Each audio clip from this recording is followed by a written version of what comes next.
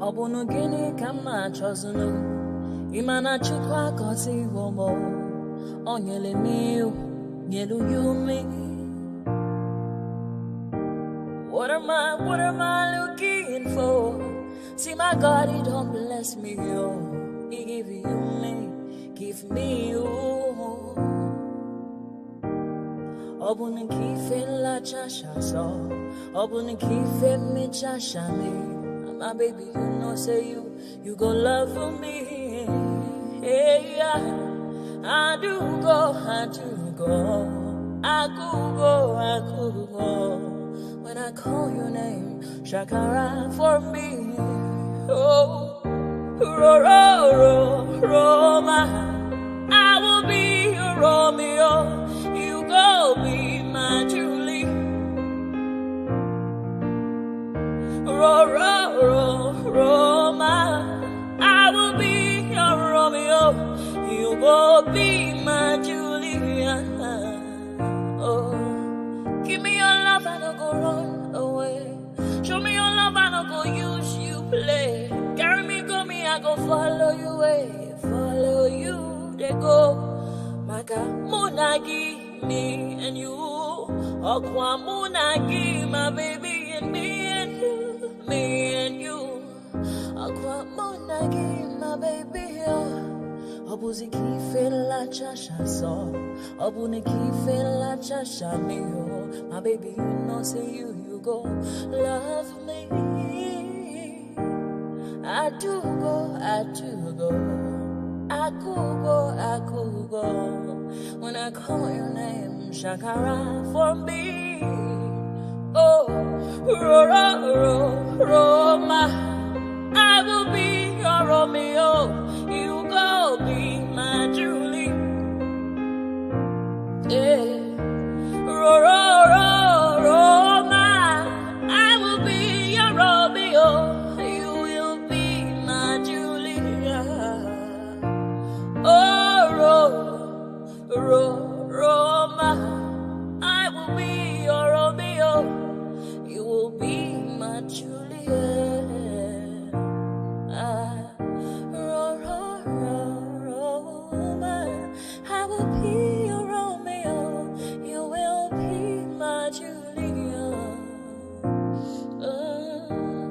Obuzi kife la chasha so, obuzi kife mi chasha me.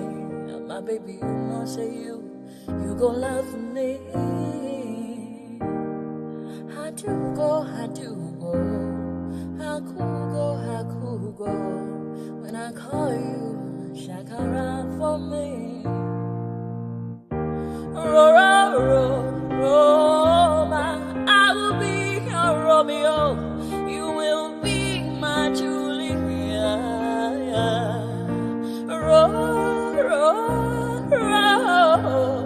I will be your Romeo.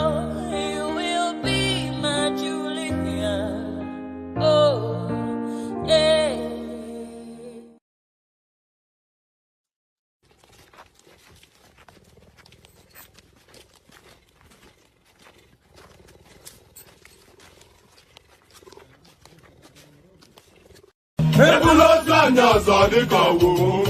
Okay now.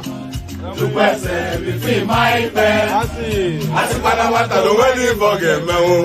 Okay. Papa yelo bifi. Ande kiriganya. Mama mo sila nwa meto go kwa. Aka na nwa mu jelomba. Owe butike. Aka nilu ne butilo wane mo. Ata me wanke ya di kwa ya chokwa.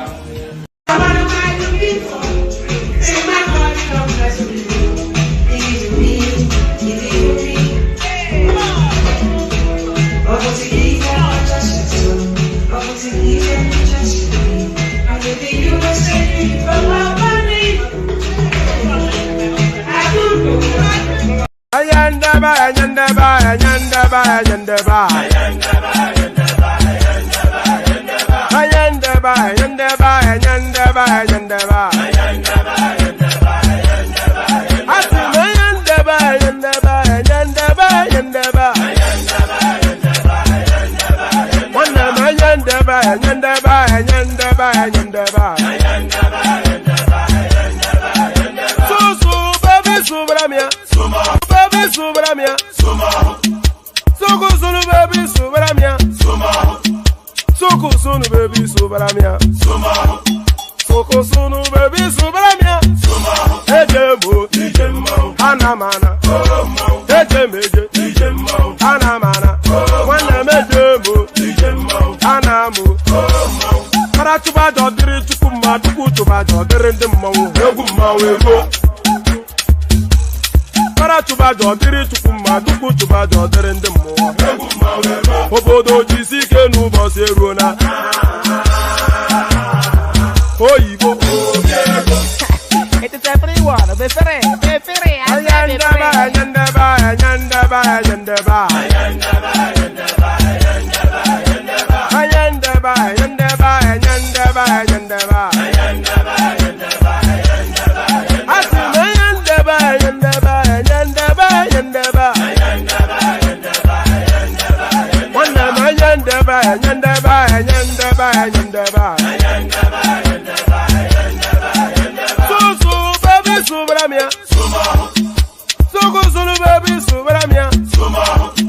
Soko sunu baby subramia. Soko sunu baby subramia. Ladies and gentlemen, sometimes you just have to act like you are drunk, like you are crazy. Confuse your enemies. Confuse them. Oh, that's yeah, we mo. Yeah, we mo. Oh, that's yeah, we mo. No basa he ga ponto mo. Iye de bugeme. Okwitara kara mi nguru ma mi ga kwuru mu gwo ya baby mo. Abe Maria. Boy feeling. Ayandaba.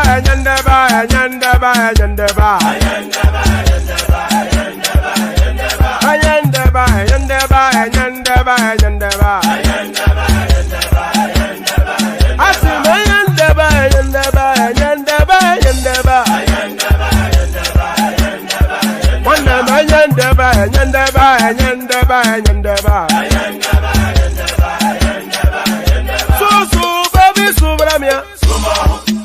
Suku sunu baby subramia. Suku sunu baby subramia. Suku sunu baby subramia. Since I was born, but now I am getting old. I gonna mota wakuna koga book.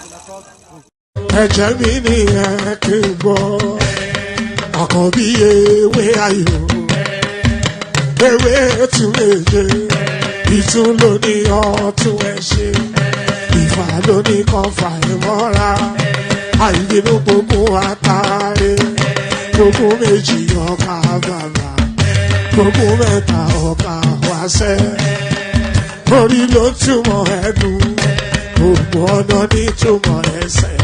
Akọni ìmọ̀ tú ìmọ̀ ọjọ́, ìmọ̀ èmi ni wọn kì í dálẹ̀.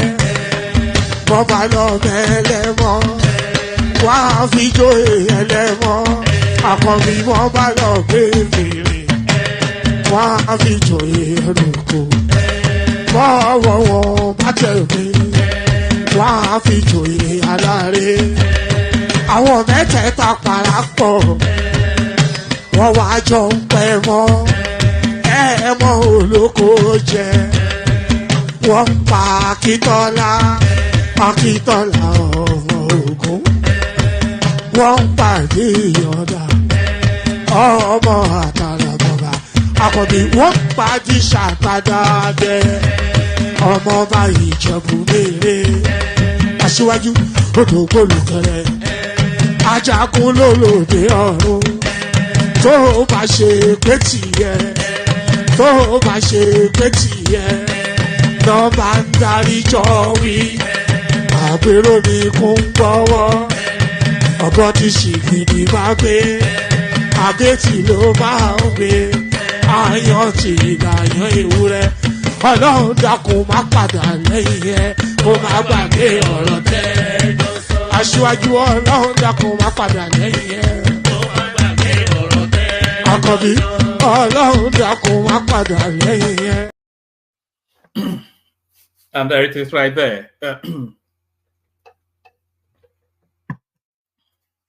So there it is right there. Oloma Padalenya, may God never depart from you. So there is no greater prayer that I'm aware of than that. So amen to that on behalf of myself and you, my friend. So amen to that on behalf of myself and you, my friends. Apologies for not turning up yesterday. I had a call from a guy called Sleep, so I just had to, I looked at it and I thought, no way am I doing that today. So I just had to be in yesterday and then, go to bed instead. So back and refreshed and on we go.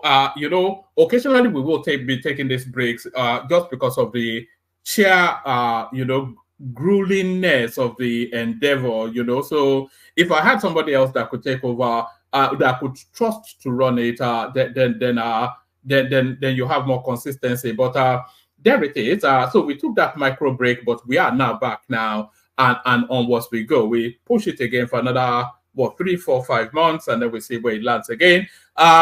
So yes, so that explains yesterday. But as everything still remains the same though, the usual protocol, click on the like button. So do that as I'm asking you now. So pardon me, do that as I'm asking you now. So we see an improvement in the like figures. That's the algorithm that's the YouTube space uses to measure the level of engagement. So through that level of engagement, they then make recommendations to other people who may like it. So that's essentially how the platform grows. So when we're asking you to click on like, it's not just for reasons of wanting to show popularity, it's to interact with the YouTube algorithm so that the platform can be recommended to a more expansive space. So do that, click on like. The same principles apply to the subscription button. So if you're not already subscribed, then please do that as well. So those two things mandatory. The subscribe is only is once in a lifetime. So if the subscription if the subscription space on your device, if the subscription space on your device, if it's showing red, then you have not fulfilled all righteousness yet. So fulfill all righteousness. Anybody that works with any regularity, I will implore you to make sure that you are subscribed. It just helps with the growth of the space. So click on like, very, very, very, very important. Click on subscribe as well. That's also very important as well. And then the hyperlink that says StreamYard, highly recommended, but not compulsory. If you want to interact with the session, then click on that. So click on that and then come share your thoughts. You hear very fixed and very firm views expressed on this platform. The other thing that you do here is that the platform allows you to express views. So if you have views, no matter how psychedelic or far-flung, just hop on and come and express them. We're forever canvassing for new voices because that freshens up the conversation. A lot of the talking heads on the social media spaces, I think we already know somewhat the leanings of their politics. But if you feel you bring a new dimension, or if you feel you bring an especially innovative perspective or narrative, then we're especially looking to hear from you. So that is the only magic of it, new voices, new perspectives, and you could be that new voice for the day. So click on that hyperlink that says StreamYard. It puts you into a studio space. As soon as I finish reading out and there are clips to play as well. So as soon as the body of the talking points have been delivered, then I'll let you onto the screen and engage you in conversation. So very, very important. Click all those things that I've mentioned. They are important. Click on like for the argument, for reasons of the argument that I already made. Click on subscribe, ditto, same argument.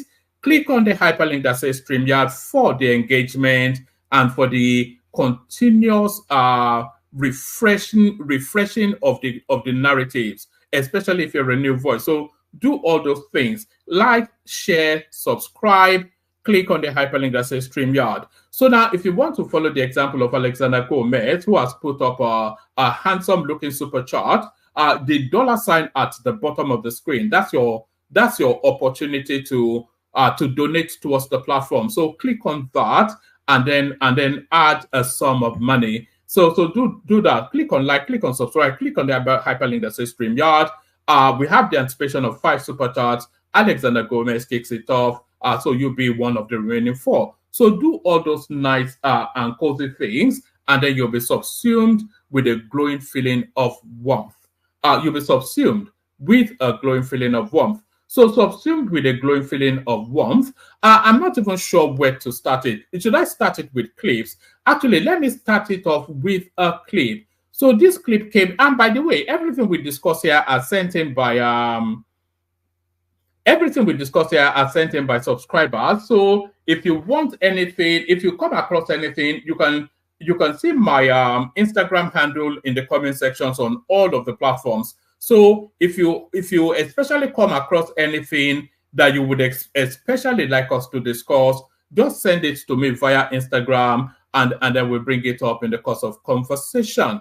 So we'll bring it up in the course of conversation. There was a clip of the Niger State governor showing some largesse, but I don't seem to have that clip to hand at the moment. But let me play you this clip instead. Do you remember the storyline of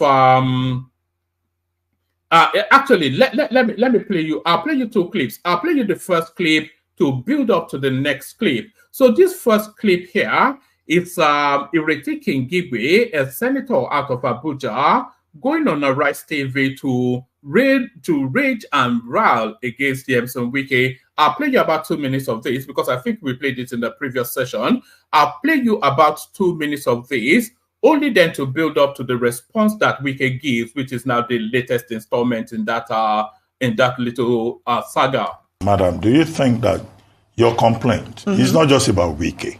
You have also been quoted as saying that you are excluded from most of the key decisions affecting the Federal Capital Territory in the Senate.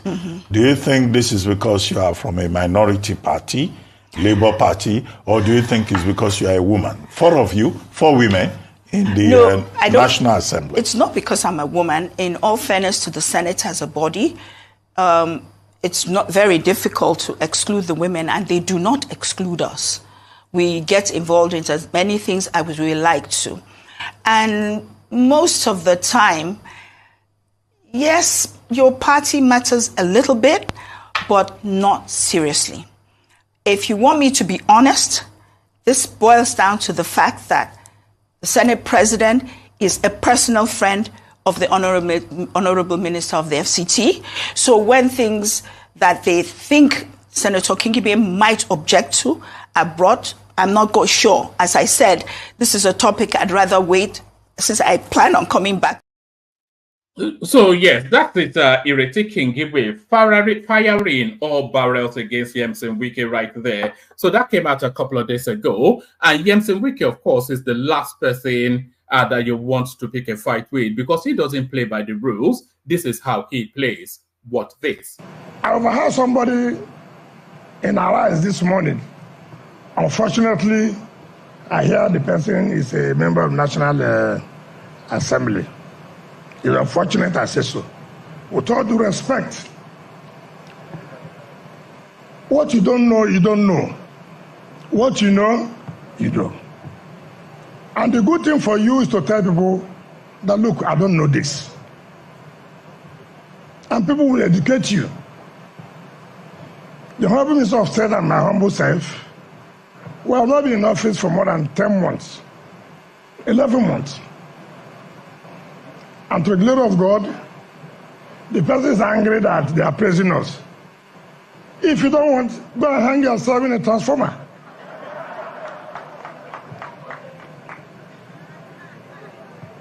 Yes. If you're angry, go and hang yourself. If we have done well, we have done well. If we have not done well, we have not done well. And we are proud to say, in this short time, Mr. President appointed us, that we have done well.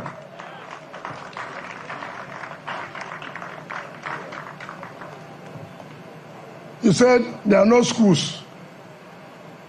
He said there are no hospitals. You as a legislator, what have you done?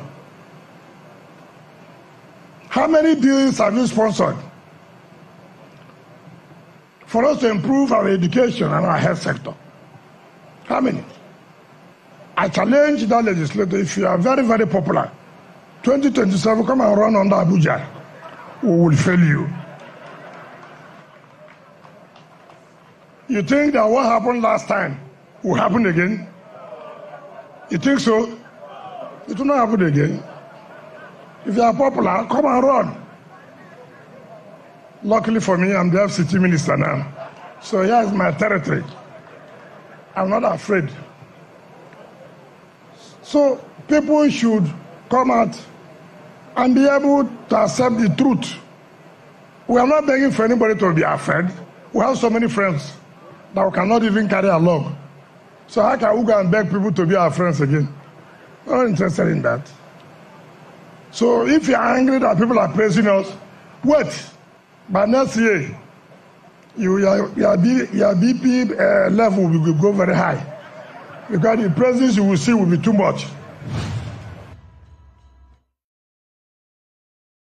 Oh, so yes, right. So that's the S1LLY responding to Ireti Kingibe. So like I said, the last person you want to be picking a fight with is S1LLY, because as I said, he doesn't play by the rules. No, what did fella say? I'm an African man original. There's no gentleman bone in the entirety of his 4 feet 2 frame. There's no gentleman bone. And Ireti Kingibe, of course, an old stalwart of the oligarch, so a long-time elite. You remember, of course, that she's the wife of Abiola's running mate, Babagana Kingibe, so or ex-wife, I should say. So that's our wicked there. But there's been a lot of complaints coming in. Well, not coming in to me, but a lot of complaints around the tonality of our wicked response to Ireti Kingibe, and more to it, the content of it. So one hog transformer is hardly the language, because Wike is essentially the mayor of Nigeria's premier city. That is who he is. Wike is because Abuja is not really a state, is it? It's more a city than a state. And that minister really is the wrong appellation. It's more like a mayor. So and they should transmute it to a mayoral sort of a system fairly soon. So and Abuja, of course, Nigeria's foremost city. So Wike is the mayor essentially of Nigeria's premier city. So that hardly language then you expect from that rarefied position that you should go and hawk transformer, like Ajegunle Central. So there's that. So a lot of people not at all in sync with that sort of language. So that's one. And then the other parties threatening electoral consequences. A lot of people also commented on that. So I feel that threatening electoral consequences is fair game. Wike is a politician. It's in an opposition space to Ireti Kingibe. Ireti Kingibe is a Labour Party candidate. Wike is a PDP stalwart. So he is well within the ebb and flow of political language for him to be able to invite her then to defeat at the next electoral cycle. So I don't object to that, but my objection is for him to be telling her to go and hawk transformer. It's just the guy, man. For all his efficacy as the minister of the FCT, is too crude and vulgar sometimes, most times, for the digestion of most people. But let's take you to a more pleasurable, a more sanitized, a more positive space. But is this positive though? Let me play you this clip and then you tell me if this is positive. All COP members serving in Niger State today are entitled to 200,000 bonus from Niger Fund. So you have 200,000 each of you. I understand about 1,600. So we're going to credit your account with 200,000. This is to give you comfort to stay in Niger State. Again, to the director NYC Niger State, we want to build a brand new NYC camp. So today, we are putting 5 billion naira for your new camp. So Niger State is putting 5 billion naira, Honorable Minister and the DG, to build a new NYC camp for you. All right. So that's that. So two things. Oh, hold on. Two things in that space. Oh, yes. Two things in that space. One is that there are about 1,500, he said, of the youth corpers, and then he's asking for their account numbers to send a lot, 200,000 naira each, as a golden hello for serving in Niger State. So is that judicious use of public funds?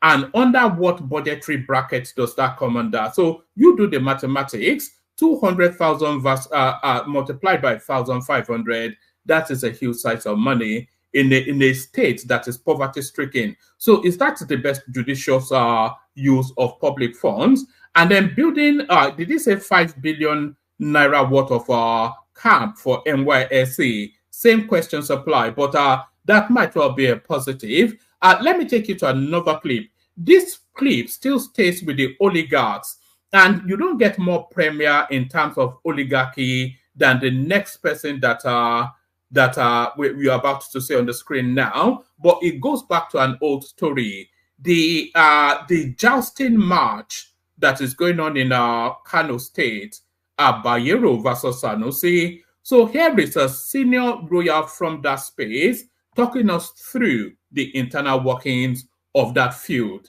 Watch this. Well, to tell you the truth, I personally haven't seen Aminu in a year. So right now, I don't really know what's going on in his mind. But from what I can see, I think he's really in a place where he's really, I think he's really in a tight spot. And both men are, I think. You know, they're both princes. They're both men, ambitious men who were trying to fight for their houses. But the truth is they're both, they're brothers. You know, they're both part of the houses of Dabo. You know, they're the descendants of the Dabo dynasty and the Sulubawa clan. You know, so I don't really think it should be such a feud. But, you know, there's a lot going on. And I think it's a bit, like you said in your intro, it's a bit of a political issue as well. But at the same time, you know, they are grown men and, you know, I think they're trying to hold on to power as much as they can. But my fear is to what end? You know, it's getting like a bit out of control. You know, I don't know where this is going to lead to because it's like both men are just desperate to fight till the end. And, you know, I'm kind of scared for both of them because, you know, there was a point a few weeks ago during the, you know, Salah festivities where there were rumors that they were both going to ride during the Durbar. And I was thinking, whoa, that would be really kind of dangerous because Kano is a very volatile city, you know. Any little thing could trigger violence and it could lead to, you know, it could escalate. So I think that's one of the reasons I think that both men should try to, you know, end this. You know, I don't know because right now I think they're both in a very heightened state, you know, where they really want to hold on and fight. But, you know, I don't know how this is going to play out in the end, especially for the caliphate, you know, for the Sokoto caliphate. You know, I hope it doesn't lead to like, you know, where it kind of ends. You know, it's a great and powerful institution. And that's what my father symbolized for 50 years. So I would hope that they would learn so much from him. All right. So that's one of the Kano princesses. She's from the Bayero stock. And just sounding a note of caution to that space that this could end in a very ugly way. And we all know how well, not even politics or how events play out over there sometimes. So her caution is that this could end in a very ugly way. And she's reminding them then that they're still both from the same stock. So who is going to back down is the question. I don't see Lamido Sanusi backing down, because from what we know of him, he's a very stubborn guy. But we don't know I certainly don't know sufficient enough about Aminu Bayero to know how stubborn he is. But from what is playing out now, there's a streak of stubbornness in him as well. So it's one or two. There's three outcomes possible there. One, the elders in that space intervene and sued the matter to a resolution. That's one. The second one is the Supreme Court acts very swiftly to address that matter and tell us who the Emir of Kano is. That's two. Or the one that we most fear, that place would implode. And the longer it takes the first two things to take place, the more probable the last option is. So that's Kano politics right there. So that's Kano politics. Let me play you something a bit more light-hearted just to bring the tempo down. This is your friend and mine, the Akuru Kete of Arise TV. The Akuru Kete of Arise TV. You wonder why he can't find a. If you've ever wondered why he can't find a wife, you'll see now. This is why he cannot find a wife. Irresponsible man. Irresponsible man. Irresponsible man. Irresponsible man. There's a video.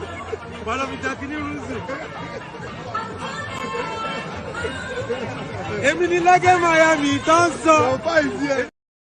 all right. So that's the silly boy from Arise TV showing just what a silly boy he is. So the silly boy from Arise TV showing just what a silly boy he is. So let's get into the readouts now. So we get into the readouts now and we kick it off with this. Your friend and mine, and the Kano, we never really seem to escape that space. So back we are now to that space.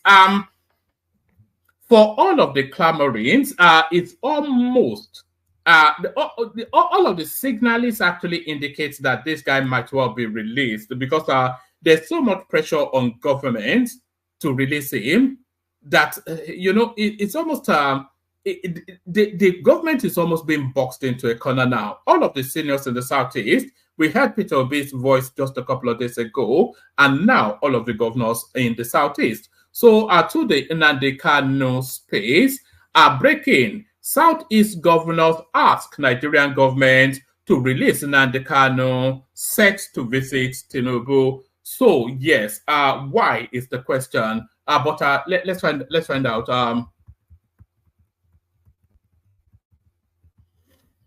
Right, the Southeast Governors Forum has agreed to meet with President Bola Tinubu and engage with the Nigerian government to secure the release of Nnamdi Kanu, the detained leader of the indigenous people of Biafra, IPOB. This decision was contained in a communique issued after a 6-hour meeting at the Enugu State Government House on Tuesday.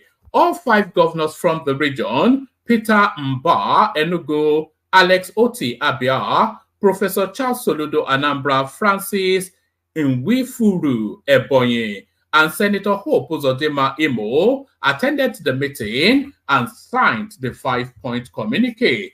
The forum also resolved to implement the report of the Southeast Security and Economic Summit held in Owerri on September the 28th, 2023, with actionable plans. The resolution partly reads, the forum commensurates with the government and people of Abia State, Ebonyi State, Imo State, Southeast Nigeria, and Chief Ogbonaya Anu's family on the demise of His Excellency Dr. Ogbonaya Anu. I never even knew he passed away, but there it is. The forum received the delegation of the former President, Chief Olusegun Obasanjo, GCFR, Chief Emeka Anyaku, GCON, and His Royal Majesty Igwe Achebe, CFR, Obi of Onitsha, who came on a solidarity visit to the forum. The forum deliberated on the reviewed report of the Southeast Security and Economic Summit held in Owerri on the 28th of September 2023 and agreed to implement the aspects of the report pertaining to the security and economic integration, and affirmed its desire to put actionable plans on the key issues agreed. The forum resolved to visit Mr. President to discuss pressing issues concerning the Southeast region. The forum also resolved to interface with the federal government to secure the release of Mr. Nnamdi Kanu. So they've dropped the mercy for him in this instance. So there it is. You know, there's a lot of, because Alexander Gomez came on the stream a couple of sessions ago, and he also lent his voice to the release of Nnamdi Kanu. And when he lent his voice to the release of Nnamdi Kanu, he was challenged by one of the panelists to say that for all of the killings that this guy has facilitated, what then assuages the families that lost their loved ones to the activities of Nnamdi Kanu?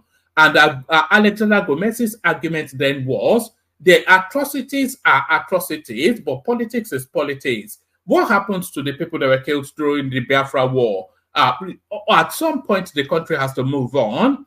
And is the release of this guy, is it a facilitation for the country moving on? But there's a lot of pressure for Nnamdi Kanu to be released. And that pressure now mounts from people that are actually in state houses. Let me take it from this paragraph again and speak through. The forum deliberated on the reviewed, the forum deliberated on the reviewed report of the Southeast Security and Economic Summit held in Owerri on the 20th of September, and agreed to implement the aspect of the report pertaining to security and economic integration, and affirmed its desire to put actionable plans on the key issues agreed. The forum resolved to visit Mr. President to discuss pressing issues concerning the Southeast.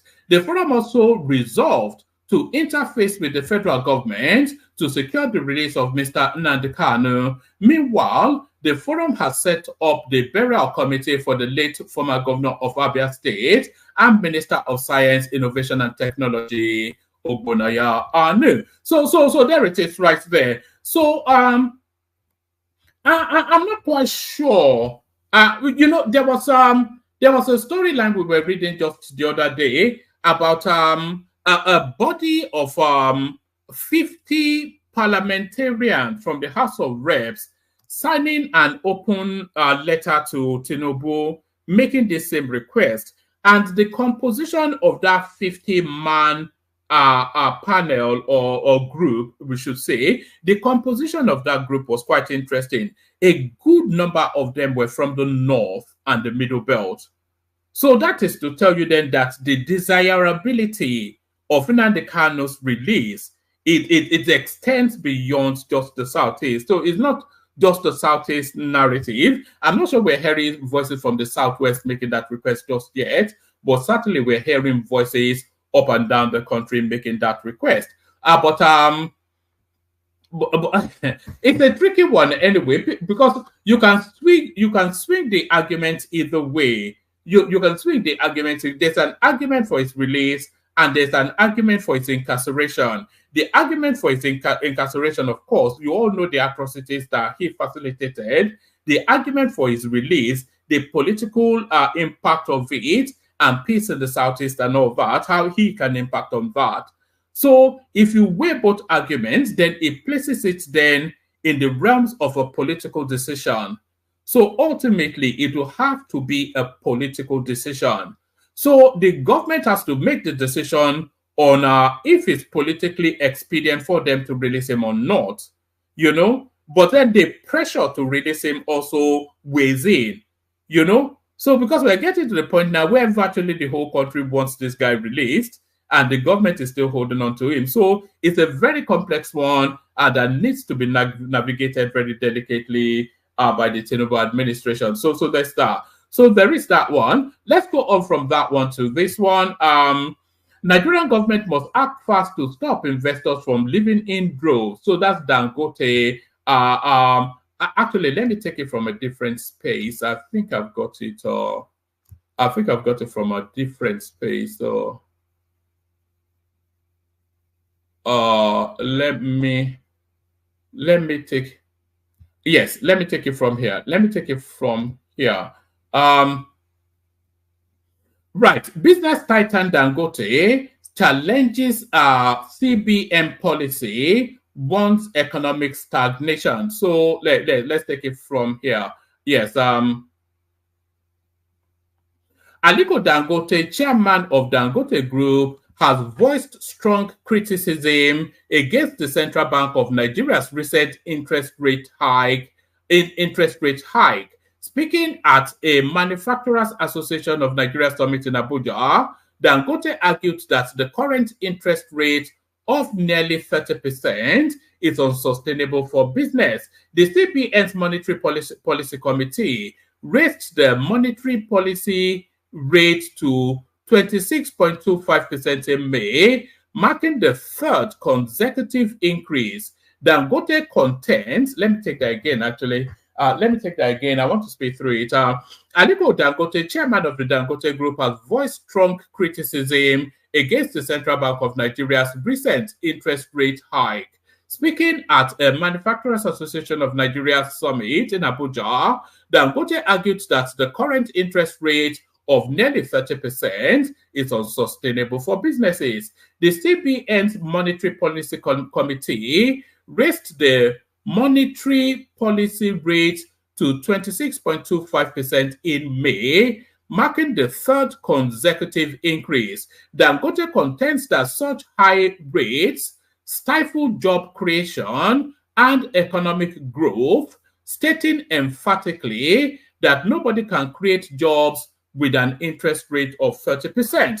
Dangote emphasized the need for the government to support the manufacturing sector, highlighting its crucial role in addressing unemployment, poverty, and insecurity. He stressed the importance of affordable financing and reliable power supply for economic prosperity. The Manufacturers Association of Nigeria Summit, attended by Vice President Kashim Shettima and other officials, also saw MAN President Otumba Francis criticizing government policies. Otumba Francis revealed that over 70% manufacturers exited the sector between 2019 and 2022, underlying the urgent need for supportive measures. Dangote's comment reflects growing concern in Nigeria's business community about the challenging economic environment. His call for protecting existing businesses and reducing import dependency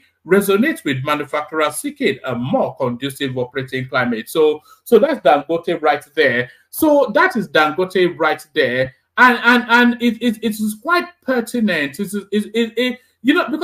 Dangote has access to government, so for him to come onto the public fora to make that call, it's something that should be taken note of. Let's look at it from here. Nigerian government must act fast to stop investors from leaving in droves. That's Dangote. Is that a spin or Aliko Dangote, President Dangote Industries Limited, has identified solutions to sustaining existing local and foreign investments, as well as attracting new investors into the country. Dangote gave the solution in a keynote speech delivered at the opening of a 3-day Nigeria Manufacturers Summit with the theme, Rethinking Manufacturing in Nigeria. The summit, held at the banquet hall, State House, Abuja, was declared open by the Vice President Kashim Shettima. The Africa's richest man said, to arrest investors from leaving the country in droves and attract new ones, the federal government must initiate deliberate industrial policies that assure investors of support and protection. According to him, such policies are the greatest incentive for existing investors, manufacturers, and local, both local and foreign. So I think, let's see what I have to say.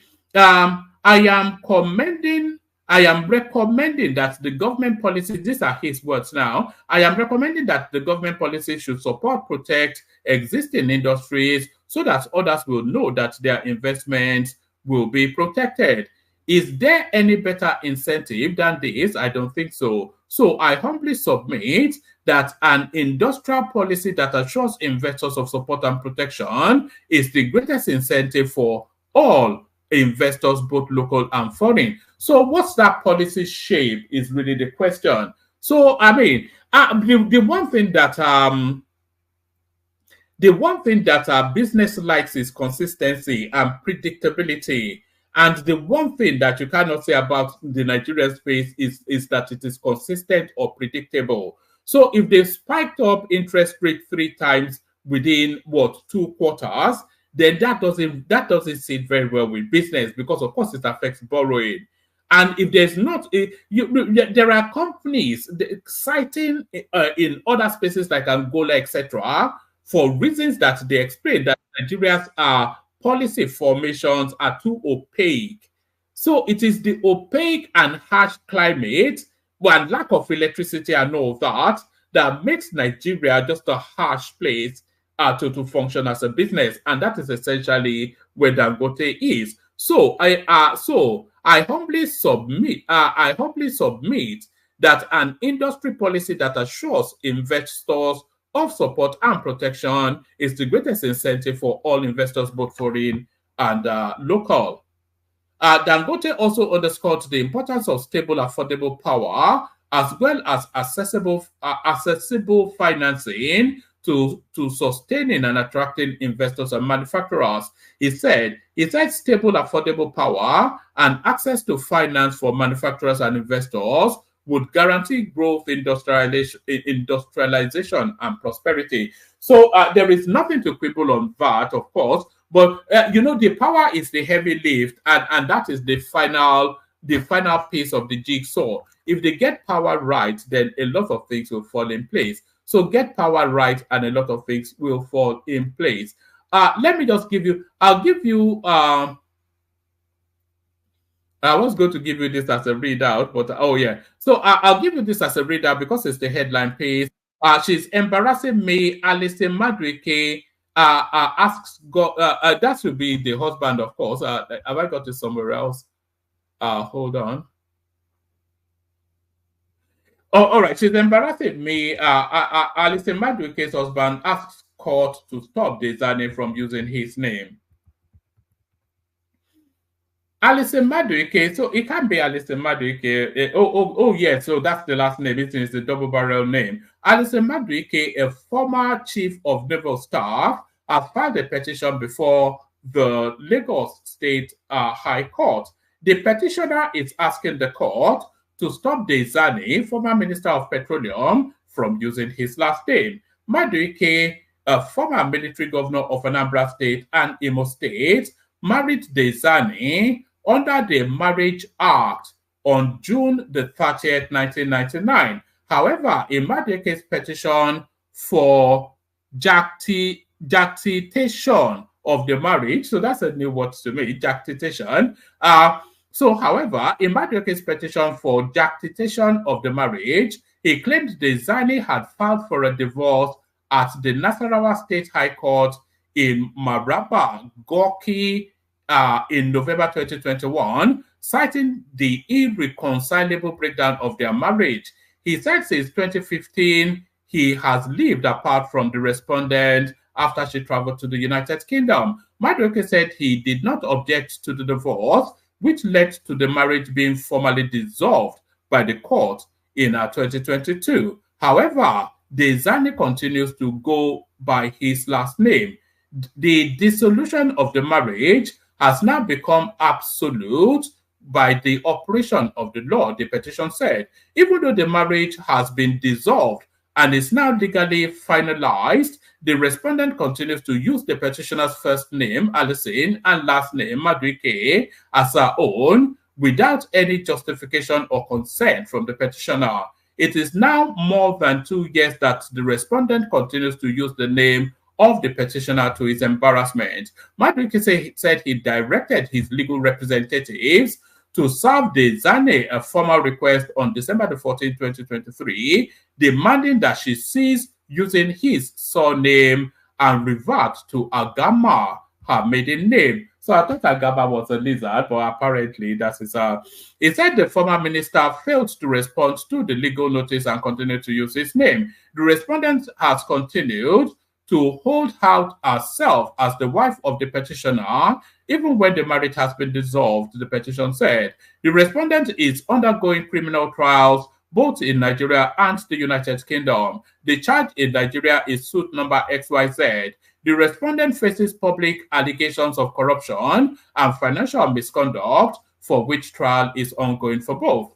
The persistent portrayal of the respondent as the spouse of the petitioner is creating embarrassment, a misleading impression, and tarnishing the reputation, integrity, and public image of the petitioner. The respondent's continued use of the petitioner's first and surname falsely suggests to the public a continuing relationship between the parties, though the same has since been legally ended. The respondent's continued use of the petitioner's first and family names poses a significant risk of legal and financial harm to the petitioner. The petitioner seeks the intervention of this honorable court to prevent the respondent from further using his first and last name, thereby safeguarding his image, personality, and reputation. So there it is right there. So that's Dezane being given the heave-ho by S1LLY's husband. So let me give you this one.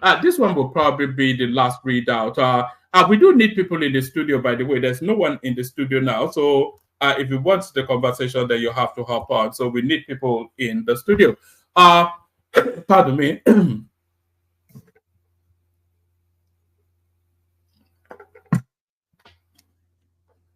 Right. If you want the conversation, you have to hop on. Right. So let's go on to this. Herdsmen, 4 others sentenced to death for kidnapping, killing their victims after payment of ransom. So I'm only really bringing you this because we've not, I cannot recall that any of these people have ever been consequenced in this way. If they realize that it is a life for a life, maybe that will caution some behaviors. A herdsman, Issa Ibrahim, along with 4 others, were sentenced to death on Tuesday for kidnapping and murder of his father, Adamu Ibrahim, after collecting a ransom of 3 million naira. The Osun State High Court in Ede convicted Issa Ibrahim, Latif Bello, Abdul Rahman, Soliu, Bello Ibrahim, and one other, something Said. The murder of XYZ was initially arraigned with them, but later discharged of the charges. The accused were charged with conspiracy, kidnapping, and murder. Despite pleading not guilty, the prosecuting counsel from the prosecuting counsel from the Osun State Ministry of Justice, Moses Faremi, presented 3 witnesses, including 2 sons of the deceased and a police officer. The key evidence includes a stool and a club recovered from so there it is right there. All right, I'm going to bring you one more actually because this one is important. So this will be the last one. NNPC declared state of emergency on crude oil production. So there it is right there. So Mele Kyari finally waving the white flag of surrender that he cannot handle that space. Not that we ever had the suspicion that he could. Mele Kyari, Group Chief Executive Officer of Nigerian National Petroleum Company Limited, has declared a state of emergency on crude oil production. Kyari on Tuesday, in a keynote address at the opening ceremony of the 23rd edition of the Nigeria Oil and Gas Conference and Exhibition in Abuja. Let's do that again. Mele Kyari, Chief Executive Officer of the Nigerian National Petroleum Company, has declared a state of emergency on crude oil production.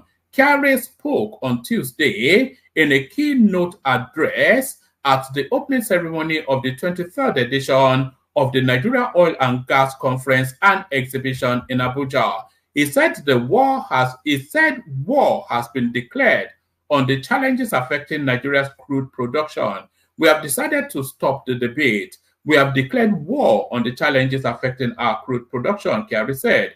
War means war. We have the right tools. We know what to fight. We know what we have to do at the level of assets. We have engaged our partners and we will work together to improve the situation.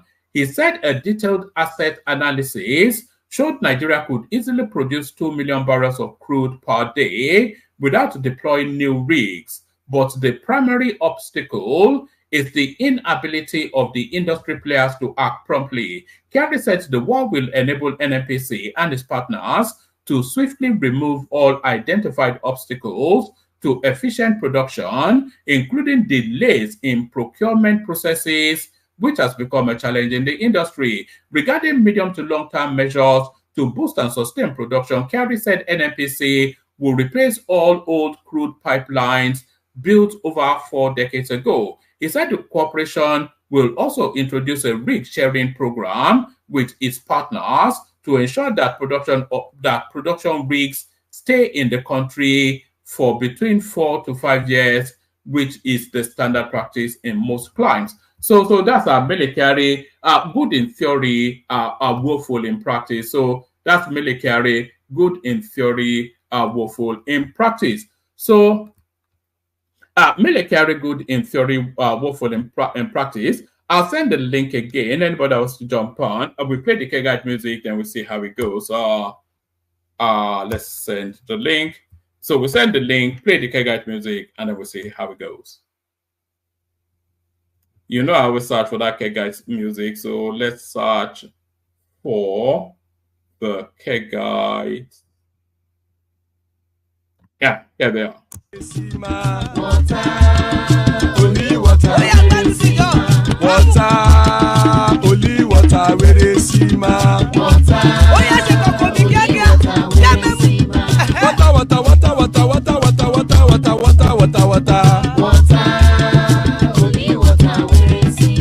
Hapa o naido.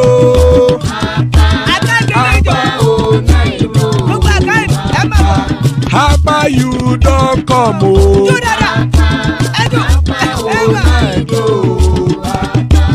Hapa o naido.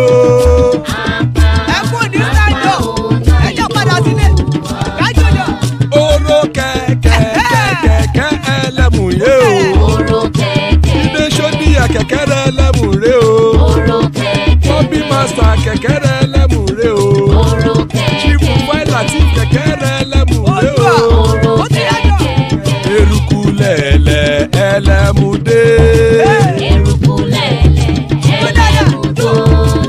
Eruku lẹ̀lẹ̀ ẹgbẹ́ ẹlẹ́mùdódò jàre o.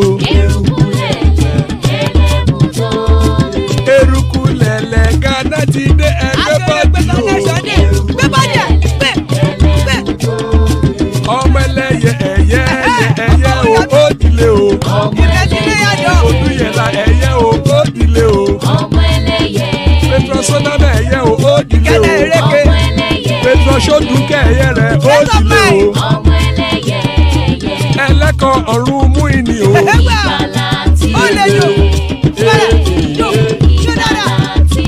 Àkùkọ ọ̀run mẹ́kọ̀.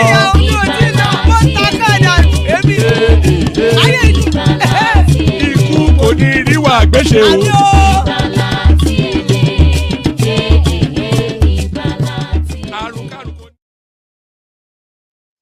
And there it is right there. Ikuko Neriwa may have nothing to do with us. So it looks as though we will be having a session after all. Joining us Enigmatic. So that's Enigmatic right there. Emmy in the house. Good to see you, Emmy.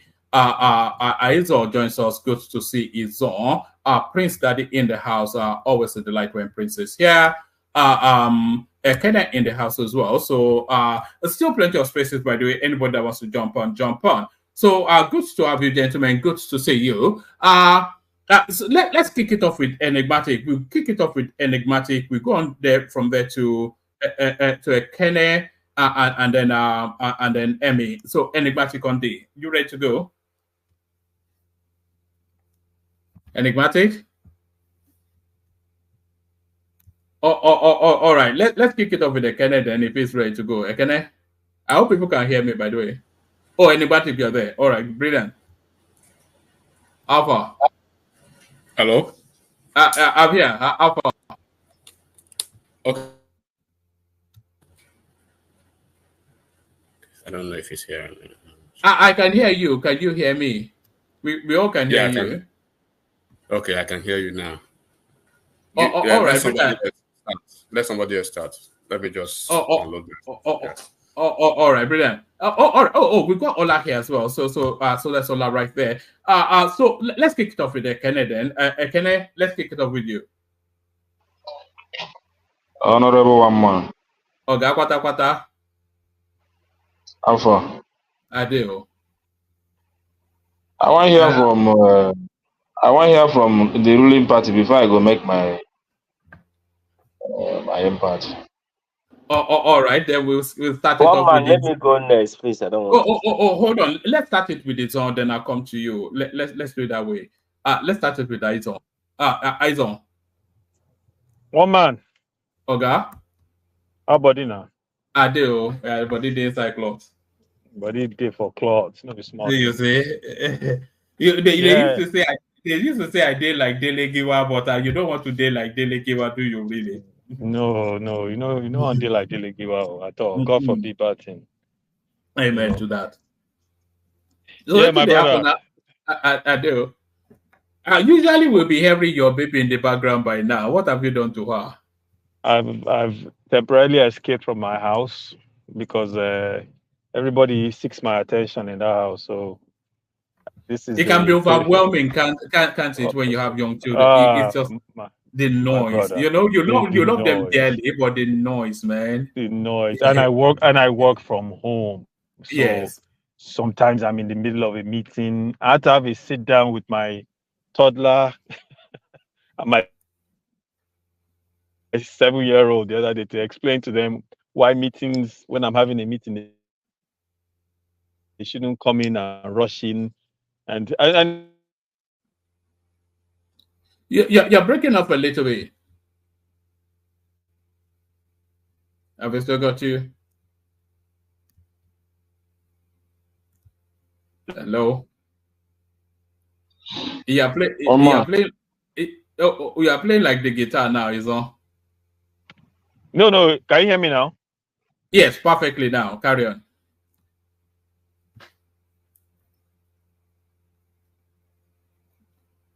Yeah, this is not the start we wanted, is all. All right.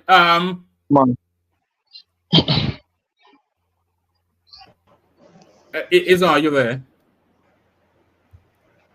BQB is asking you to get them now. Let's see if Izon is there. Yes, Izon. Sorry about that. I don't know that.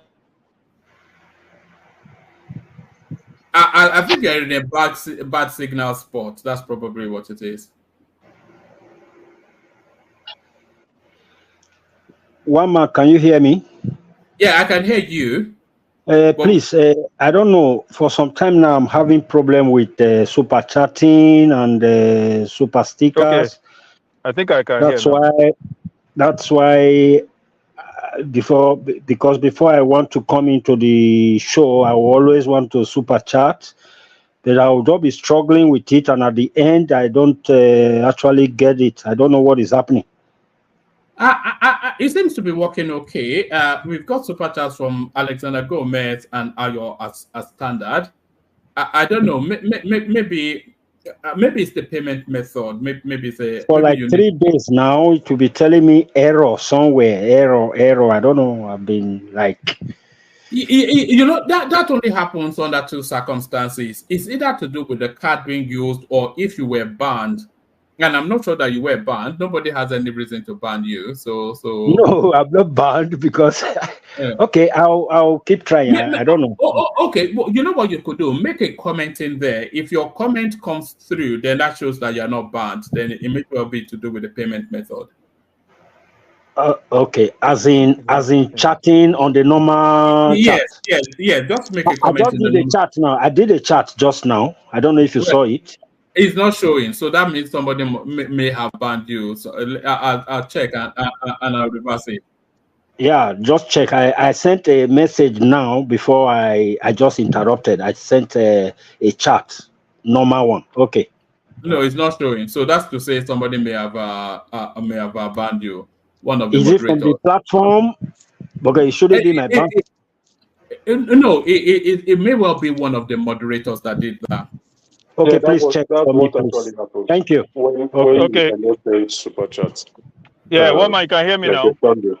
So the moderators, the moderators need to be, I don't know what's wrong with them. Why are they banning people who want to spend money? I don't know, I've told them not to, only to use timeouts, but I don't, I People don't can think spend money and insult anybody. Spend your money and insult us.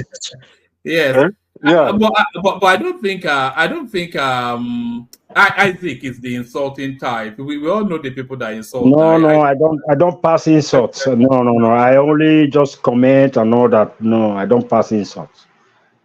Yeah. All right. I'll see if I can resolve it as we continue to listen to Izon. So yes, Izon, you said you escaped babysitting duties. Yes, I escaped. I just escaped my house temporarily. All right, that's brilliant. But it is well. You know, sometimes when I'm driving, I say to myself, what if I just continue to drive and I don't turn back? I drive all the way through Europe and drive, when those people are driving me mad indoors, but that's, it is. I think it's called the wonderful course of being a dad. Yes. That's what I call it. Yes, it's needed. It's needed. But okay, let's on to your. I was listening to your monologue and the pieces for the day. I think I'll start with our Honorable Minister of the FCT. Yes. Did you see that clip that he released on? Yeah, I thought the language was not in keeping with the position he occupies. Yeah, Woman, I agree with you. You think about it, like this guy could have been president, one man. Let's assume for 1 second, right? Asiwaju didn't run, right? Someone else ran in APC. Let's assume for another second there was no Atiku Abubakar in PDP. And Wike was able to use River State money to do what he did. He would have been the flag bearer for PDP. And running against someone else in APC that didn't have the political, cachet as Asiwaju, he could have won.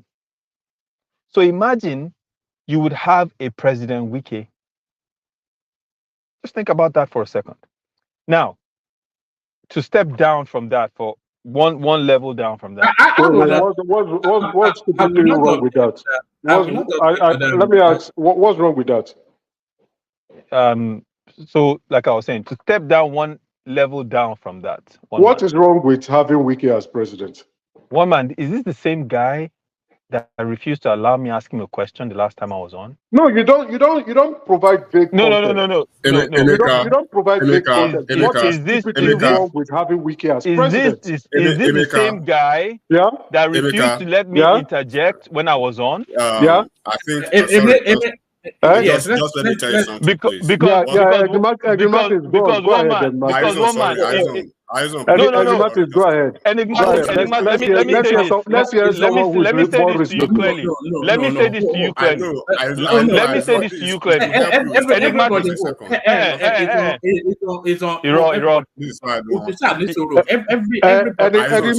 Let's hear your opinion. This is my time. No, it's your time. Just hold Enigmatic. I want Emeka to. I want Aizon to have free run. So let him have free run and express himself. Very, very little interjections. Back to Izon. No, Enigmatic wanted to say something now. Let's hear. I've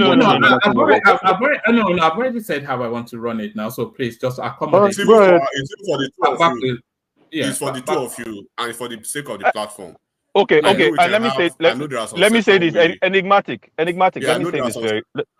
Let me say it's childish for someone to be remembering what happened last 3 weeks ago. I think it's very childish. You understand? It's extremely childish. No, I don't want to. Let me say this clearly. No, woman, no, we are not children here. We are not children here. If somebody is remembering something 3 weeks ago, I think that person is very stupid. The person's head needs to be I'm very examined. stupid. You are very stupid, Aizon. If you can remember something that happened 3 weeks ago, you're a stupid man. You're a very stupid man. I have not insulted anyone yet. Hold yet. on, Emeka. Okay. Hold on. But he wants to call me stupid. I said, hold on. Emeka, no, we are not doing that today. You know, the last session, I got an avalanche of complaints. That the platform is spiraling out of control. It used to be known as a civilized place. So let's just not do that. Let's just have a civilized engagement. It's on. Back to you. Okay. Woman, the reason why I even said that was because the last time I was on this platform, and enigmatic, just so you know, last time I was on this platform, Emeka was talking. I said, can I ask you a question? And he refused. And I said, okay. I was angry, but I said, okay. We moved on. And from that point, I even asked woman to clear the air on the decorum moving forward. And the decorum was, you can ask someone if you want to ask them a question. And if the person declines, you cannot ask them the question. So therefore, I have no issues with anyone asking me a question. A legitimate question, not some bullshit. A legitimate question. If you ask me, I will answer your question. Why? What is wrong with Wiki? That is the simplest of questions to answer. I think the man demonstrated what was wrong with him with the statements he made. But all right, let's move on from there. Woman, Emeka is passionate. This is important because I had to point out that the same person that refused to allow me ask him a question is asking me a question now and trying to demand that I answer. Listen, fairness for fairness sake. Respect begets respect. Okay? And for the sake of your platform, I will not respond to him calling me stupid because I can destroy him if I want to right now. But I will not respond. I won't respond to it. I will move on with the wiki because I think we're having a conversation about this guy. So like I was saying, let me move on. Like I was saying. Aizon, please, just a second. I won't take your time, I swear. I just want to talk to Emeka. Go ahead. Yeah, Emeka, please, let me, I know you are very passionate about your discourse, and then for the sake of God, right, I do it sometimes. There are some people you believe you don't want to have correspondence with when you're having discussion, right? If Aizon has chosen not to have such correspondence with you, please try to respect his view. And we shouldn't go back and forth. I believe you guys are parents, you are adults, and above that, you are professionals. So there's a reason why people keep setting energies. So if he wants that, please let it just go and let's move on. Let it be a very seamless conversation today. Thank you, Aizon. Thank you. Yeah. So you go back to you. It's never seamless or civilized with Wiki, though. One man. With me, it's never personal. I come here to talk Nigeria issues. I come here to give opinions, whether it's my subjective opinion or whether it's based on fact. That's all it is. If you want to interject and you have a reasonable question to ask, I have no issue letting you interject with a question. Why would I? We're having a discussion. But that particular case, and I can still allow Emeka to ask me a question because I don't give two rats asses about someone asking me a question. But it's just for fairness sake to point out that, listen, bro, what you were doing that day was fucked up. And that's why I'm mentioning it. It has nothing to do with anything. So let me move on. So anyway, like I was saying, Wike, he was pushing, after he couldn't win the PDP seat, what was he pushing for? He was pushing to become vice president under Atiku Abubakar. If Atiku had agreed, it wouldn't have been Atiku or Kowa, it would have been Atiku Wike.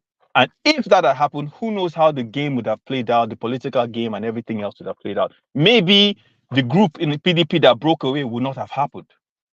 Maybe if they had stayed, maybe we have an Atiku presidency and we have a vice president, Wike. And I say all this woman to say, the way he has demonstrated and conducted himself as Minister of FCT with a woman who is 70 years old is unbecoming. It is disgraceful. Go and hug Transformer. Really? Is that how our Minister of FCT should be talking? You understand?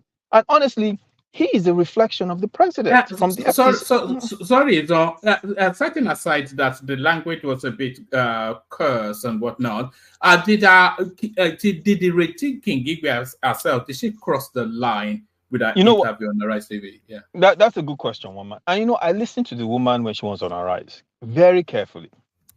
I listened to her interview with Abati, then I listened to the other one, and in listening to her, the woman made sense. She was saying that, look, if you listen to what she was saying, really what she was saying was, we don't have drinking water in the FCT. We don't have the basics of life in the federal capital, right? We don't. She did. You know what? I even noticed she was being careful not to insult the minister. She was being careful because she was saying, I have to work with him to get these things done for my constituency. Go and listen to her again. She didn't insult him. She just called out some things that weren't being done, and she said these things are primary, they're foundational. These are the things you must do. But there's a historic backdrop to that little contretemps. Iretiki Ngibe has been poking at Wike for quite a few months now. That's not the first interview she did, pointing in its direction. There was an interview that she did to say that she wasn't being carried along, and Wike responded that he is not looking for new friends, that if she wants to go find friends, she should go on Tinder or something. So there's been this little niggle that's been going on for 6-9 months, and I think it's reaching a crescendo now. Yeah, there was even we lost you again. There was even a case of the woman. It was kind of like in a public place where she was asking Wike direct questions. I don't know if can you hear me? Yeah, we can now, but you're dipping intermittently. Okay. Yeah, you're dipping intermittently, but carry on. You're good where you are now. Carry on. Okay. Yeah, so I was saying that there was this video of her asking Wike questions in a public setting where she was asking him about some of these things. I don't know if you can find that video. But the one thing I've noticed about the woman in her prodding Wike is she's just really saying, listen, I know you feel you want to build roads and these things are important. However, there are some other things in our city that are very important, and we've been trying to get these things done for years. If you can't listen to what she was saying, she didn't insult him. She didn't tell him to go and hug Transformer. She didn't tell him to, Wike, listen, people over-exaggerating. Wike was a motor parked out. This is true, one man. I don't know if you know this. No, I know him to be a councillor. He was the local government. Yes, out of all of the political journeys, he made the purest. From a local government councillor all the way to chairman, and then he was an assembly member. So he walked that journey of politics. I don't know him. He's a lawyer as well. I don't know him as a he's a political thug. Listen, when Amechi was there, Wike was a strong man. It was his strong arm for enforcement. He was his enforcer. Don't ask anyone in Rivers State. They will tell you that's who he is. Okay? So when I say we dodged the bullet and I say this man could have been president, someone's asking me what's wrong with him. That's what's wrong. I don't know about anyone else on this platform. I don't want someone who is known as an enforcer to be given the commander-in-chief of a nation. As much as I criticize S1LLY, I will take S1LLY 10 times over Wike. Make no mistake about that. Because simple decorum he does not have. He doesn't have it. The man is a tout. So in this situation, I mean, woman, look at this picture. Who in their right mind as FCT minister is arguing with a lady who's 70 years old, who comes from a family that has been involved in Nigerian politics and the way she carries herself? You will have a conversation with the woman privately. You will resolve this thing. You will say, okay, these are the things we can do. You work with her, right? You're holding this is not Rivers State where everybody's afraid of you. You're holding a conference and you're insulting the woman in public. That's indefensible. Do you think you should be made to apologize for that go and get Transformer? I thought that was, that was just not on. I don't know if they'll be successful in trying to get him to apologize or one man, but I think that's totally out of line. On top of that, he was saying, "Oh, you think what will happen before will happen again? Come and run in this city." Luckily for me, I'm minister. What's that supposed to mean? But that's fair comment now. That's political No, he's jousting. yeah, but in the Nigerian context, come on, like we know, like the woman has the backing of her constituency. He's essentially saying, now I'm the minister, you see, that your seat, or I'm going to take it from you. I just feel like, there are certain lines you don't cross. Even if you think you have the power to do something, it doesn't mean you should verbalize it in public. You understand? Like, Wiki doesn't have that button doesn't exist in his head. This is how he was talking in River State all the time. When he insulted some people, traditional people, and some of the older folks in that state publicly. Whenever he holds his thing, he will bring a band. The guy is just, and I don't know what the presidency thinks of him, but it'll be interesting to see how they handle his situation long term, because the only thing keeping him alive right now is Tinubu. If Tinubu gets rid of Wike tomorrow, he's done. I'm telling you right now, one man, because he has made so many enemies in his original party. The only thing holding him up is the presidency, because if he loses that FCT minister, he has nothing. He's finished, and he has made so many enemies that people will make it their business to drag him under. Yeah, but does Tinubu want to make an enemy of him as well? Then it will turn into But he an doesn't. it will turn into an error for you, isn't it? No, one man. That relationship is one way at this point. Tinubu is just taking care of him because of what he did in River State. There's nothing at this point that he can reciprocate to the presidency. What does he want to give him? He can't give him anything. If Tinubu says, Wike, you are finished, he's done. He is done. He has lost River State. That's gone. That ship has sailed. So he's done. I'm telling you. And there are people that there are a lot of people that do not like him. They will make sure he pays, starting with Atiku Abubakar. So he is done. He is done. Tinubu is the only thing keeping him alive. So if I was him, I would keep my mouth shut, focus on doing my job in front of me, stop fighting with every single person you can lay your eyes on, and just move forward. That is my opinion on Wike. I think he needs to be very, very careful and be grateful to the presidency, because that's the only reason that he has any relevance at this point. So let's move on to another one, I beg. All right, take us to the headline on the screen. There's an argument for both sides regarding this headline. There is a very strong argument for the continued incarceration of Nnamdi Kanu. There's an equally strong argument for his release, which then tells you then that it's at the behest of Tinubu, it's at his whim how he wants to play it. But the pressure to release him certainly mounting. Southeast governors meet Nigerian government over Nnamdi Kanu. They had a meeting, and that was one of the agreed positions. I mean, it's almost it's getting increasingly difficult to hold on to him. They didn't let him go. It's long overdue. How many people have called for his release? If you just look at the list of people that continually have said release the guy, they need to release him. So the fear that you hear, or the argument, because I like to listen to the argument against something, not so much the people that agree with me. So the argument against it is, okay, what if we release him? He goes and he continues the agitation, and the violence and everything else springs back up. Is that possible? Okay, well, some will say no. Other people will say yes, he's going to go back and re-agitate and get people. I personally, in my opinion, I don't see it happening. Because he has already condemned the violence that's currently going on. I think what's happening now is there's a vacuum in Southeast, right? And there are some people trying to take that space. They haven't done it successfully because they don't have what Kanu had when he was speaking. You understand?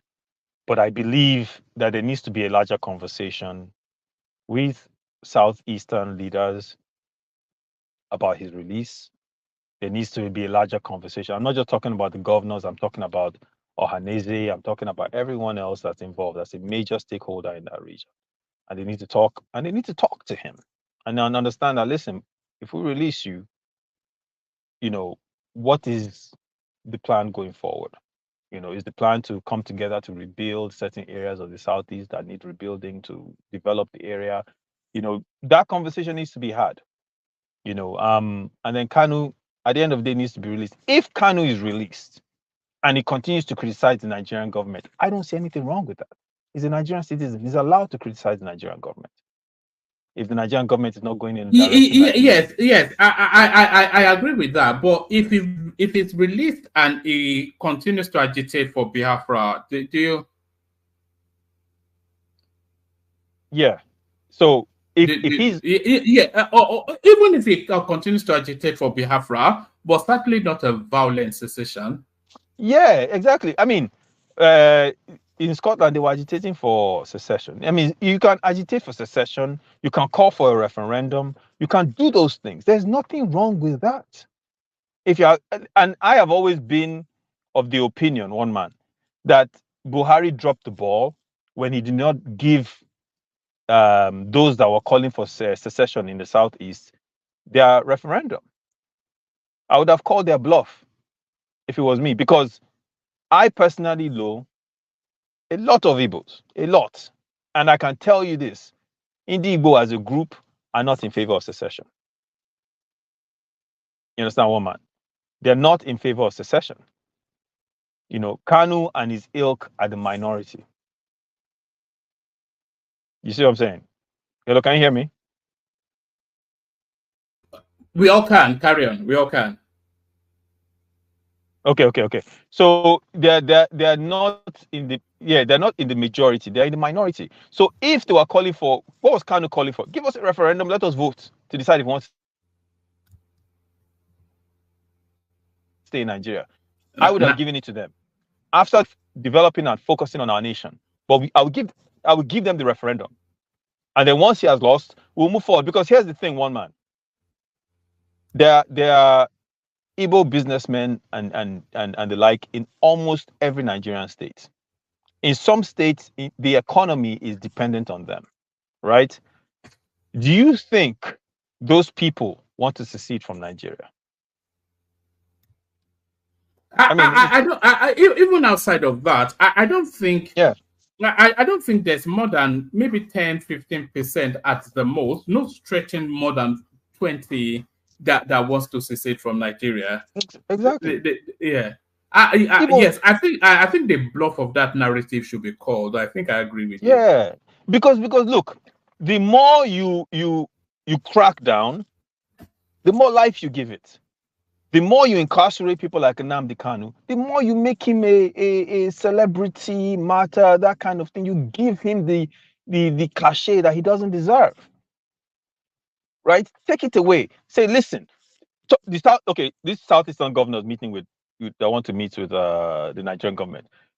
If the conversation is had with these guys, I say, listen, how big is this agitation for secession in the region? If it's that big, we will have a conversation about this.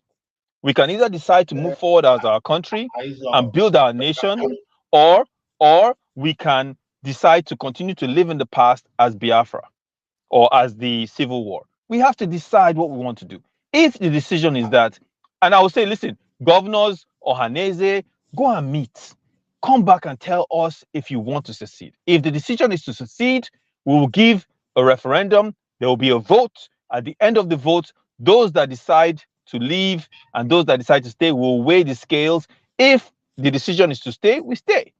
If the decision is to leave, fine, you leave. But at the end of the day, is it a risky strategy though? Because it is fair. I think Ola wanted to come in as well, but let me just say this: is it a risky strategy? Because I remember when they were doing the Brexit thing, and the government decided to call the narrative of that particular Brexit because it sounded so ludicrous because there was so much to gain being part of the wider European Union. But when the votes came in, the United Kingdom left the European Union. So you cannot anticipate. And if they vote that referendum to secede from Nigeria, then what happens next? No, but the Brexit thing I see your point, Oman. It's a valid point, but the Brexit thing was different. The Brexit thing, who was it? Was it Blair? Who was it? Or David Cameron? It was Cameron. It was Cameron. It was Cameron. They had a totally different, they were out of touch with the people. They did not have a full understanding of the people. That far-right guy had more of an understanding of the people than they did, and he was able to capitalize off of it. What's that guy's name? Yeah, I see his face, but I can't recall his guy. name. I remember him in the Yeah. moment. So Nigel in that same Farage. sense, Nigel Farage. Farage. Yeah. There you go. In that same sense, that was they miscalculated. They didn't have a read of the people. In this here, what I'm saying here is from the number. I'll give you an example. Out of 20 Igbo people I know, maybe 2. In fact, I'll say out of 20 Igbo people I know, maybe 1 might be pro-Biafra. 1 might be sympathetic. The remaining are like, yeah, I beg, make those people go sit down somewhere.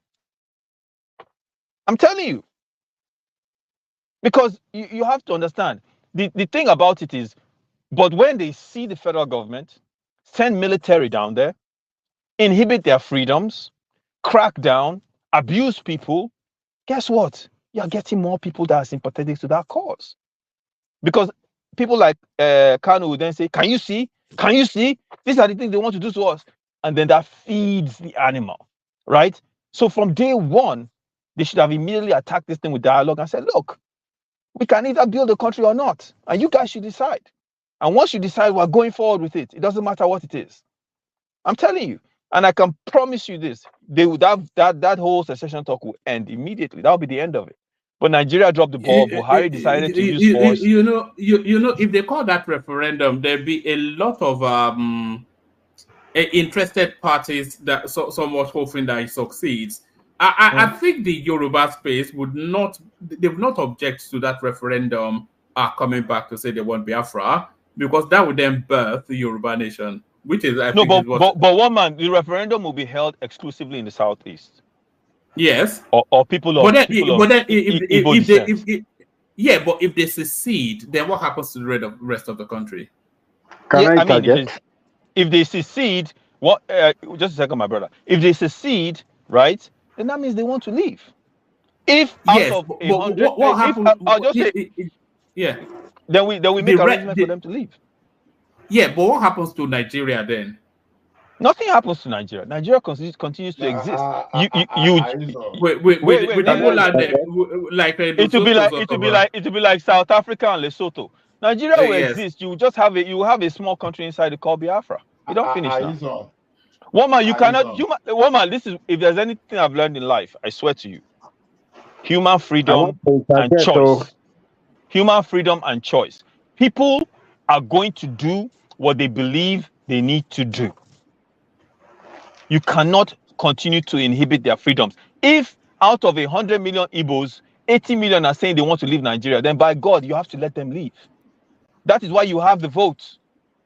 You cannot continue to operate like this and say... I cannot see the Southeast seceding and Nigeria not disintegrating. I cannot see what holds it together. No, Nigeria won't disintegrate. Let me tell you what's going to happen. If the Southeast decides to vote that they want to leave, right, then they will leave. You will now have Biafra within Nigeria, right? Right? Nigeria will continue to function. Other people that want to leave are going to watch to see what happens in Biafra. And then they will then make... Yeah. If you don't mind, let me just chip in one thing. Go ahead. I respect your opinion and I really cherish your dream. See, the federal government that don't want to give chance for that, I think they understand perfectly well. Let me tell you, my brother, this is purely my opinion. If you give room for a referendum, for Southeastern people to have referendum, you will have to explain to Yoruba nation why they cannot have referendum in Yoruba land. And you will have to explain to the people of the South, even though some of them now they have grudges against Nigeria, you will have to explain to them why they cannot secede, because they will let you know that if they were South on their own, they wouldn't have lost their vacancy. To me, referendum is good. Let us try it, and before you know, goodbye to Nigeria. It can be either of two things or even more. One of those things is that restructuring that you don't want to bow to before. It's either you have to bow to that restructuring and go the way of United Kingdom, or Nigeria will split perfectly, because once Biafra goes, all other Nigerians, you will be surprised that even Kanuri person, we want to go split away even from the part of the north. You'll be shocked. So to me, we underrate this Biafra movement. Underrate it, and let us underrate it at our own peril. Until it happens, will be just so. I don't really want to lay, I'm trying not to lay Kanu to that. Biafra struggle is totally different. Whatever Kanu is doing is another thing entirely. That's why I went against those people saying, oh, Sunday Boo and all those stories. I know that there's no similarity, even though people are trying to draw no similarity. The only similarity is the nation they are fighting for. Other than that, their tactics totally different.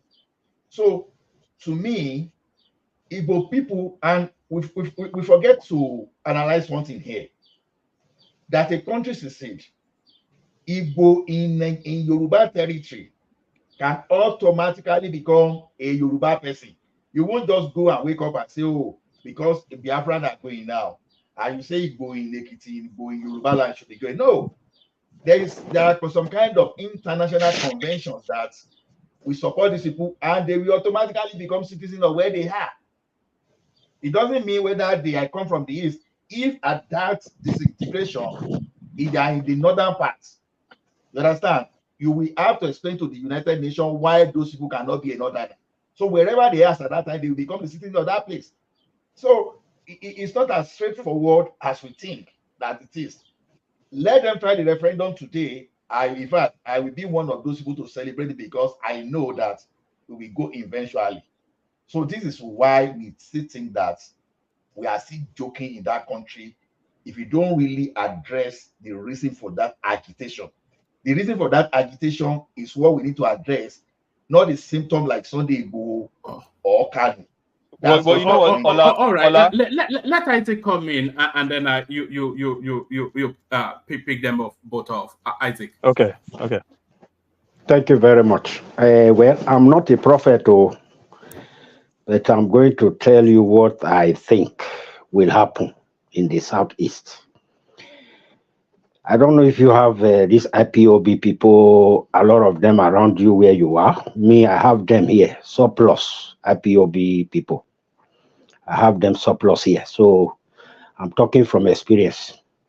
Now, if you allow referendum to take place in the Southeast, you are going to cause a lot of havoc, a lot of problems. I will tell you the reason.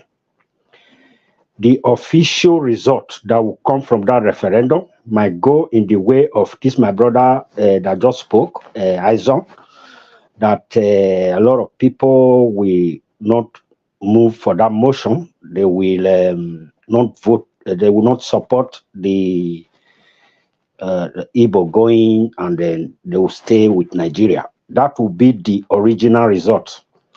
But the fake result you will see online everywhere will overshadow the real results. And then at the end, you will see the people coming out that they did even did referendum, and they won. Nigeria is still keeping them. That's what you will hear. And secondly, I will drop it here. There is already a video. An IPOB man gave me that video to watch yesterday evening.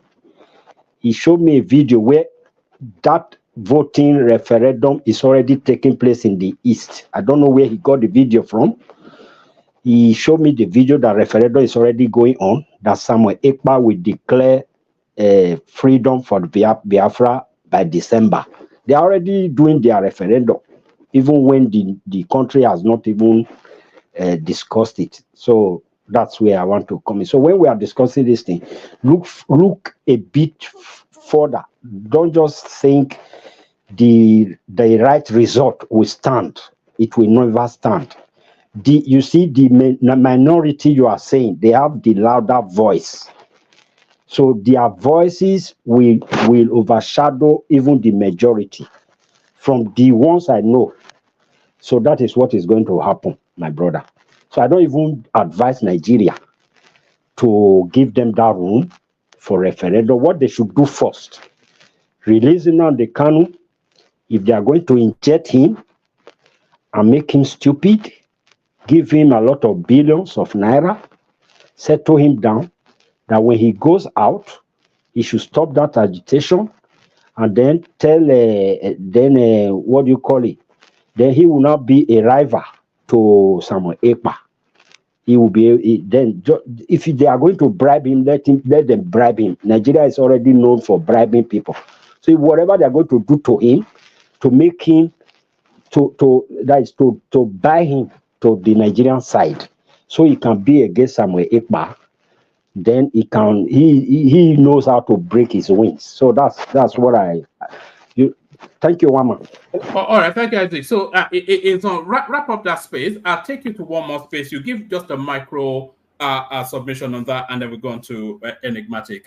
So there it is. Sure. From what Isaac was saying, there's a lot of in what Isaac said. It will just go the way of the 2023 election, isn't it? When they will start declaring, people will start declaring themselves winners.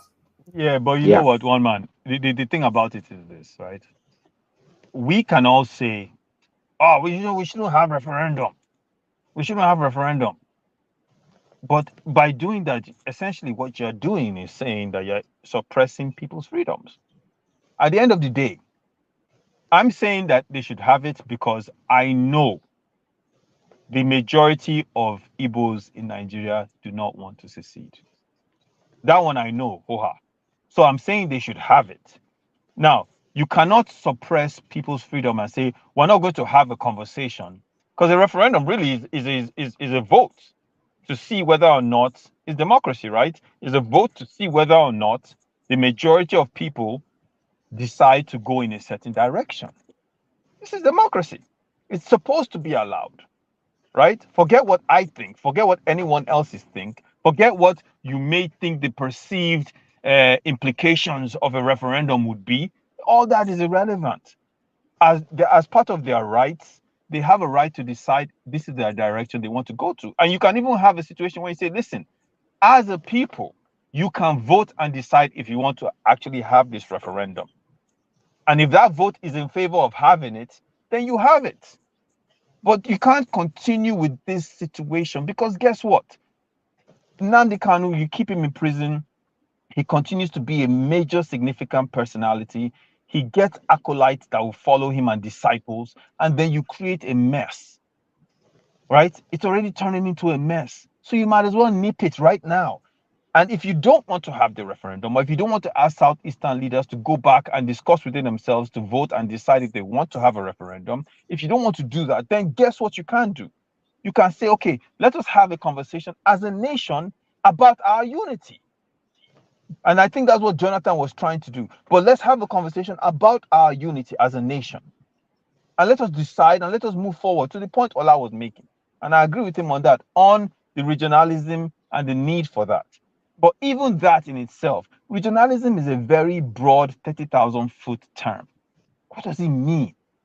Like, what does it mean in specific details, right? A lot of people throw that stuff around. Regionalism. Okay, how is it going to play out? What does it mean? There's only one guy, I've forgotten his name, one man, but he was on, I think it was on Channels, a Yoruba man. He was on there and he broke it down. He had a blueprint, he had a framework for how everything should work. He really broke it down, and it was a fantastic analysis of how the country should be divided, right? Or at least broken into regions and then work together as a unit. But that conversation needs to be had, right? If you say, okay, you don't want to give them referendum, but I don't see personally anything wrong with if the voices within that space are becoming so large, because you can't run a country like that, my brother. You can't run a country where you have a significant group of people that are saying, listen, we don't want to be part of your country anymore, right? So you need to have a situation where, one, either the country assesses its unity truthfully and you decide, or two, the specific, if it's coming from one particular area. Even, okay, so Ola mentioned Oduduwa Republic, right? To me, I grew up in the Southwest. The number of those people are in such a minority is not even worth a conversation. To me, right? I grew up in Lagos. I've lived in Ilorin. I understand the Southwest very well. To me, it's not even worth a conversation, right? I don't think it is. And I can bet you this, one man, and you can tell me what you think, but I can bet you this: if the federal government says to Southwest, go and discuss among yourself and take a vote if you want to have a referendum, that referendum will not see the light of day. It will be shut down immediately. I suspect it might, you know. I think, really? Yes. I think at the real heart of every Yoruba person, they want. I know I want Yoruba nation. Aizon, do you mean to say Southeast when you said Southwest? Do you mean to say Southwest? Southeast? I was using Southwest as an analogy, enigmatic, for the fact that most Nigerians you will see 100% of Southwest will say we want a referendum. You know, you think so? Think, enigmatic. I swear, I think the Southwest actually want Yoruba nation even more than the Southeast want Biafra. They just don't push it. You are wrong. It's not the Yoruba nation narrative. Even personally, I think I completely agree with the conversation that Aizon is speaking about, that they should have conversation. But Aizon, you cannot have conversation with pretenders. You cannot have conversation with confusers or confusionists, right? First of all, this is a way, and why I say not even Yoruba, not even the Southeast. Go to the North. When you ask them, should we today allow the Southeast to come up with their referendum, you will see more than 100% of them say yes, right? And even a percentage of South will say South will say yes. Why? Let us put it to test for once. They have representatives from the Southeast now. Look at the governor. Look at what they are doing. They have governors. They have subnational leaders up to the National Assembly. They can come together and say, "Look, this our shout for secession. We want to put it to test once and for all." Buhari dropped the ball when they almost got there. Buhari did not allow them. Right now, Tinubu is there now. He's closer to you. It's a man from the South. Right? And you can easily approach him. All the senators use your power, and all the governors use your power, and all the leaders use your power to approach this man. The same way you are actually approaching him now with Nnamdi Kanu's matter. Say, we want a referendum. Let them put it on to test. Then we will see their seriousness. Exactly. So when they put it to test, then we can actually consider their seriousness and say, okay, this is the number of people who actually want to actually secede and go Biafra way. But to say the Southwest will not say, let us have it, or the North will say, let us have it, that's very wrong. Everybody will say, let us have it, so that we can actually test let me even add to what Enigmatic just said. See, Aizon, when you see Yoruba man cooling down, don't underestimate what is inside. What you are seeing outside is just like 5% of what a Yoruba man will do to you. I'm not in any other way telling you that we are calling. See, I'm from old on those states, and I know our stubbornness and how just on those states alone created a lot of eat-up within our polity. So when you can I say something concerning this, please? No, let me just round it up in just 30 seconds. I don't talk too much. So the thing is raise that referendum today and raise that decision today. You'll be shocked that Yoruba might actually be ahead of the Southwest in this game, or the Southeast in this game. You'll be shocked. People keep quiet now, but raise it. I dare them just to raise it. Let's do a quick snap poll, and then you come in after that. I'm going to just no more than a 10-second response. So because I don't want an expansive something. So Ola, would you if a referendum for Yoruba to secede from Nigeria, would you want Yoruba to secede from Nigeria? Absolutely. And I'll be looking for a member of my family that will say no. That's how strong we are. All right. Enigmatic, same question. Enigmatic? Yeah, please. What's the question again? Sorry. No, I was saying that if just a snapshot answer so that I use not can round of that space. Okay. If there was a referendum for Yorubas to secede from Nigeria, would you welcome the opportunity to secede? Just a snapshot response. 100%. All right. Emilokon. One man. Yeah, Emilokon. Yes, the question, your response. Yes. I would definitely welcome that idea. Or Ajale Koko. One man. You know I'm for Yoruba Nation. 110%. Yes. So there it is. And I of course I echo what everybody said. One man, can I say something? Hold on. The Yorubas want out of that country. They want out of that country. I know that for fact. But they don't push it. They don't push it, but they want out. One man. If you can't see my face, but if you see the look on my face right now, my mouth is wide open. I am shocked. You understand? Okay, are you serious? You are shocked. See, As all of them are saying yes, I'm like, one thing that we need to understand. I am enigmatic. Enigmatic. I am.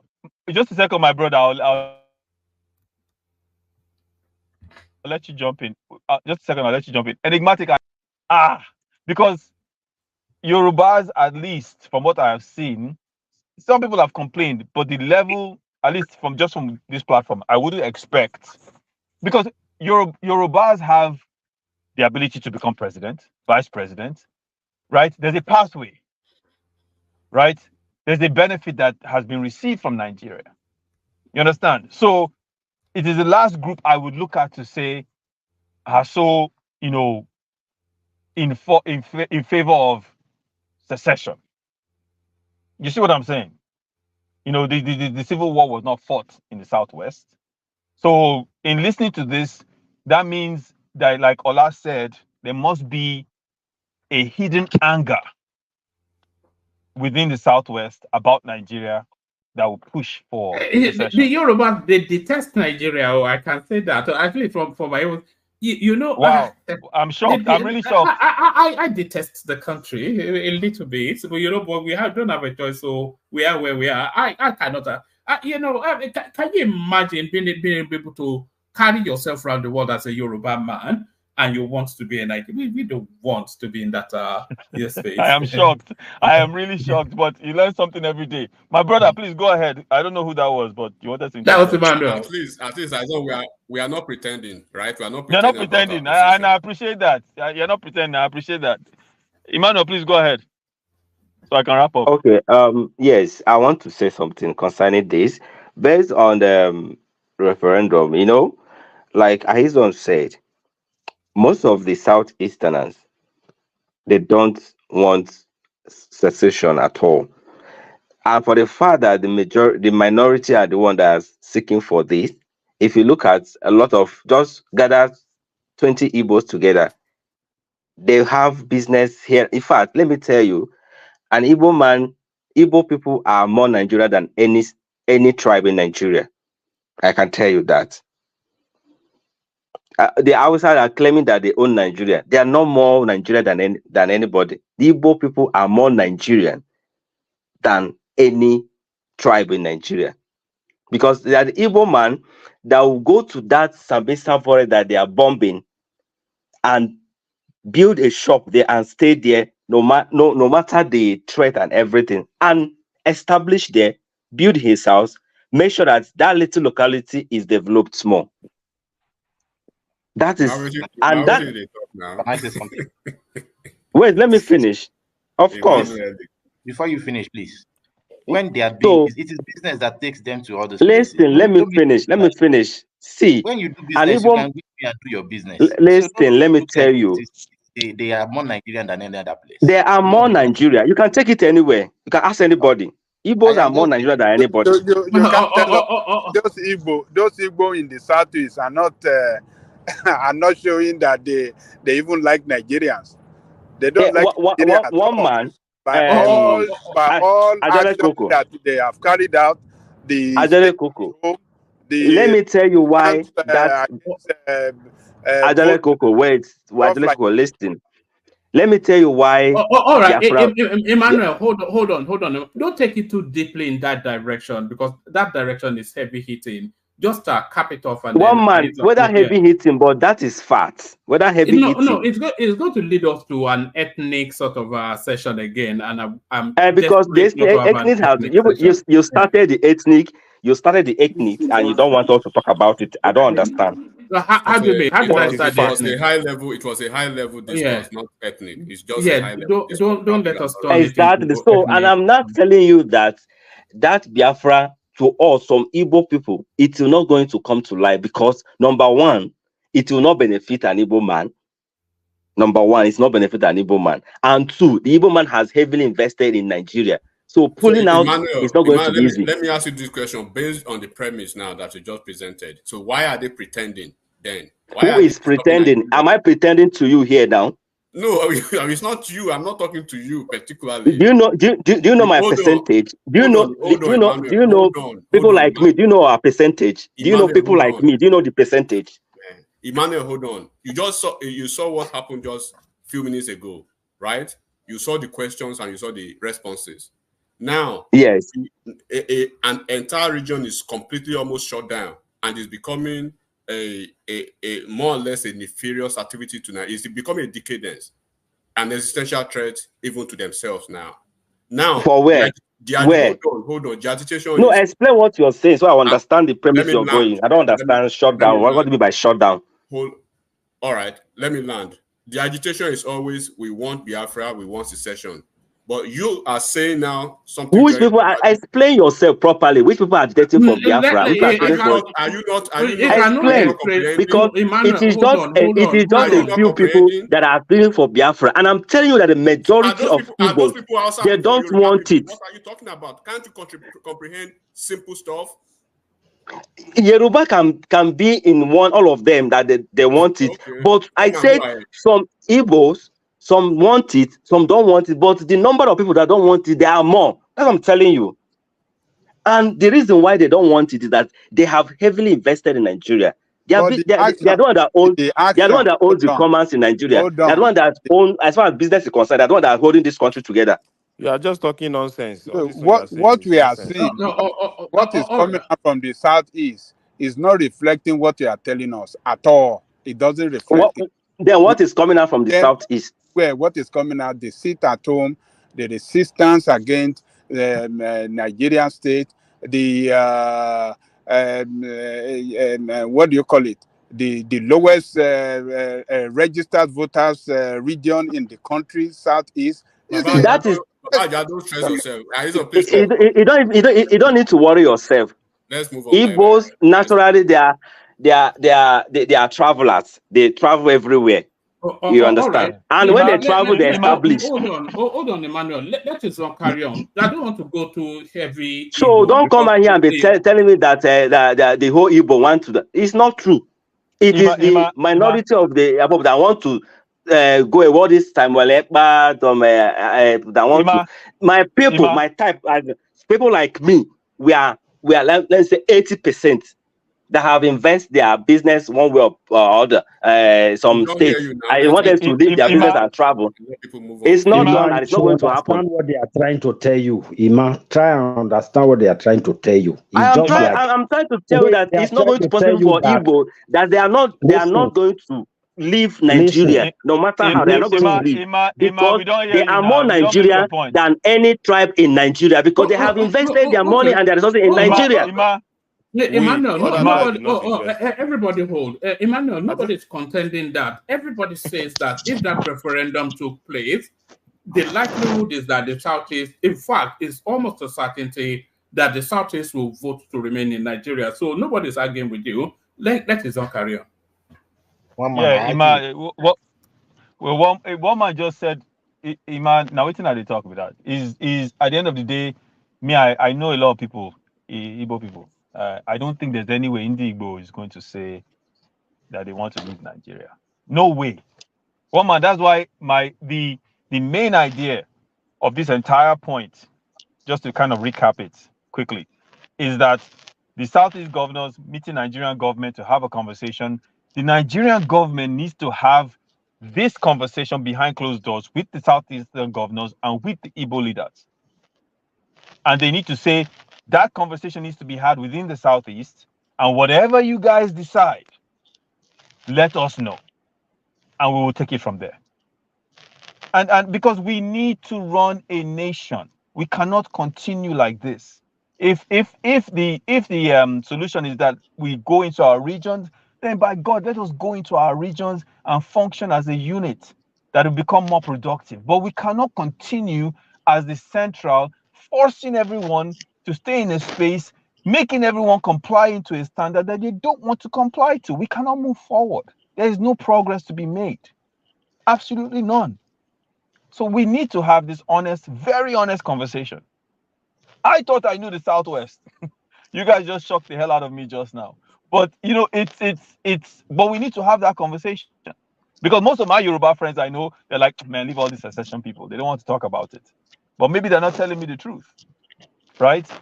So it's very interesting. But I think honestly they need to let Nnamdi Kanu go. But there's a larger conversation, because guess what? You allow Nnamdi Kanu go, he keeps quiet. Let's say he complies, he keeps quiet. He talks about agitation, but not with the same venom. Guess what? The person that will take over that venomous space is S1LLY, and he will now champion that whole space and continue to ride on this whole thing. He's going to continue to make a living and ride on it until it is nipped.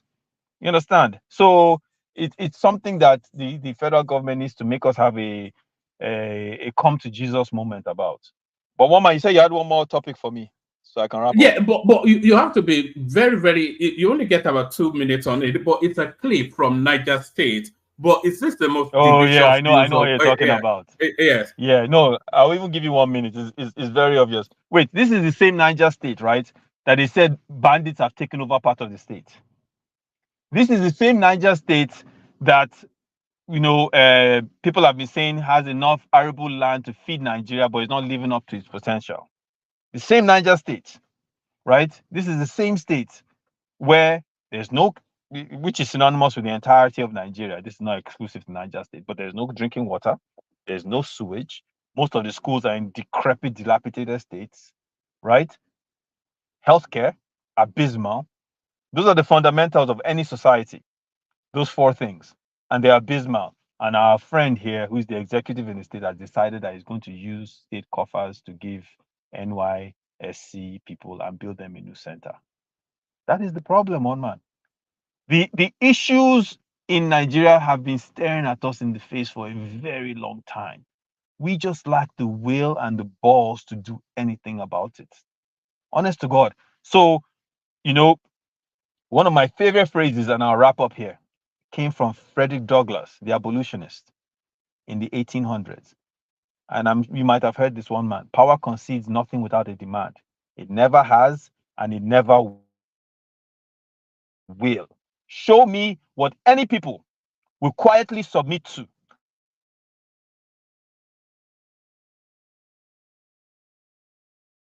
And you have found the exact measure of injustice, met with words or blows or both. I rest my case, one man. I don't finish. Thank you. All right, brilliant. That's the majestic. So I insist it should be a poet. He should write a book. So that's his own, of course. No one else, the mighty man himself. So gentlemen, it's all had a long good go, only because there were just a few of us. But we're going to do 7-minute monologues now to sweep through the platform, and then we'll open it up. We kick it off with enigmatic, and then we go from enigmatic to Ekene, Emmanuel, and then we continue to push it on. Enigmatic on the Europe next. We don't necessarily want to stay exclusively with the Southeast because we speak about that space too often. But let me give you the headlines, and then you go at it as you will. Southeast governors to visit Buhari over Nnamdi Kanu. So that's a communique coming out of a meeting that they had recently. NNPC declared state of emergency on crude oil production. So they're trying to push the production up to 2 million barrels a day. She's embarrassing me. Alison Madueke asks court to stop Desani from using his name. I didn't even know he had the legal powers to do that. Dangote, no power, no prosperity. Dangote tackles CBN over new rate. So CBN trying to tax business out of being able to function within the Nigerian space. And then this one here, Shehu Sani reacts as Bill. Sorry, who's that? I'm hearing. Let me mute it. Yeah, let me mute it for 1 second, then because of background noise. Shehu Sani reacts as Bill seeking new Southeast state skills first reading in National Assembly. So I think it's an entity state that they're looking to create and already going through the parliamentary phase. So take your pick and let's hear from you, Enigmatic Kondi. Okay. Can you hear me? Yes, there's a lot of background noise, so it'll be a laga or something. Yeah, give me a minute. So yes. All right. What's that? Oh, all right, there he is. Is it okay now? Yours. Yeah, the floor is yours. Okay. Thank you, one man, and then to the panelists, my salute to everyone. Yeah, welcome on board. So do the usual, the needful, like, and then subscribe. So let me start with the NNPC. You don't greet general specially. This is disrespectful. Who is the general? Oh, Thomas. I'm just joking. How are you, brother? Cool. I miss you. You did. Yeah, I will talk later, brother. Continue, brother. Okay, let me start with this NNPC briefly. First of all, I'll just say straight shoot. The government at this point must completely, divest its control over NNPC. The NNPC should transition into a publicly traded entity henceforth. And then the government must ensure that they empower the shareholders to determine, whether to continue to perpetuate the narratives of this Meliki are always giving excuses here and there. But however, prior to the transition processes, there should be an establishment of a new, assets management agency, and the incorporation of the Ministry of Petroleum now as it is. And then they should be mandated by the by the Petroleum Industry Act, which is quite imperative to do this needful. But regrettably, as it is, as long as the government persists in subsidizing through the NNPC, this process and these complaints will remain protracted, and there will be no way to actually get out of the gulag for that. So that will be the very short comment on NNPC, and then I will go to Wike. Wike politically is very, very strategic, in ABJ, and I must start by saying that Wike is engaging in too many conflicts simultaneously, and that he must find a way to learn to be more strategic in selecting his battles or his wars, if I have to say that. At worst, Ireti Kingibe he should just consider Ireti Kingibe as a mere irritant or mere annoyance, a political, a political dying horse that is actually trying to breathe for the last, taking the last breath, basically. He has the enormous responsibility as the FCT minister, and then she actually possesses the limited capacity to inflict any, if any at all, significant damage, beyond being just a mere nuisance value to Wike and ABJ itself, FCT, so to speak. So, considering the fact that Wike is already contending with a formidable, adversary in Rivers State, and then still having to, the way I see that, why would he actually neglect a major challenge like that and focus on the inquest question one in ABJ, especially somebody who, for now, has not actually resonated locally and understand the politics of ABJ, if not for the, momentum of the 2023 election that brought her into power to dislodge Philip Aduda, that they actually considered the proper son of the soil. Aduda was considered the proper son of the soil. Do not forget, Philip Aduda had been there for almost maybe 4 terms or thereabout. And Philip Aduda's younger brother is actually even a permanent secretary currently in the Ministry of Petroleum. So Philip Aduda is an indigene of ABJ, but because of the Labour Party movement in ABJ 2023, the way they voted top to bottom. So that's what actually brought her into office, and she couldn't manage the post-election fortunes of what she actually gained, forgetting the fact that Aduda is still there and still very relevant and still very close to the locals.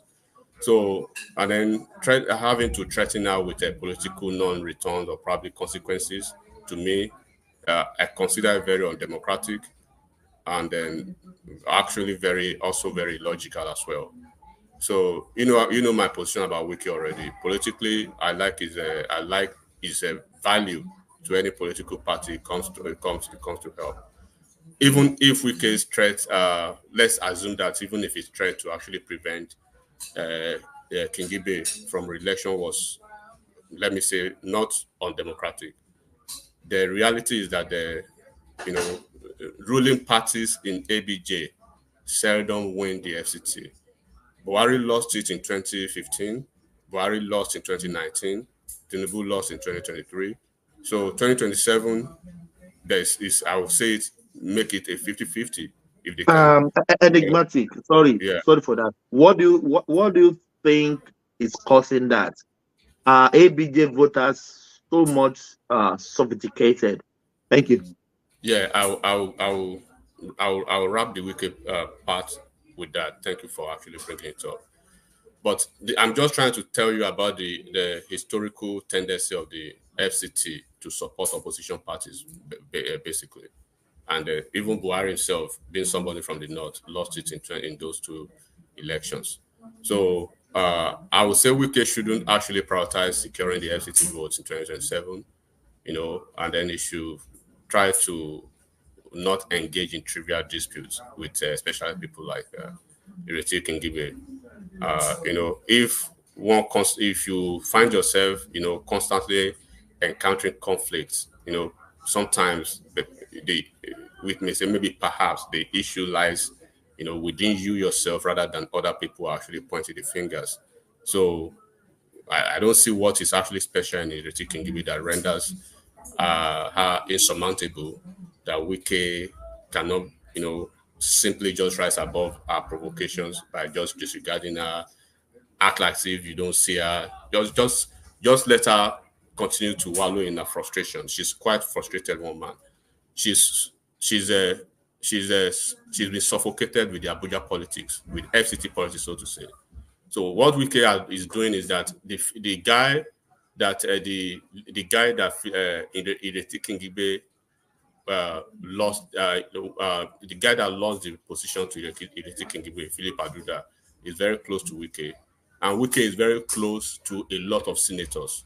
Even within the Senate itself, Aizon was not getting it. Even within the Senate itself, even within the committee that she belongs to, they are ostracizing her. So that is the level of the politicking that Ireti Kingibe, she didn't start in a very good at a very good note.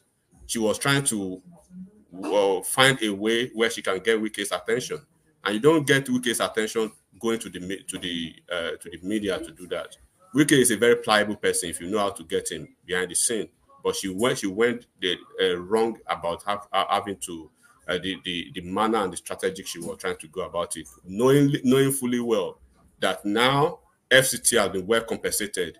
In the history of FCT, they have a minister representing them in the cabinet. In the history of FCT, they have a commission now, that the commission has been mandated to ensure that they have a quota system for FCT indigene to be at least 45% of FCT Civil Service Commission employees. In the first time in the generation in the history of FCT, they have a commission that has secretaries now. They don't have to cross to the main ministry, to the main substance of the civil service to become permanent secretaries. They can become permanent secretaries while they are in it. So everything is working perfectly well. Wike is doing administratively everything that's been repositioned. Then he has the ears of all the local chiefs and all the local leaders. I mean, their kings, right? The local, all the districts, like their local governments in FCT, he controls all of them, and they are very loyal to him. So everything is working perfectly politically and administratively for him. So this is why I don't see why he will just continue to give Ireti Kingibe, because Ireti Kingibe is frustrated with what is happening in the Senate chamber and then what is happening in FCT itself. So just let her be, leave her alone. And if you cannot take a cue from nobody, take a cue from your boss, Tinubu. You see the way he just minds his business, keep quiet and go behind the scene and strategize his moves. You can strategize your move and kill all and buy all your enemies without them seeing you raising a finger. You should learn to do that. But I just spoke to you about the advantage of him in ABJ and what he needs to do. And then Ayezon said he was a tout, a motor park, wherever. Yes, he started, though he's a lawyer, he's educated. But I won't want to restrict it to Wike alone. And I'm sorry if anybody from Rivers State is here. An average person from Rivers State is a cultist. And they are very, their buyout to life is politics. So, and I'm not saying this to denigrate them. The entire South, is a lot of cultism going on there. So that's why you see elections are very tough over there, and they don't agree for each other. So Wike is as crazy as Amechi, as all of them, but his own craziness is just on a pro-mass level. So I'll leave it at that. Then I will go to the Southeast completely, and I will say this. First of all, I would, it's a travesty, woman, to engage most of the time in fallacious, syllogism with folks and individuals that perpetually wallow, in the ineptitude of their politicians, yet defending those same oppressors most of the time. And then we should always understand the fact that the phrenology of our political and leadership expectations are quite very different. Hence, I will say this in absolute pellucid term, right? That I'm not going to join the consensus fallacy of head political followers and thinkers that Nnamdi Kanu should be released. Nnamdi Kanu is a terrorist. Nnamdi Kanu is a serf. Nnamdi Kanu is a kulak. Is a yonker. Is a sophist. Is a casuist, right? So, and I appreciate the level of conversation and the level of collaboration and the level of discussion that the Southeast leaders, especially the governors, are having now with the present government. They tried it with Buhari, but Buhari gave them a middle finger throughout. So now this is why, either they like it or not, the same Tinubu that they viciously hate is a southern guy that is actually giving them a semblance. Sorry, enigmatic. For all of the things that you've described Nnamdi Kanu as, maybe people will agree, disagree. But what serves the greater good? Is his incarceration serving the greater good, or will his release, in spite of all of those things that you described, will his release have a greater good in terms of bringing peace to the Southeast and quietening down the space a bit? Okay, I'm actually going there, woman, and I will basically conclude in that manner. Thank you for bringing it up as well. So first, you can see the attitude of the political leaders now. They are seeking a political situation, a political solution. And you can see, look, let me just say this. What a dramatic reversal of events and fortunes in life. Imagine that the Almighty has bestowed you upon your, decisive, a very decisive victory over your detractors, adversaries, traducers, and those who actually even wish you ill at a point. The very individual who was once haughty and boastful and so vociferous is the same person now that is not even merely bowing, but basically genuflecting now all over the place. But I can say it's even frustrating now, contouring to the same Tinubu who is the president now, whom at once that they actually vehemently and passionately despised. Alhamdulillah to Almighty Allah. That's why sometimes you don't have to conclude about people's life.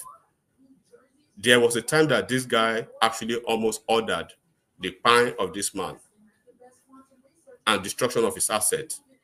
Because of what? So, like I said earlier, it's a terrorist who called for and virtually oversaw the annihilation and even the dehumanization and the pine of our military personnel in their numbers. And it stands as a stark example of this. While I hope, I will just be honest, while I hope the president might consider clemency for Nnamdi Kanu, right? Not to maybe transforming a supposed death sentence to him into life imprisonment. I wholeheartedly endorse the strategic alignment of the Southeast leaders and the politicians particularly. And it is my earnest hope that both the elites and the common populace will allow them to continue, with this promising path. So the president, in his wisdom, should find a way to forgive Nnamdi Kanu, right? Yeah, it's no more braggadocio now, no more bragging. I can't bow to no man. I can't do all those nonsense. It's almost it's on the floor now, laying fallow. One man, please. Or enigmatic. So please, one man with your indulgence, please. Enigmatic, don't you think maybe he's pretending so that he will be released, then we'll go back to his vomit? Thank you. Well, like I said, I wish they could give him a life sentence. There's a reason why American doesn't negotiate with terrorists. Sorry, enigmatic. I don't think, even if it's pretending, he's been somewhat demythified. Yes. It's not a mystery. It's not a larger than life figure anymore. If it goes back to, it will ring hollow. If it goes back to, it's been demythified. Do not forget, as against the contrary to general belief, or even the Badger man Peter Obi that came on Twitter maybe 2 or 3 days ago lying. There exists an extant court judgment mandating the release, the release of Nnamdi Kanu. None of that existed. Even the last one, which even the president now, Tinubu, has chosen not to comply with, contrary to Obi's, that is a terroristic inspired fabrication. The Supreme Court, I want you to check the date. The Supreme Court, in a unanimous decision on the 15th of December 2023, determined that Nnamdi Kanu has a case to answer for charges of treason. So subsequently, even on the 20th of May this year, 2024, the Federal High Court sitting in Abuja ruled against granting him, Nnamdi Kanu now, bail. So it is on the premise of that I said earlier that for him to even receive a presidential pardon, there must be a conviction first. But of course, there could be a process of ongoing political solution to it. And contrary to what you said, Thomas, yes, he can be released, right, with heavy condition. No nation in its right senses will release a terrorist into the populace without having to back it up with a lot of condition. So if it is in his wisdom and in the wisdom of the leaders that are prostrating and laying on the floor for him now to be released, that we have to actually put him in check. He knows the consequences of such action if he actually goes circumvent the processes of his release, or probably having to violate the terms of his conditional release. So it must be conditional, right? And he must understand the terms of that. So if that will make them come back to their senses, not to kill themselves, not to continue to buy themselves, or probably economically deprive themselves of what the potential should have been, so be it, right? And I will just say this once again. I also say that in the course of doing that, there must be a firm conversation. The conversation should be, before he gets released, now that the government has the attention of the leaders now, at least they cannot pretend. They can't be in and out now. They can't choose and pick. They can't be picky now. What do you guys actually want? You want to be a part of the country because we need to run a government and we need to run a nation. Do you want to be a part of Nigeria or you want to secede? Right? Nobody will call for referendum on their behalf.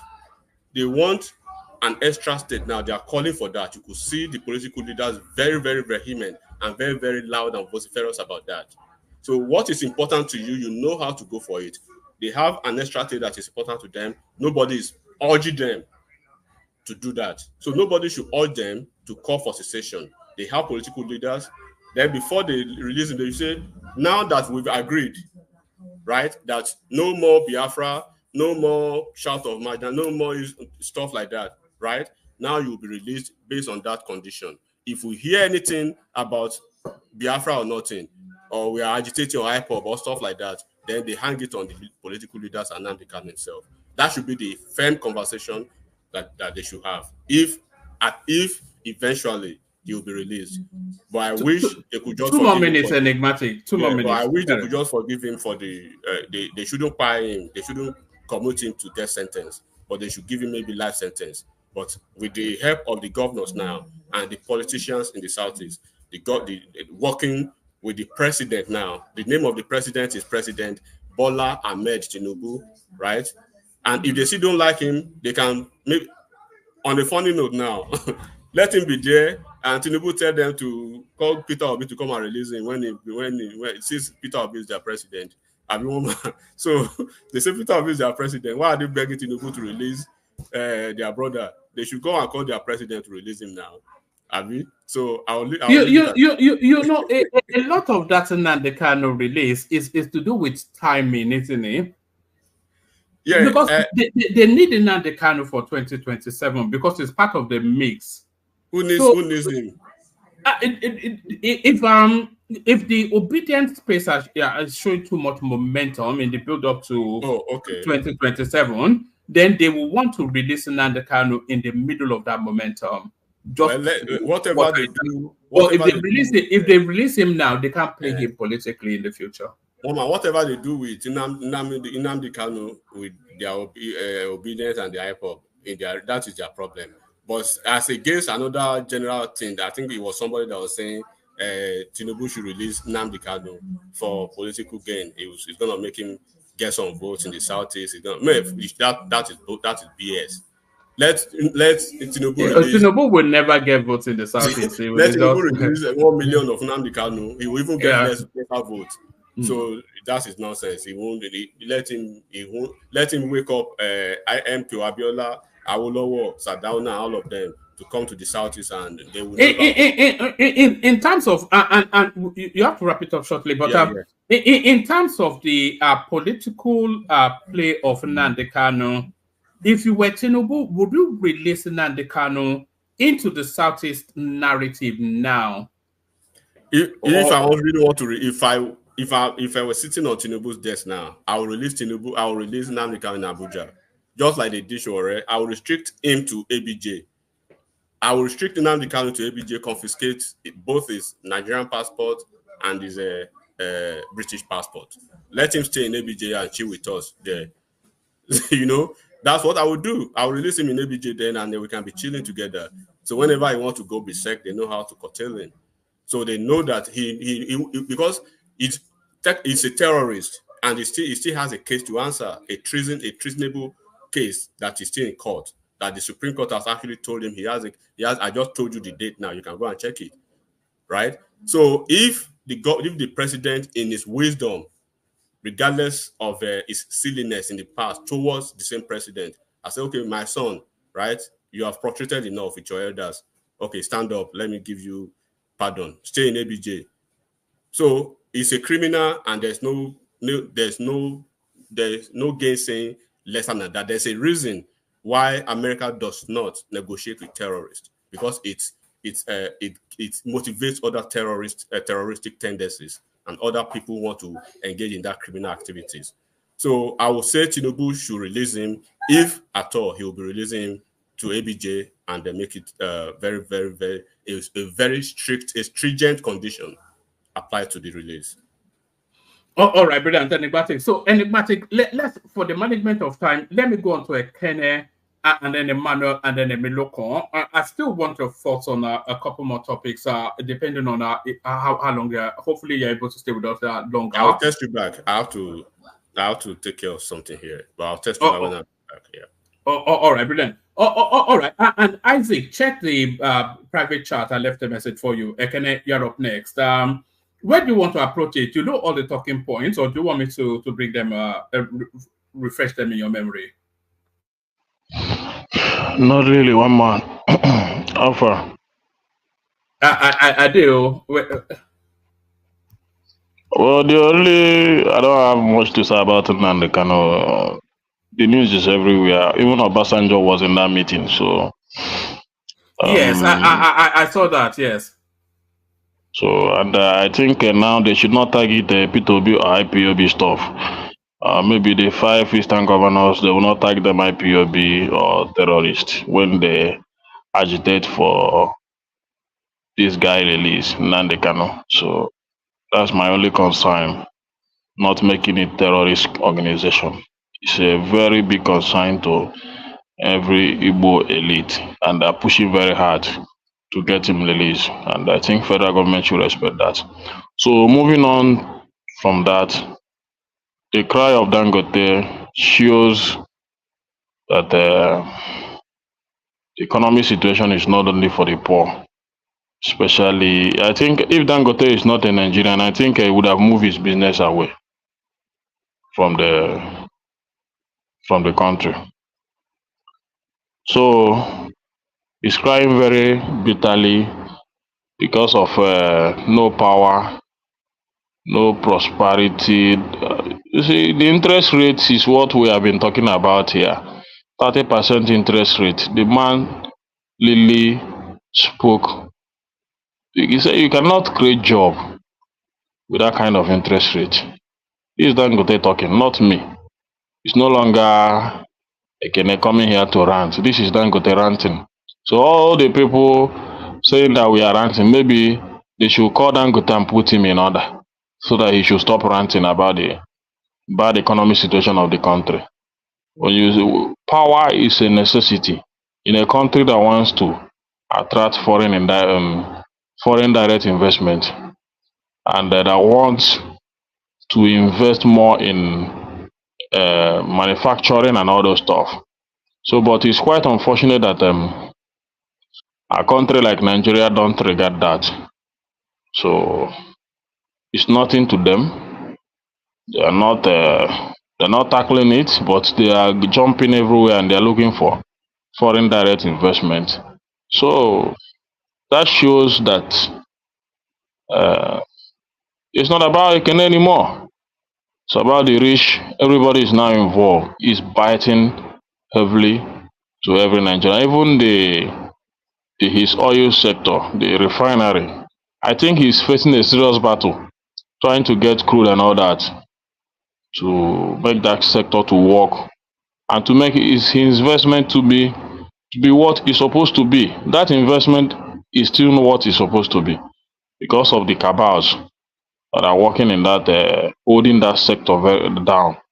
So Nigeria has a very big economic problem, and the current administration are not facing it squarely.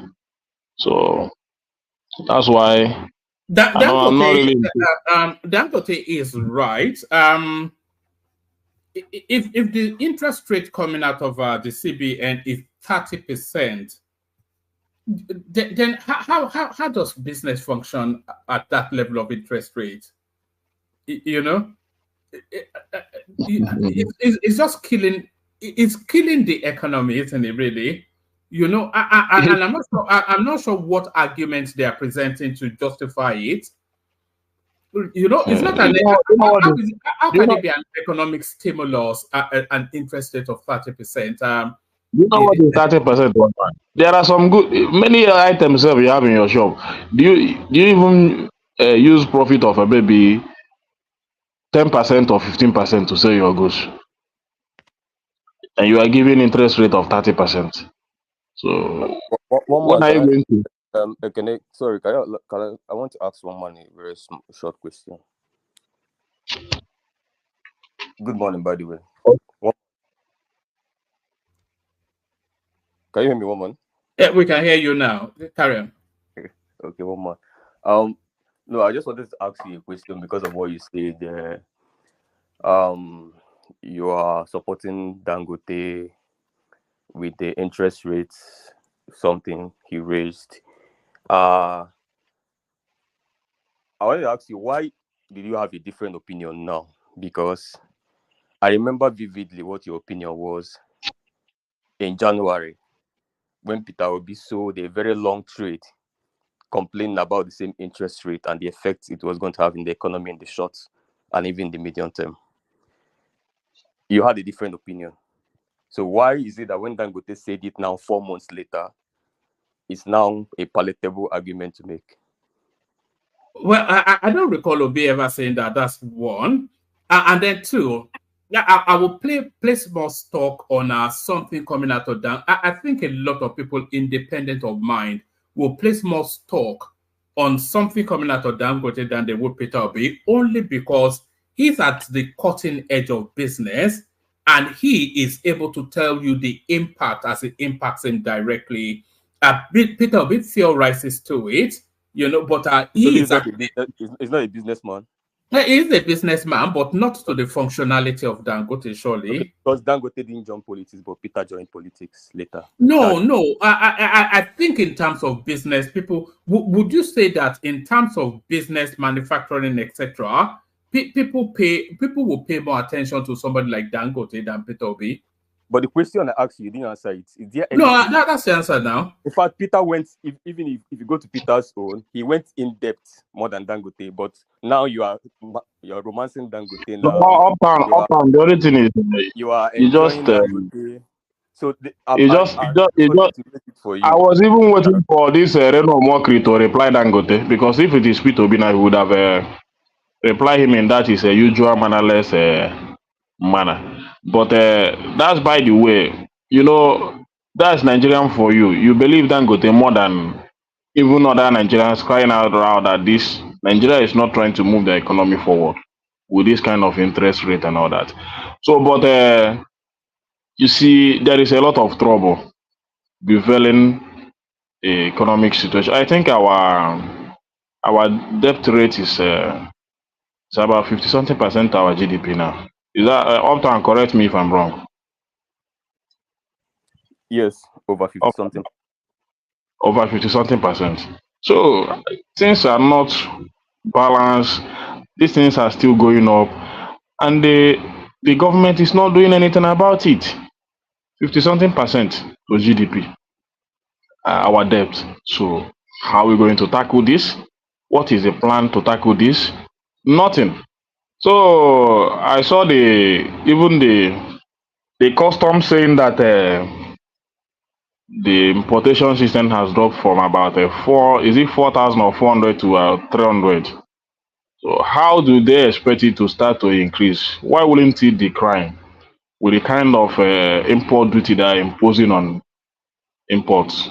So, and it baffles me most of the time when a lot of people say importation is it only Alaba people that do importation? Even the manufacturers, they also import. So when these things are declining, it shows that the economy is not moving forward. You see, it's better the import duty is less than you are doing about 1,000. It's still the same thing. Why are you trying to stifle the economy by imposing a lot of heavy amount on import duty? It doesn't make sense. If you lessen it and get more interested, please, one man, please indulge me. Has the interest rate like that before, or Tinubu raise it up?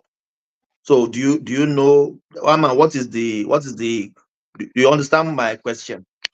Yes, there's another cycle of interest rate increase by the CBN, which is somewhat choking industry, manufacturing, etc. And when you hear somebody like Dangote coming out to caution, then you have to pay attention. So I expect that the government will react to it. I suspect.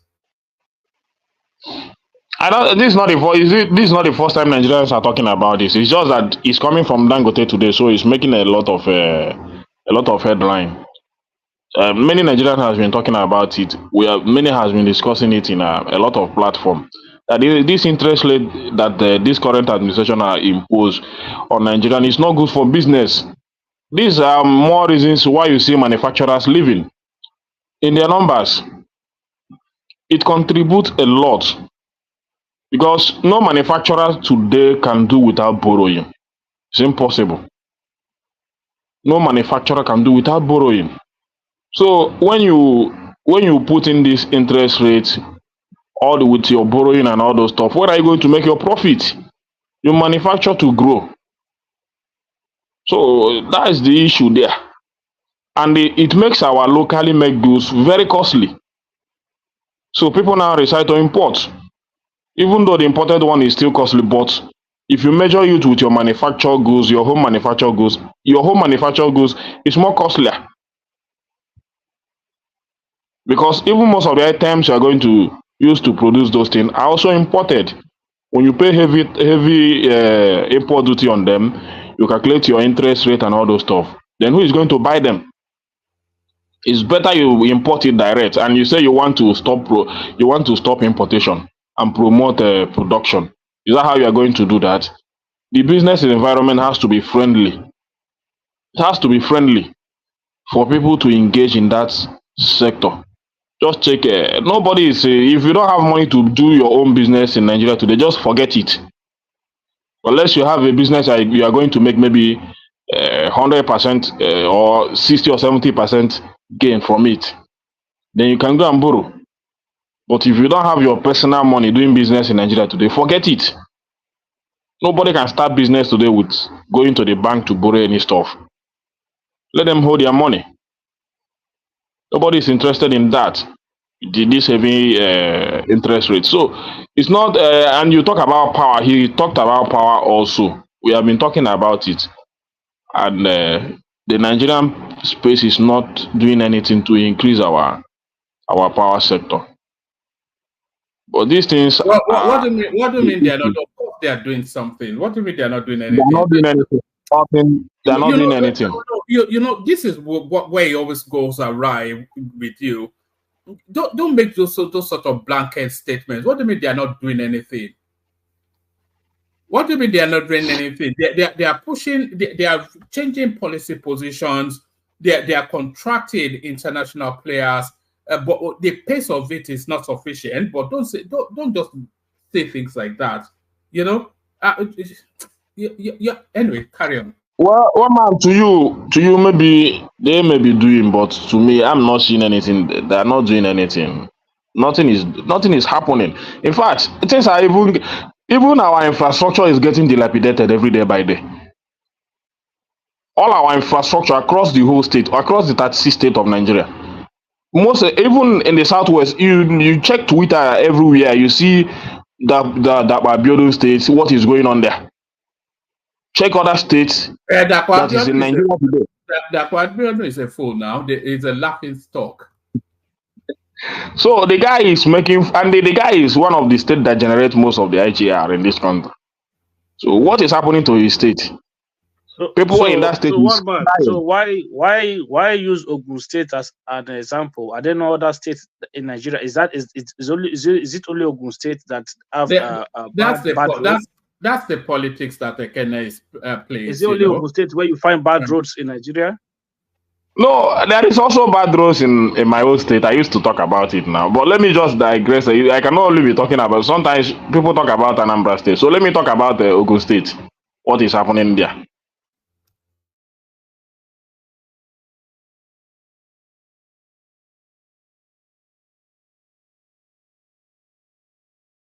All right, Ekene dropped. Not my doing, he'll be back in a second. But as we wait for Ekene to rejoin, let's go to Emilokon. Hopefully he's ready. Emilokon. One man. Oga, kwata baoni. No. Oh wow. Oga. Oh, wow. Oga, so you'll be listening to the conversation. One man, why are you keeping me here now so late like this? I'll come to you after Emilokon. Let's go to Emilokon. Let's go with him because he's an emerging voice within the space. You are an established voice. Let's go with Emilokon. Then I'll come to you after. Emilokon. Yeah, Excellency. Agreed. Greetings to everybody.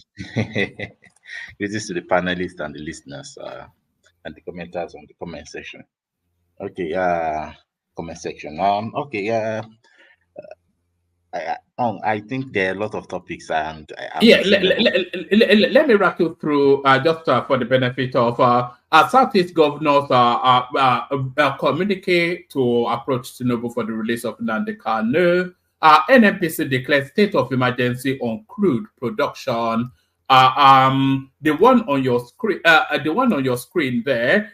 No power, no prosperity. Dangote tackle CBN over new rates. It's just the mismanagement. Is it mismanagement, everyone? But then this one also, Shehu Sani reacts as bill seeking new Southeast state skills first reading in National Assembly. So it's actually coming to a reality. I think it's called a TT state they are trying to create. So take your pick. Let's hear from you.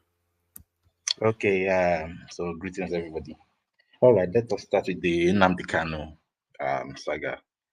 Well, for me, I think the government should be.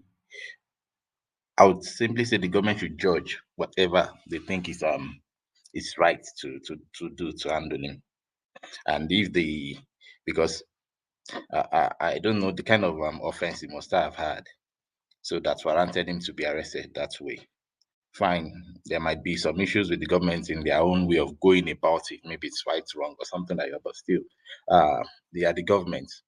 They should just follow the law, in my own opinion, and follow the law and do what is right for the country. So, and if it is also right that it should be released, although I think it should be released, I believe it should, but I am not the government, so I'll leave that to them. Only that. Why do you believe that? What propels you to that thought? I think he has been punished enough, especially that it is more. How long now? It should be more than 5 years now, if not so, that he has been held, and he has not been prosecuted. They've not even reached the conclusion of the prosecution. So how long will it take? If that's the case, then they should let him be. If he as Enigmatic said, that even if it's going to mean they should keep him within a confined space, it could be just in Abuja alone. Let him continue to live his life, but within the space, seize his passport and whatever, so that it doesn't move, and then prosecute him properly. Let it be fair. Let there be fair judgment, and let everybody see that. What you're saying to release him, what you're actually saying is to grant him bail rather than just cast him free and say it's a free man. So he still has the case to answer, but they should release him from custody. Okay. Yes, that is what I mean. The case is already in court, so it's not that maybe the government has the power to release him. You get the point. But they should grant him they should grant him the bail. But I think right now he's with the DSS. They should grant him bail, let him be monitored, and from there prosecute him properly and fairly, so that the case can be, even if it means he be imprisoned. Fine. Emelokon, my brother, sorry for bashing. Granting him bail, the crime he committed, Nigeria allegedly that he committed, does it warrant? Is it a bailable offense? Granting him bail will be a political direction to me. What do you think? Thank you. Okay, yeah, if it's a political solution, fine and good. And if the offense is that bad, then I think the prosecution should be expedited, so that let it be clear, let everything just end, so that everybody sits in their lane and know what is just the final decision. But right now it's sounding like, oh, it is now a kind of thing of politics, a thing of punishment.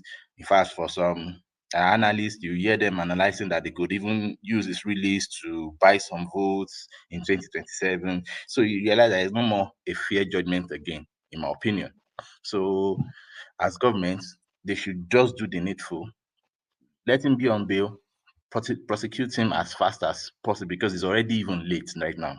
You get the point. So why still continue to play that game again? From Buhari, now we have Tinubu. How long will that game continue? So Tinubu should just decide and let the thing be, in my opinion. So on Nnamdi Kanu, that's my submission. I think. One man, it's my time out.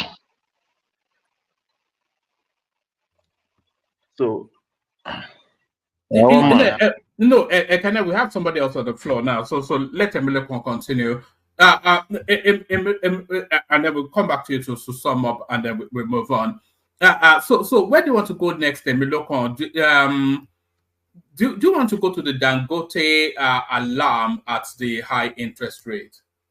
Well, as people have said that, well, at least when the high and mighty are also crying, then you know that it's touching everybody now. Nobody is escaping this season at all.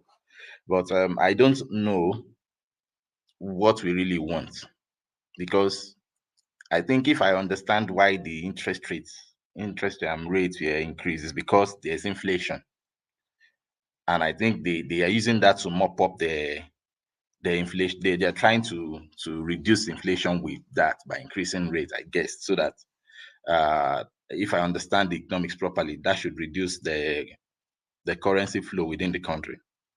So, well, I don't understand the scenarios too much, but I think it is just it is not even the economics are not economics at this moment.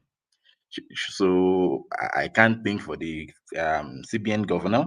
I don't know what he can do, but I think the best that we just need for Nigeria, I don't know, is just for food to be on the table of people. That is just the only thing so once there is food, maybe all these other things, I don't think it will really bother an average man again at this moment. So this is the headache for the business people. They should continue to madden themselves.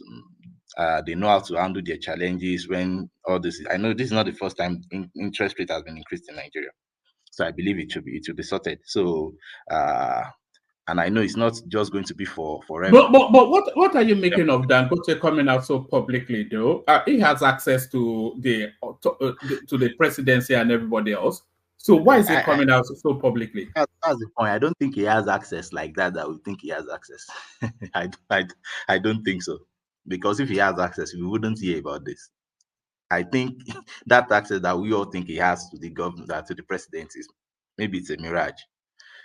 I don't think he has that direct access to Tinubu.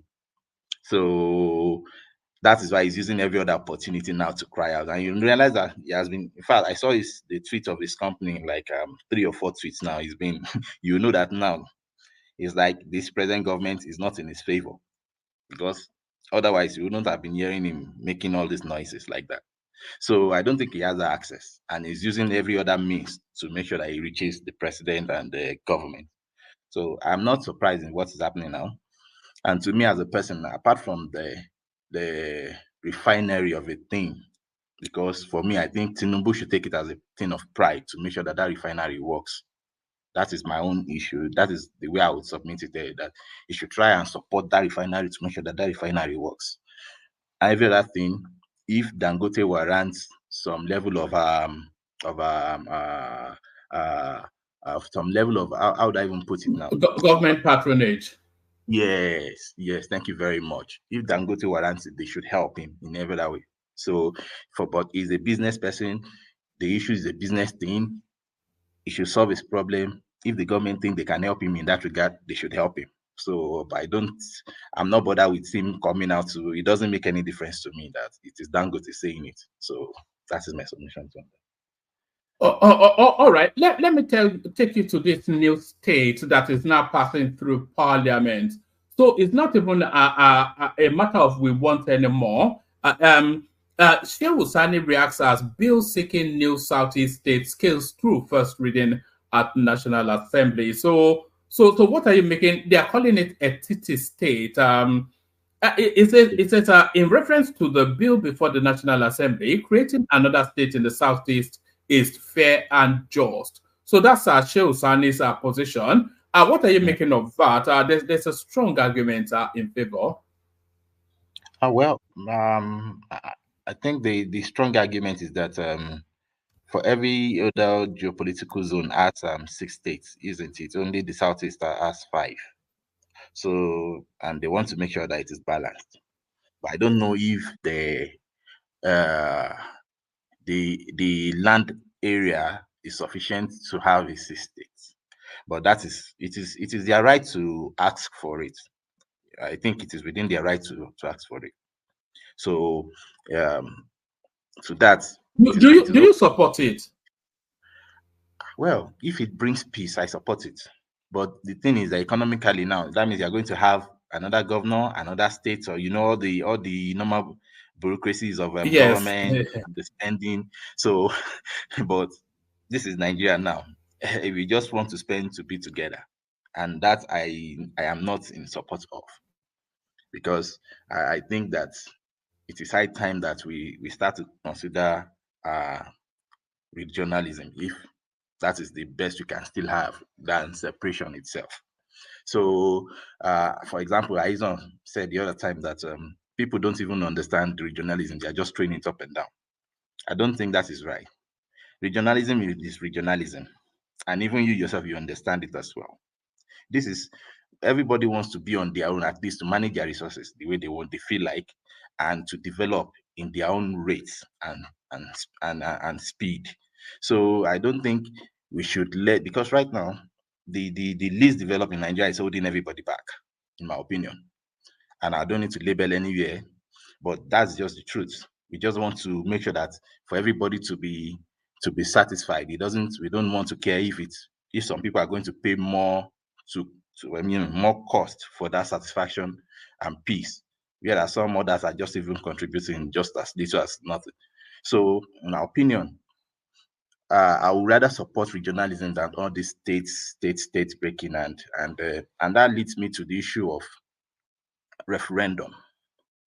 Because when you talk about referendum, I think Nigeria as a country should have the instrument of referendum in place, that any region that wants, any group that feel like they need to secede should follow through.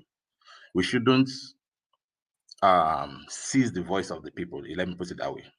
Their freedom is their right.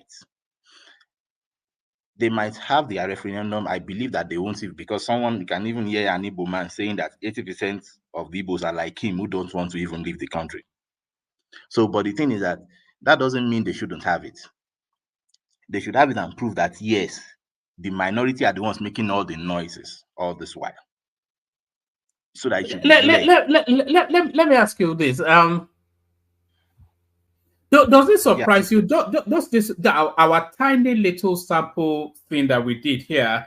Does it surprise you that actually the Yorubas actually want an ethnic nation more than the Southeasterners want a Biafra nation?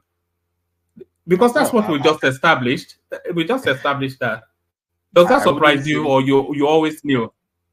No, it's not a surprise, because eventually it's going to come to that point, especially with the way things have been done in Nigeria, the way resources have been managed, the way our leaders are utilizing, leading us, that there's no vision. Eventually, if you're a reasoning person, you'll have to come to that conclusion that perhaps we can't solve this problem as a collective. We just have to respect our differences and go our ways at this moment first. So it is not a surprise. Do you think sorry, go on. But the thing is, I don't know if we need it, if we want it more than the Southeasterners. I don't, because I don't have a metric to measure that. So, but the thing is that an average Yoruba man, to this point, after seeing what this present paradigm of leadership has led us into, we feel like, I think we can do better if we are on our own and manage our resources, and in fact, that means that even if we can endure our own pain and learn from it, rather than learning from other people's pain that is affecting everybody now generally. You get the point? Because it's like an average Yoruba man knows that it's like I'm suffering, I can't develop because I'm holding some loads that are not even mine. So right now it looks like so which is not right. So eventually everybody will come to that conclusion and feel like, let us just respect our differences and go our way. So, but I don't know if we want it more, than the Saturday. But the thing is that, yes, we are diplomatic with our results. We know what we want, and we don't want war. We know how to settle get our stuff with peace, peacefully, we'll go by it. If it takes 20 years, we are doubt persistent and patient enough to drive our case gradually till we get it. So that is what I think that is what our Southeastern brothers really don't want to use. Not that they don't have, but perhaps they just don't want to use it. And I don't know, maybe it's because of what they've passed through, but the average urban man is diplomatic and patient and persistent. He might take 20 years, but he will continue to drive at his goal gradually till it blossoms fully. So that is who we are. So for me as a person, it is not a surprise that we want it, but that doesn't mean that that doesn't mean that we don't see the positive in a one Nigeria itself. You understand the point? It is not that maybe we want it and Nigeria must be destroyed. No, it's not that we don't see the positive. Emiloko, sorry for cutting you. This narrative we always get from the Southeast, that if they want to leave Nigeria, they have invested in Nigeria. If a referendum is passed today, even Nigeria said, you guys can go. You can still leave your investments here. Nobody will say you should not have your investment. Or what do you think? Why do we have that narrative that we have invested? Are we going to sell our property? You can still have your property in Nigeria, still have your Biafra. What do you think? Thank you, Thomas. I really appreciate that question. You see, in fact, I don't even like the idea that the average Igbo man thinks he's more Nigerian than any other Nigerian, because he goes to every other place and puts his business there. Business takes you there. If business takes you anywhere in the world, it is not because you like those people. That is why you went there. It's because you went there to make money. And I believe if the environment is not conducive enough, you wouldn't have gone there to make money. So please, they should balance the mindset properly and not exaggerate themselves, their opinion on being Nigerian more than any other Nigerian. No. So business is business. Business takes you to all those places. And those people made an enabling environment. That is why you could come there and do your business. So that is it on that. Now, on the question you also asked, that does that mean that they can't even do their... Funny thing is, as I've said,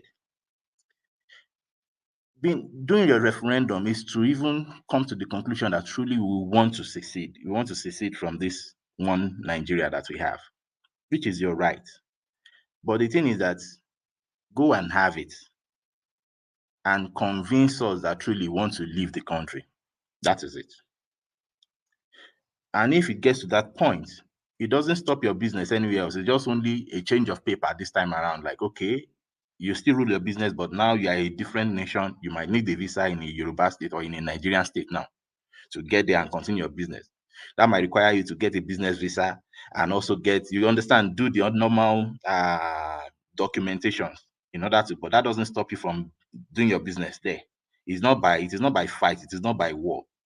So it is just by diplomacy. We want to leave, and if you continue in that state after you've left, then you also require the documentations to stay legally in those places and continue your business. That is it. So, but I hope that answers your question, Thomas. Yeah, it does somehow. Yeah, it does. So I feel like it doesn't stop them from running their businesses wherever they are. But now it will require them, instead of the confidence, like, the normal citizens that can go and establish. They will run it like foreign nationals rather than. Not that. It's not even like foreign nationals. They are now foreign nationals. So they will run it like that. But the challenge, sorry to cut you, the challenge is they don't feel as secured in the north as they will probably feel. Hello, I can't hear you. What are you trying to say? No, I think it's network build on him, but yes, bring it home. And then, is there anything else that caught your attention in the news cycle? Tell us if anything else caught your attention in the news cycle. No, I think it's the Dangote issue that really caught my attention, because I was just like, okay, he's touching everybody now. But I will continue to advocate that, please, the government should make sure that food gets to the table of an average Nigerian. I think 1 year plus now, Tinubu should have. I expected him to have dealt with food significantly. At least we should see that, and I know that the federal government, they don't federal. In fact, I think it should be more of the state's intervention than the federal government. But one way or the other, in Nigeria, we know the federal government is where everybody shines the torch whenever there's trouble. So because of that, he should just influence the state government to make sure that there's food on the table of an average Nigerian, because it is now getting worrisome. And that is just my submission on that. That is what bothers me a lot about the country at this moment. Thank you. All right, brilliant, excellent. Stay with us, Miloko. Interject as you will as the conversation carries on. We go back to Ekene to finish off his thoughts. Go to Isaac, from Isaac to Uptown. Ekene, you're back. Yeah, one man. A lot of network is not allowing me to talk tonight, but let me finish. I was talking about Ogun State, and some people were arguing. Why should I be talking about it?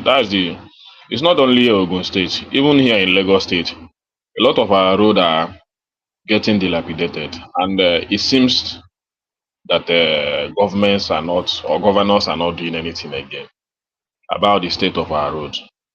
This is very pathetic. In our area now, you cannot even drive your car. You cannot drive your car again. Even inside Preside, if you go there, if you see the state of roads in that environment, man, and even though the Lagos state government is trying in some areas, but all these roads needs to be looked at. In many of our local government and our internal roads, they're getting very bad every day by day. So Ogun State is top of it in terms of bad road. Even in electricity, some of those Ogun State area, they don't have electricity for months, some 12 months up. So all these things are the situation of the country, and very bad. A lot of you guys there in abroad cannot live in such situation because you are enjoying a good life. You're enjoying these basic amenities there. So if you come here, I don't think many of you can enjoy this kind of road and the state of our identity. So why G3? Because we are supporting this government. And when we talk about it, you don't feel comfortable. But within yourself, you know it. You, one man, if you come with that, hold on, Ekene. Isaac, did you want to interject? Because we're hearing sounds from you. No, it got to a time that everywhere went quiet. I wanted to find out if I was the only one. So I noticed that it was Ekene that dimmed off. All right. Let Ekene carry on. Then after Ekene, we come to you. So Ekene, back to you. So many of you guys, I don't think one man with this. Ekene, let's say something funny. The last time I came to Nigeria, immediately I go to my mom's house. They have a bigger generator, but the landlord association in the community said you can't on your big generator overnight. Do you know what my mommy told me? I can't even say in darkness for once. You remember, all those, I passed my neighbor, that quiet one. I just landed, we went straight to a market called Ogumpa in Ibadan. That's what we on 24/7 light. 24/7. I spent 3 days with her. That 3 days, even we don't need the light. The light is on. So you are very right, my brother. Yeah, even it's not easy. Without lights now, I find it difficult. You people should be thanking us staying in Nigeria now. And one more, Thomas, when you come back and you meet all this kind of road, how can you drive this your Mercedes Benz in this kind of road? Can you enjoy it? Yeah. How can you enjoy your Mercedes Benz in this kind of all this road that we have in Nigeria? And it's everywhere. This is not only a good state too. This is almost everywhere in Nigeria, both in Southeast. Many dilapidated roads. It's getting worse. Apart from the one completed, some of the ones completed by the last administration. Other ones are just, and every rainy season you are getting bad roads. The ones that are maybe 10% dilapidated. When this rainfall, it gets to about 50% dilapidated. So, and there is no maintenance going on it until the thing just become unmotorable. Maybe after this administration, maybe the next administration will now come, maybe do one of it. Another one will come and do one. And Nigeria will continue to suffer with this kind of situation. It's very bad. And I don't know when we're going to have governors and the president that really have the mind of the people and really want to work for the people.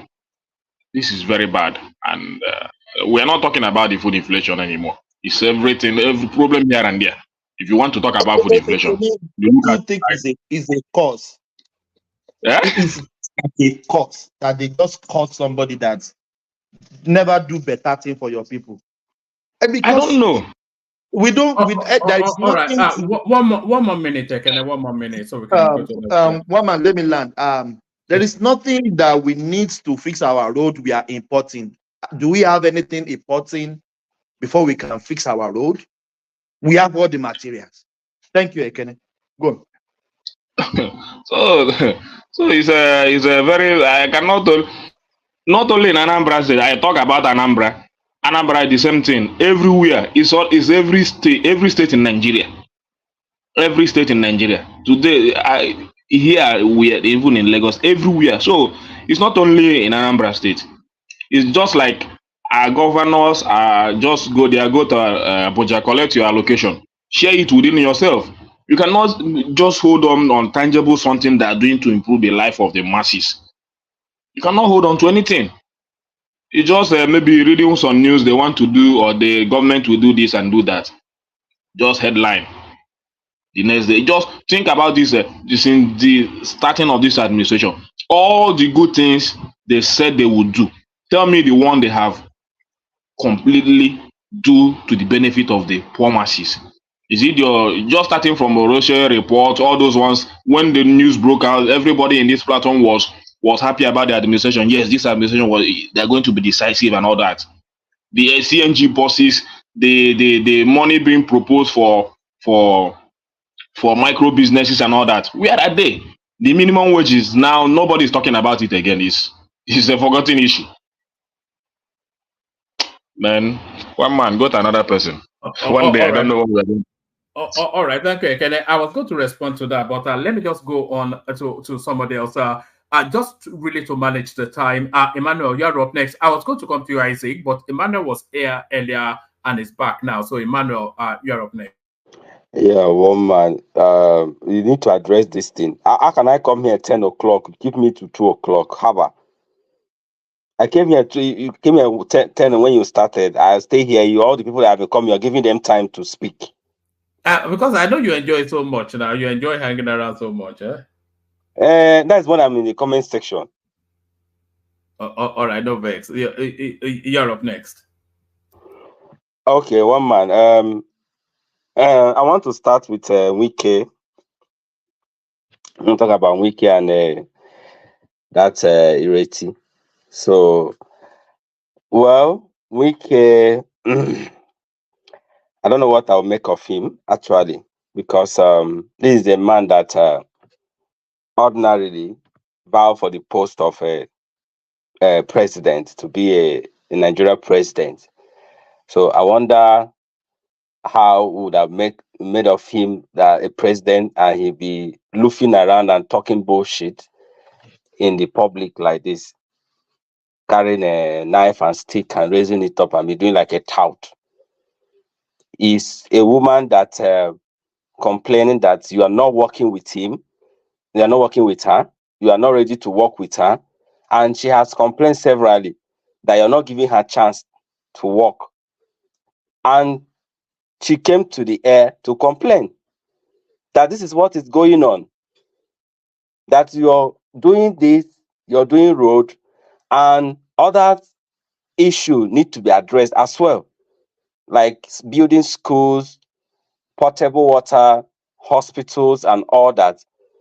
Only for you to reply, instead of you to reply her, and probably in a civil manner, you went agog and started insulting her, calling her the sugar and hog transformer. Like if, for instance, we have a foreign visitor hearing this kind of thing, and one man, do you know the position that this guy is holding? Like Abuja is like a city of Nigeria.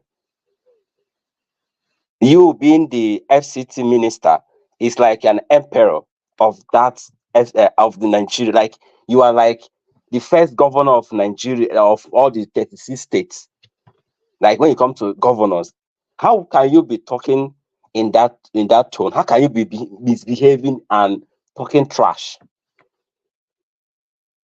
Sometimes we need to elect people with character into position, not tout, not agbero. When you put an agbero in a position of power, he will just abuse it, just like what this man is doing, abusing the position, the little position he has.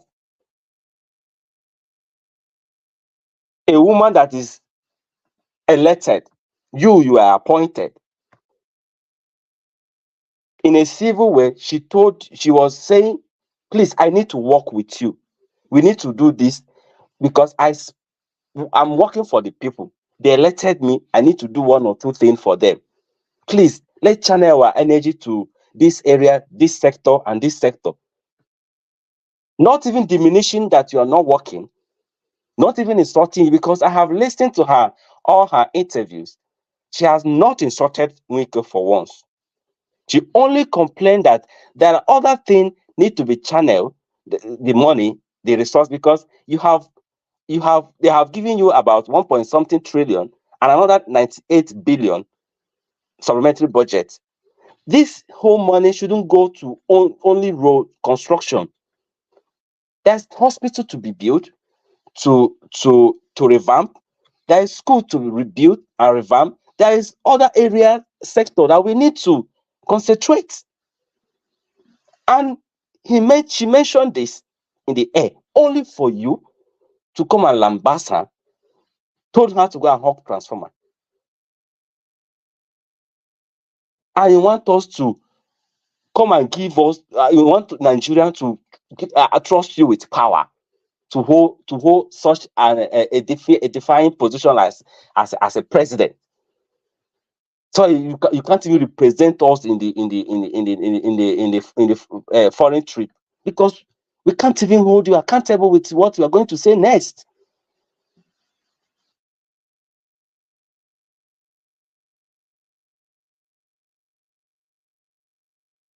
After all the things you said about the current party you're working for, you said all manner of things about them, but today, where are you? You're still with that party. Then how can you go to a sinking ship? How can you do this? How can you do that? But the same party is what you're working for.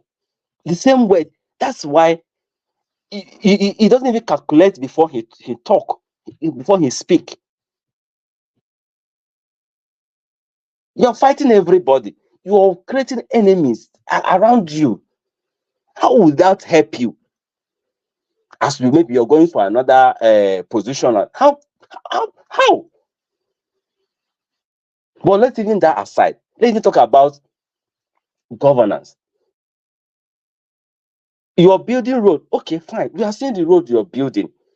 But you're building this road only within the city. The other nook and cranny of the city, there is no visibility there. There's no road. You're not channeling your energy there. It's just like you're coming to create road and you're adding more bitumen to it. And this woman is calling your attention. Other things need to be done. And you're insulting her.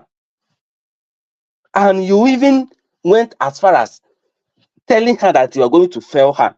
If she thinks that she's popular, that it should come 2027, you are going to fail her. That is highly undemocratic.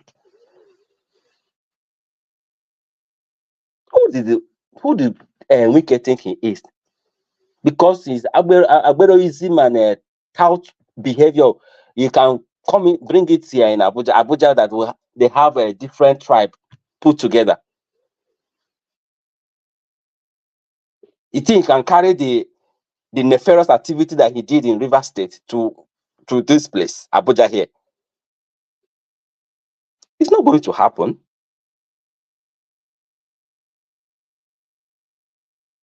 So, one man, that is for that that area. So, I don't think I will say there's no single respect for that man. He's just losing all the respect, the little respect he have, and Tinubu has given him little relevance because without Tinubu today, this man is dead because they don't regard you in River State. Nobody regard because you're creating enemy around yourself.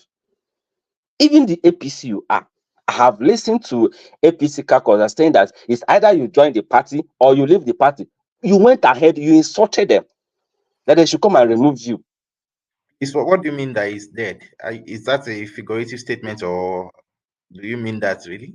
No, politically. That's what I'm saying. If not that Tinubu appointed him as a minister, politically he's dead.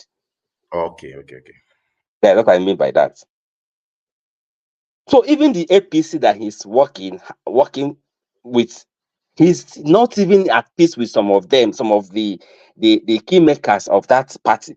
Because I have heard where they are telling him to come and join the party so that they can make some decision together. He told them that they are talking bullshit. They are not the one that appointed him. That he can stay anywhere and do whatever he wants to do. How can you be behaving like a tout in every angle, in every area?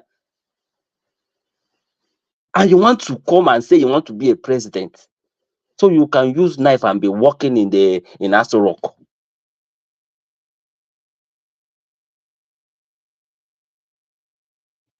One man, take me to the next topic, please. All right. Do you want to speak on did he just start behaving like tout? Huh? Did he just start behaving like tout? Did he just start behaving like a tout? No, I'm saying that he has the attitude he is portraying now. He should have been doing that now, abusing Buhari all over the place. Everybody was clapping for him that time. Who was clapping for him? All of you people guys now. Where? Everybody. We are abusing Buhari, calling everybody this one, calling the APC leprosy. Tell me who the Wicked did not fight. He fought Umai in everybody, you people were clapping for him there now. Clapping for who? If he fought my governor in my state, he fought Umai when he was a governor. He fought Amechi, that his own governor. He literally fought everybody. Let me tell you. He's fighting everybody. He's just creating enemy. No, and sorry, let me interject you. Sorry. I think what he's trying to bring to your notice or make you understand. I think he's trying to say that most of the obedient people, they develop Why are you bringing this session now, obedient or no obedient? I'm just talking. That was what I was trying to say. Obedient, no, listen first now before you listen. No, listen. You see, he's trying to say that if you're making that generalization, you will give an instance of when they are clapping and what we can say and they are clapping. Don't just come in here and talk. Give me BS and want me to be. Or you give one instance. Give one instance. Give one instance where the obedient they are applauding him. Let me end my point. What I'm trying to say is, I believe what I am trying to draw from him is that he's trying to tell you that most of the people that supported Obi that time, they developed this hatred for him when, there was a time people were going to River State for campaign. And then the people were already anticipating that Wike was going to raise the hand of Obi when he had problem in his party. You saw the day Obi went to Rivers. Two of them were strolling on the street. People were hailing. So after that disappointment, don't make that conclusion because every party went to Rivers State to show it at campaign. him because Wike has been so. I don't know who is talking, so that has but been his every party went to Rivers State, and Wike welcomed every party that went to Rivers State to campaign. I don't understand what you're saying. Tinubu went to River and he campaigned, and Obi did the same and his campaign. So why are you He provided buses for Obi in He Rivers. provided buses for every person that come there to campaign. Let me, Wike normally. When Tinubu went there to campaign, didn't he provide buses and security? Emmanuel, see, normally there was a time somebody like me was praising Wike, thinking that he mean well for the South. Especially during the time of Buhari, that Buhari, his nepotism then. Okay, what are you praising? Is he praising when he's making all this Agberoism attitude or what? I don't understand. I cannot deny it. There was a time I was rooting for him. But when I started, even though I say it everywhere, I know he was not going to support Obi. The time I started having issue or having double mind where is during the time of Obi-Igbo massacre. The kind of emperor attitude that he exhibited in that during that period made me have some issue with him. But during the campaign, I never predicted that he was going to support Obi. I told everybody jumping around then that they should just forget it. You understand? So that is it. But I cannot say that there was never a time I was praising him. There was a time I love him. There was a time I was praising him, especially during that. Okay, I have heard you. During that beginning of Buhari period, he was making those statements that APC is a cancer and all this stuff, and people were feeling the heat of APC then. But his turnaround was just like overnight. Just overnight, he just turned around. Everything he said against APC, then now APC is now a saint to him. So that is it. We cannot deny it. There was a time he was good to the South, and people from the South were seeing. I don't understand when you're talking about, because there's a difference between somebody is behaving in Agbero way and person is talking with civility, and you are praising the person. That's what I'm talking about. Differentiate my thought. I'm not saying that Wike does not talk. Sometimes he talk with his right sense. Even this position. Sometimes he talk. You reason with him. You align with him. Everybody does that. But when you talk in this Agbero pattern and be raising knife up and be behaving like a madman everywhere, and a same person will not come and tell me that he's supporting the person to be behaving like that. Even in this platform that one man seems to align with him, one man has said that Wike this particular statement. Wike has always been like that. He didn't just start raising sword up now. He was raising sword up as governor in Rivers now. That's what I'm telling you now. I never praised him when he's behaving in that manner. Like that. There's no time he had never been like that. That's what I'm telling you. Even as minister. Sometimes he sit down in that you just gather media together. He sit down and chat. That's when he's very high. You understand? Cool.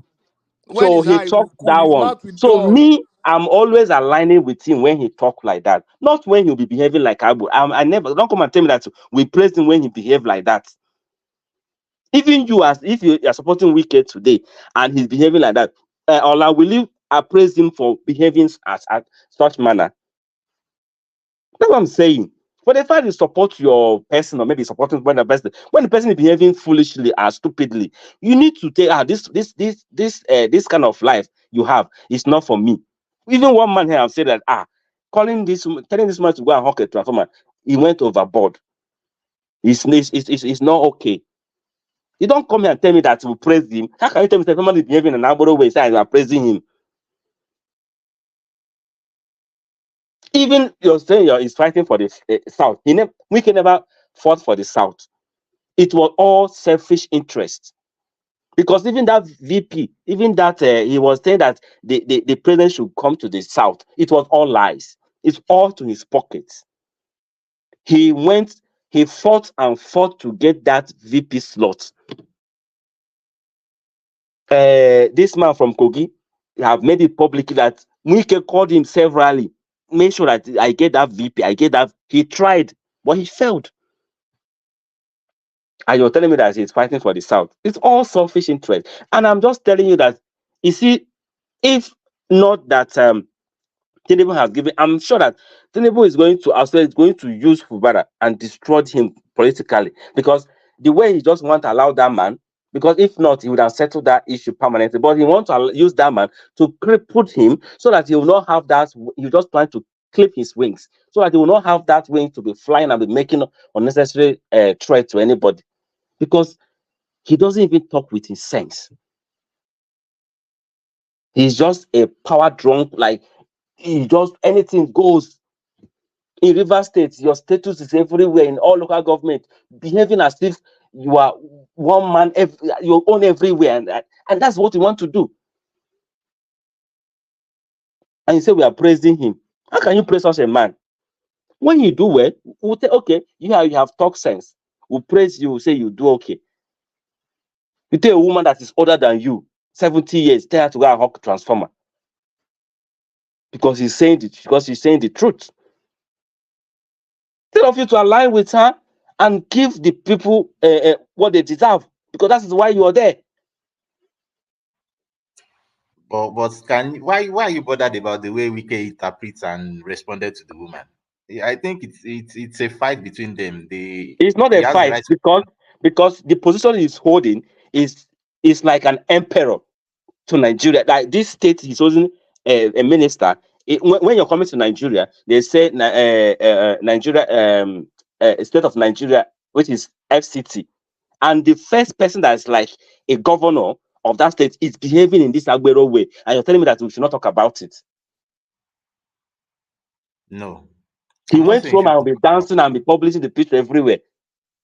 That is uncalled for.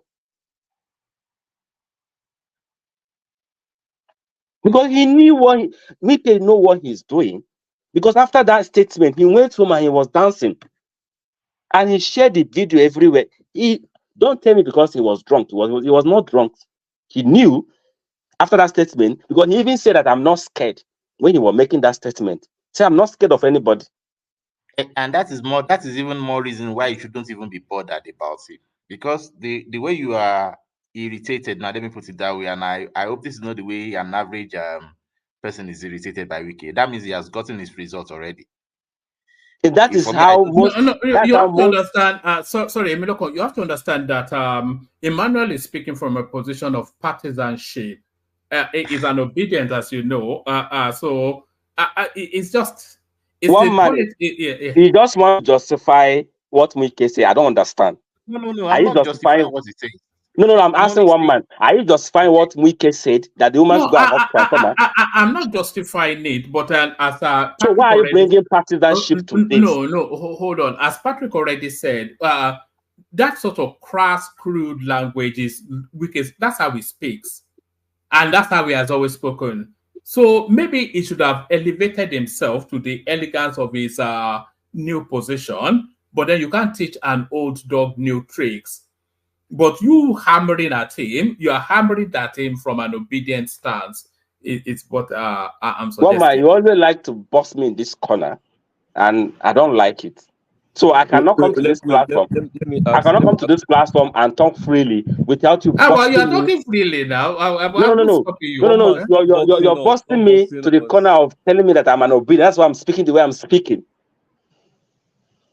One man, it's a high time you stop this thing. One man, please. Can I just ask him a question?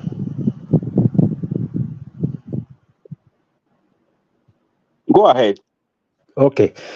In the Nigeria political space, when has age become so important that we are now saying 70 years old woman or 70 years old woman? That's an addendum to what I'm saying. It's not that I'm making it as I'm hearing 70 years old woman. Yeah, if age is something that if so age is something that we regard so well in the Nigerian political space, nobody will talk to Tinubu now. I think it should be more than 70.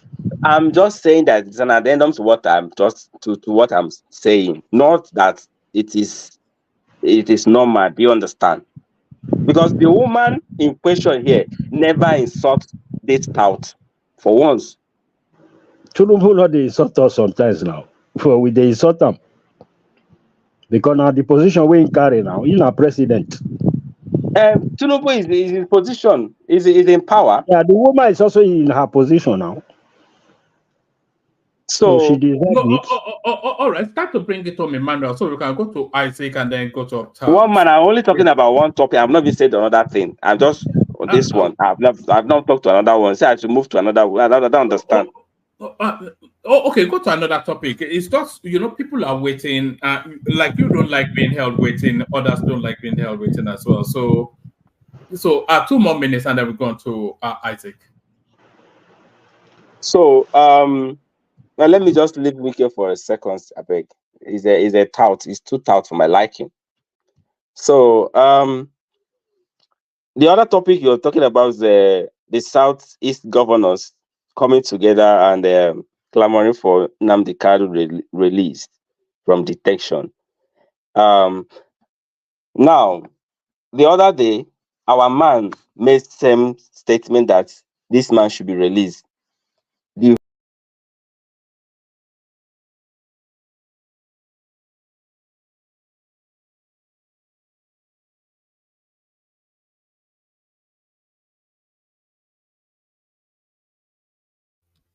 All right. I think Emmanuel may have dropped. So Isaac, you're up next. So Isaac, take the floor, and then from you we're going to Uptown.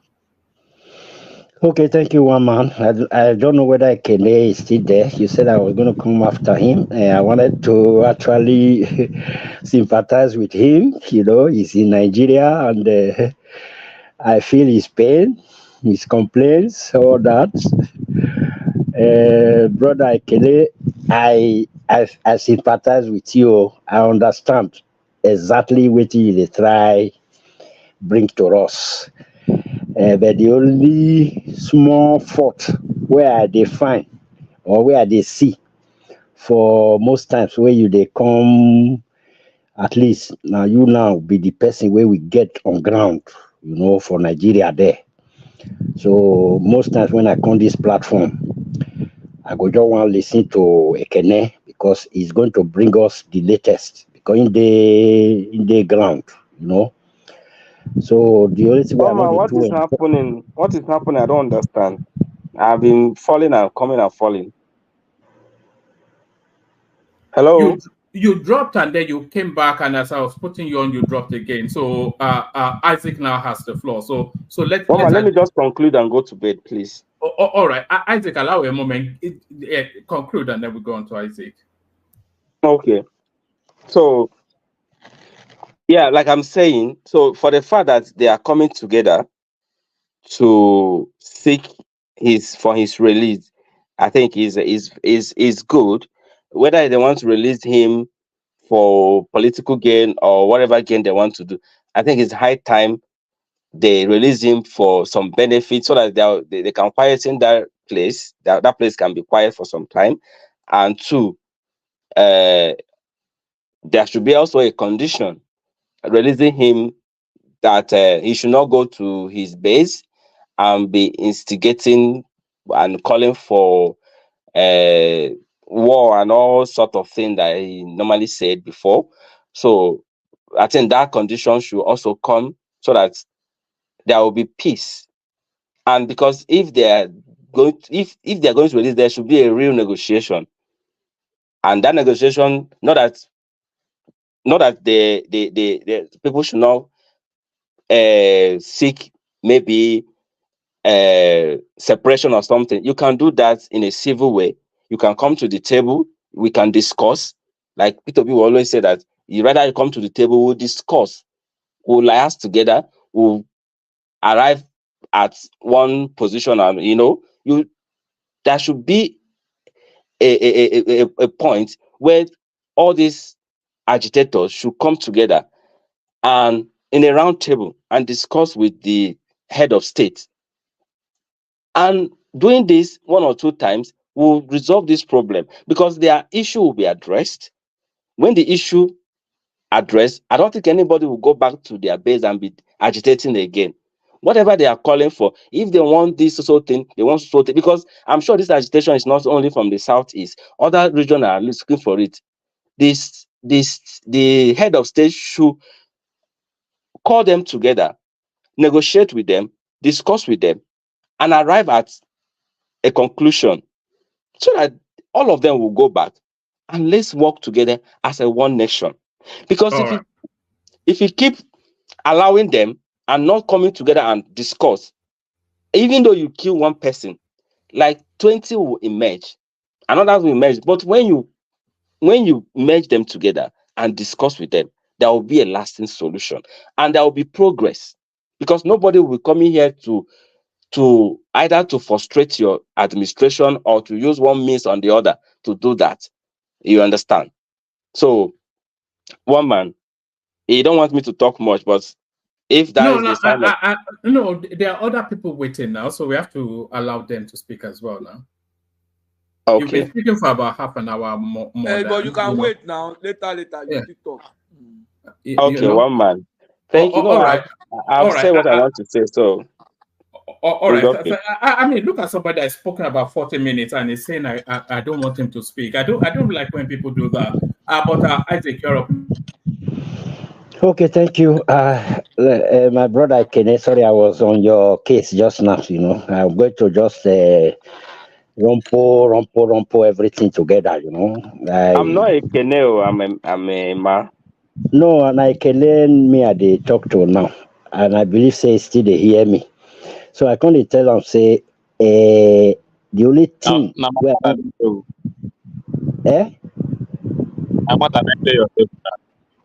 yes, that can be that.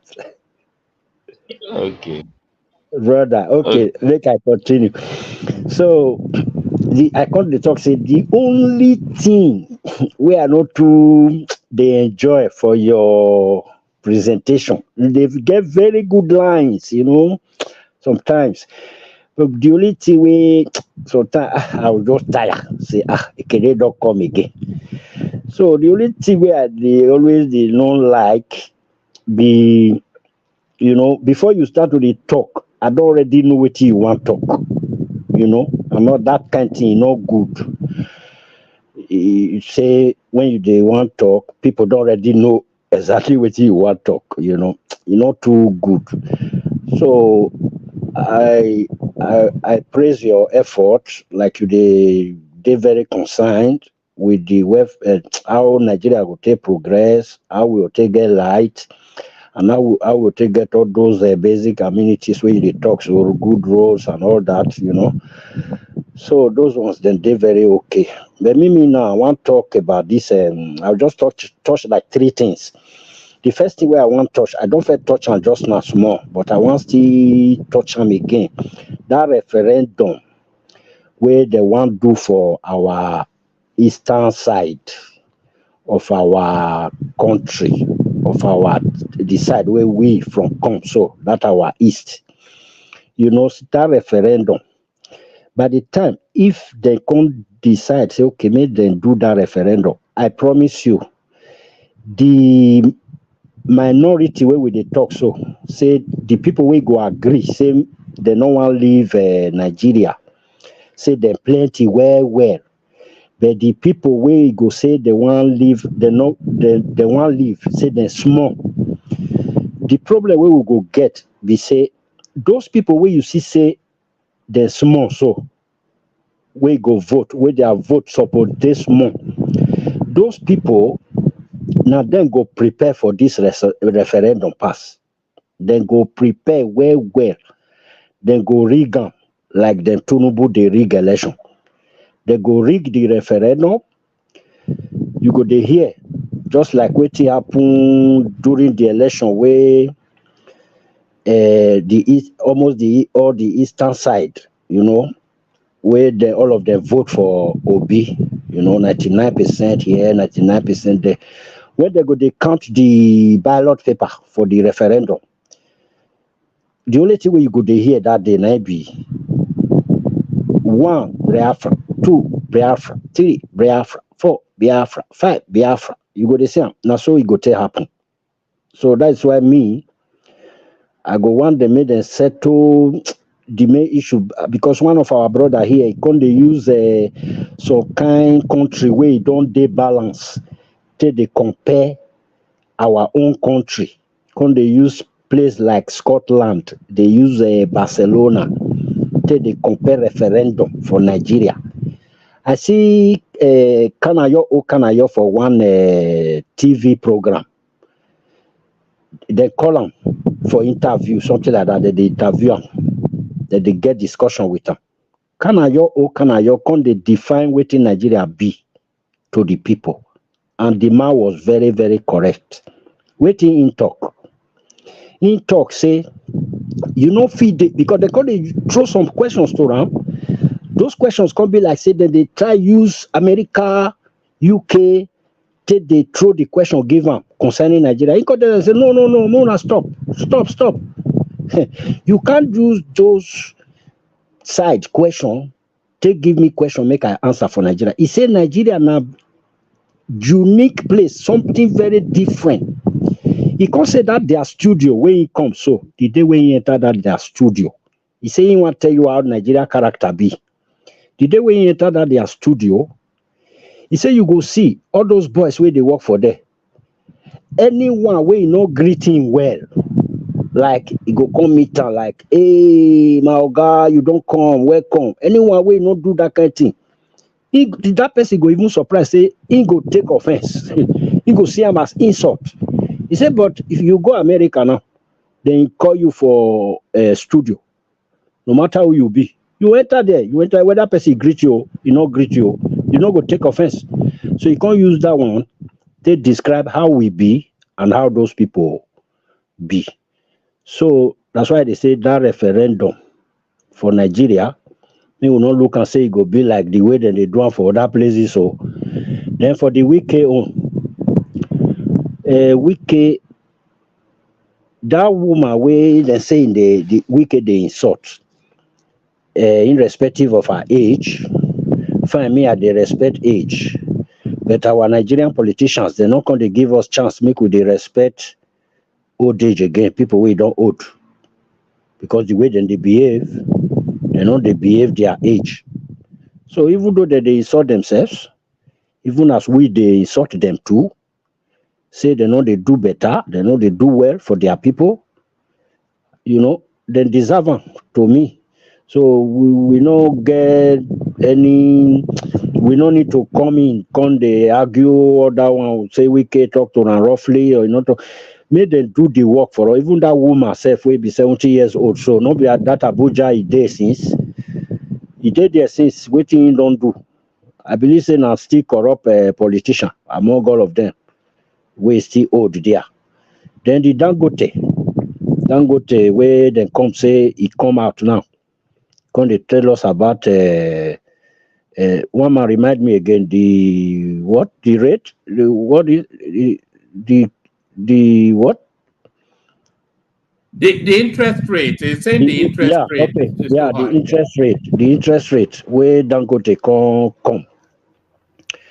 I call the surprise says well some of us now we can they like sympathize with them. Say make government help them, make the economy not go die. Well, from the way me I still look that whole thing, Dangote himself will come out can they complain. Me, I don't see genuity for that thing. Oh, I don't see anything with genuine saying they complain. Oh, that interest rate. Me, I believe say because the Emefiele not come there again, then Buhari not come there. Because if the Emefiele still there, Buhari there, you know go come out, they tell you anything interest rate. Me, I believe say this government somehow, even though things never good, but I say then they do better. From my own, I'm not be economist. I believe say somebody like Kulata go come later, make it go analyze that one for us well, so that we go really understand. But from my layman understanding, for a whole Dangote, the richest man in Africa, can't they complain about interest rate? It just be like all those our Oyedikpo and Deboye, you can't put interest rate for church. They go complain too. But that one don't mean say they don't get private jets like 4 or 5. They go complain. Me and the masses are the FIFA. May they make things easy for the masses. All those but they complain, say they give an interest rate. Dangote they complain, they give an interest rate. Me, I go even like them, make them triple their interest rate. If they more borrow money from any bank, may if they borrow $1,000, make them pay back 10,000. I don't care. I don't know economy, so Skulata will come tell us that one, whether it's good or not. So one man, say that's why they talk my own ratio. I don't talk. Thank you. All right, brilliant. So we've been canvassing for new voices. So that's one of the new excellent voices to join this table. So that's Isaac Black. Usually his connection is a lot better, but I'm not sure. It sounds like he's in a tunnel somewhere. But that was the excellent Isaac Black. So thank you, Isaac. Stay with us as we continue. We go from one excellence to another. Uptown, you're up next. Yeah, one more. Okay, bata. Egbo, what's up?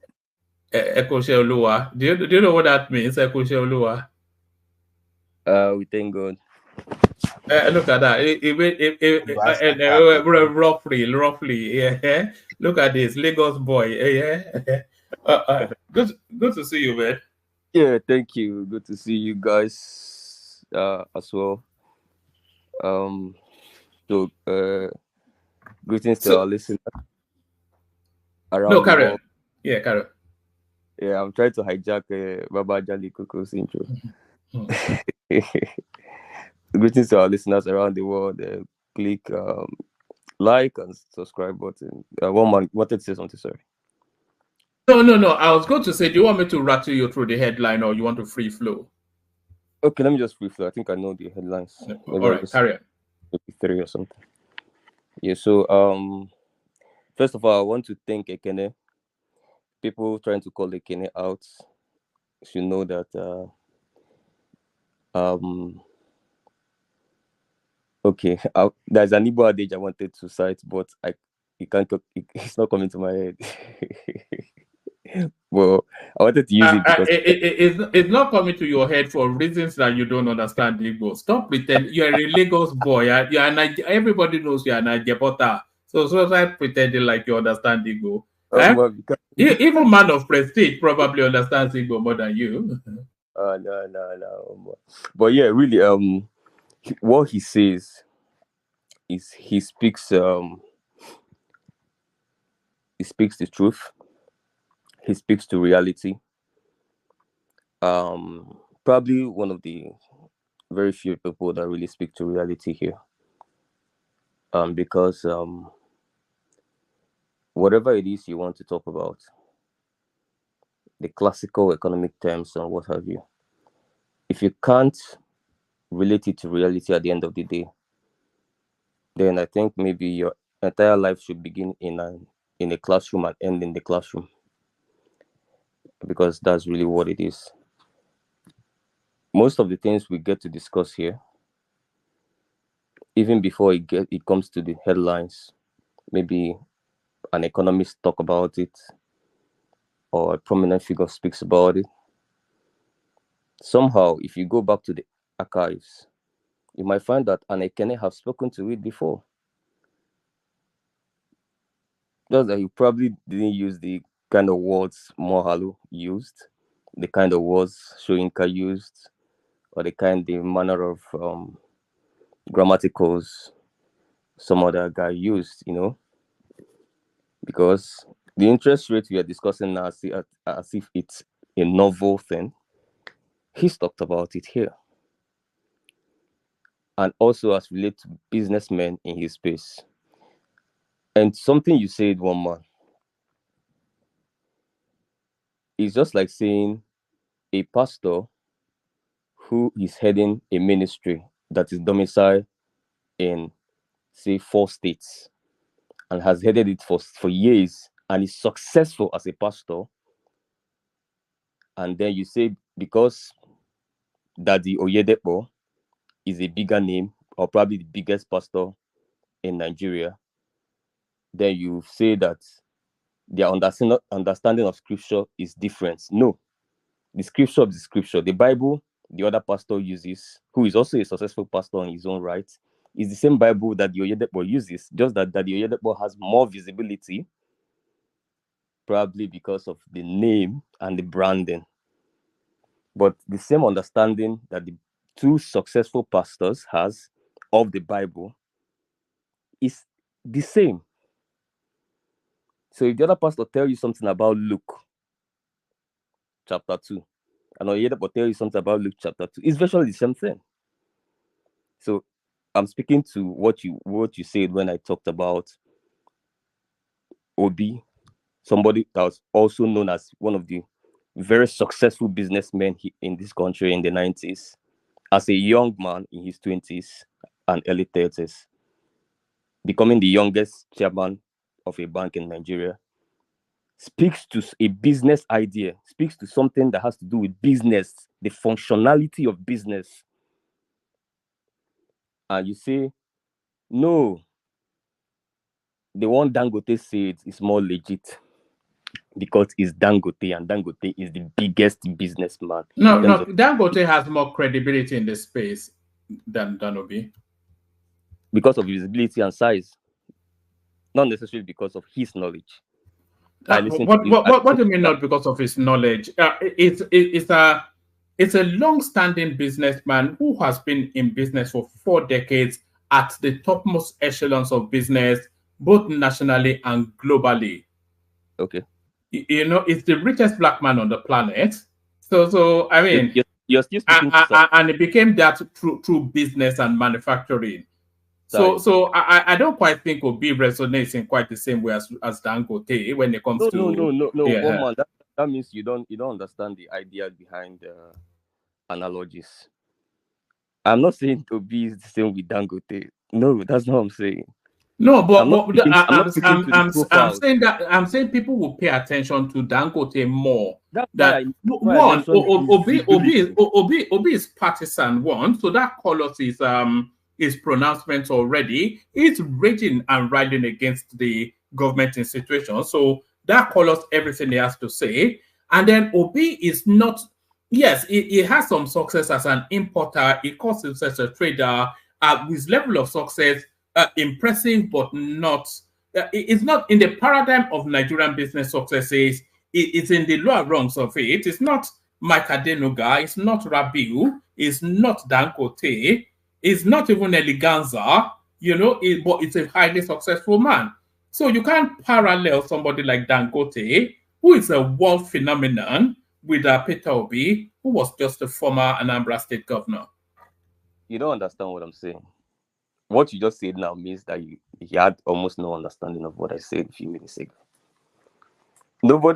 I didn't come here to say, hey, rank Peter Obi and Dangote on the same scale in terms of business. No, you are saying people were dismissive when Obi said it, but Dangote saying it now, people are giving him flowers.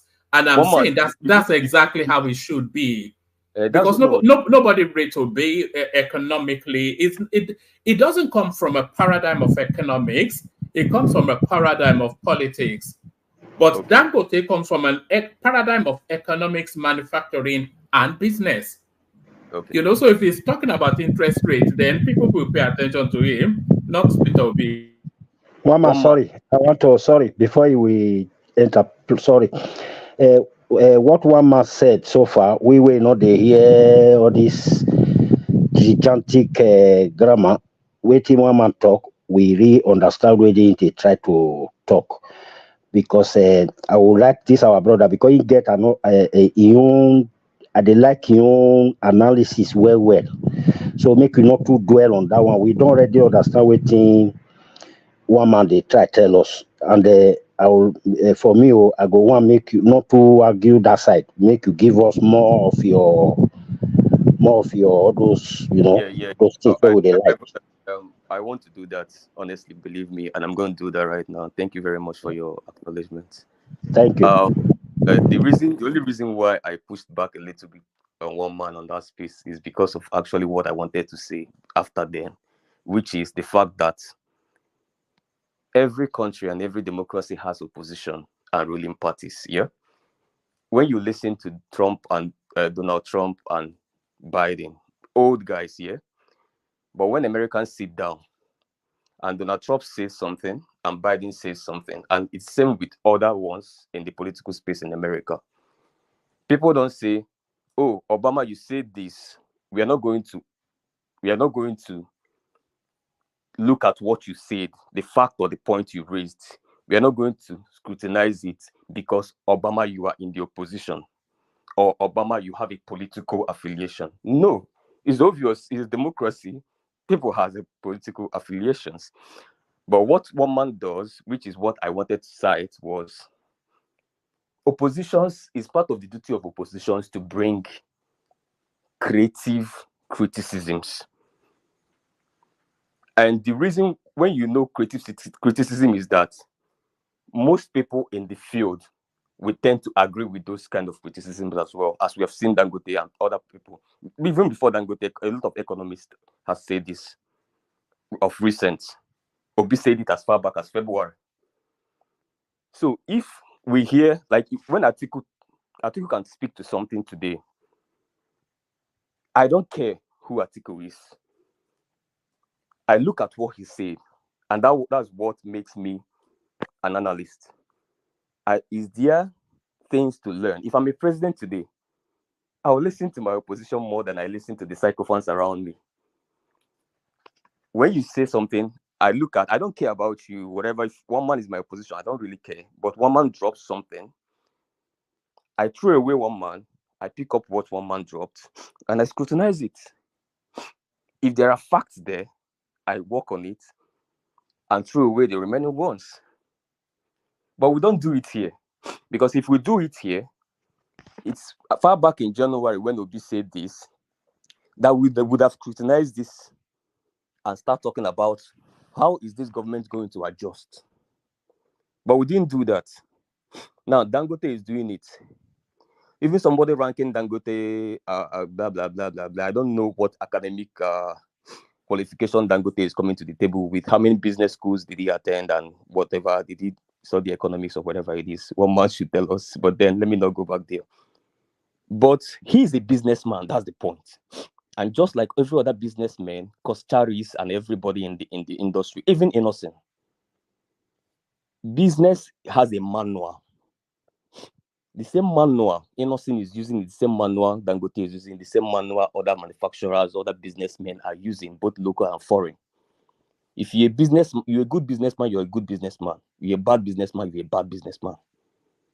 So you could be in oil, you could be in agriculture, you could be in car manufacturing, you could be in importation, you could be in distribution, you could be in whatever other parts of business. But there is a manual for business, which is why I personally think that only businessmen can govern Nigeria. I think a businessman would be the best president of Nigeria. I've been saying this since 2012. But that's up. But that aside,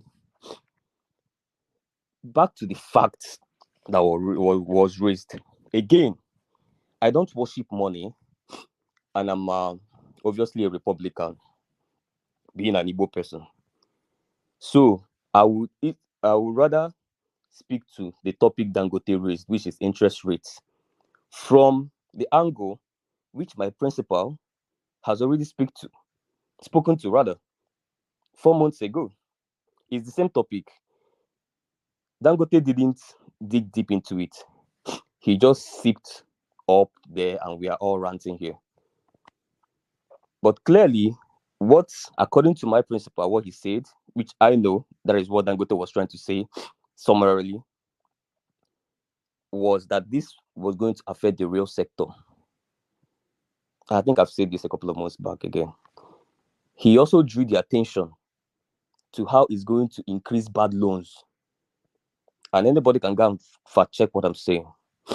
He also drew attention on how it's going to affect manufacturing. Then he said the solution is clear, which is what I have been saying since. We can say there is inflation in the country. But what is majorly fueling the inflation?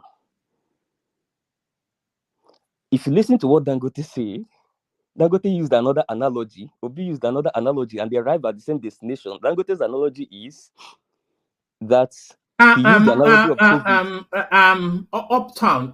We know Yeah. you're obedient, but can you just pack a bit to one side and just go at Dangote? I think there's sufficient enough there for you No, not he didn't. No, to. You don't he have didn't to say be so. selling Obi I all the just say time. no. Yeah. I just know one man. You don't have to have issues with selling Obi if what is keys into by. No, because what Dangote said is damning enough in itself. You don't have to bring Obi into No, it. no, no, Because when you no. bring Obi into it, people feel the need to push back at you, and then it'll turn into.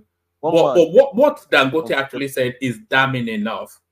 One man, what you are pushing me to do is when we are discussing real things, which Obi said, you want to exclude him from it. You get what I'm saying? Just exclude him. No, we're not comfortable for you to include him. But he said these things earlier before your Dangote said it. So why are you uncomfortable? But let me follow your path. But then I'm not going to call his name. Maybe that's a little bit too uncomfortable for you guys. That's really weird. But I'm going to sorry, and I'll be quiet after this. Go at it as you will, but I think you know sometimes you have to be subtle. You have to do these things with guile and subtlety. But if you're hammering Obi all the time, it will I know the people that are uncomfortable, and I need them to leave. Forget the That's the comfort. point. No, forget the comfort for a moment. Just listen to what I'm saying. If you're hammering and hammering Obi all the time, it will prejudice how people digest what you're saying. So, like this what Dangote said right now is very like a kind of, for instance, he didn't even mention Obi because he knew that what Dangote said was damning enough. But if you start to infuse Obi, then it prejudices the way people listen to what you're saying. So if you just leverage the damnation, it's just a little. Well, you do as you will, but it works better if you're a bit more subtle. Why is it that when Emeka, Ogbeni, and every other person is speaking to Kulata is speaking to economic issues, and they are hammering at Obi and adding other things by the side, nobody says no, it's going to take away from the conversation. All right, ignore what I just ignore everything I said. Ignore me. Just carry on. Carry on. What I actually said was in your favor, but carry on. Just ignore what I said. No, it's actually in the favor of whoever wants to be distracted by that. If the person wants no, that's just the truth of it. If you are hold on. Let me just say this, and I'll be quiet all the way through. If you had said, look, Dangote is a senior business person who we all know is not partisan in any way, who has that, and then is very critical of this policy position, which is impacting on the Nigerian space. But then when you start to say and then Obi, then people start to digest it. It's just my little thing, but carry on. Yes. What about tomorrow? Dangote, he doesn't come out every day to speak. If he doesn't speak and the people in political space keep speaking, we're not going to discuss it again till Dangote speaks again. You see the issue? You see what I'm trying to do? So that people know that people in political space can also speak to real issues that we can discuss. Because Dangote, you can't expect him to come out every day. I'm sure he probably not come out again. But maybe next time he will speak is in the next 3 years. Are we going to wait for him? So that's what people need to sometimes when I do things, people need to understand what I'm trying to pull us to.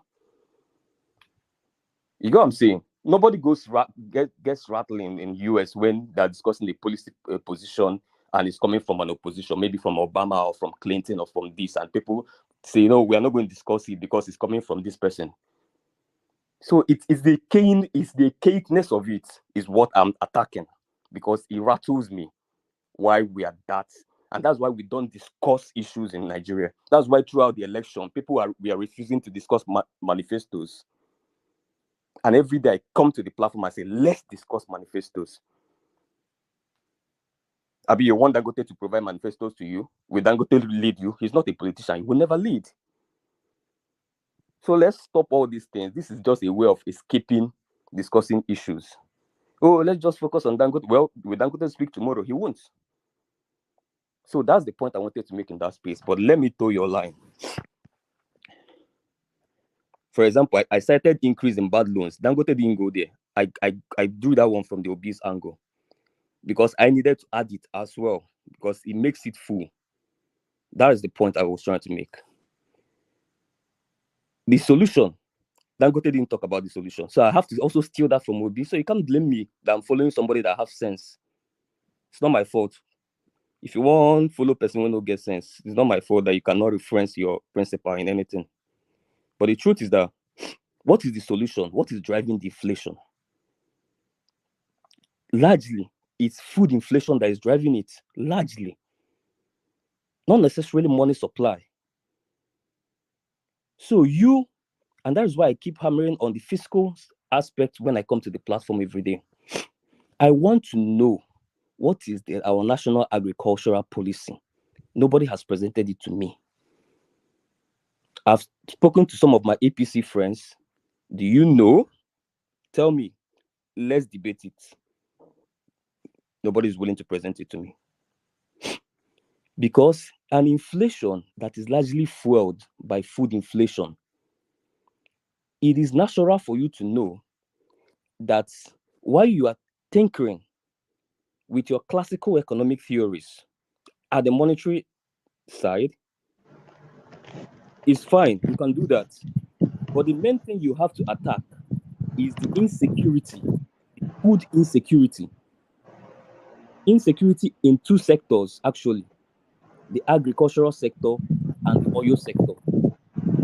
That is in the north, you have to secure our agri zones and then secure our oil zones. Sorry, Uptown. Isaac, did you want to come in because we're getting background noise from you? Yeah, I wanted to come in. I will mute myself. Sorry, Uptown.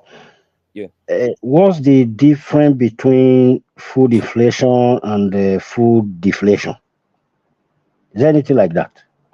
I didn't mention deflation. You didn't hear me, right? No, I mean, I'm just asking. Inflation, deflation. Inflation is increasing in prices. The deflation should be the opposite of that. Okay, thank you very much. Thank you. You're welcome. So, an inflation that's largely food inflation fueled. Naturally, you should know that your major focus should be in fixing that food inflation. And also, the oil sector as well. Till today, nobody has unbundled NMPC. And it's saddening. No reforms in the oil sector, drastic ones. In fact, that place has to be unbundled. But apart from that, you have to secure our oil zone first. We need to boost production immediately. The same way we have to boost food immediately by deploying security both in our agri zones and in the north and in our oil zones in the south.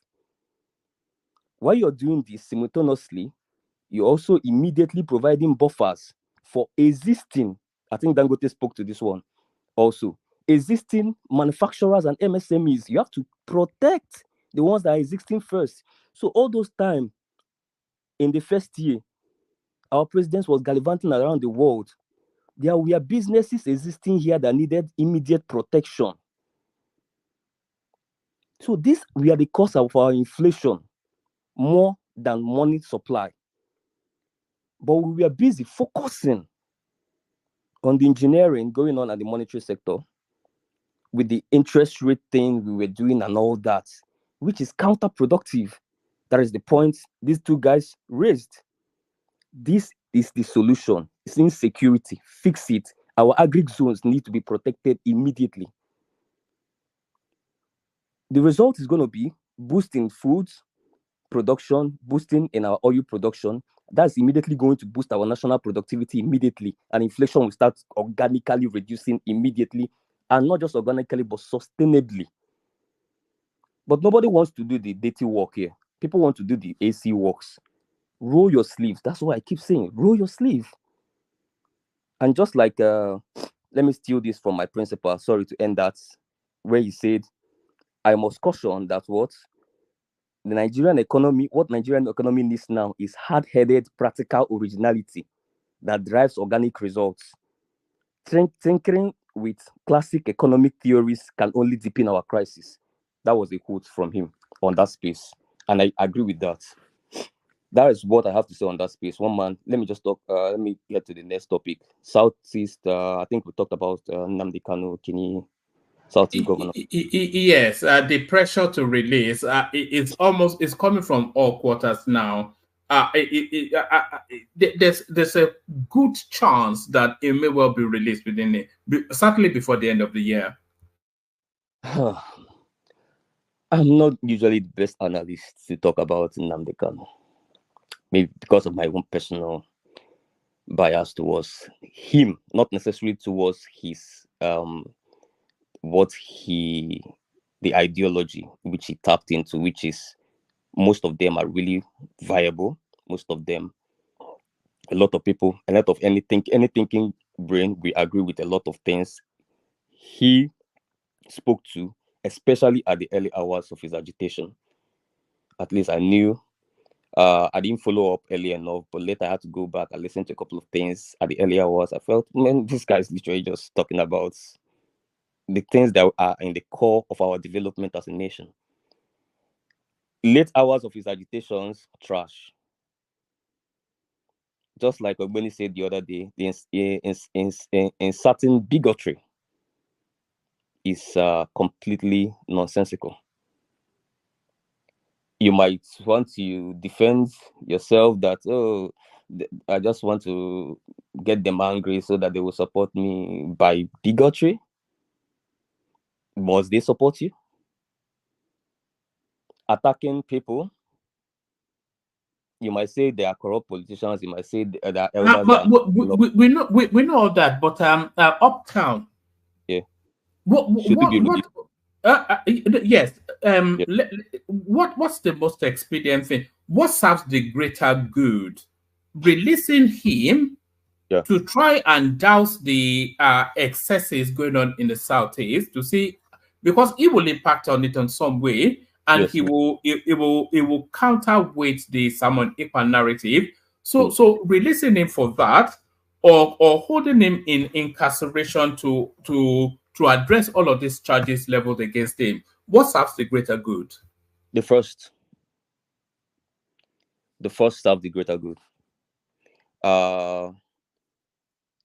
Like, again, I'm not a fan of him, but now speaking to the development and the nation of our nation, security wise and unity wise, it is wise to release him.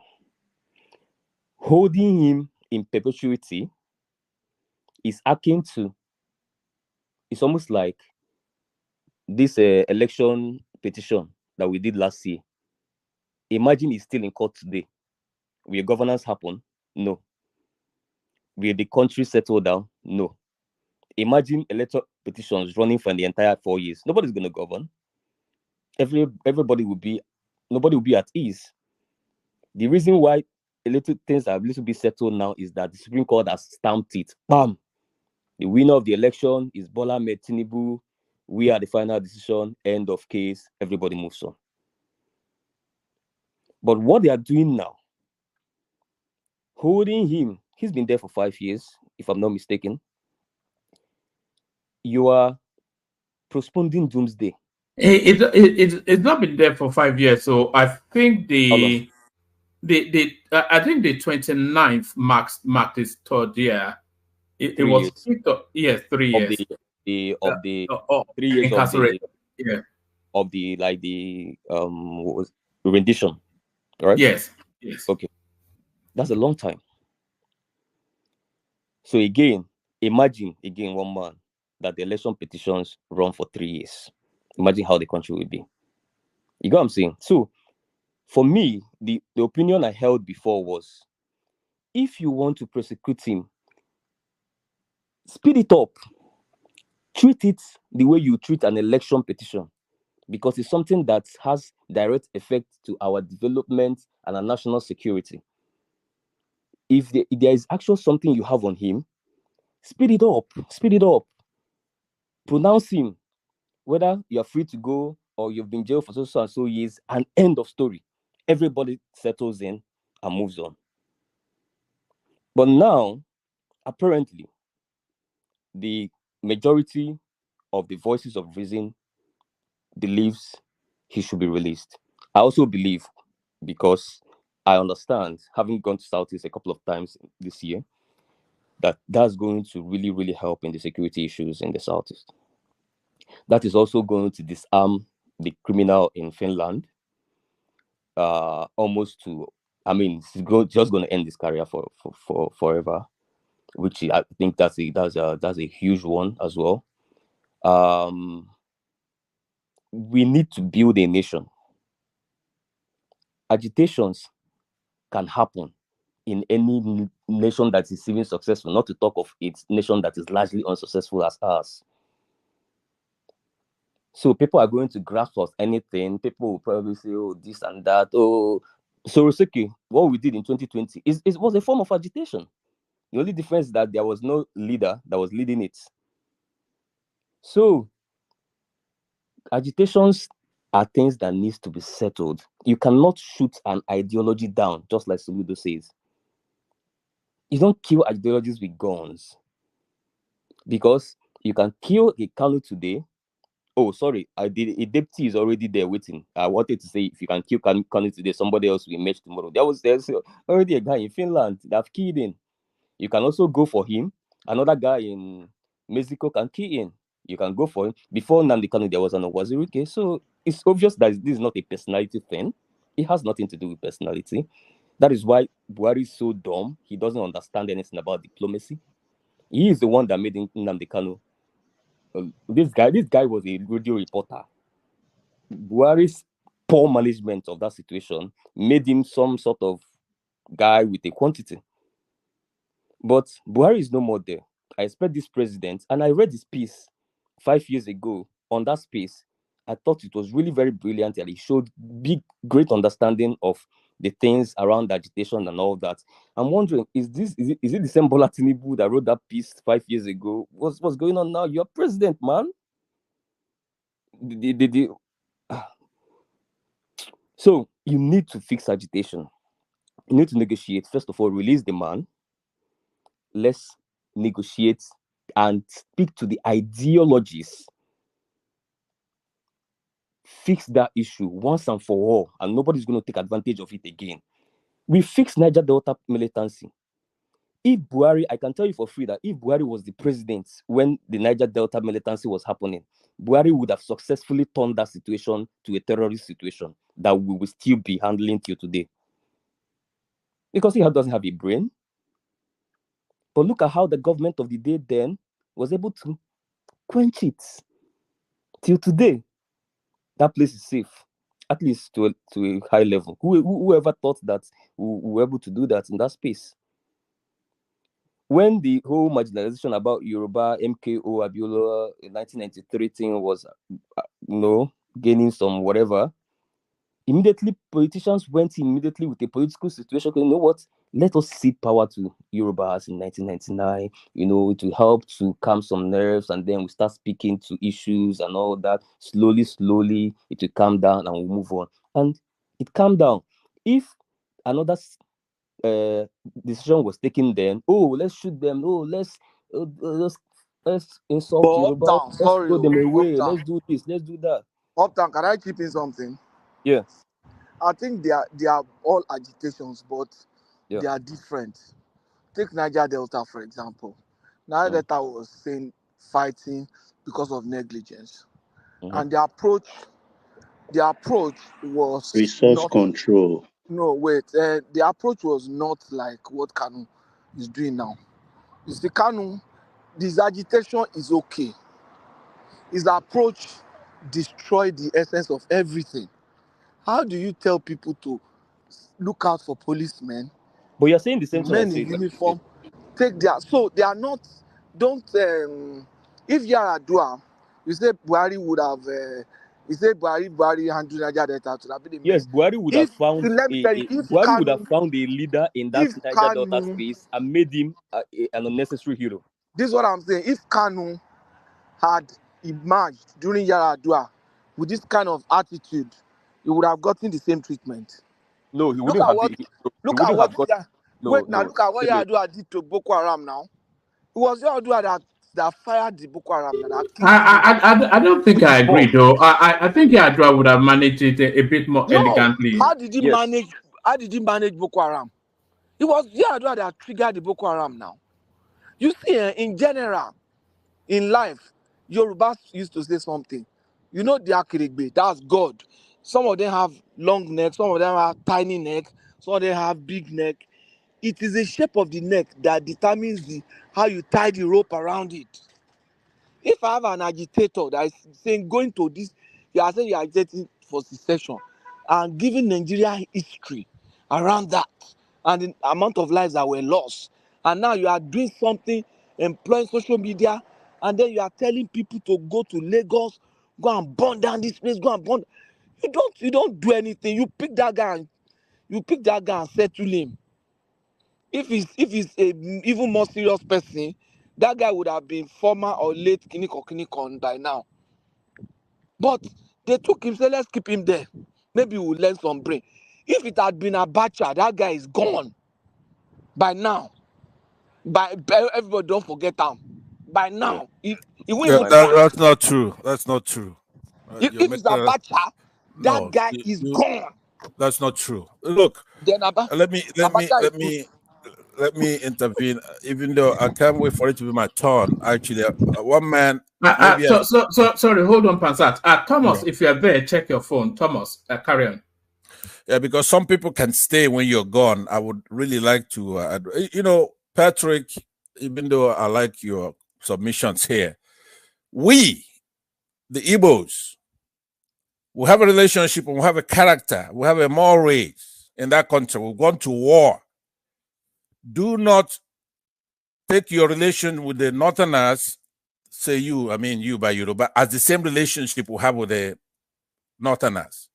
The Northerners are afraid of us. They know us, they respect us. It's not when they have one of our boys in their custody, they just go ahead and buy them because they know there'll be consequences for doing that. We have touched their untouchables. You have not. We've been to war. So do not think just because you disrespect us because we're next to you there, we're all Southerners. We established that country. And we've gone to war. We've established a state. So they're not going to touch a hair on his head. Since you are strong, now go and get him out. Well, are you looking back? Listen, look, listen. Out. I'm Let telling me tell you. Listen now, listen to me. When you see him in court, do you see him sweating? Do you look better than he does? Let me land. Okay. Just hear me out. Hear me out. He's an activist, right? He doesn't really want to be out. He's in there to save us, to save you. He's an activist. He doesn't want to be out. What he wants is for the country to do better, and he's achieving his goals. The best way to do that is for you. You want country to be better. You say go and burn down this place. No, he didn't say. Look. Nnamdi Kanu has said a lot of things, right? You are not even. No, hold on, Patrick.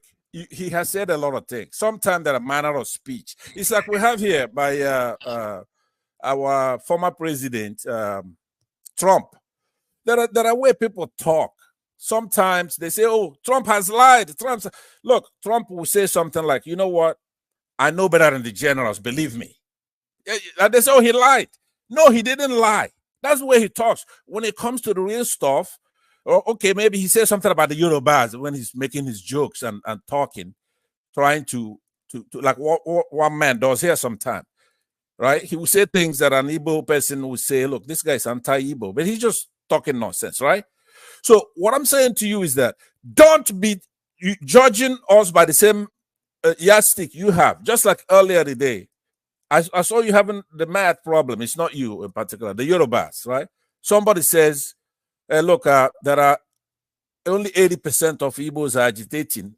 No, I think, Pansat, you are missing something. Hold on now. Let me just say this. You'll be done. This is not my conclusion about Southeast.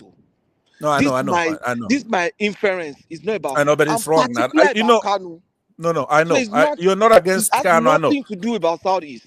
I know, but I'm listen, particular about Kanu. It's not about.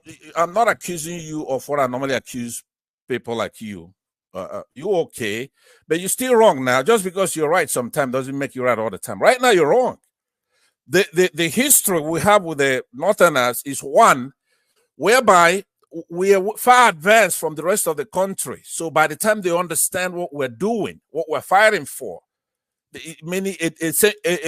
least a generation has gone by. We're fighting the same thing in 1967, but the Yorubas and the Ijos, now they're beginning to understand what we're talking about, right? Or people from the Benue Plateau, like, go on. He's supplying the IDP camps. Why were we fighting? The same thing he's suffering now. So Nnamdi Kanu is an activist who has a cause, and his cause is just. He's not sweating.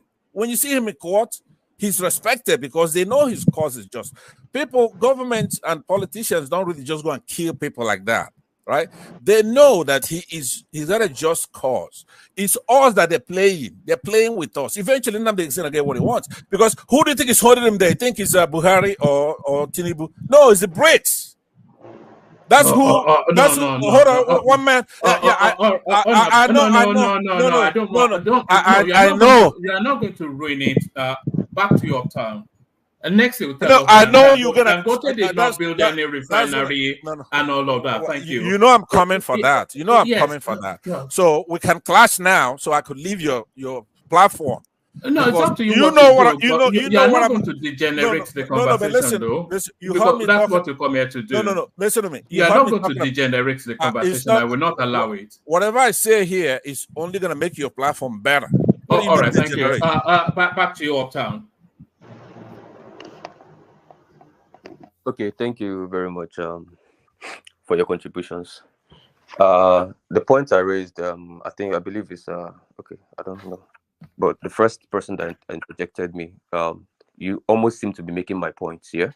So I said it's very simple.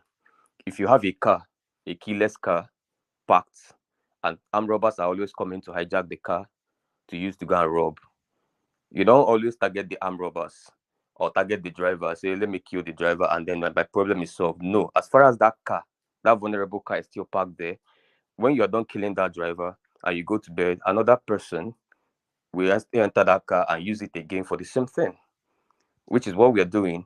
Instead of us to attack the car, we are attacking the driver. I believe in sustainable, result-oriented approach to anything as a typical business person. But we are not doing that as a government. Buhari's government didn't do it.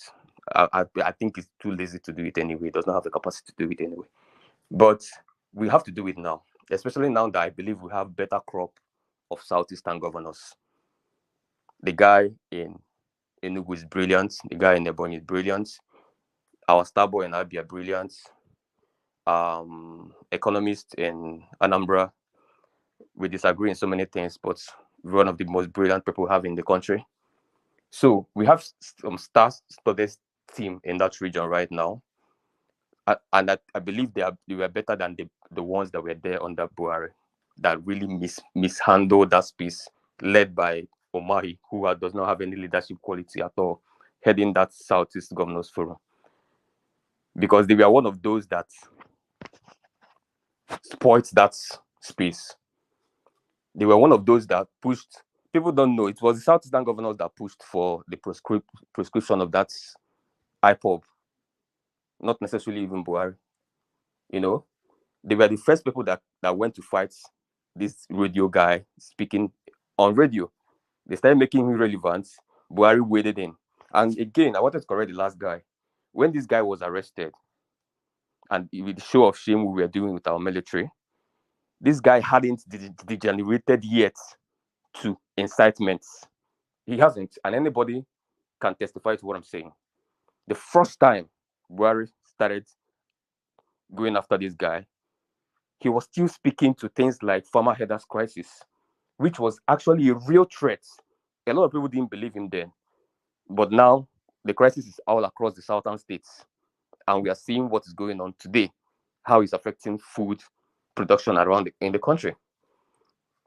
And because the South Sudan governors of that set could not replicate the same thing that the Southwestern governors did with Amotekun under the late governor of Ondo, it left a void. And if you leave a void, nature does not permit voids. Non-state actor went into the void to form ESN. So they left a void for him to take advantage of. They were going after him and they made him relevant. This guy was nothing more than a radio broadcaster. The radio does not even have a large audience like that. And even the audience he has was cut across regions. You find Yoruba audience, you find different ethnic groups. They were really enjoying what he was saying. He was really talking about. He was almost fighting for the South, literally, because his main target was Fulani, and all that. In terms of leadership, not necessarily the Fulani people. And then the Fulani headers, they were really, really invading the South, especially the Southeast at the time. So let's not try to bungle up the whole thing and not say that we didn't know that it was the mismanagement of the Buhari administration that made this guy even relevant. So now he's already relevant. The mistake has been done. He's now an Nnamdi Kanu. What is the way forward? We have to fix it. Bring the guy out. The Attorney General knows what to do. He knows exactly what to do. Bring him out. Let's sit down. Time for national discussions to happen. That's why I enjoyed Goodluck's tenure. Goodluck was always willing to engage in those discussions. Let's discuss the Orasan report. Let's discuss the national confab. Let's talk. Let's discuss nationhood. You will not find that this guy really wanted to discuss nationhood, even though his tenure was cut short, before the clueless guy came in. But now we can continue again. Now that the power has come back to the South, let's continue where we stopped with the confab and all of those discussions that were vital in this country, especially we in the South. Because anybody that feels that he is advantaged now, today, because a Tinubu is in power, should not forget that very soon Tinubu will leave. And you will be the one to cry more than the people crying now, as far as you're a Southerner. But you don't know that. Because the issue, like one man said yesterday, majority of our issue, we know where it's coming from. We know the particular elite class is coming from, not necessarily the ordinary Northerners, but from their elite space, the political space of the North. That's where majority of our problem is coming from. So we need to discuss these things. Let's fix. We cannot be the one destroying the South by ourselves. The more you are doing it, you are making yourself even more of, we are almost like a slave in the country. Oh, this year, Northerners are with Southeasterners. Southeasterners say, oh, hallelujah, yes. Then they switch again. They go to Southwest. Oh, Southwesterners say, oh, yes, our slave masters are with us this time. When it does not suit them to be with Southwesterners, they'll move again to Southeasterners. Our slave masters have chosen us this time. That is literally, nobody wants to hear this, but that's what is going on. So let's discuss national integration. Let's fix the country. Let's discuss restructuring. Let's discuss integration. Who you call slave master? The agitation. Let's quell the agitations across the entire country. That is my point with the I think you should watch your mouth, man. Don't be saying Southwestern not calling anybody slave master. If you want to say you call someone your slave master, say you Southeast call them your slave master. Don't speak for us. We don't see anybody as our slave master. No. Don't misinterpret. Don't disrespect my region, okay? If your region see Northerners as your slave master, say your region, that's your slave master. So stop calling Northerners Southwestern slave master, okay? I've heard you. What I said is really very simple. And before you try to bungle up what I said, I'm going to repeat it one more time. I say it very simple, that the relationship between the South and the North is more like a slave. And again, let me reiterate that when I say the North, I mean the Northern political class. It's more like a slave and their master's relationship. No, it's not. That's my point now. You can't tell me my point is wrong. No, no, it's not. Maybe between your it is region or somewhat. mine. I think it is somewhat. I don't know Unless why he's we are attacking trying me. to. Why are you attacking me? I think it We is all know what somewhat. I'm talking about. So this is not. You know, even stop for this. even so for a southerner to get the presidency, You have to crawl on your knee. They know how to accede to it. You know. Okay, who in the north politically can become president without coming to the south to campaign? Or did Buhari come to the southwest to come and team up with Tinubu? Does it mean it's a slave master relationship? Yeah, correct point, Mike. The larger point I made. Which politician in the north can win an election without teaming up with a region in the south? Just focus on the north alone. Is that not what Buhari did for three elections when he couldn't win until he came to the southwest to come and team up with somebody? So what is this propaganda you guys always say? Slave master bullshit. No. Let me tell you why you're wrong, my brother. Let me tell you why you're wrong. Tinubu said it clearly that because he wanted to plug in his section of the south to the national listing, he had to go to meet Buhari in Castilla. He said it in a medical speech very clearly. He had to go and meet Buhari and say, we are willing to partner with you. Let me tell you, the northerners we are partnering with the south and southeast at the time. It's the same northerners. So when you say Buhari, don't say that Buhari is a north. What about So the what does northerners all that this were have to do with partnering with the slave northerners? master then? People have to partner with people to get something done, to achieve something. No No, one can do anything on their own. No, listen to me. It's not a partner. Let me tell you why it's not a partnership business. Let me tell you. Because when they were siding with Goodluck Jonathan and keeping him, immediately they chose to throw him away. They threw him away. Okay. So that's not partnership. Partnership, nobody gets to choose to throw you away. Have you ever chosen to throw anyone another can choose to throw someone away. If Tinubu want to throw Buhari away or throw someone away, can throw him away. That's his choice. If he doesn't need him, throw him away. No, partnership. You don't get to throw partners away. That means you can do if you want to. You have a choice. That means it's not an equal partnership. What is this guy talking about? If the partner is no longer important, so you throw him away and move. If you find a different partner. The point I'm making is that Buhari misgoverned the country. Not once did any part of the South conspired to throw him away because you can't even do it. You can't do it. You can't what? You can't do it. You can't throw him away, even if he put this country below the ground. You can't do it. You can do it in the South. That's the problem.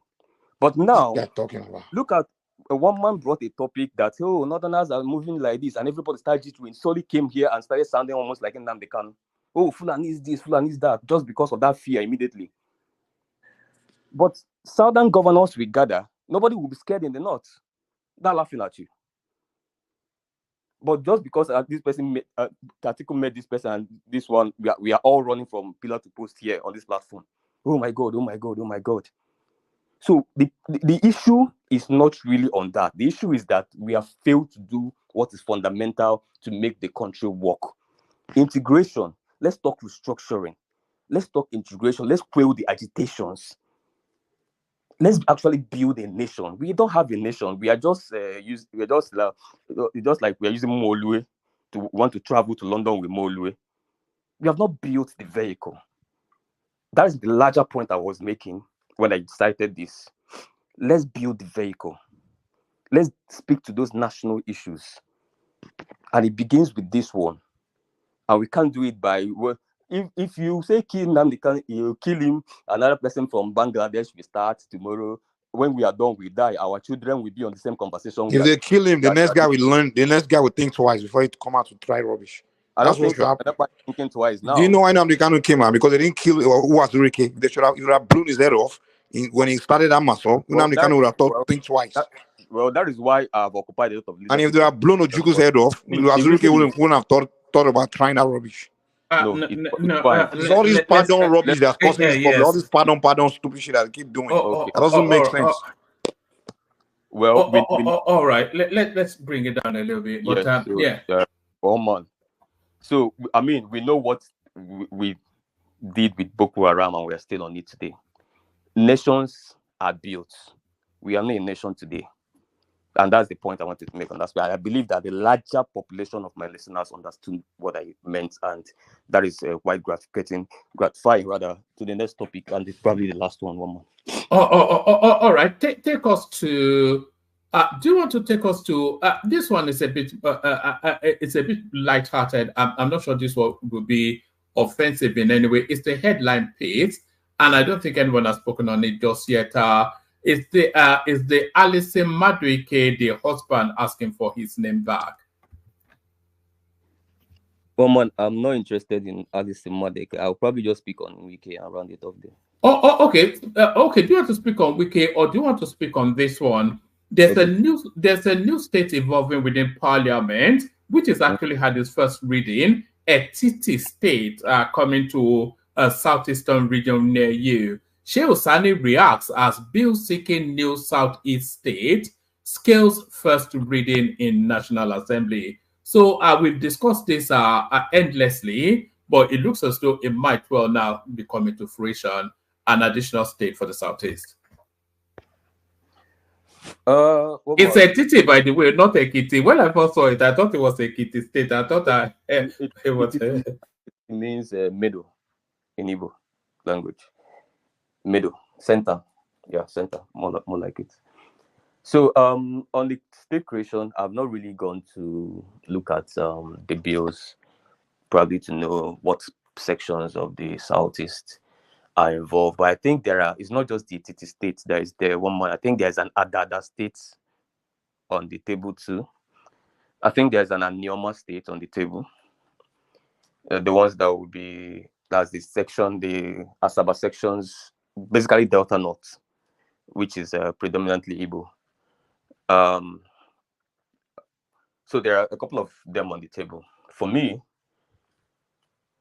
my opinion on that, I don't really have much opinion, but I believe one of the most long sought after one out of all of them is the Anioma state. I believe it's been there on the table for over 3 or 4 decades. So that is quite a long time. I listened to them discuss about it on channels earlier yesterday. It's quite like, it sounds quite like a viable option. So for me, I think the Anioma is more viable, really, because those other ones I've not really seen the detail about them. But let me just end with Wike one man. Wike is a very funny guy. Did you see the jeans he was wearing yesterday? The Versace. It's quite expensive, but sadly on him, it looks like a sock. He looks like a sock. It looks like he was putting on a sock. You know, it looks like a. I've read a couple of descriptions of that. I think yours is probably the most hilarious. What in my sack? I mean, the most weird thing that can happen to you is wearing a designer clothes and you're looking as if it was made in Abba. You know, but it's quite painful. But one man, the real pain in it is, I think after that he also released the video he was dancing in his sitting room with his other psychopaths around him. Which I don't think any politician should be dropping those kind of videos at this critical time in our nation. But it's not for that now. Is that not his? That is stake now. That is his stake. Not at this time. You know, it's not. I believe you saw him dancing like Babola. Eh? How much is money? That guy is just wrong in so many ways. The mayor of Abuja asking you how much is money in this climate. It's the guys. I think. Well, a lot of foreign articles have once described Nigerians as one of the most docile people on earth in terms of citizenship and all the citizenry. Now, even recently, we started to even paralyze, say we want para small from NSAS and all that. I mean, we are really very docile and we're very forgetful. We don't really care, which is why these guys have gotten to the stage where they are now, where they really don't respect you as a citizen because you feel, you're not really going to do anything about it. It's a sad thing. One man, this guy got over 1 trillion naira in FCT. One man, and in case anybody don't understand but we have seen the impact of it though. So it's building that place at a rapid pace. There's no, even Emmanuel who lives there has told us. So there's no. Let me tell you why it's not. 1 month. Actually, before you tell us, let's give people a flavor of what you were. 1 month. I'm very mediocre. Huh? Yeah, I hope you don't play the video. Okay, we want to play Mickey. Okay, fine, no worries.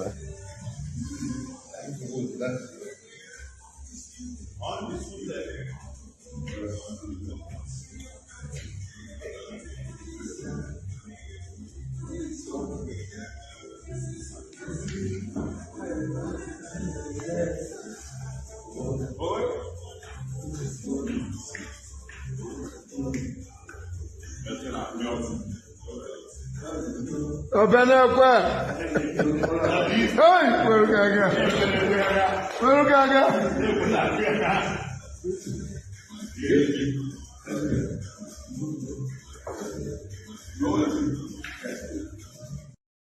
They say there's no more tragic fool than an old fool. Who sang that song? Was it who was that? Who was that again? You say Flavor. Flavor, yes, well, Flavor Agbabola. Look at that. That outfit now is a better part of $5-7 grand, you know. But look at it on him. It just looks. Carry on. Yeah, 1 month. Do you know how much Soludo had access to in the last 1 year in Anambra State, in terms of both FAC and IGR and everything? He had access to just about 150 million naira, and this is me being very generous. I think it's below that. He had access to just 150 million naira. Yeah. In the last 2 years, just about under 300 million naira. Yeah.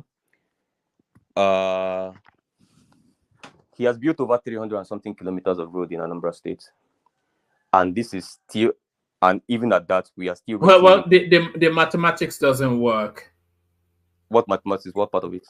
If you are saying he has access to just 150 million naira, then he doesn't build those roads. Then he didn't build this. He didn't build it. No, the amount doesn't build those roads. He doesn't even build. He doesn't even build one road. No, 1 month. Roads are being built in billions, so he had access to a lot. Did I say million naira? Yes. Oh no! Obviously, you should know I'm talking about billion naira now. How much did you say he had access to? About 150 billion. Even that doesn't still build those roads. No, 1 month, but that's what he had access to. I mean, you could check the FAC and the IGR. Well, one of the two is wrong. He either did not build those roads, or he had access to more money. Where did you get? What's your source? Okay, so it's very simple. You go to the Anambra State website and you check the FAC allocations they've received. I used the last 2 years because it's 2 years.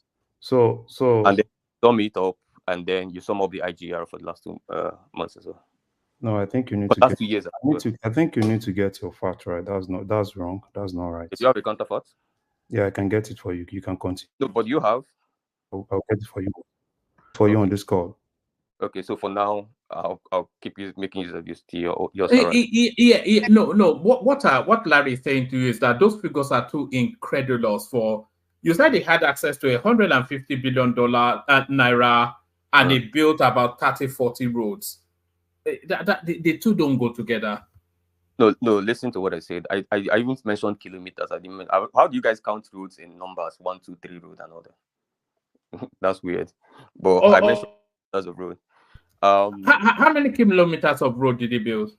I know it's edging towards 300 kilometers now. 300 kilometers. How long is the Lagos Calabar superhighway? 700. 700. Yeah. So he's built about approximately half of Lagos Calabar, which is an $11 billion project with 150 million naira. That is a road spanning through at the current rate of the naira. No, one man, listen. It doesn't add up. It No, doesn't let me add tell up. you what, I know it adds up. All these things add up. All these figures are. I'm using official figures. Really, I'm not really using my figures. You're citing Lagos Calabar Coastal Road, but well, that's the Virgin Road. One man, you're just creating a brand new road from nothing, and it's going to cut across states. So it's a massive project, and it's 10 lane as well. So that's not a very good analysis. But what I used here was an approximate figure because I just glanced through the year 1 and year 2 FAC allocations. I tried to sum it up, and then I brought the approximate IGR. I summed it up and hovering around the figure I used. So that's why I just used the 150, which I don't think is above that really. And I want to be proven wrong. So with about 150 billion, and we know that he hasn't borrowed. I think you know that as well. And he got like, let's even say 250 kilometers of road in 2 years, yeah? The question is, one man, do you know how many kilometers of roads Enrique has built in the so-called road revolution that they're talking about? I don't, but you have 2 more minutes, so we go on to Larry. People waiting. Okay. Okay, so he hasn't built up to 300 kilometers of road. That's the truth. And I also want to be proven wrong in that. Mr. Alton. Yes. So okay. you said how much did you say again? I said give and take 115 billion a year. 115 billion. 150 billion a year, give or take. Okay. So when did Soludo get into that set? 2022. Okay, so I know he celebrated his 2nd year anniversary just a couple of months ago. So I'm just using the 2 years that he has already done. Okay. You said 2 years that he has already done. Yeah. So his FAC allocation alone, right? In 2023. And that's not when they've even started collecting this big allocation. FAC allocation from Anambra in 2023 alone is 139 billion. 139 billion in what year? 2023. Okay. So I'm not even bringing 2024, right? And because no, we are using 2024. It's far. We are using 2022, 2023 now. So you've given us 2023. What's 2022? No. That's not what you said, right? That's not what you said. I said the 2 years he did now. That's 2022 and 2023. Yeah, the major part of the 2 years he did is this 2024, right? That's what he has actually gotten from January to now. I can tell you, if I get you the figure, will be more than what he got in 2023. So, and if you want to fact check that, I can drop that for you for 1 month. Did you get the figure for the 2 years through the office? Hear what you said, right? I just got you a portion of what you said, and it doesn't add up with what you said. That's what I said. No, but you just giving 139, still under what I said. So you have not even met up with what I said. You said 2 years, right? I just gave you. I'm going to give you. No. So sorry, it's giving you FAC allocations, and you gave us FAC allocations plus IGR. I'm not even telling you. Yeah, you are saying. I just said FAC allocation. Did you get that? That's what I'm saying, that your FAC allocation is still below what I quoted. Yeah, but what you quoted was FAC allocation plus IGR. Well, why don't you add IGR and know how above, if it's above it? Okay, before you finish on this call, I can give you fact and figure exactly what. 2.5 million, 2.5 billion. So you okay, can also just give me a second. You said Anambra will bring 2.5 billion. Do you know what you're saying? Please, I beg your pardon. And you told us that was a total sum. Anyway, the figures don't add up. No. You know, the funny thing is, I don't know why you rushed to come. I thought you already had the figures, and you just came again and started saying, "Oh my god."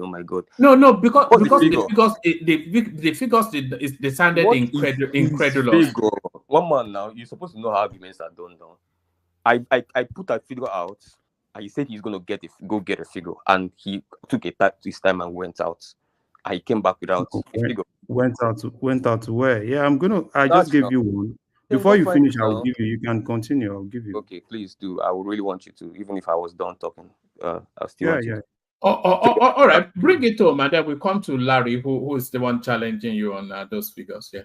Yes. So 150 billion is my figures. One man, even if you want push and go 200 billion. Over what period? You said over the 2 150 years. billion per year now. 150 billion per year. That's 300 in 2 years. Right.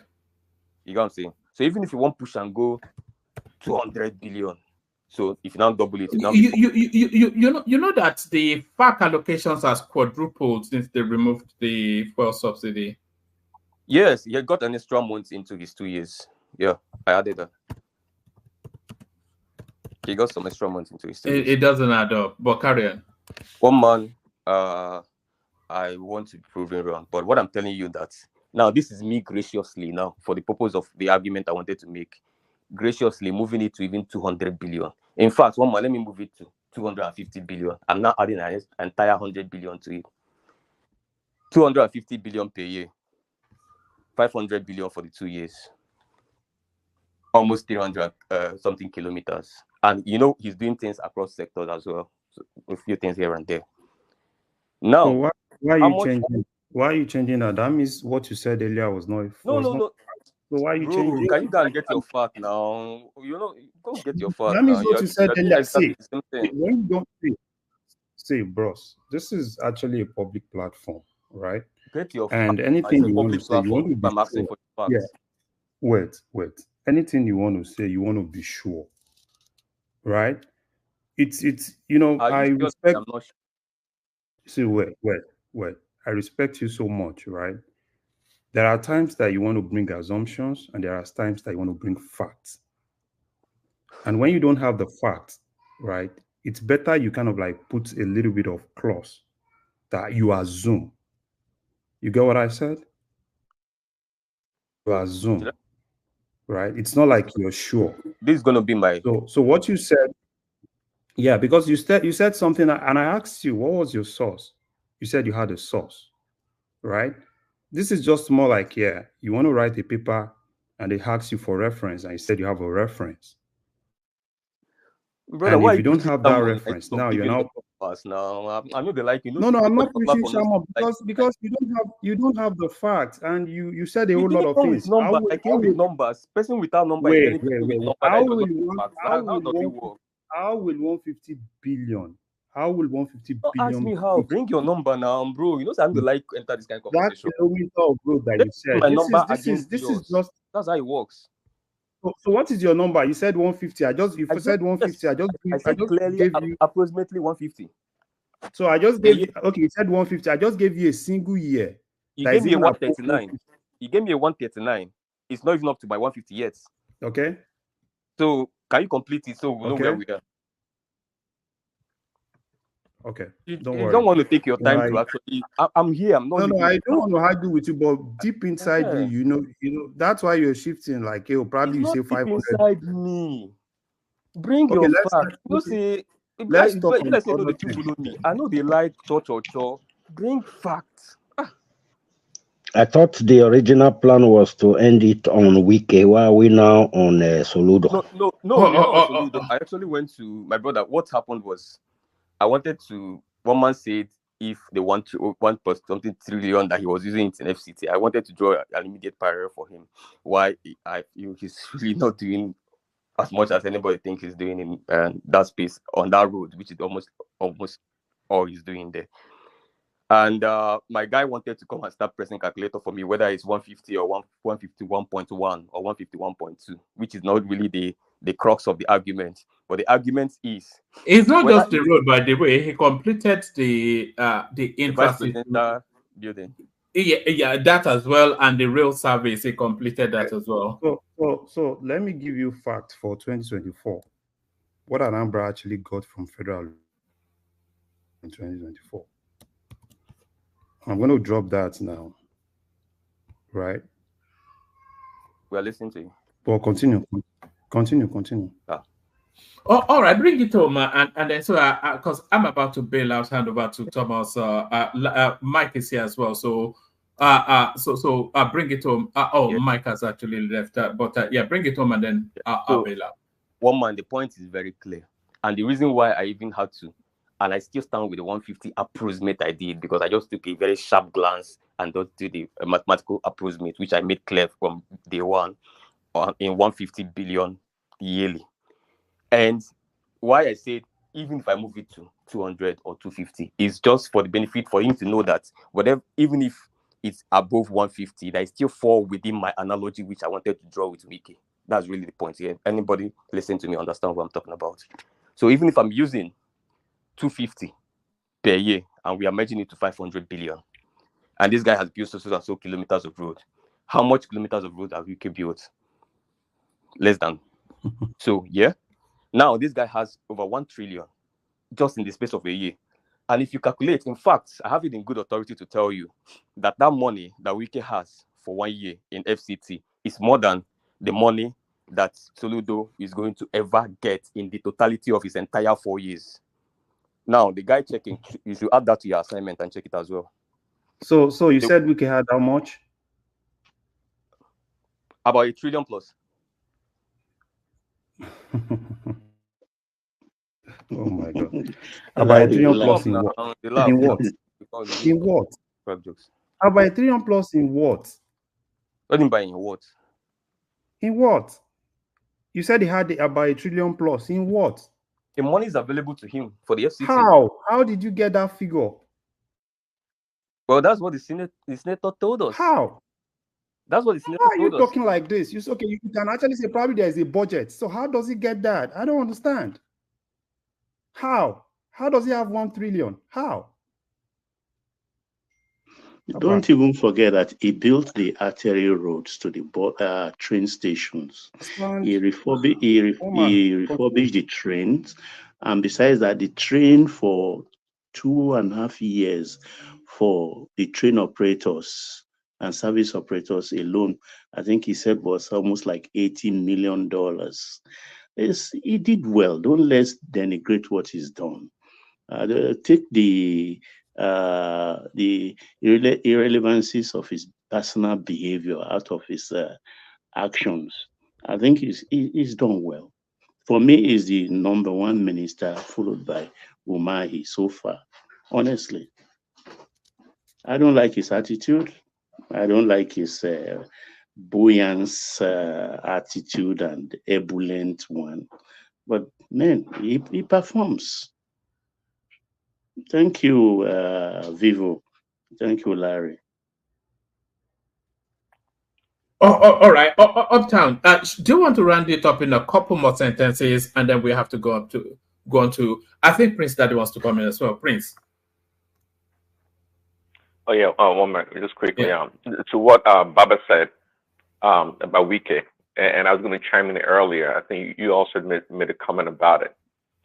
See, I rather have a song like Wike that talks a lot and so unpredictable in a lot of ways, but does the job. So I don't care about a minister or someone with such a good attitude or demeanor, but doesn't do anything. See, with Wike, we can't have our cake and eat it. It's either we get somebody like him that can do the job regardless of his bad attitude, because that's what we need in Nigeria. You guys are so concerned about people with good manners. Good manners hasn't served us anywhere. Hasn't done nothing for us. So kudos to Wike, whatever he does. I don't care for his attitude, but nonetheless, we must respect and acknowledge what is done. All right, brilliant. I think Uptown dropped, so let me as well. I'll drop hand over to Thomas.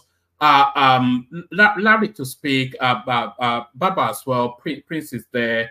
Patoski. So thank everyone. See you tomorrow. Let me acknowledge the super chatters. Alexander Gomez kicked it off. There's Ayo right there as steady as ever. That's Isaac testing that the super chat still works. And that's Tim Jack right there rattling a couple of. So thank you, everyone. I'll see you tomorrow. Thomas.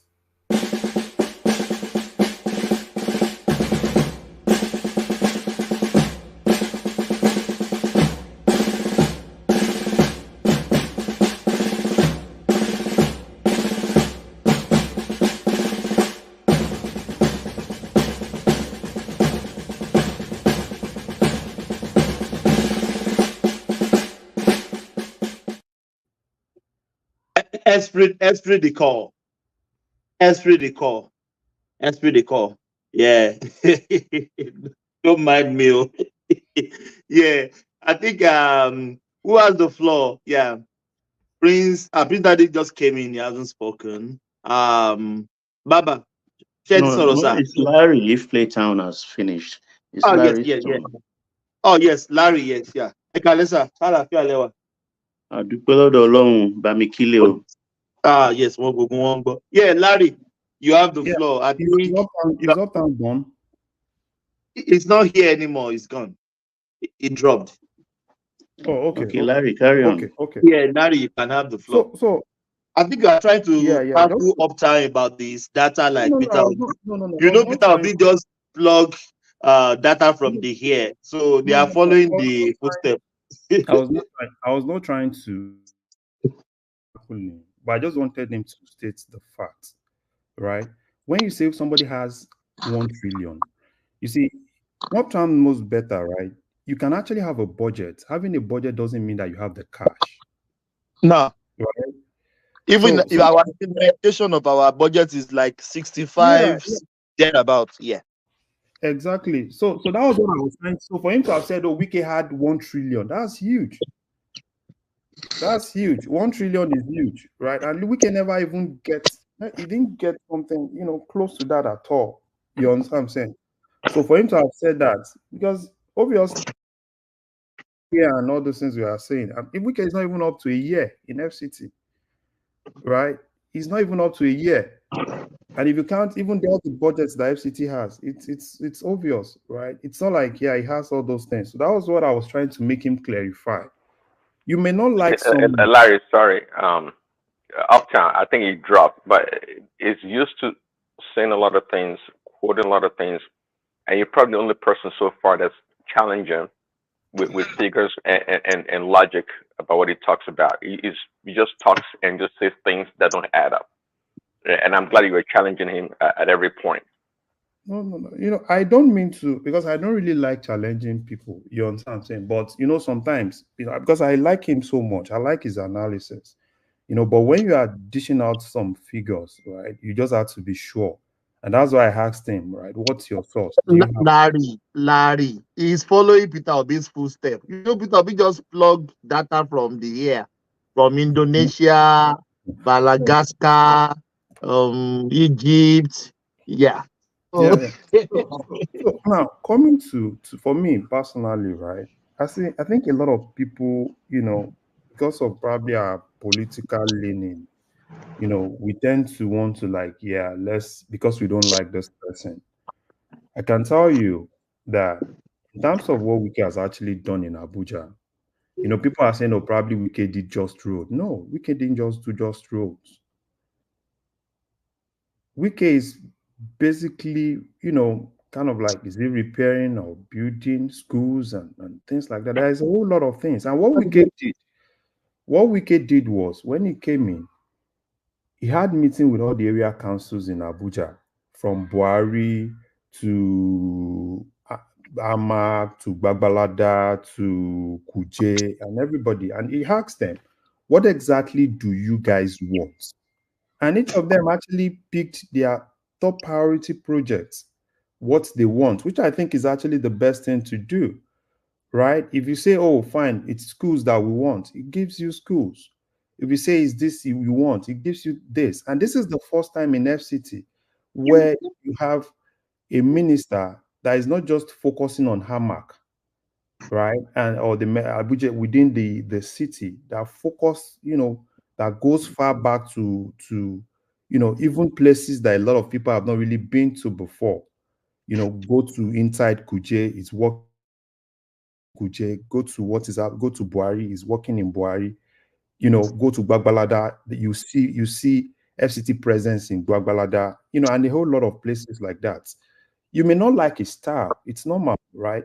You don't expect everybody to like you, right? But when you talk about someone, do you see Wike as somebody that wants somebody to like him? Does he care about people liking him? It's a personal thing, right? Not liking someone, it's a personal thing. We have families, we have instances that even families, one or two people in the family that you don't even like, probably by their lifestyle, and that's personal to him. You know, for me personally, you know, I won't even take the fact that this person has worked. If you've done something great, I would definitely appreciate you, right? This is someone that I've been in a place for long time. Larry, do you think the role you know this, but I have to say it to ask you why do you think the obedient just detests Wike? Do you think the role he played in bringing the Jagaban to presidency in Rivers is still biting him? Obedience will never forgive him. No, it's a normal thing in politics, right? It's a normal thing, right? You want something, and probably you felt that this person was going to be with you, and unfortunately, that person didn't toe your line. It's a normal thing for you to be bitter, which is normal, right? But what I really don't like is when someone has actually done something, you know, appreciate what he has done and probably encourage him to do more, because you know, less than 1 year and he has actually done that. I can tell you, if every other minister in Tinubu's government can actually do 50%, you know, in terms of performance of probably what Wiki has actually done in FCT. Now I can tell you that, you know, nobody will be complaining of Tinubu's government now. So that's where I see things, you know, appreciate people when they've done right. I'm not a party to judging people by. And also, Larry, you can still criticize them, isn't it? You can still. Yeah, I'm not really against criticizing them. Like, why anybody that wants to go into government, right, must be ready for public, you know, for public to kind of like criticize them. You can't run away from public criticism. You understand what I'm saying? But when they've actually done things, you know, sometimes, you know, encourage them to do more. And where you think there are lapses, you can always, you know, criticize. But what I see in FCT, particularly with Ireti, you know, it's pure politics. You understand what I'm saying? It's pure politics. Larry, sorry, who is Ireti? That's the first time I'm hearing that name. Yeah, Kinjibe, the senator. Oh, she's a senator? Yeah, that's the senator representative. Never heard that name before. Because the name doesn't even rhyme together. How somebody will be very Ireti Kinjibe? It's like two conflicting names. No, that's the Kinjibe is the husband. Maybe it's his husband's name. Yeah, that's the son. So it's basically politics, and I think the thing is, she got it wrong from the outset. You know, probably she was misadvised.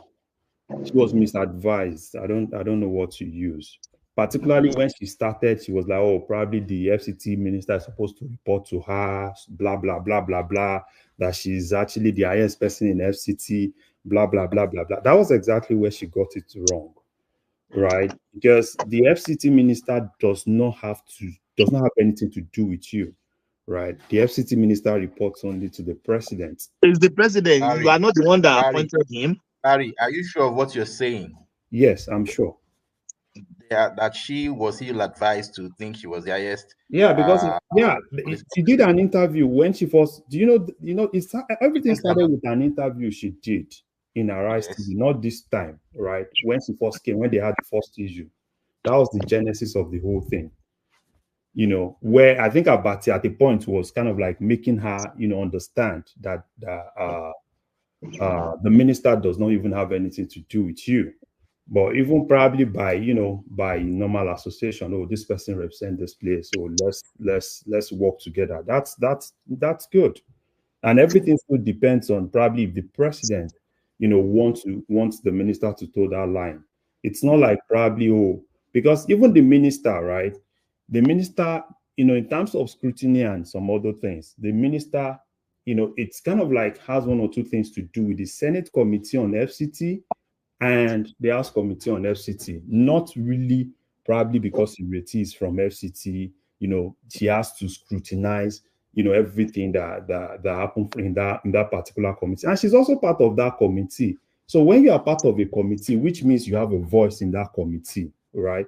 But if you are in that committee and it's so obvious that, probably, you know, this person, you know, probably, and the major genesis of this thing is not even Wike itself, it's Aduda, right? Because Wike and Aduda are close. And if you look at FCT, Aduda has always been most times in FCT, we call him the mayor, we call him the landlord of FCT, right? And Wike is close to Aduda. And this thing has those policies. What I feel she should have done, right? It's, there are instances you want to work with someone, you don't need to, you can't work with me when you go to the media, and particularly you are going to the media, you're castigating things I've done, and you think I want to give you audience. I won't give you audience. Larry, can I ask this? Which party the lady belongs to? No, she's from Labour Party. That is why now. They go on. No, Nine. Larry, she has been with APC for the 8 years of Buhari. She contested and lost. So this time she switched to Labour Party. Baba, top to bottom. Top to bottom. Be with APC in what capacity? No, I'm a member now, floor member now. Being APC listen, people don't even understand the structure of the FCT. The president is like the governor, and he appoints a supervisor in the form of the minister to represent.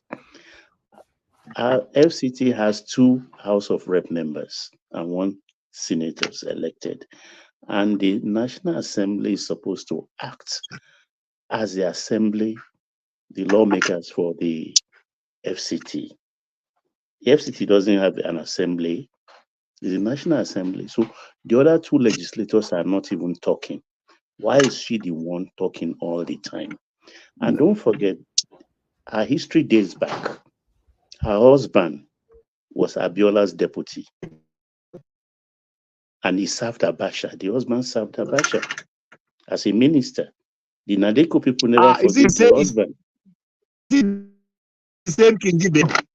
Yeah, the same King Gibe. That's the wife, one of the wives. Wow. These people will never leave Nigeria alone. No. Their wife, their children, Larry, they are still rolling.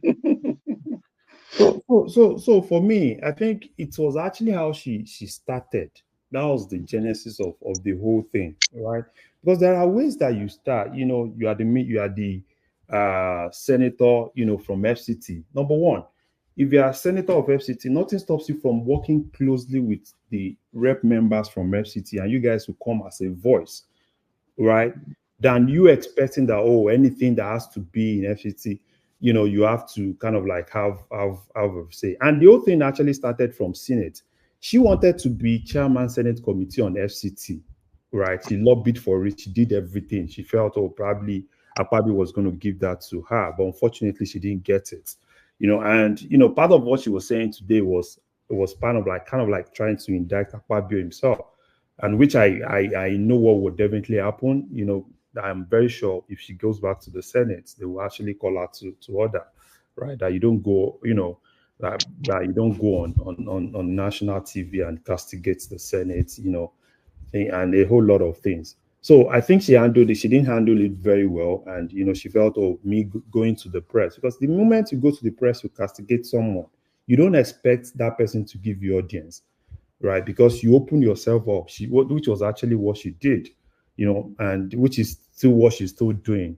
So the whole 4 years, I'm telling you, and most times I ask people, because some of all those senators don't even understand their duty. This is Ireti. This woman is in Senate. Which bill? Because which bill has she really sponsored in the Senate? Because if you want to do something for your people, I've seen a lot of people lobbying in the Senate, right, for their bills to go through, all in the name of they want to support their people. But which is the major primary duty of her being in the Senate? But if she's not focusing on that, she's more like, wicked this, wicked that, wicked this. That's what she's going to do for the whole 4 years. And at the end of the day... But Larry, we have been complaining that the Labour Party representatives, they are being quiet. Maybe we should give her some kudos for speaking up now. That's not the kudos I want to give her, right? That's not the kudos I want to give her. Kudos I want to give her, number one, when they gave them Jeep, she was supposed to have actually rejected the Jeep. Why is she shouting? She's shouting basically, if they had given her our chairman, Senate Committee on FCT, will she be shouting? Will she be So shocked? everything is about everything is about interest. So every politician is the same, right? Because for me, as far as I'm concerned, there are a whole lot of ways where she could do things in FCT. Because I'm saying this because FCT is part of me. I have every investment I have in Nigeria is in FCT. I pay tax in FCT. I pay ground rent. I pay everything in FCT. I lived in FCT for 15 years before leaving Nigeria. My family, my extended family, everybody is in FCT. So I understand everything in FCT. I understand the politics of FCT. I understand everything that happens in FCT daily. I know what happens daily because everything that happens in FCT daily affects my business. So a whole lot of people that probably do not really understand the politics of FCT, they might not really understand what's really going on. Right? And don't be surprised. What might actually happen? Aduda might move to APC. And I'm seeing Aduda might move to APC. And if Aduda gets the ticket in APC, Aduda is going back. And that's for Wike to have said, probably, Ireti won't go back, right? I'm not sure. I don't really think, Ireti stand a chance, to be very candid, in 2027. That's why I think rather than her going from one place to another, she should just focus on things she can do to really help, our constituents, right? If there are bills, things that she can do to help, right? She also has the power. She has the capacity to be able to do that as a senator. Lobby your colleagues and look at what you can actually bring down to your constituency. There are a whole lot of things. Everybody's lobbying. Senate is all about lobbying. Lobby them, right? If you lobby them, you can bring a whole lot of things, right? And they can say, Ireti has done this, Ireti has done that. If Wike is doing whatsoever he's doing, right? You can lobby the Senate. And then if you say, there's no water in this place, lobby the Senate. That can actually help you. They put things in the budget. It's a normal thing in Nigeria. If you look at most of the projects, several projects that you see around, you see, this is sponsored by Senator so. There is a whole lot of them that she can actually do. You can't fight Wike for 4 years, right? Because at the end of the day, your constituents are going to suffer. And if you are not even working with the other two House of Rep members, right, then at the end of the 4 years, it's going to be Wike this, Wike that, which I really don't want. Because she also represents me too in FCT. So that's that for me, right? A whole lot of people probably, if you don't like Wike, I understand. It's normal. You might not really like him. But you are not even obliged to like him, isn't it? Yeah, no, that is normal, right?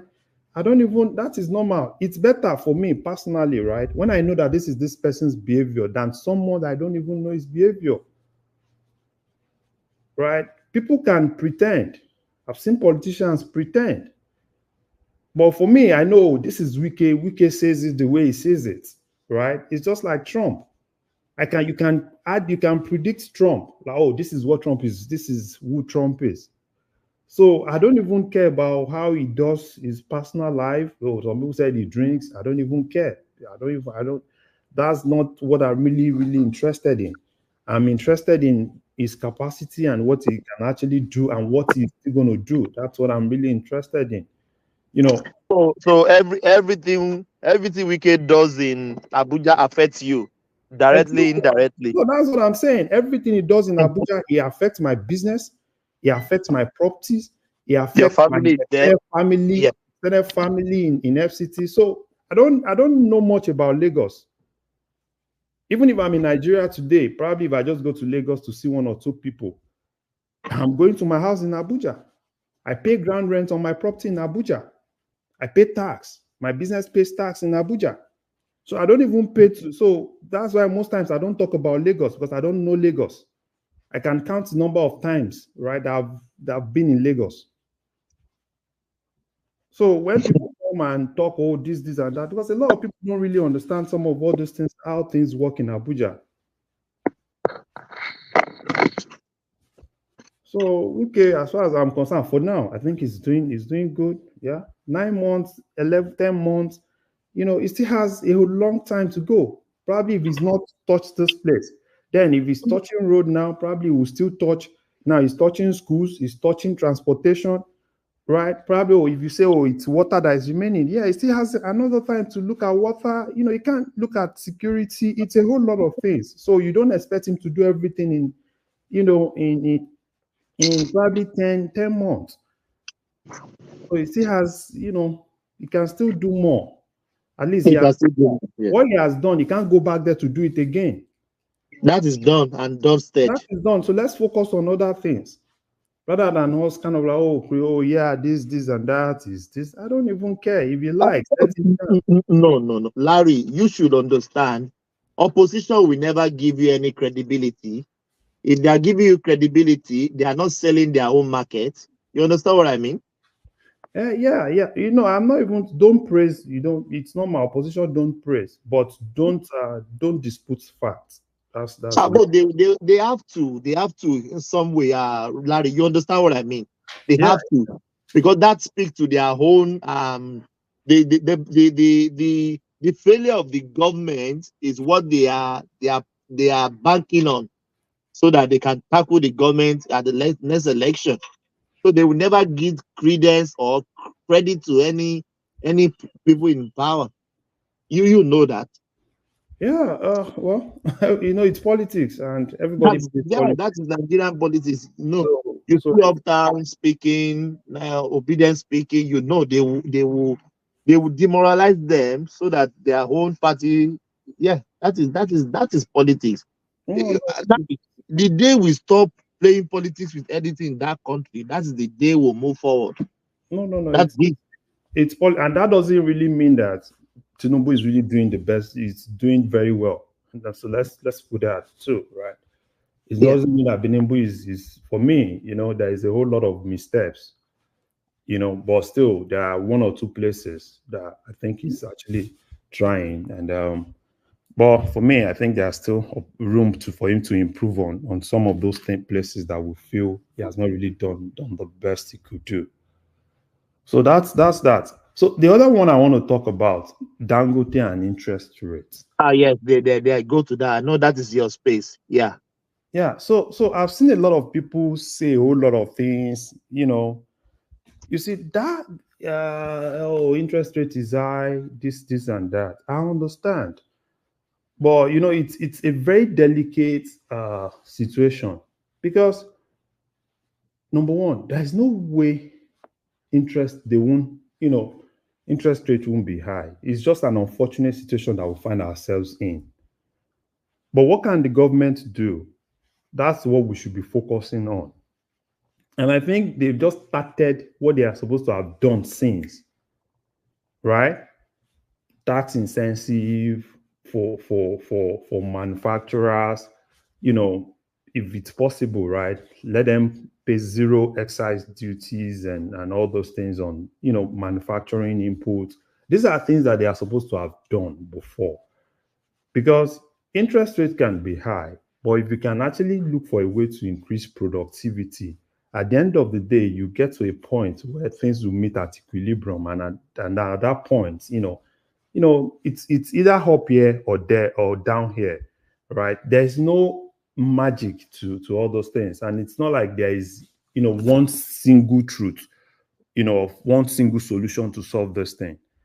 I've seen a lot of people said, oh, probably they shouldn't interest rate shouldn't be high, or probably, but the problem is inflation.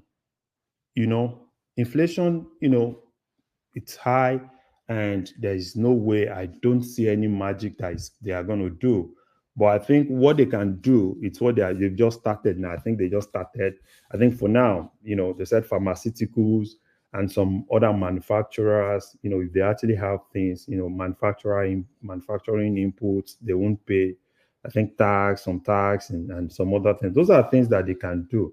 And also, Bank of Industry, because there is a way you can subsidize that interest rates in such a way that, I'm not really talking about this buying and selling engineers. I'm not even interested in buying and selling engineers.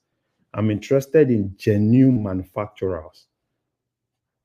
And because you can't even grow anything with buying and selling engineers, you grow things by focusing on the genuine manufacturers, subsidize them as See, much as when possible. did they become engineers? No. That's my own personal term for buying and selling engineers.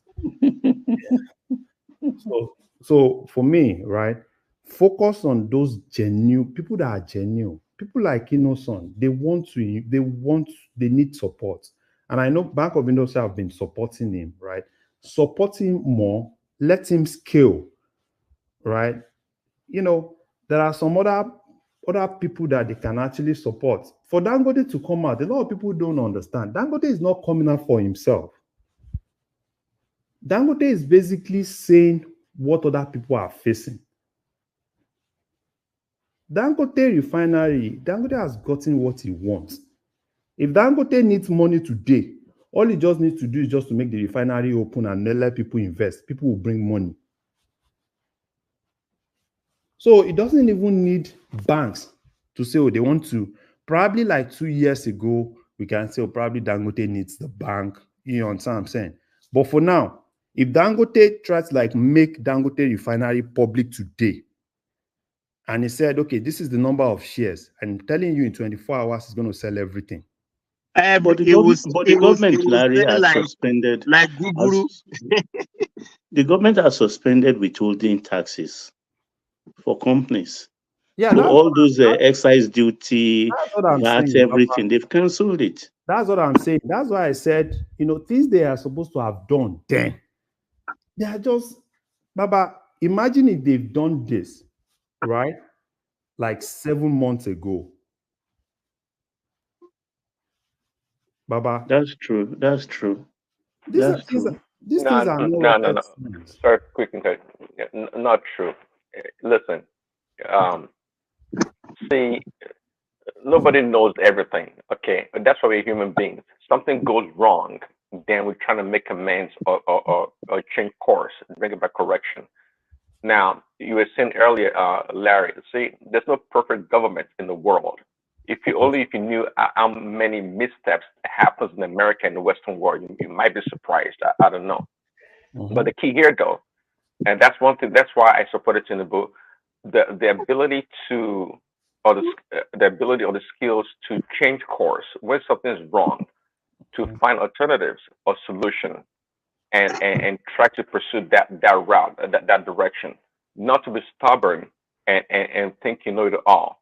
See, that's when you know a sensitive government or one in power willing to make amends, change course, or when there's a problem in society, try to do right by the people. That's when I give respect to a leader or a government. So let's not pretend that, oh, they should have done it 7 months ago, a year ago. No. Let things happen, and we do what we have to do to correct make a change. When you have a problem, right, it is better you tackle that problem when it's bad. Don't wait until it's worse. Because your solution to a problem that is worse, right, might not really help you in any way. And me saying probably they should have done this, because it's not today that we knew that everybody knew what was happening, right? It's not just today, right? Companies started leaving, right? Manufacturers were complaining. And we've always said something here. For me personally, right? Rather than all this, we are sharing, palliative and, we distribute 50,000, we distribute this, we distribute that. So if they actually, subsidize some of all those things, some of these companies will not leave. A lot of pharmaceuticals left Nigeria. On average, if you have I pray anybody that doesn't even have money have some of all those, all those sickness, all those hypertension, diabetes, all those ones in Nigeria, because it's hard. Or probably someone has asthma. All those things are expensive sickness in Nigeria now. So before those companies leave, what they left, there are a whole lot of things, right, that the government can actually do, and they know some of all those things. So rather than focusing on probably this is how much customers generated, you understand what I'm saying? Now, not focusing on, because even if custom generates that, you put it into the federation account, you know, to the CRF, you know, these governors, all of them will still come and share. Why not use that directly? Look for a way to use that in subsidizing people that are genuine. Because what you see in Nigeria now, particularly manufacturers in Nigeria, an average manufacturer, one way or the other, right, is all about just, you know, passing across the price, you know, passing whatever into the price, right? They don't even care. People are talking about, oh, Dangote this, Dangote that. I'm very sure why Dangote is talking now, and I've seen the oil marketers now coming to face the reality, because a whole lot of people are expecting a whole lot of things from Dangote, and I don't know the magic that Dangote is going to do. Because if Dangote start bringing petroleum now, I don't expect him to kind of like run things at loss. He also want to have a little bit of margin. Yeah. And he's a businessman now. So he's a He got to businessman. make money. So he's not doing charity. So I've seen a lot of people say, oh, fine, probably if Dangote comes, because you can't tell me that if Dangote is importing from US, he will put everything together. At the end of the day, sell at whatever price he thinks is good for him. Larry, when he's buying crude oil from America, he doesn't pay naira, he pay dollar. So for me, right, for me to have said probably they would have done some of all those things, because don't wait till people start, don't wait till it gets worse. Do it when you think it's bad, right? Do a little bit of some of all those things. Look for a way to kind of like use it to cushion. We've seen a lot of things that Cardoso is doing, and we've always been talking about the real sector. What exactly are we talking about? These are the things we are talking about, because these are the things that you use to kind of like motivate companies to not leave. These are the things that you do to kind of like motivate national investors, right? To be able to like say, oh, fine, it's good. I think I can assess, you know, if everybody is assessing loan at probably 30%, probably, oh, fine, if I have a good relationship with Bank of Industry, they can give it to me at 10%. And they want to ensure that, okay, fine, it's not just you are collecting loan for buying and selling engineering. You are collecting loan for probably this is what we know that you've done. This is what we know that you want to use this for, right? Probably you want to buy some machinery, right? Government can support you to buy some of all those things. There are a whole lot of things that government can actually do. And these are things that rather than focusing on we want to increase revenue, because you increase revenue, you still give it to all these governors. What do? They change it into dollars and they squander it. Why not focus? Yeah, go on. So why not focus on things that will definitely get to people directly than you bringing all the money in and sharing it among all these governors? Because at the end of the day, FIRS, we want to increase revenue, we want to ensure that we get all the taxes. Why not give tax rebates to some of all these guys, right? If you've been collecting revenue of like 10 naira and you feel like, okay, fine, for you to do some things to cushion the economy, you know, by giving it directly to people that really will definitely turn 1 naira to 3 naira, right? And make things a little bit easier. If that is going to make you generate 6 naira, good. Generate 6 and share to those guys. So that's my own personal opinion, right? Because at the end of the day, that's, you know, it's, you know, they shouldn't focus on want to generate revenue, because Cardoso is trying. And a lot of people are thinking Cardoso can do magic. There's no magic he can do. He has tried everything. And the unfortunate thing is just that whatever he's doing at that point, the more he's doing the thing to help pushing this whole thing, the other side is bringing it down. So that's what I see, you know. But I just hope they're able to really manage things, you know, because things are worse now. I don't want it to be worse, right? It was bad when we felt they should do one or two things, but unfortunately they didn't do it, right? And it's worse now.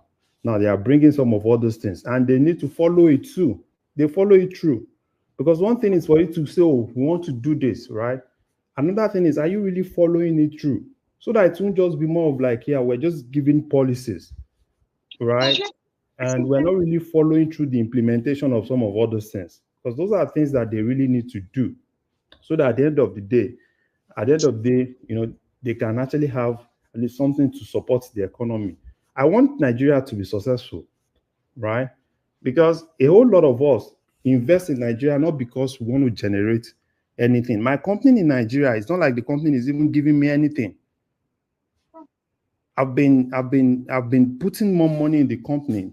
You know, I have staff that work for me in Nigeria. It's not like it's giving me anything, but because Nigeria will be successful, Larry. Relax.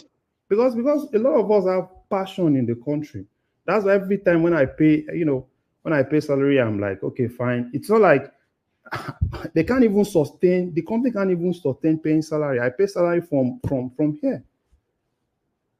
So, but I still believe that they can still turn things around. And I still believe that Nigeria can still be great. I still believe that Tinubu has the capacity to be able to do things, right? I just think what he needs to do is to face the reality. And if he needs to rejig his cabinet, he should do it now. Don't wait till 2 years. When it's now like, yeah, if you need to rejig your cabinet, if you need to check. But Larry, you remember he said, I hire, if you don't perform, I fire. So what is going on? Nobody has been fired. They haven't rejigged them. They haven't. I was thinking they will move people around. Anyone that is not performing useless, they throw them in the bin. No, I think probably he's waiting for them to clock 1 year, right? Do the evaluation. Yeah. So that's what I think. That's what he's waiting for, right? At least 1 year. At the end of 1 year, what exactly have they can? Because I need to be very candid. Some of the ministers, I don't even know them. They are over 40. And some of them constitutionally they are representing their states, so he has to replace those ones from their state. Constitution demands that a minister must come from every state. The constitution also is to blame. So it's not about competence anymore. Baba, there are a lot of competent. Every state, Baba, even if they tell you to go and look for competent people, we have a lot of competent people in all the states. It's not like they don't have, even among the politicians themselves, there are people that are competent, right? The problem is, but Larry, it's not a linear equation. Yeah, you may have competent people in every state. Okay. But what class do they belong to? What political affiliation? It's a very complex. You not just go pick the best person. No. Obviously, in Nigeria, you can find the best smart person in every state, but that's not the person that will be chosen. It's politics. Because you need your party. You need to carry your party along. You see, that is exactly where you can't do the two together. Let's just be candid with ourselves. It's either you want to face governance or you want to face politics. Politics, Why is but the constitution demands it? Why is Sanwo-Olu successful in Lagos? Because Sanwo-Olu left the politics for politicians. He focused on governance. If Sanwo-Olu had been, what is happening to this party? What is happening in the party, in APC and all these things, Sanwo-Olu won't be successful. So they are troubling him, Larry. It's just that people like us are not allowing them in our numbers, in our own little way. It's normal now. It's normal for them to trouble him now. But he's just a smart person that felt that, okay, fine. All the people, all the GAC, or what do they call them, in Lagos, let them undo the politics. They have a way of doing it in Lagos now. Of course. URTW, they give all these kings some, all this their money, they are all their bagbas. All their bagbas, you understand? All the Elegushis, all the Obaoni bars, they look for a way to put all of them. At least we know how they share things in Lagos now. They gave Oniba a king in Ibadan. Where's that big chain? He's the Lagos State Road Transport Worker Chairman, and he's the king. It's just a way for them to distribute things. No, he's in the Oniba. Oniba is a national. Yeah, but he's presently the RTAN chairman in Lagos. Mm-hmm. Yes, now. Can you imagine? So he's RTAN chairman in Lagos now. Oh, it's even the old men actually who has their fortes in their areas of influence all over Lagos. They are well taken care of. So we have our beef, but when it comes to issues in Lagos, we allow the elders to dictate, and if we have to grumble, we grumble behind, and still it gets to them. We do it respectfully. So that's why I think today, that guy is he just left politics, because you can't do the two at the same time, and I think that's part of what is still with this Tinubu's government, right? he's still looking, the politics is still there. And, he wants to work, but the politics is still there. Politics will still come, but probably you should just focus, leave politics to probably like probably a year to 2027. Focus more on what, he has a lot of smart people around him. All he needs to Now, do is to sorry, quickly, it doesn't work that way. See, politics is the bedrock of the whole thing. You can't say let's just abandon politics for now, and when 2027 comes, we play politics. No, see, the people that know better, they don't have to navigate like Tinubu, I would say. But if you want to if you leave politics and leave it to other people, trust me, they're gonna pull the rug underneath of you, under your feet. They will do that. Because politics is a dirty game, just like it's there to, I mean, it's there for the people that are ruthless. So don't never, if you're a politician, never abandon your core, which is politics. Yeah. Okay, and give it to other people. Prince Daddy, how many of Tinubu's ministers are politicians? How many? I don't know, but trust me, for them to get that position, they were put forth. They were put forth by. Let's say they are 40. I think they are 42 or 40. I don't know the number. 48 now, I think, or 48. How many of them, at least you know a little bit about Nigerian politics? And when you talk about politicians in Nigeria, you can name one or two people, right? So how many of them out of that 48 are politicians? And I'm very sure you can't name 20 people out of 48. Most of the northern ministers are politicians, though. I think it's the southern ones. But even the southern ones, they are put forth by politicians, people of interest. It's always politics. You may not see the politics glaringly, but nonetheless, there's politics behind it. Prince Daddy, if you are given an assignment, right, and you want to work, politics does not stop you from working. Because when you work, you probably, if somebody recommended you, right, and they see that you've actually worked, it makes them proud. And that would definitely even help them to have more influence in that government. But when you, as they placed you somewhere, some of the ministers, it's so unfortunate that some of them they can't even pinpoint that this is exactly the roadmap of probably what I want to do in 4 years in this office. Some of them don't even have any roadmap. Some of them are just, what's happening here, what's happening here, what's happening here. And we can all see it. You can't have 48 people, right, in a place and, 48 smart people that are supposed to do, even if they are not optimal. That's why I said, at least if we have some of them that has, people may not like Wike, people may not like Minister of Works, right? People may not like Umahi.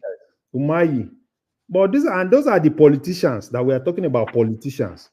And we are now seeing the politicians that are working. What about those ones that we said are technocrats? What about the Bosu and the likes of them? But those ones are the smart guys that they were never politicians. And they are what about this guy from Ministry of Education, former Vice Chancellor of Base University, that they said was this guy's brother, this Obi's Vice President's brother. What about? I think Obi's Vice brother is advisor to the VP. No. The present Minister of Education. Is it? Okay. Yes. Well, fact check that, Larry. Yes. Carry on. Yes, I think so. The present Minister of Education. I think it's close to. I think his name too is Dati something. Okay, I will check. So what about those ones? Because we talk about politicians. Those ones, the Wikes are the politicians now. The Minister of Works, those are the politicians now. What happened to all the? Okay, Larry and Baba, during Buhari's terms, the ministers, were they more of politicians or technocrats? I can't even remember most of his ministers, except Sirika and the notorious ones are the ones you always remember, though. Okay, at least Fashola was a politician, Abi. Will you Fashola is a politician. You can say he's a technocrat. He's a hardcore politician. Yeah. The former Osun State governor, what's his name now? Who was Aregbesola, was a minister under Buhari. The communication man too. What's it? Alhaji what? The lawyer who is now serving one board. Kwara man. Okay, is it Kwara that man? Yeah, well, I'm only asking that question because you know, as Tinubu is a typical politician, but at the same time is a one of a kind. Okay, so if you see a mixture amongst the ministers, from politicians to technocrats, it's because of the way Tinubu thinks and what he's trying to do. But left to other administrations, I can almost guarantee that most of those people were politicians to the core. Okay. Like, for example, this guy, I remember this guy, Minister of Information, right? Lai Mohammed, right? Exactly, Lai Mohammed. Yeah. Was he a technocrat or a politician? Politician. He was a politician. Hardcore. I was the Minister of Information. And anyway, go ahead, Larry. So, okay, Prince Daddy, let me get something. Are you trying to at least look for something for those guys, probably to kind of like, probably why they are not really working? Is that what you're trying to do? Oh no, they actually, what you're saying, it's what I actually align with. But I like to speak in terms of reality, what things truly are.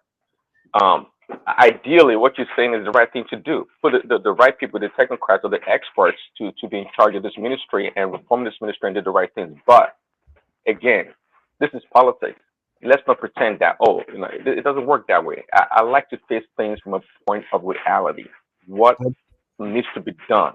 Not what hypothetically, no, on abstract terms. What I mean, this is what we have in our hands. How do we do it? Not just pretend that who should do this and that. No. If you ask most people, they will tell you the right things to do. Most people say the right things to do, but how many people get to do the right things, even when given the opportunity? Very few. But don't you think those guys, they hold Tinubu a whole lot? Because Tinubu is one president I know that if you have a roadmap, you want to, do things, that guy will support you 100%. Even when he will go out of his way, like he's supporting Wiki. Criticizing you, that guy will still support you. But what do you see? Prince Daddy, I'm telling you, if some of all these guys, right? If some of all these guys want to work, they know what to do now. It's not rocket science. You understand what I'm saying? They know what to do, and they have somebody that is ready to support them with everything. Even when everybody is criticizing them, this guy will still support them. Right? So there is a whole lot of things. All you need to do, what do you think? Why do you think Wike is successful? Because Wike knows the right thing, right? And he's pushing it to the president, because you have a president that have a listing here, not like the one that doesn't want to listen. He listens to the ministers. But when you don't have things to show, right, you are just hiding under probably some other ministers and saying, I'm also doing something, I'm also doing something. Yes, it will just leave you now. And that's why in most cases, we from outside are the ones criticizing. It's not like, see, if you have a manager, right, you can have a manager that doesn't even support you. And you can have a manager that supports you, that all it needs is for you to be creative, and kind of like show your manager, okay, these are things that I think we can do. And he's ready to sit down with you to analyze some of all those things and give you all the support. These are the ministers. These ministers are even enjoying. They are not even seeing all this criticism, from Senate and House of Rep. They have the backing of this present government. They have the backing of National Assembly, full force. Do you see the speed at which bills are being passed? The harmony is amazing. Compare that to the days of Saraki, where ministers every time and then is minister summon today, fight every day. It's fight and fight. So why not utilize this opportunity where you have a National Assembly that is ready to support you, that is ready to even pass, even when everybody is shouting, oh, they will still pass your bill. This is the time to shine. When we start selecting saints or angels to be part of the government, they are yet to be again, born. They are yet to be born. I'm not saying I call them the beautiful ones. When we have 48, I don't even want, see, when we have 48, I don't even that lady, I'm sorry, Edu, what's her name? Edu, the lady, the minister that was let go. Mm-hmm. That was transferring money. Listen, this guy is in the ministry. Okay, all they're thinking about, most of them, is how to steal money, how to manipulate the system and enrich themselves. You know that. I mean, I'm not saying Wiki is immune to that, but most of these guys, see what you're saying. I'm always tempted to say that what you're talking about, Larry, is a futuristic leadership in Nigeria, or governance, where you actually put people in place and they do the right things by the people. We're not there yet.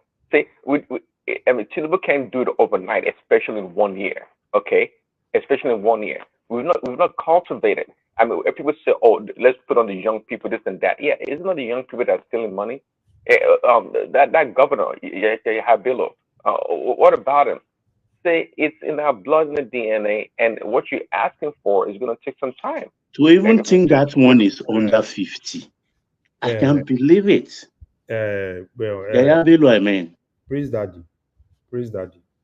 You see that thing you're saying? That's why I said Tinubu, because now you have 4 years and you've already spent quarter of that 4 years, right? You can have ministers that are not serious, ministers that are ready to steal, ministers that are ready to do this, ministers that are ready to do that. And that's why the president has the power to hire and fire. Because at the end of the day, nobody is even going to call the minister. It's you, the president, that people are going to like, yeah, your government is close to not doing anything. You understand what I'm saying? That's why I think him himself, call his kitchen cabinet, not all the ministers. Let them sit down, because for him to be successful, because I want him to be successful like you want him to be successful too. Because it's when he's successful that Nigeria will be better. But the more we still have some of all these things, I'm telling you, at the end of the day, because 4 years, by 2025 December 2026, it's going to be pure politics. Me and you know, any government that goes into, anybody that is in government in Nigeria, the time you have to work is first 2 years. When it's 3 years, then towards the end of 3 years, politics starts. The other year, full politics. So that's why what he needs to do now, I don't know what he has in mind. So because but I'm just saying what I think, right? I think he just needs to sit down. If they say they are doing some evaluation, let it be real evaluation. Evaluate everybody. Let's see what exactly, at least 1 year. I'm not even saying do any magic. What do you have? What plans? What do you have? What's your roadmap? Not everybody saying, oh, we want to go and steal something. Tinubu's no. At least they gave you something. At least it's just like a template, right? Tinubu's manifesto, all this New Hope agenda, it's just a template. Now they've given you a template. It's just for you to now say, okay, fine, what exactly can we do? And which I'm not really even saying. So what exactly we can do, Larry, to be quite frank, is to rather see, you say what, 48 or 42 ministers. Nobody has time for 48. That. Let's concentrate on the core industries or ministers in the areas that we care about. Tinubu can manage this 48 ministers. So it's a waste of time. Let's concentrate on agriculture, power, and what else? So why did you said he can't manage 48, right? So why not appoint 36 ministers? Baba can answer that question. It's all politics. You got to fulfill that. You got to fulfill that. Why not? Because if you can't handle 48, why do you have to, 48 ministers? Some of them. Okay, the way I can put that is this: every state have their political interest.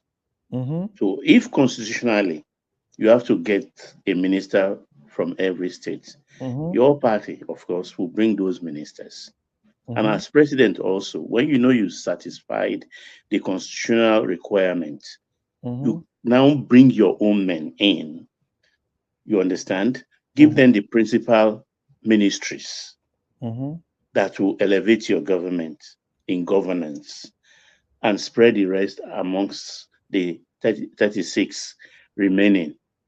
And when they become lame duck, those 36, I mean, you send feelers out that Imo State, I need another minister from you. I can't work with this person anymore. And I give you just 30 days to bring somebody forward. The thing is, you can't go out of your way or behind your party to select somebody in a particular state. That's one of the problems. It's an hindrance. Baba, Tinubu did that. He didn't even, for a lot of all those guys, right? It's not according to party. He basically picked some of those guys. And even for him to compensate people, there are a lot of things, right? In terms of appointment and everything. Everybody the only young man I see is that I think in technology or something, the Labour Party young man. Yeah, is it Bosun? Bosun, yeah. is the one in interior. No, it's Bosun in interior. No, that's not Bosun now. Okay. Bosun is in communication or something. Yeah, I think that's Bosun now. That's the LP guy, or I think Ojo's in interior. I think that's Ojo is in interior. Okay, Bosun. It's so acclaimed, or the LP claimed him or adopted him, but he chose him. But of course, I think he represents his state also. I think Bosun is from Ogun. I think Bosun is from Ogun. Wale Edun is also from Ogun. Ogun, yeah. There's one other minister too from Ogun. One state minister from Ogun. I think Ogun State has like three ministers. I think you're right. The whole thing is complicated. That's what I said. You see all these things, eh? You see, probably politicians. He has to do. There is a whole lot of appointment to compensate people, because at the end of the day, even do you know the thing is, some of what we said some of all these ministers, you see a minister, two ministries, one way or the other. Let's look for a way to divide the ministry, because of want to accommodate some of the ministers. Food for the boys. That's exactly what's happening now. Oh, we say this one is marine, blue economy. That Baba is there now. I can't even say this is exactly what that Baba has done in that marine. Adetola, what's his name? Yes, no, it's his cousin of the president. Yeah, I know now, but Baba, and that's why he's supposed to even work, so that we know that you. And he put him in a very important ministry. Can you even pinpoint what that Baba has been doing there? I don't know. I was thinking he will plead with somebody like Ulysses Agbakova to help him with that ministry, even if he's going to serve Nigeria for just 2 years, to put a proper foundation in place, because the blue economy is the new direction, actually, in terms of economy. And Lisa Agbakova has been a marine lawyer ever since I know him, with his office on not Marine Road, Point Road, I think, in Apapa. So I don't know. That's where I get a little bit frustrated, because actually, like you said, there are a lot of competent hands in the country. But like those talkers, those I call talkers, those who know how to criticize and make lot of noise, like Baba, those people, are they the friend of the party? Are they the friend of the president? Fortunately for the president, most of them come from the Nadiko background. Falano, Agbakoba, and this cardinal minister too. What's his name? The one with plenty hair, the one wearing the afro. Hashiu Soni. They all come from that tradition angle. So he could tap into them if they are willing to serve. Even though I heard that Falana was offered, I don't know if it's true that Falana was offered the AG, but he turned it down. He will turn it down. He will reject it. No, I trust him for that. No, About me, I'm not even talking about those ones. So you understand something? These ones that are there, if they want to work, they can work. It's easy to do now. Maybe you are a minister, maximum. Outsource some of all these things. There's a whole lot of consulting firms that can help you. That put them kitchen cabinet, let them advise you. And at the end of the day, steal what they have and say you are the one that owns the thing. Yes, good. There's a whole lot of, even that Baba that we are saying in marine. All that Baba needs is just like look for experts within that sector, put all of them together, go and draft something. This is what do you think how we can do They this? are trying to help in Larry because I've seen a lot of foreign hands coming in. These are young consultants, you understand? Baba, Maybe all he's this not paying foreign, I'm not attention even or talking he about is just naturally Baba, incompetent or slow. Baba, all this foreign thing you are saying. You see, Baba, this thing does not even need foreign. It does not even need all this foreign that is saying they travel to this place, they are looking for partnership. That is all those things. You don't even need all those things to function in that sector. There is a whole lot of things in that sector that it can do. Marine is huge. It doesn't even need all this. We are going to this country If to anything, they projected we could make trillions from that in a couple of years. Yes, it But doesn't even need all this. We are going to Japan to go and understudy Japan. Tomorrow we are going to the water is here. to go and understudy this. We are going. They don't even need some of all these things. You know, that Baba, everything I see is probably, this country we want to go and understudy. What are you understudying? You still die in a papa and dish out something. You don't Pack even your ministry and go to NPA premises. Lot of blocks in Apapa or Tinkan they don't use again. Convert warehouse to offices and start working. We are understudying this. We are signing bilateral agreements. That is what they've Even it shouldn't be in Abuja. Larry, It should not be in Abuja. Before Baba goes next, could you No, talk? Prince Daddy, you will go next. I just enjoy the often contribution like this. Actually, that's my preference too. Actually, so it don't matter to me. But I was gonna have Larry talk about the 200,000 naira that the Niger State governor is giving to the coppers. Mm-hmm. Did you hear the readout? Yeah. I was shocked, and I wanted even to know the numbers of coppers sent to that state. You will see everybody now will want to rush to that state. No, it's well, the Niger governor is someone I respect a lot, and I'm still Bago. Yeah, Bago is someone I respect. I think what he's just trying to do, there's most coppers, right? Particularly the far north, most of them don't want to go there. You understand? I think he's just trying to look for a way to encourage coppers to kind of like come. Because if you look at what coppers do, right? As in they help a lot. There is a whole lot of ways where copper actually help, at least to a particular extent, education, and some other things. So I think what he's just trying to do is just to look for a way to bring them back, because a whole lot of coppers, if you ask them, nobody wants to go to Niger, nobody wants to go to Castina, nobody wants to go to particularly the far north, right? Nobody wants to go there. So I think that's what he's actually I even made sure none of my kids went beyond the Jos. So as bad as it is, I'm also not a saint, because my cousins, I had to ensure that they actually serve in Abuja.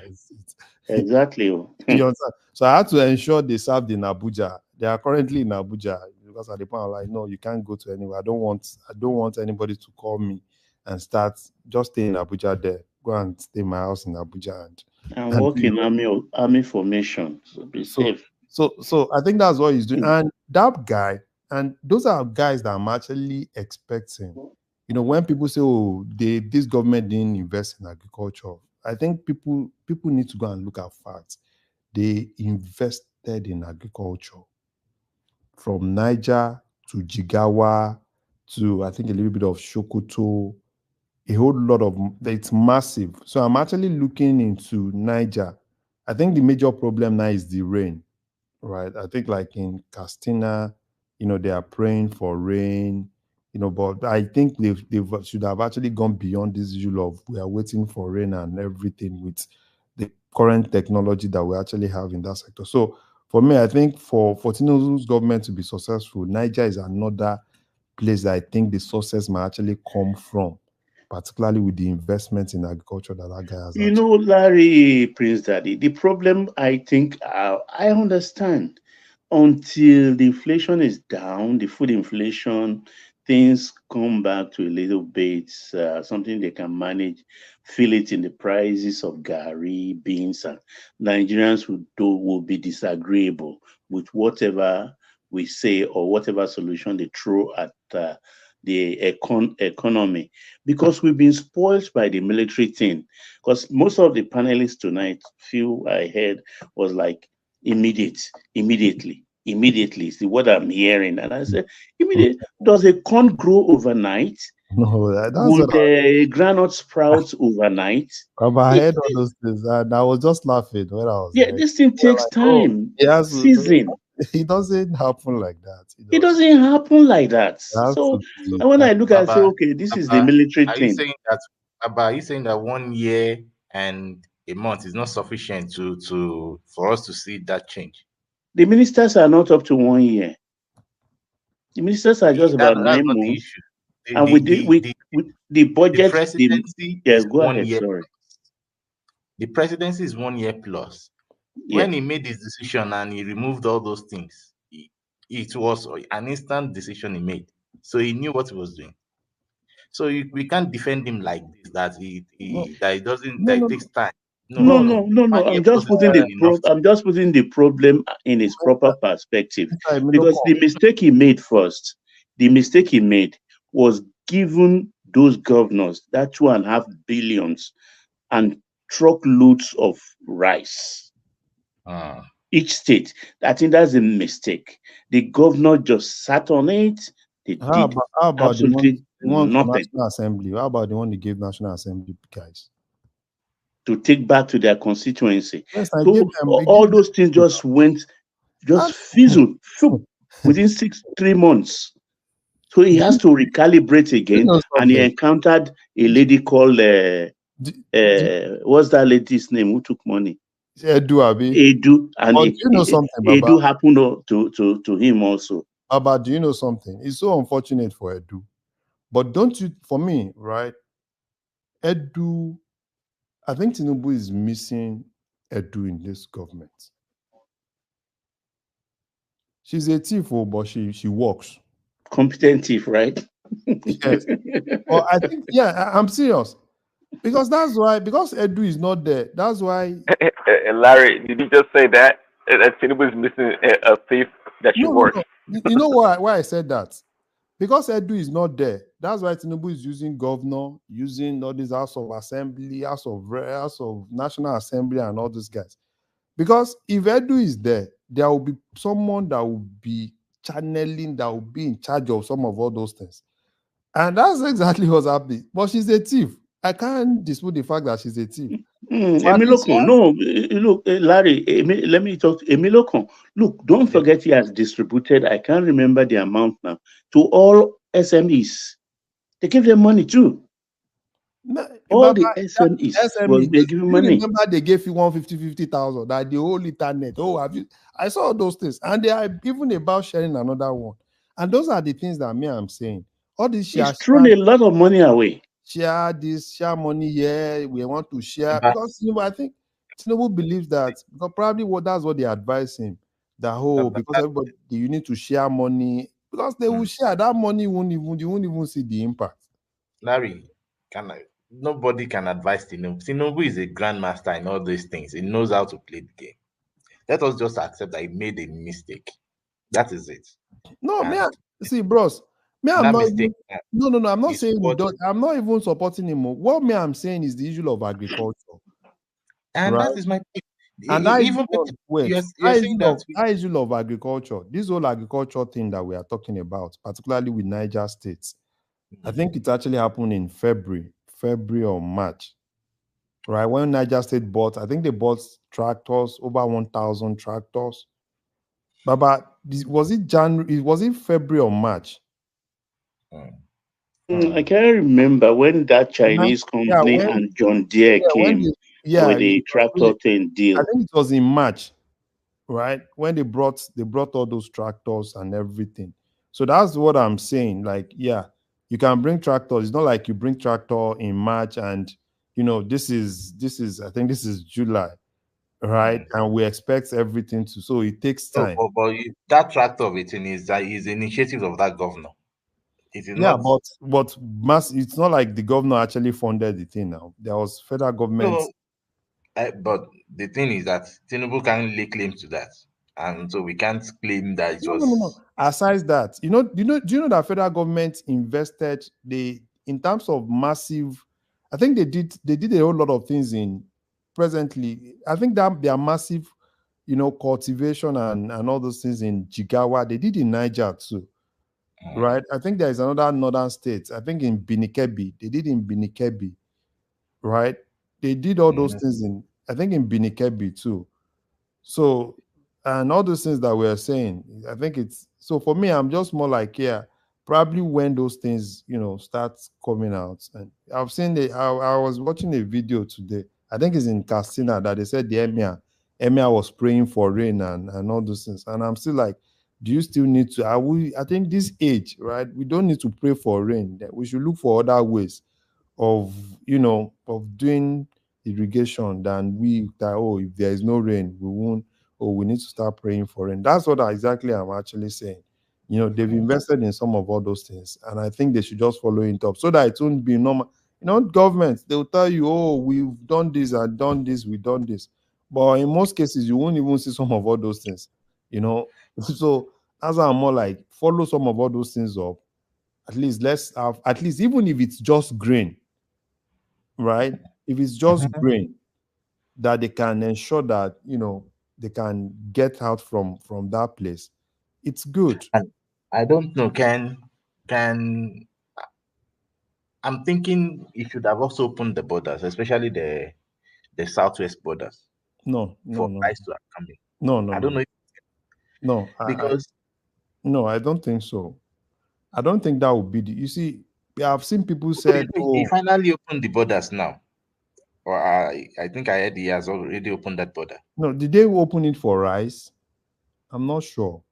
No, but Niger refused to open their own side as Mali and the other ones too. They refused to open. That's what is causing the problem between Benin Republic and Niger today, refusing to open their pipeline, the oil pipeline, refusing to open it so that they can load their vessels in Cotonou port to export oil for them, because they refuse to open their own border.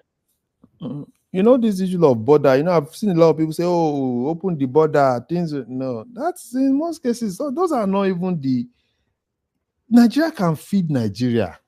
No. That does not say Nigeria can feed. Of course, we have the potential to feed Nigeria. Yes. Well, I'm talking of that could have been a palliative measure. No. To at rather least, than opening, you know what? Rather than opening border, right? Yes. And support government buying massively, going into those places, having agreement with those people, right? Government going into Benin Republic, right? If they want to crash, government can crash the price of anything. Government that is what they do. So government can, they can go into Benin Republic. If you say, okay, fine, there is shortage of this, there's shortage of that in the country, government can go massively, buy, right, and put it in the market. Government can do that, but not primarily, just open the border. So the problem in that border, the most of the problem we have in Nigeria today is the porous border. Okay, look at Port Harcourt alone. How many guns did they say custom recovered? Is it their same border that almost everything, right? Everything comes in. Look, that is like an excuse. Either you like it or not. Those things Your are still excuse, passing through. do you know that you were more like, yeah, your own is more like, yeah, rice and all these things should come in, Yes, food. If it could have been said, okay, let food come in, at least even if it is for 6 months, and after that 6 months, there will be a plan already in place that okay, once that 6 months, maybe all the seedlings in your Nigerian farm. Bros. Wait, I'm sorry, brother. Maybe you already have a plan because this is what I'm thinking that after the old hula baloo of food becoming expensive, there should have been a plan. Okay, in the next 6 months, 6 to 8 months, we know if we plan this, we are going to get this. So, how much can we plan for us to crash this price after that 8 months to 1 year period to crash a bag of rice to this amount? So that will determine the amount of what they would have planted. Okay, prior to what we have planted, before we could get the value to this point, what should we do? Can we open the borders and let food alone? If it is just food, rice and beans and tomatoes, and even what do you call it, turkey and all those things could have come in, and that will stabilize a bit. It will stabilize the food, especially because Emilio, are you the Minister of Agriculture? no, I am not. No, you should be. Because no,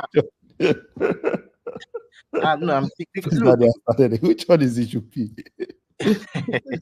But the thing is this: at least if you look at all those places where we are crying of food, as Lagos is one of those places that is experiencing it the most because of the population density.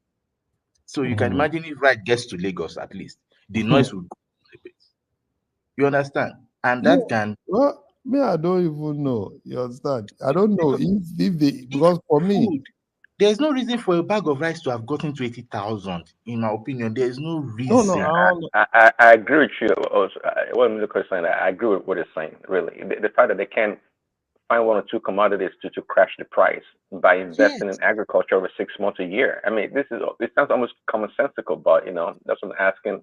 Really, they couldn't figure that out. I mean, it's amazing. Yeah, no. So it's if they can actually do that. Well, for me, I think, and that's why I was more like, yeah, they can go into Benin Republic. By going to Benin, I think it's just Benin, because even Nigeria, they don't even need to even go. Just open the border. Trust me, the business people will make that business and it will crash. All you just need is especially you see, these three things would have crashed that business: rice, turkey, and fish, and then maybe beans as well. I don't know if they really bring beans from Benin Republic. No, I think I know they bring rice, they bring turkey, they bring groundnut oil. Look, if they bring those things in,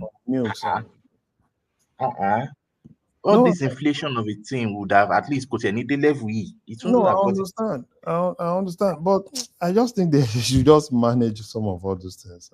Yeah, if opening the border, because now if they are open for like 6 to 8 months prior to when your seedlings grow and you get the value for those things, then you begin to also put the infrastructure to make sure that those seedlings, and after they have the harvest are properly managed so that we don't have losses. If that might mean that maybe you should start building silos within that period of the time, with all these things. And funny thing is that if you look at how much it's going to cost you to have this to make sure that this plan is executed, you will realize that it's not going to even be much compared to what they've even spent. Emilio, rather than improve the economy of Benin Republic by allowing smugglers to hold sway in that border, why not we import directly ourselves?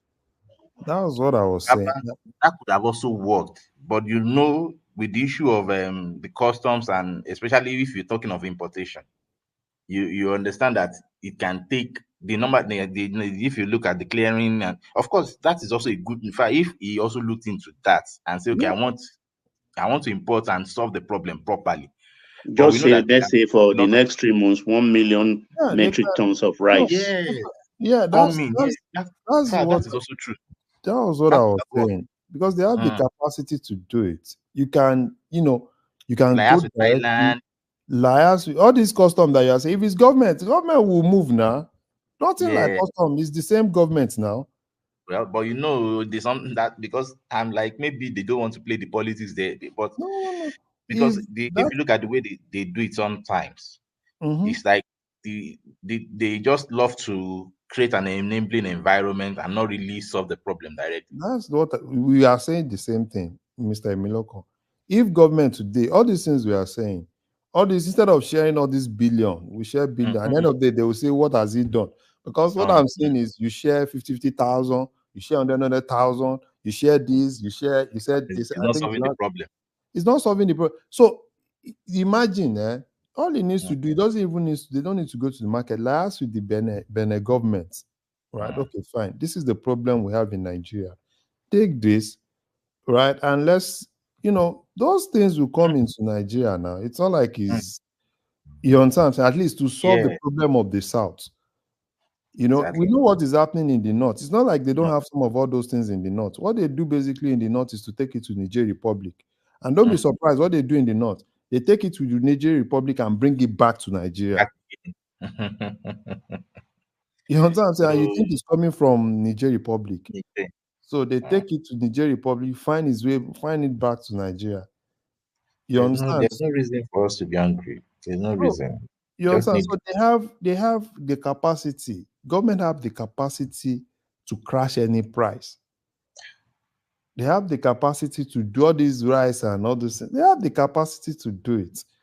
You understand? So all they just need to do, imagine, like government, instead of sharing 500 billion, why if you take that 500 billion to Benin, right, and last with the Benin government, right, and bring things into Nigeria, you understand what I'm saying? At least even do it like food stamp or whatsoever. Let people, okay, whatever, share. Let them, at least let them have designated place that they know that, at least if government. Although even I think I get the reason why you was even having that. Now you know that if you follow this line of thought you're saying, there's tendency for hoarding, because now some persons we have first-hand information about this the project. They will even be the first-hand toucher to the project, and trust me, those people, they will hoard these things. Yeah, that's, remember the issue of the issue with COVID-19 palliative and all those things. And That people that is when when they are not really willing. You understand what I'm saying? That's, you see, imagine you take that money, you buy some of all those things. All you need, people, when people know that, okay, fine, these local governments, there are designated places, right?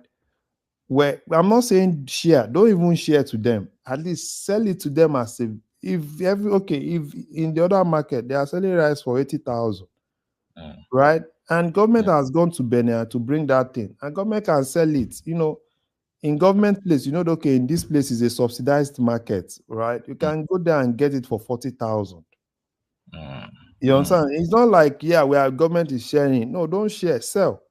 But my take actually is the government has invested so much, that is Buhari government, in rice cultivation. And a lot of all those people who benefited from the grants given them, they've not delivered. So it will be a perfect excuse for them. But that's the problem we see. You see all this share, we share money for anchor borrower, farmers, is a problem. That's what Nigeria has been doing. Now, okay, now this SME that you said, Baba, do you know how much they've given all these people? Did you hear anything?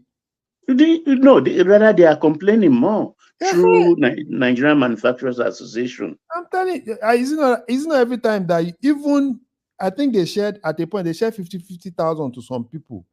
And they said that one you are not refunding that one 50. Did you hear anything? Now, I think, how many trillion do they say they want to share now? How much are they sharing? You see all this share. Sharing this money. We do anchor borrowing, we do farmer borrowing, SME, something, this and this. And funny thing is, Mr. Larry, funny thing is that even these monies that they're sharing, I can guarantee that the larger chunk of it will go to the hands of the politicians. Of course, now. Yeah, because it's all about the election. Do you know the thing? Do you know that anchor borrower? All those their money all this money they are sharing. It's not like people don't get it though. But what they do is like, okay, you want to get those guys that they said they help you process it, right? They help you process. They help you So process it. If it's 100,000, God. they will process it. I'll process it. Maybe at least 60,000 will get to your hand. Wow. That is Wow. exactly what's happening in some of all those, in some of all those things. But government will say, okay, fine, we'll give 100,000. But you that you want to collect it, at least 60,000 will get the processing. Some people say it might be 30,000 that will get to them. So you understand what I'm saying? That's why for me, I don't even, until you have a system. But Nigeria does not even have that system. Because even data in Nigeria, is it not that same data they say they are selling 100 naira? God. I mean, so those are things. All these share. Me, they can if Nigeria wake up today, they want to share the whole foreign reserve of Nigeria today. People will still complain tomorrow. Yes, it is okay. And those complaints will even be legitimate because it won't get now. Because in most cases, when government tell you they share, but how much gets to you? Okay, now let's say one thing. During those periods when they used to say INEC, come and work for INEC, they'll say this is how much government release, how much people you work as this, you work as that, how much gets to your hand. And that's how it goes with all this government sharing. Government's fine. Government can say on paper they shared 100,000. But how much actually gets to those people? Some of them, maybe 40,000. The guy will process. This one process. At the end of the day. You understand? But I think one of the things Tinubu has to put in place too, before their credit policy take root, we need to count ourselves. And every Nigerian carry proper ID that cannot be adulterated. We need it in our country. Baba, you see all those counting, sir. Baba, those people, that's another avenue for some people to make money. Baba, for me, I know now since Hebrew time during Abacha, even though Babangida tried, every government has been trying to count Nigeria and give us one form of ID or the other. It never worked. Baba, you see, if they said they should come and do that count now, I'm not even sure Nigeria can even afford that thing now. They should leave counting. At least the ones but then that is the problem why we keep on just throwing money at people. I know, Baba. When we don't even know our Karawa, we don't know how many we are. You know something? The data we have, all right? The data we have, let them do something with the data. To today, if they say people that have done NIN in Nigeria today, at least it will be over 50 million people. Even you know why I'm worried? This new 50,000 for 100,000 families in each state of the federation, including, I think with calculator we did the calculation, it ran into about 180 billion for 3 months or so, if my memory serves me correctly, about the discussion we had a few days ago. When you say 100,000 families, how do you determine that in every state of the federation? You see, all those things, we are still saying the same thing.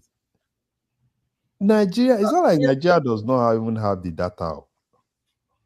I think you guys have been saying something that is very, I'm sorry to interject, but according to the National Assembly now, the first reading of the compulsory NIN number for all residents of Nigeria, including foreigners. It has passed the first reading now. So they are trying to make a law just like in abroad. So that NIN number is just like a social security number. So that they will force everybody in Nigeria, whether you are a foreigner or in Nigeria, you must have that NIN number. And I think that you say about 50 million. It's probably more than 50 million. At least I was just being conservative, right? Let's see, like I said, it's more than 50 million. And that 50,000 naira they gave people that time, it's not that I'm supporting the government. Sometimes you also have to feel the pulse of the grassroots of Nigeria, the people in the grassroots. Sometimes it's also, you are right, it's also a way to patronize those politicians in the grassroots. But that 50,000 naira they gave, 100,000 they gave the last time, I knew about 10 people that they collected it because they gave them to it's the federal government that paid them directly, not through the state at all. Yeah, I know. And this one they are trying to do again for 100,000 poor family or whatever they say. It's going to be the same way. NIN, BVN, through the federal government, not the state. You know, they used to have what we call the social register. But the Yeah. problem lies where the state, the They name the hijacked state put it. there. That's the problem. I Because don't know. federal government cannot, it's the name the state give them that they will pay. I know. That's it. I know. And if you say they should open the border, you make a very good example of what happened in Port Harcourt yesterday or 2 days ago. So the problem of Nigeria is that we are their problem. I listened to a long interview of the Interior Minister, and he categorically said that Nigeria are now manning their border with what do you call it, with drone and everything, and they can see everything that is going on in the border now. But when you talk about how many borders did you man with that kind of camera or whatever, so that is the question, because we have about 700 to 800 border route. So Mr. Remy, can you see that? Can you see that? Then the argument not to open border is not definitely a good argument then. Yeah, I supported it. Why should you open your border? Have you ever seen any country that open their border like that? If you open your border everything will come in. This is Nigerian people, very crafty You don't people. get me. I have. You just said now. You said we have several borders that they are not even manning what they are claiming to be manning with drones and things like that. So meaning that I said I'm not sure they can man all those illegal border routes that around that. So if we are going to be sincere with ourselves, we know that those who are going to bring weapons and things like that, maybe if you are going to catch some, you might be catching 10%. The remaining 80%, they know how to go through the routes, despite the closure of border. So why make people go hungry because you are afraid of weapons that one way or the other will still find their ways in through? And secondly, if you open border for food, doesn't mean you open border for weapons. Let the people do their work. So opening of border doesn't we shouldn't, because of we are afraid of weapons and any nefarious activity. There was a time they were talking about allowing grains to come inside, but I don't know whether they have make it to reality that people should bring food. But I know about pharmaceutical and health products. Pharmaceutical and health products, they have allowed them, it's free tax or something, and no duty, so that I think it will reduce the price of drugs, medicine, and healthcare equipment. So that one is not free duty. But about food, especially at least in Nigeria, they should be able to say two food: rice and beans, and wheat flour, which we use to make for bread. Chicken, egg, fish, let those things come in. Yeah, man. But if you do that, the problem now is that if you do that, because wherever you say, there's a lot of poultry farm in Nigeria now. That they're also the poultry farms are not working right now. Are you aware of that? No, not all of that. They are working, but how do you? Because sometimes you have to be very careful. Because if you open your border for all manners of chicken, bring it in, eggs and the rest, you are killing the one they are raising in Nigeria. So you have to find a balance. It's not easy. But for rice, I totally support that rice should be, at least for now. At least that's the major staple food of Nigeria. Right. Even rice alone, okay? Let's bring the price down to about 40,000. Let them flood the Nigerian market. But I hope before you know it now, all those planting rice in Nigeria will start making noise. And how many acres or how many tons can they produce in a year? Don't even mind. If government wants to do it, you see all those, in the rise, don't even mind those people. And that's why I just said they should just go massively, put like 500 billion, talk to Benin. If you talk to Benin, push that 500, let them push those things in. At least if government, saying, probably because of security issues. So government can do it now. At least if they talk directly to countries like they could, Thailand or whatever. Correct. Don't we have ports? Why are you guys saying we Benin? We don't need to go through Benin. Thailand we ship we enrich them? We have lots of ports. Mama, you know my problem, right? I don't even, any way they want to do it. If they want to go through the port, I don't even care. Any way they want to do it.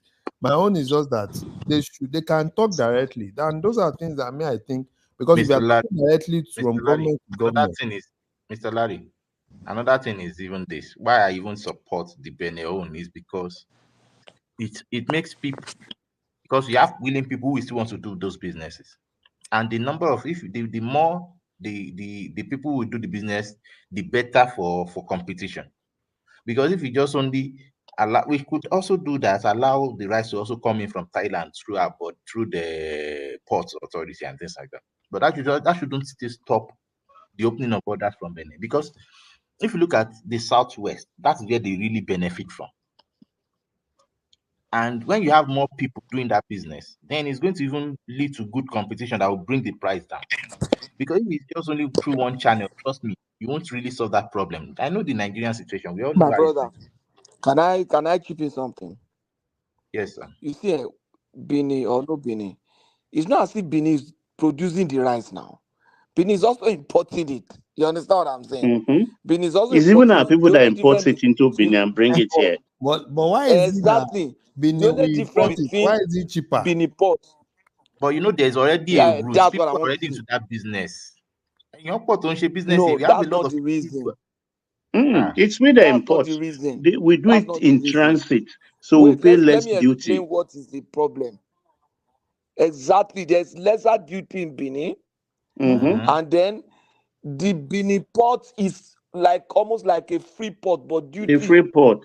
they It's a free bring port. in It's not anything. But almost our like own port, if you are our own transiting. port have restrictions. That's why. So if you open our port and remove those restrictions, Nigeria port, people would rather go through there now. Who want to go through the stress of carrying something from one port, clearing it through the border, or smuggling it through the border, and now selling it to the market let us when the remove market port smuggling. is open? It is So there's no okay. need to even go to Benin. Let them remove the Now, restrictions in our ports, and let them remove Import it restrictions directly. around this particular thing. then what about the And then let efficiency them of the bring it port to itself? That is also a our factor. ports are more efficient. Our ports No, are our more ports are more. efficient. Our ports are We have more. more you equipment. guys, We have they are larger. Patrick, They are Benin is Patrick, just that it's free. Have you been to Benin port before? So you are It's saying just that our it's ports are not more as efficient efficient than as Lagos port now. Patrick, did you know that It's we have not. the largest deep sea port in Nigeria today that can attract that can bath large vessels? That Lekki, the one the Chinese built, oh my God! If you just bring all That's those large even new vessels one now. of rice, Let's even use like the old one. no, let's not use that Let's one. 2 even or use 3 the of old that one. large vessel, the price will crash immediately. No, But I don't know. Remove the restrictions. Just remove the restrictions. That's all. That's why Remove the me I feel restrictions. you. Especially for rice and whatever. I mean, Look, like I said earlier, you understand, a lot of people have been empowered during Buhari's time. We're talking of, I don't like mentioning names here, you understand? They cultivated the land, deceive our people. Some of them claim, the rice pyramid. erosion and water. Baba, where is the rice pyramid? All the rice pyramid we were seeing that time. You see, it's all, they just ruse. And they have to recover this money. Take, for instance, if they import rice massively, that's a perfect excuse for those people to say, you've crashed the business. So what I grow, I can't sell. Maybe that is what is hindering the government. Baba, should people go hungry because of the ineptitude of the government? Because that is still an ineptitude. How will you be giving people money and trust them like that? If you know they won't, at least you, if that could have mean that you employ a lot of people again to serve as investigators, secret investigators, all these things, it can be done. But a lot of people are hungry, people are dying, people are eating 001. So look at what is going on in the Southwest today. I watched a video recently. I was shocked. They are producing the tomatoes. tomato, Abi. The tomato, Abi. In the Southwest, so in Ekiti. I saw the video selling it to the outside people. I was thinking that even we ourselves, we don't love ourselves. They are selling to them because to make abnormal profit. Patoski, don't blame those people. No, I'm not blaming them. I'm just trying to say that you know, those are things that, do you know that those are things that I think, probably the state government, there's a way you can make that thing attractive to those people. where they can quickly sell those things to Do government. you know what the state government of the Southwest are doing now? Before they were just sitting there, they are not Don't thinking. mind Now those they guys. are Patoski, thinking. Now they are thinking they want to cultivate 1,000 acres of land in each of Patoski, all those guys are just doing those things for the camera. Forget them. so you mean all those governors are lying, especially from the Southwest? This is from the Southwest. No, I think Sanwo-Olu is driving that agenda, and it's very serious. Baba Sanwo-Olu has been doing that. He will put the money down. Sanwo-Olu invested massively in Niger. Most of the things you see in Niger, he invested massively in Binikebi. I know of Binikebi, right? Yeah, he talked about it. He said Brennan Kirby and now in Niger. Sanwo-Olu knew and even in Epe, there's massive, even today, if you need land in Epe, they give 2 acres in Epe. If you apply through the government for farmland, they have 2 hectares. 2 acres for farmland in Epe that they will give you. And if you see most of the guys that are into agriculture in Lagos are basically in Epe. So leave some, every other ones, all those ones are just because no, I am telling you their plan. They have they don't have those Remy. those 5. Listen. Mm-hmm. We have seen the handwriting on the wall. Okay. If anything happened today, the North will use food to starve you guys to death. Is it today? ABC. But now that a lot of people are clamoring for food, and now they have a Marshall Plan, all of the state governors, they accepted that they are going to have 1,000 acres of land. You cannot just say they are lying. This is reality on the ground. You don't know. Any food, you cannot be expecting it from the North alone. I saw a video of Ekiti. They having, I think Ekiti already started doing it. No, I know of Ekiti because I have friends that So why do you say they are lying? No, you know why I said man, all of them did not cultivating their land in large, extensive. You know why? You wait now. For me to say they are I'm not saying they are lying. I said most of all those things are just for photo ops, right? For headlines and all those things. You see, there are some things that you don't even need to tell people. Maybe we are talking about Ekiti. We've said things that we know. Okay, probably I just said that all of them just agree. Wait now. It's not until they agree.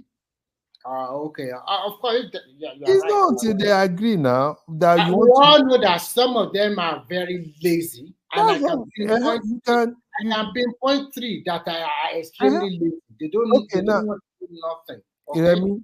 Is it until they agree that they know that they have to look for a way, to address that issue? This is not an issue that is just coming today now. This is an issue that have been even before some of them became governors. Even states like Osun, Ondo, Ekiti, they're supposed to be the food basket. Food basket of the Southwest. They used to be like that. Now everybody what I expect them to be discussing is not even agriculture, because I expect each of them to have their own plan regarding agriculture. They are supposed to be discussing how to power Southwest.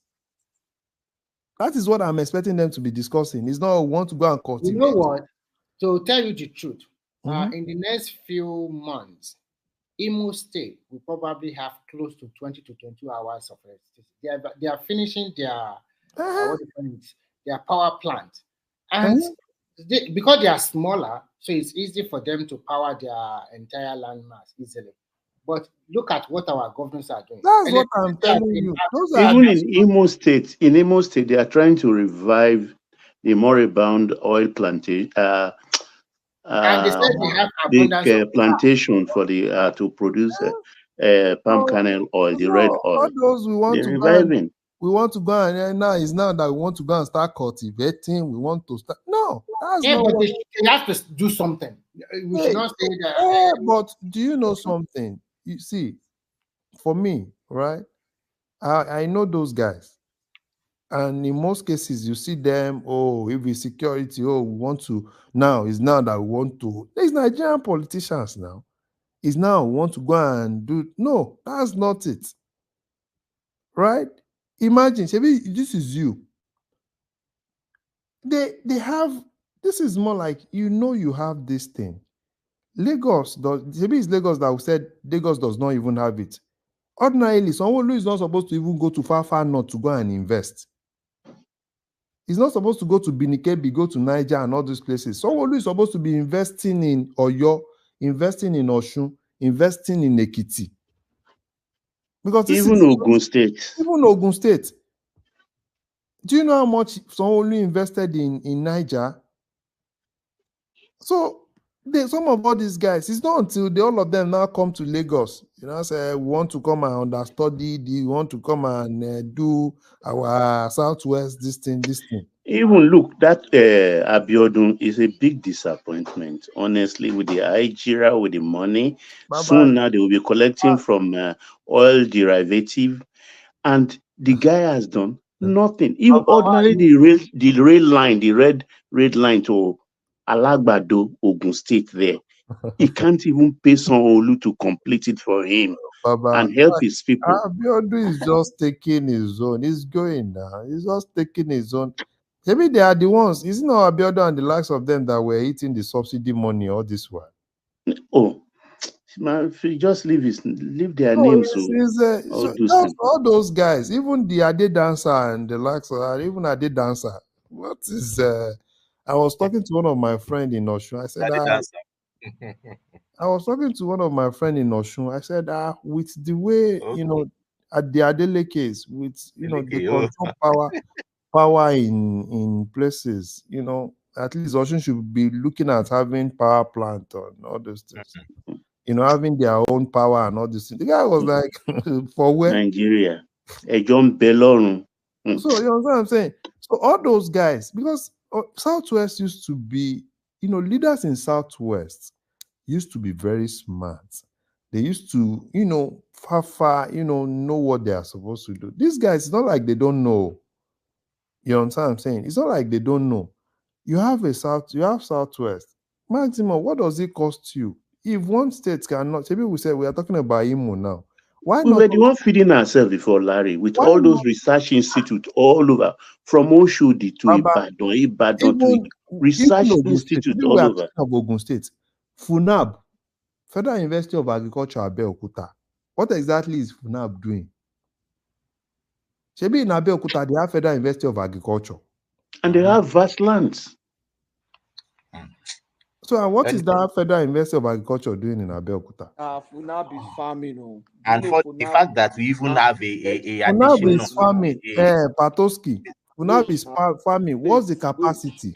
Mr. Larry, the fact that we even have an Akiwumi Adeshino to even, to leverage on those kind of knowledge to drive this kind of question. Let us address it now so that we don't go back and forth.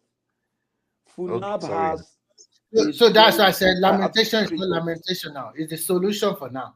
So because FUNAB, so that you won't think that they are not doing anything.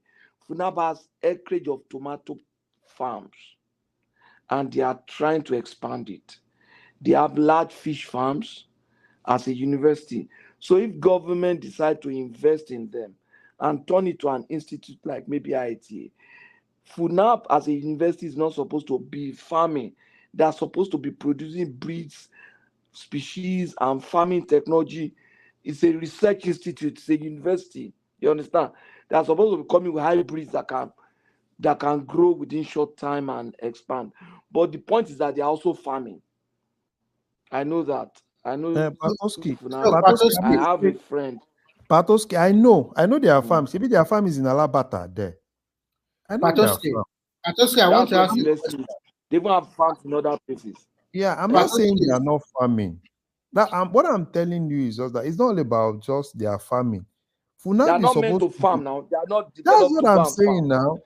That's what I'm saying. If FUNAB is in that place, FUNAB is supposed to. Okay, what are the modern way, right?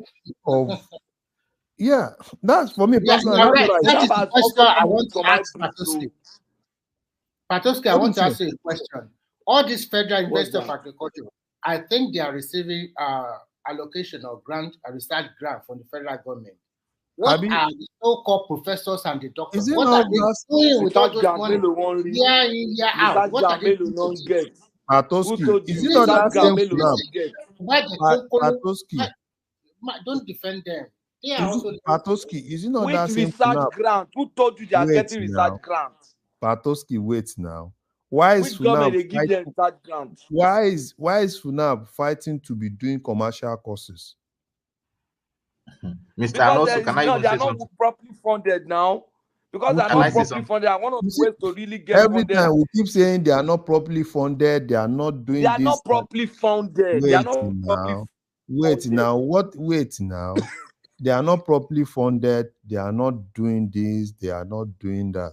Right? We give an excuse and all these things. What exactly? Because FUNAB is a big school. Gbogbo alamọ Yeah, àwọn you know. politician yìí pé Mr. wọ́n Larry, Wait pa look, now. wọn fund. No, there's no. Can someone contribute to your discussion, please? yes. Uh, Can I say something? I heard someone that said FUNAB is not supposed to be farming, and I think such kind of information may be misleading, to be honest. Because if I don't know of any school, right? No, when things are done properly, they are not supposed to be farming. That's But not as it is, there's no Ogami, planning to that's be not farmed. correct. My school How? has existed for almost 200 years. Their farm is all is the output of what is coming from their farm is more They are than not the supposed to be entire. farming. Your school, the basis for setting up your school in the US is different from that university. These institutes are not supposed to be farming. All these things are an assumption now. But the reason why university exists, we can't say university are not supposed to be farming. When we have polytechnic, we have university that they have laboratory that they are working like a mechanic too, whenever they need to do that course.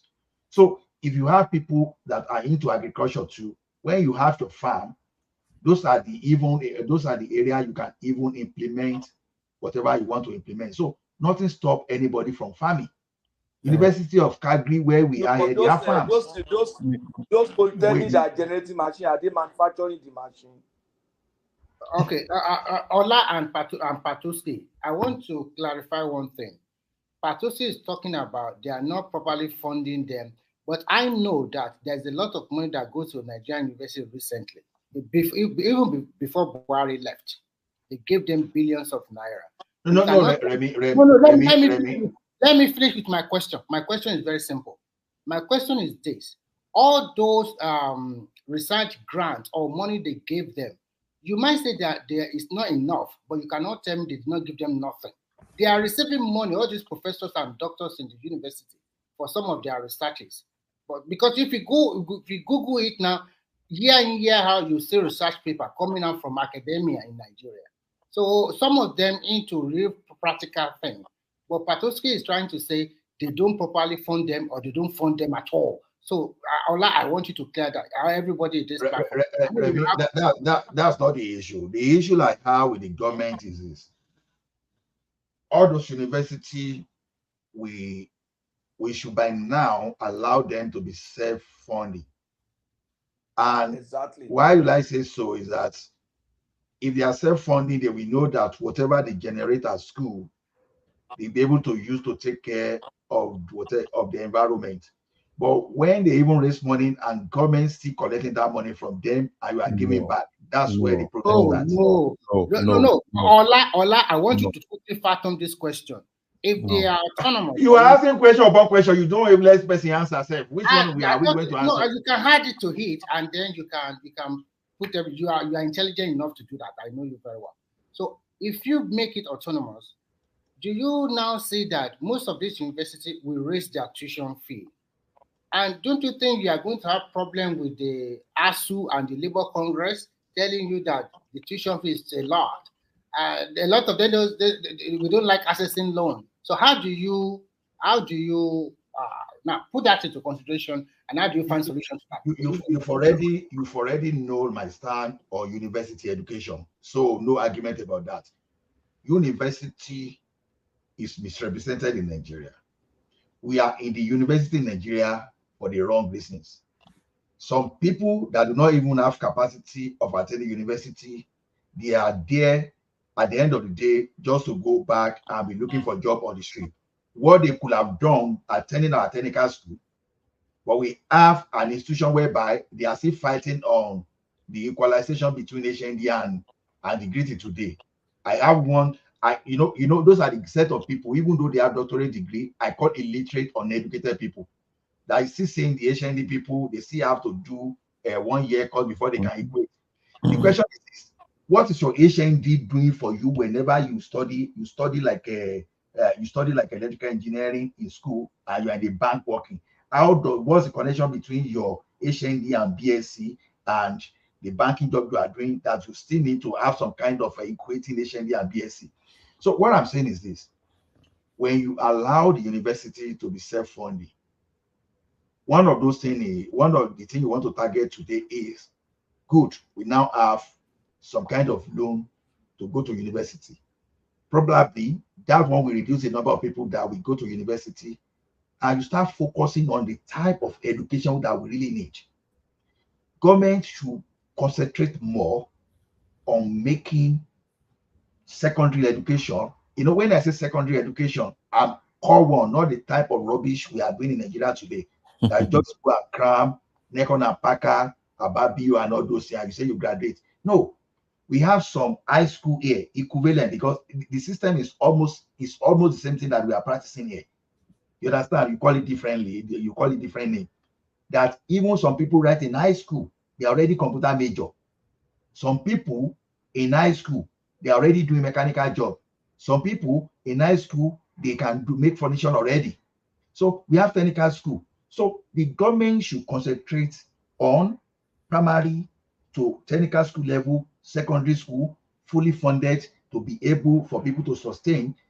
There is not for a graduate to come out and start be repairing ATM and start be repairing computer. No, that's not what graduates should be for.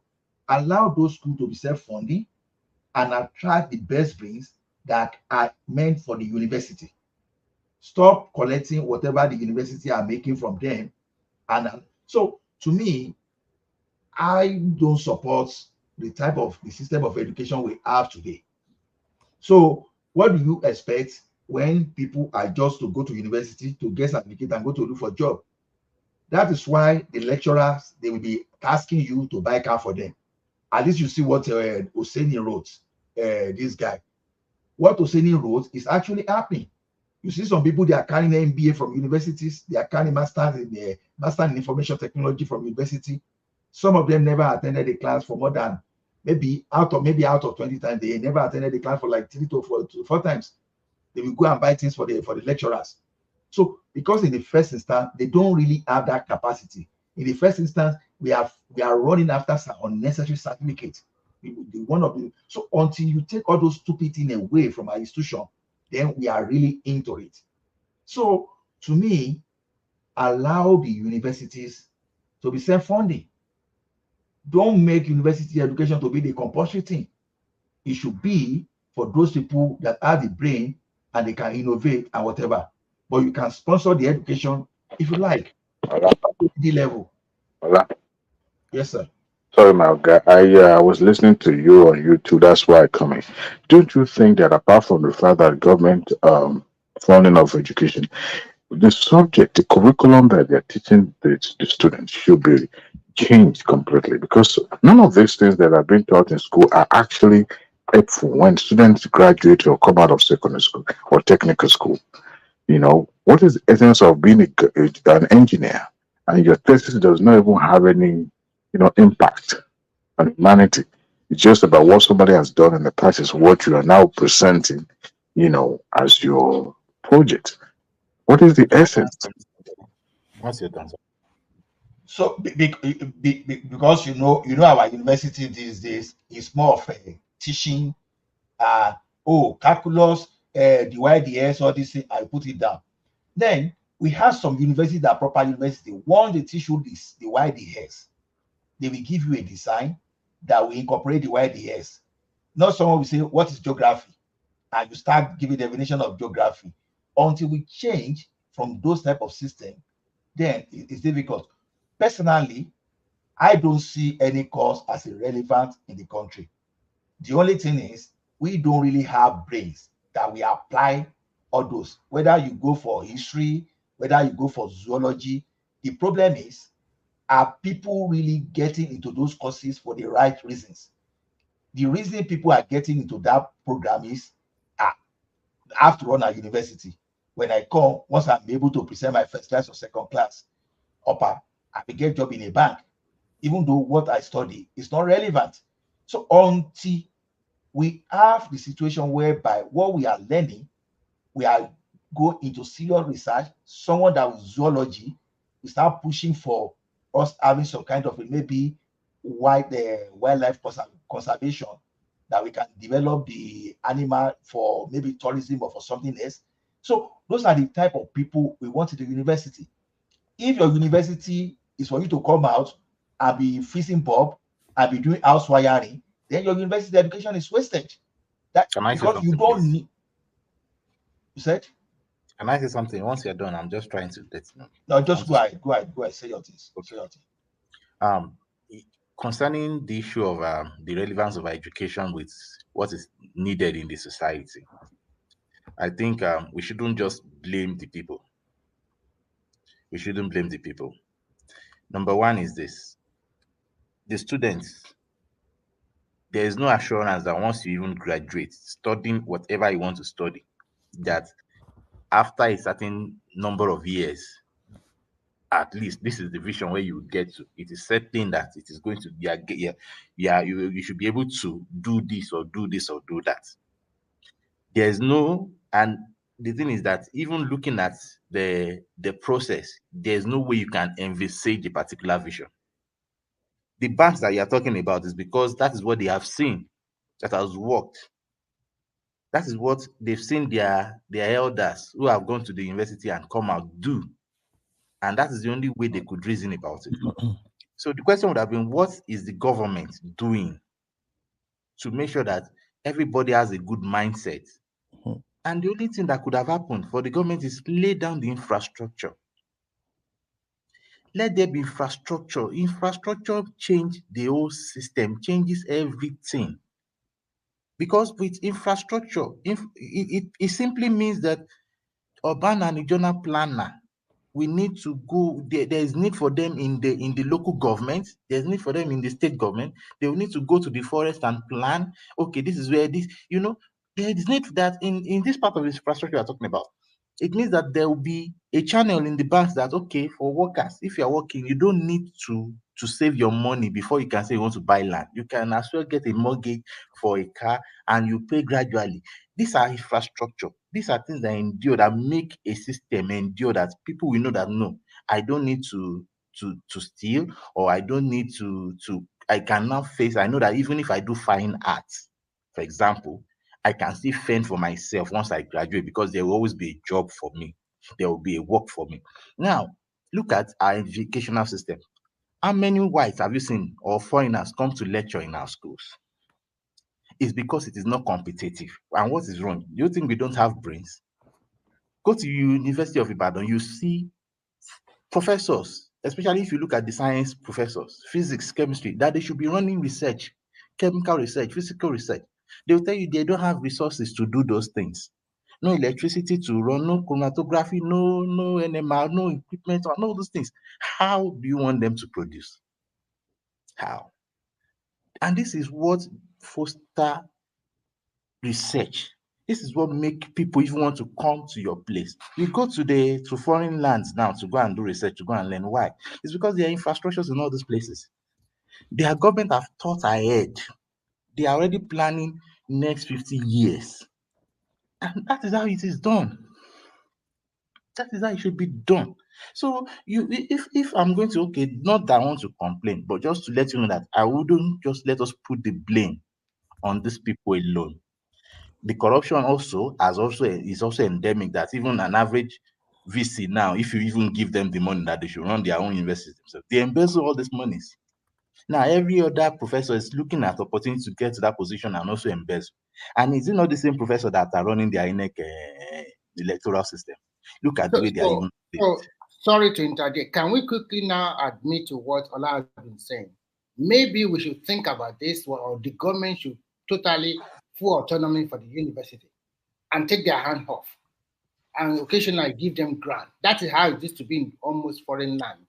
Let them pursue, let them make the money by themselves so that they can recruit the necessary teachers so that our professor, whatever they call them. Because now most of them, sometimes as you are blaming the government, you should also blame those professors and doctors, teachers in the university. How will you impart knowledge when you just train your kid for 1 month and you put them to examination and the semester is over? The rest is strike. Can I ask, can we say most of the problem in Nigeria is all these unions? Yeah, in fact, that one, look at the union themselves. Oh my God. Why would you say, when you say union, salary, when you say union? Yeah, you know why I said that union, particularly this university that you are saying. Most of the problem of these universities, right? You know, ASU, most of the problems, ASU is causing most of the problem. And to me, I think they do some of all those things because Nigeria is just a country. But Larry, sorry for interrupting you. How did this man in Ilorin broke the back of ASU in Ilorin? Thank you. No. You know, you see, for Ilorin is just so unique. There's nothing unique in Ilorin, Mr. Larry. They just did what is needed. It's not like, you see, University of Ilorin, you know, aside the fact that, you know, it's just a federal university, there's also a lot of cultural and religious things, you know, that happen in that University of Ilorin. And which is not, you know, remember those days where University of Ilorin singled out themselves from ASU, right? And it's not like they just decided to do that. I know there was a lot of meetings, Emir of Ilorin, and it's a whole lot. And ASU, you know, okay, look at what is happening now. Rather than ASU focusing on the normal thing, oh, they said governing council, no, because of that, they want to do this, hey, this and that. Because it's easy now. In Nigeria, everything is easy. You can go for 1 year strike. And the next thing you know that ASU also, they are against that student loan. They are against it. Yes, now. Hey, what concern you with that one? They are against it. Because any small thing, they know that any small thing will blackmail the government. We have to go on strike, and yes, every time strike. And you know, and they have to pay us all those. Okay, I disagree with your point on this ASU of it. No. You know why? You see, let's, you know, sometimes when we look at things, I know some things are not really pleasant for us to say, but in most cases, particularly in public schools, a lot of things happen in public schools, which we all know. That in actual sense, if you have a private company, those things will not even happen. If you have a private university, some of those things will not even happen.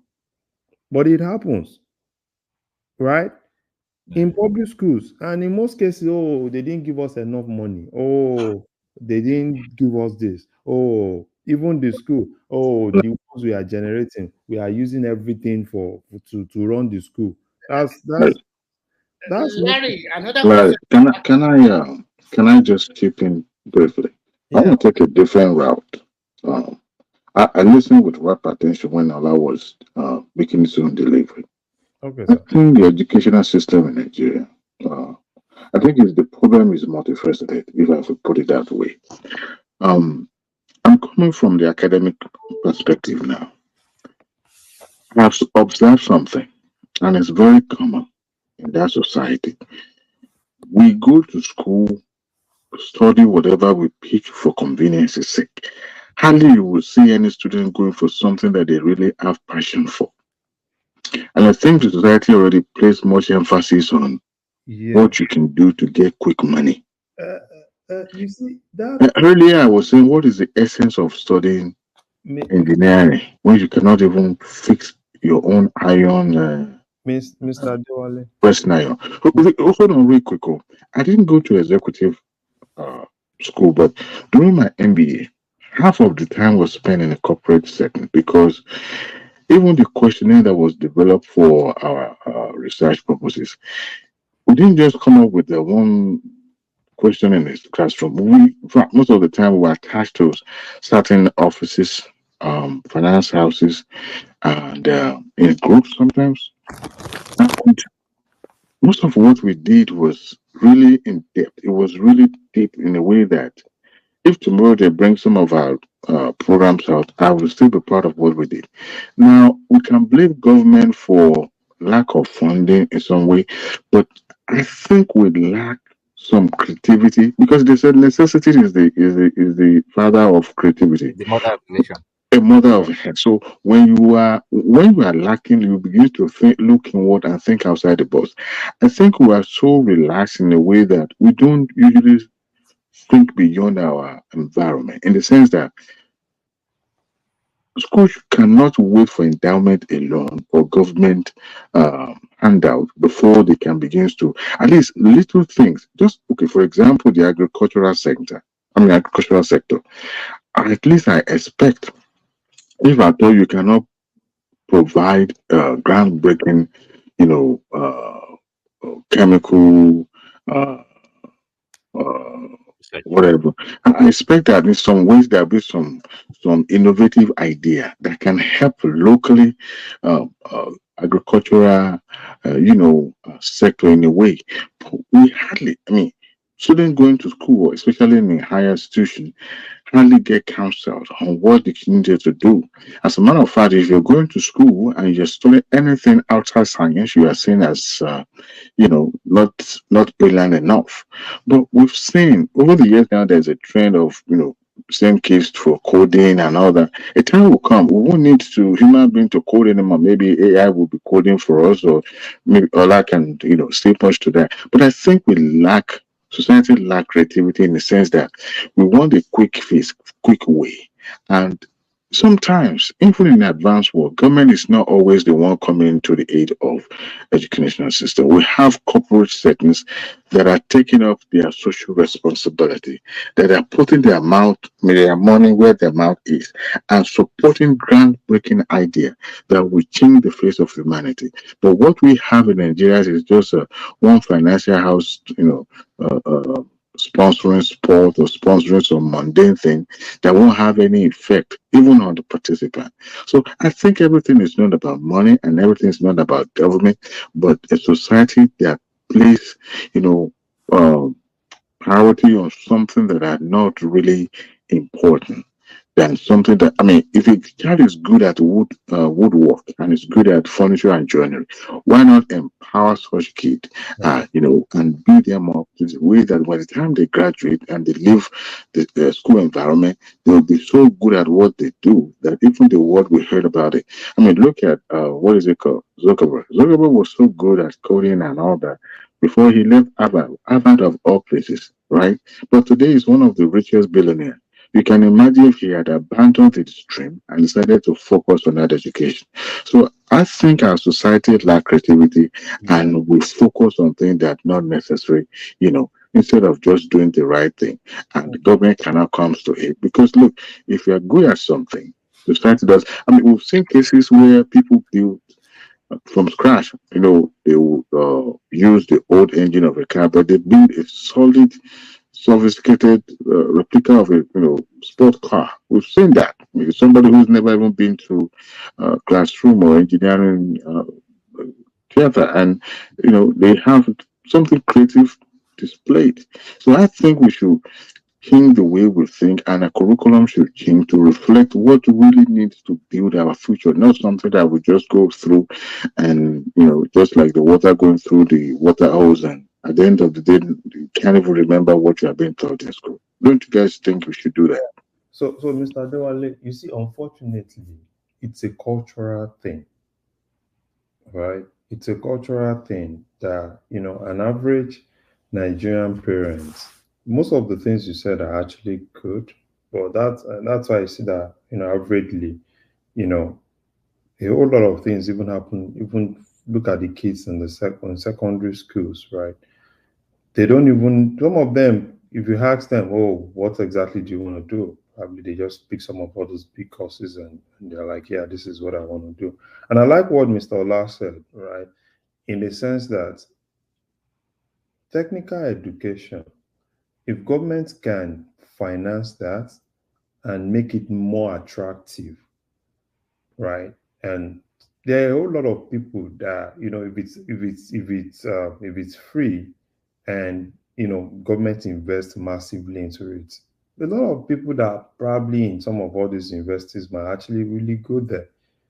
But Nigeria is just the way it is, right? It's more like we've done it in such a way that probably if you don't go to university, probably you are kind of like a second class, citizen. Yeah, that is the orientation So from that's the orientation. That's why I said it's more of a cultural thing. Okay, look at all these issues of Larry.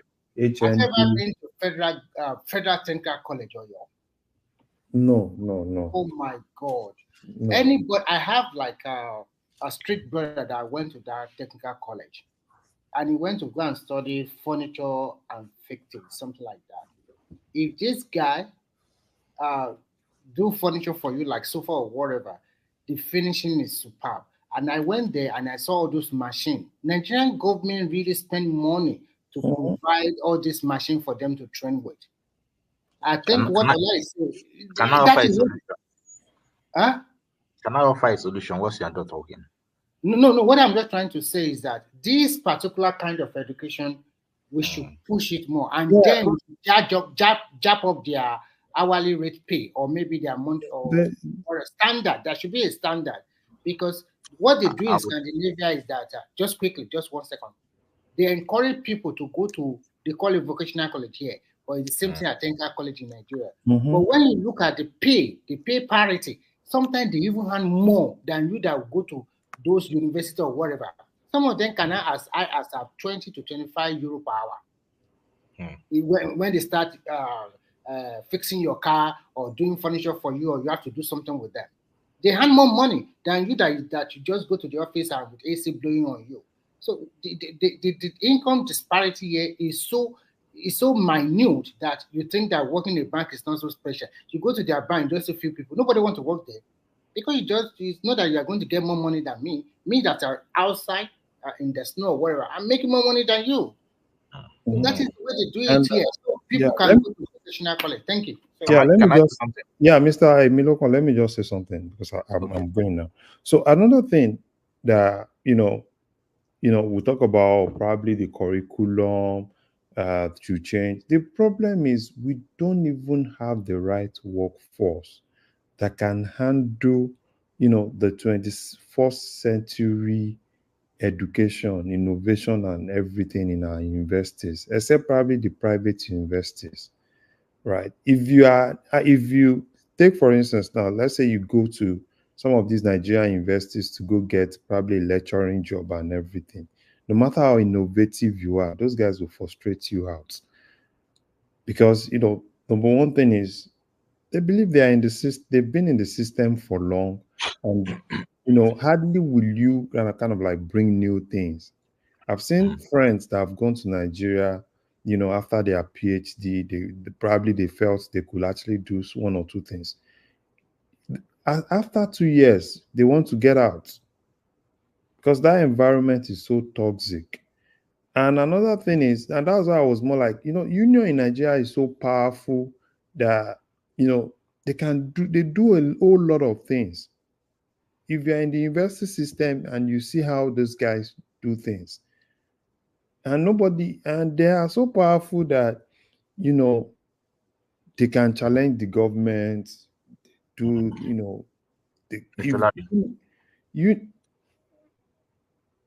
can say what you want to say. But for me, I just feel, it's a total rejig. If you want to rejig, tertiary education in Nigeria, it's a total one. But with the present workforce in Nigeria, in the universities, I am not sure. Even if you pump 1 billion, give everybody 1 billion, I'm not sure. No, when you do autonomy for them, then things will change. Because if you make them like probably a full autonomy, things will change immediately. But with the union allow that. That is the problem we are talking about. The union will not just stupid union. Can I say something? Look, this is my own solution. Number one is that we need somebody that is going to have a foresight that can vision this thing and make it and plan for it.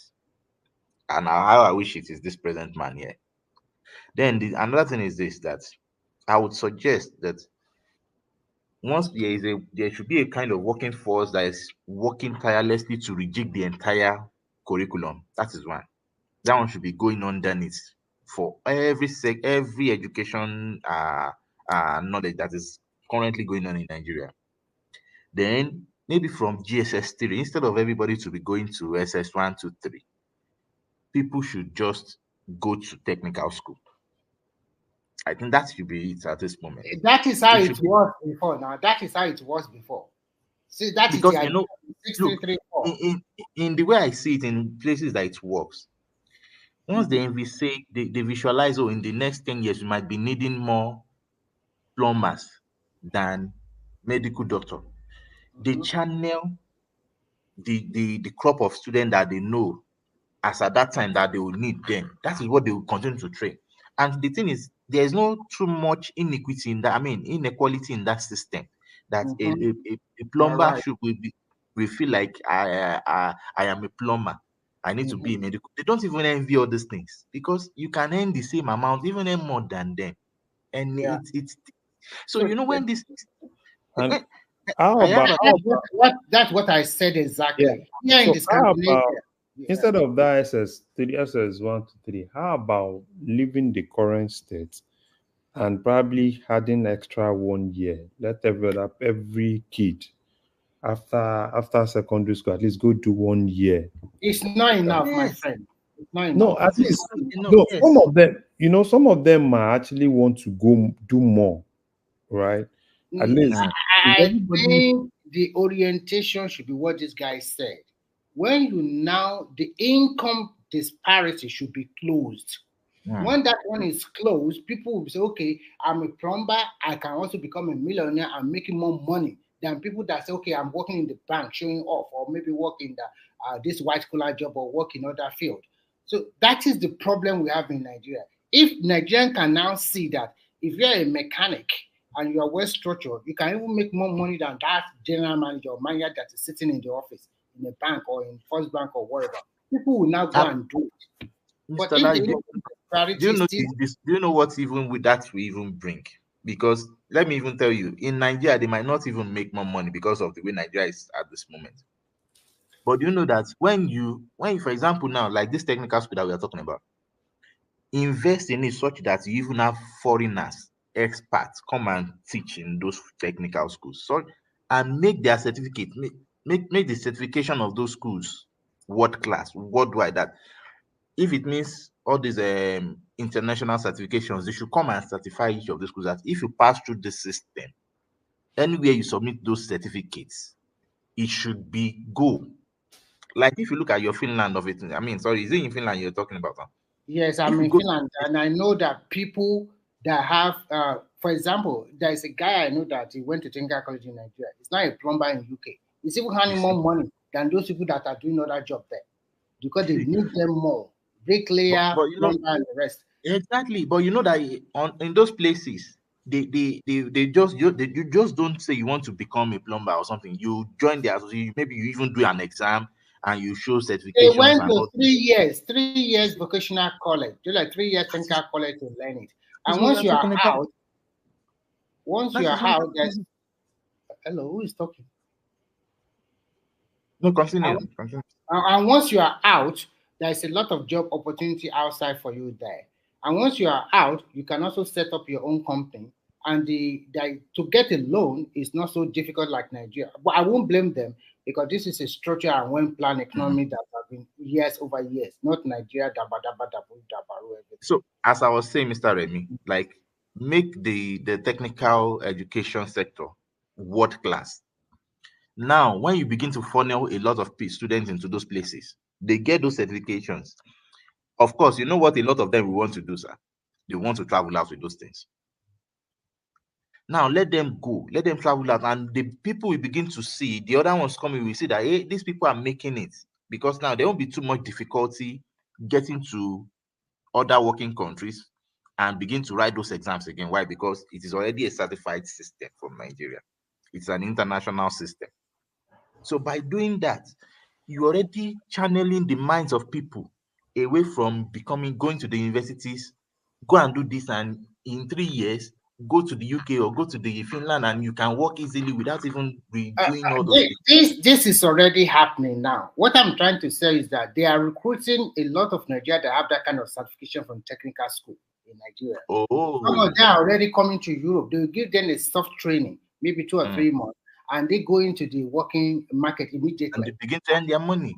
And they even hand more money than what, because they are not paying them like Nigeria stipend or whatever. They give them good hourly pay. What we are saying here is this: Nigeria have a lot of work to do, because I don't know whether because we are together as a country or because of tribal sentiment, everybody's lack of trust. If the government wants to do this, everybody will be saying, yeah, the government is not good. The government is so many wahala that you don't even know where to start from. So that is why the approach of Nigeria, to be frank with me, people, is like a carrot and stick, because there is no way. Look at the youth we have in Nigeria nowadays. Some of them are very creative, but majority of them, I'm sorry, my generation, we are in the middle. We in the middle. What I mean is that we were there a little bit when the system were working very well, and now the system were no more working. But generation after me, when they came in, system were not working. Everything was in a mess.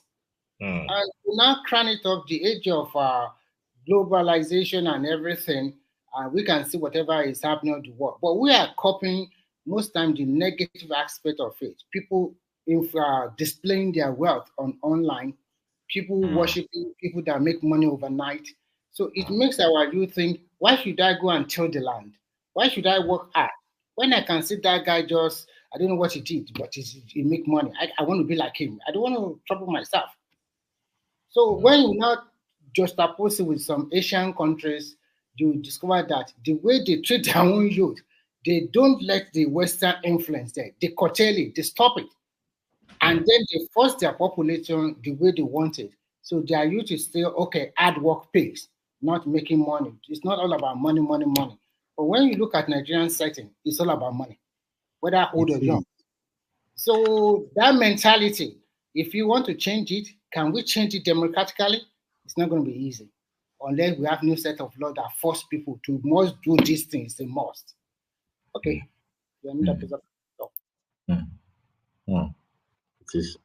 It is a great submission, and I think sometimes these are just the reason why I always want to clap, where I just try to say, come, maybe we should just go our way of maintain regional system of government. This is just because you want to question yourself. This problem is better we should break it so that everybody solve their own problem the way they want to solve it, rather than all of us putting the problem together and say, let us solve it together, which is not working. So, but all the same, if it's going to work, actually the democracy we practice is supposed to work, but because of self-interest of Nigerians, it's all about, if it's not my tribe, then I will castigate that person. That person, I wish that everything bad happened to that government. It's not supposed to be like that. It's a country. Whether it's your person that you support is the leader today, all Nigeria should try as much as Mr. Remy, the thing is, we don't punish people for wrongdoing. Yes. How can you have about how many did they call, thousands of inmates? Some of them are on death row, and the governors are afraid to sign the death row. And the crime they committed is so onerous, so terrible that kill them, let them go. The government is afraid to even sign all the court. They have, this person should go to that.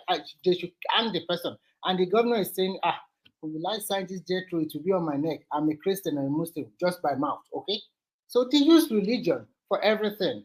But now look at Nigeria now. The money is not coming into the mosques and the churches anymore. They are finding their way in America and UK, and they are telling you they have a dream that they should leave Nigeria because the money is no more coming in like before, and people are being more aware. The money you have is not enough for yourself, and you are donating for a pastor. Instead of the pastor to use the money for the betterment of all the congregation, he's using it to buy your private jet, sending his children to best schools all over the world, driving Rolls Royce and limousines all over the world. Sometimes I ask Nigeria, are they not seeing with their eyes, or somebody close their eyes, can't you see that this your pastor is living a luxury life, and you that are following him, you are living a terrible life? Can't they stay by themselves? Your pastor will come with 4 or 5 limousines. How does he get the money? You ask yourself. No, Mr. I don't even have issues with those ones, because one way or the other, or do you know why? The thing is, the congregants are the one putting their monies in the basket for these people. The ones I have issue with are the government, and that is why I was clamoring for punishment. I was saying, because how can somebody embezzle 80 billion and there's no punishment? There's no collection of the money. You know, these are the things that speak that the government is serious.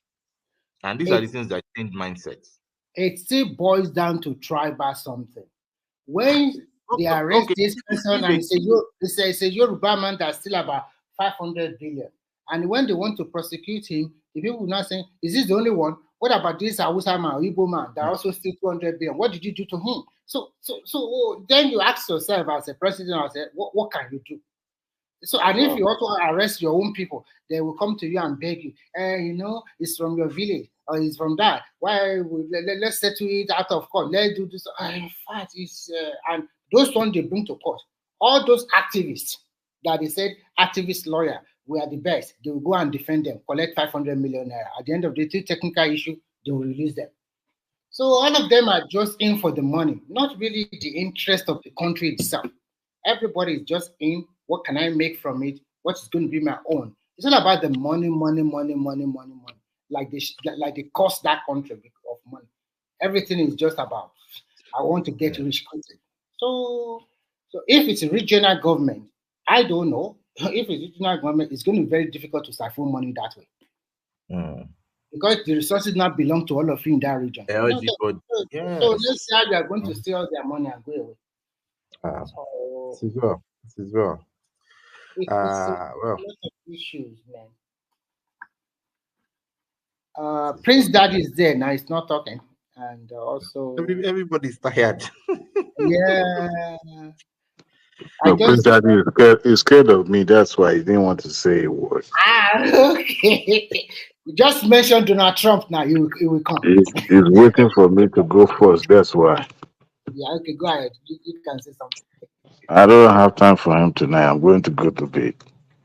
If you can hear me, you will know that my papa don't bounce back. One and only President Biden don't bounce back. Really? Did they have another second debate or what? Oh, it's coming up in September. Just wait. He will finish that orange man. Just wait. Well, actually, to be frank with you, at this particular moment, I pity Americans. Because left or right, it's not, I'm sorry to say this, it's not totally a good candidate. You have both sides. Let's hold on. Please, let's hold on, guys. Good evening, everyone. Good evening. No. You see, part one of the Diwali presidential debate. I know it was after hours. It was not on tape. It was epic. So I came back just for the part two. So what's going on, Prince and the Diwali? Let's get this thing on. I thoroughly enjoyed myself the last time you two went at it. It was offline. I'm back for the. What did you say? Why are you like? Prince, what's going on, man? Prince Daddy he's scared. He's scared of me. That's why, because he knows I'm going to come for the juggler tonight. That's why he's scared. I don't even have to. Remy, do you know what we found out during that debate with Diwali? Yes. We found out that Diwali is as extreme as Prince Daddy. You think Diwali is just a liberal? Trust me, he's extreme too. I didn't even know it was that extreme until I'm like, oh. I am central, not extreme. I'm central. Diwali, we are past that one.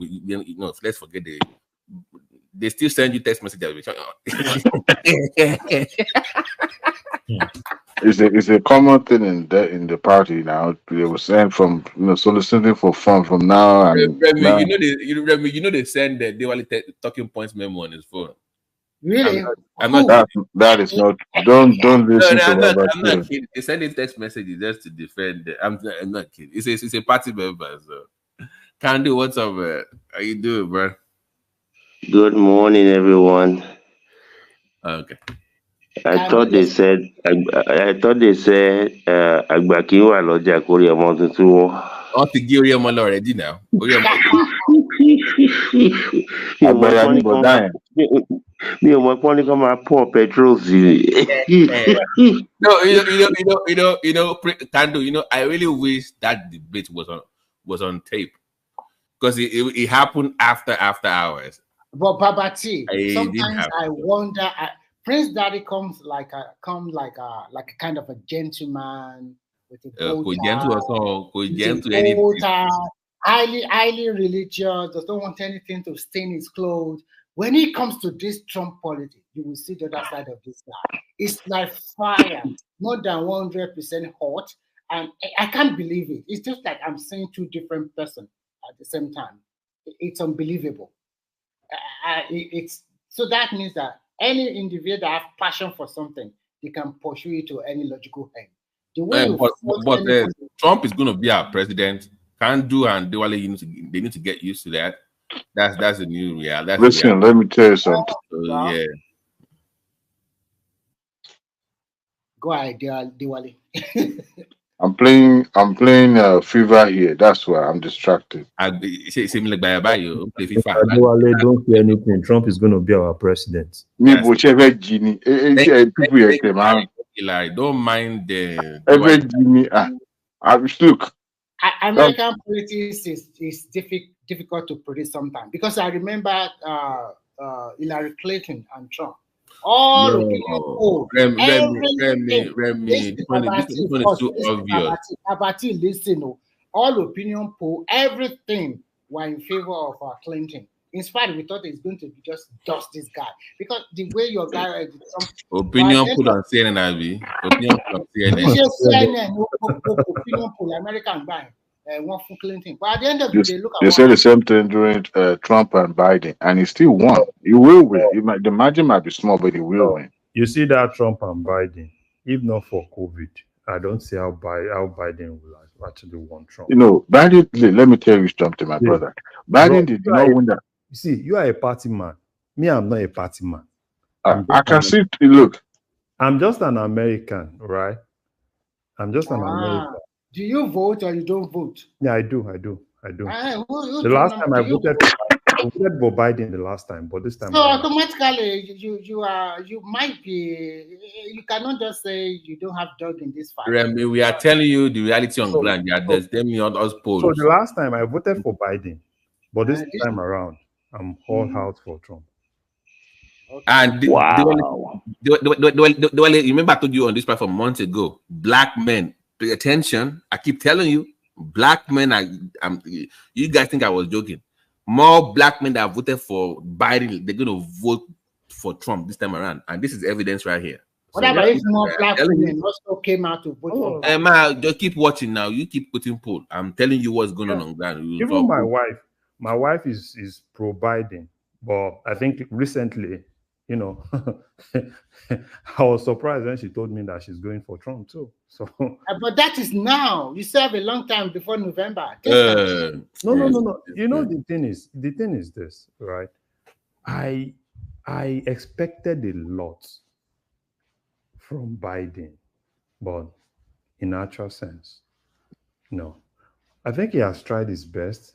You understand what I'm saying? But I just think now probably. I think the reason why you are going for Trump, that to me, I will look at an American like this guy is old, and sometimes the way he moved, and you do not believe in his judgment anymore. And secondly, the way he handled all those crises in the Middle East, an average American will not like it. When they started killing small children, I think most Americans don't like that kind of thing. So he didn't handle that area very well.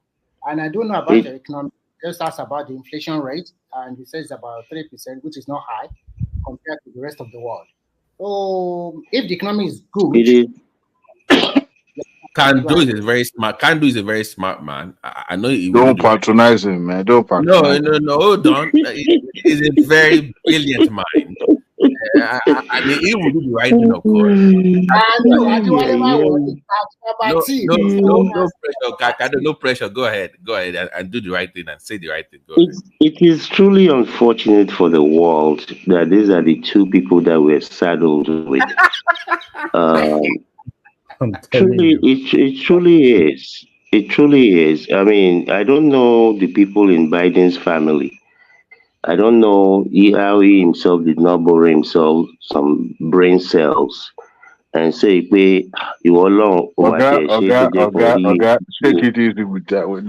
Don't be going through that brain cell, no Mr. brain cell. Adewale, let me give you an example. What I'm saying is at that You guys are having political amnesia. This guy, look, there's no denying that Biden is old. Okay. Do you know that if you really want to know Biden supporters, right? Anytime Biden's tweets or probably just dropped anything on Facebook, Biden's official page, go and look at the comment section. And you see people, people that, during that last election, that were basically more of Biden. These are the same people telling him, man, right? Please get us someone else. Let's get someone else. And when you see people that your key supporters now advising you, everything for like 2 days now, everything Biden has been releasing is more like they are trying to justify, oh, probably this and that. I follow Biden a lot. Hi guys. Every tweet comes out. Do you know that I have a change of mind on Trump now? I think Canada needs the type of Trump, because I've seen something over here in the past 2-3 years that I think we need a president like Trump. Now, just imagine here now. You all here now, you have qualification. You are within the system. Who is sleeping? They are cutting on. Sorry, why is the Canadian allowed to talk about an American election? Who gave him permission? They are our brothers. I wonder. They are our brothers. Look. Listen to me. I hear you. You should take that to those and whatever his name is and go away. You see one thing that people here, they don't have job. Like I was saying, and they keep outsourcing job, and they keep outsourcing job to people in India. You understand? Now, you look at it this way. You have, as the unemployment rate grows in Canada, Mr. Ola, unemployment is reducing in Canada, in India. Why is Canada complaining? Is that not the same problem US is facing now? That's exactly what I'm saying, that I think Canada too needs a Trump, because what Trump was almost doing, every company, big company, is either some company even outsource their whole engineering team to Asia. They are doing it in UK too. So it's obvious now, and nobody's ready to stand up to it. Immediately you hire an Indian man now, all of a sudden, all of you here now, you don't know the job again. That's what is someone. No, but you're not addressing the reason why, Ola. They are cheaper to hire. They are going to be hired by their own people that have the company in most cases. Bro, that is one of those company. So my point to you, like that, instead of fighting it or going against them, find a way to, as Nigerians, to build your own companies where you are strong enough to also benefit from that. But you can't stop them. It's a oil market. It's a well-oiled machine is the point. I'm talking as a Canadian now. Their company, no. I'm talking as a Canadian now. I'm not talking as a Nigerian. Now forget about. I'm saying for those. No. I made two different points. I said they have companies to bring people in, and for the they are cheaper to hire. No place to hide tonight. Go ahead.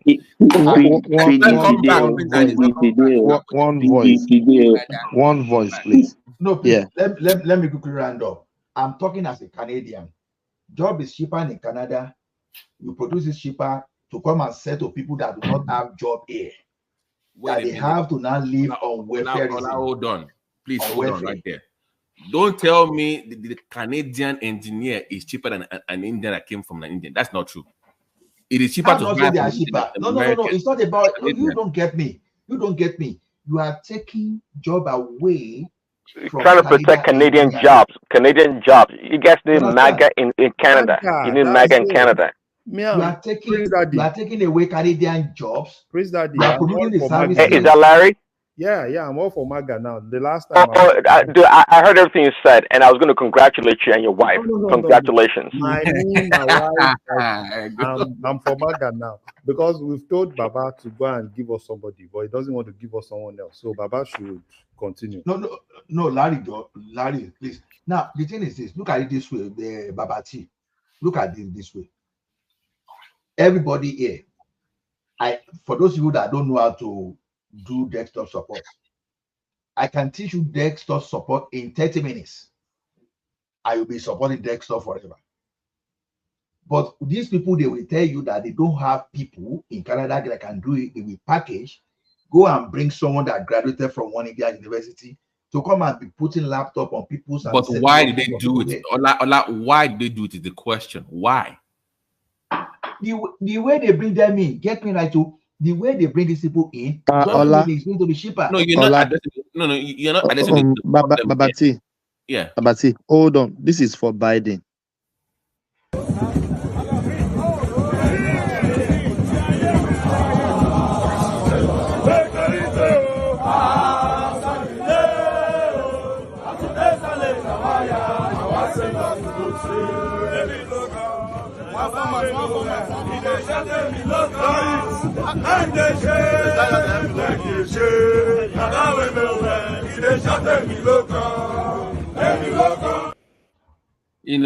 Go on.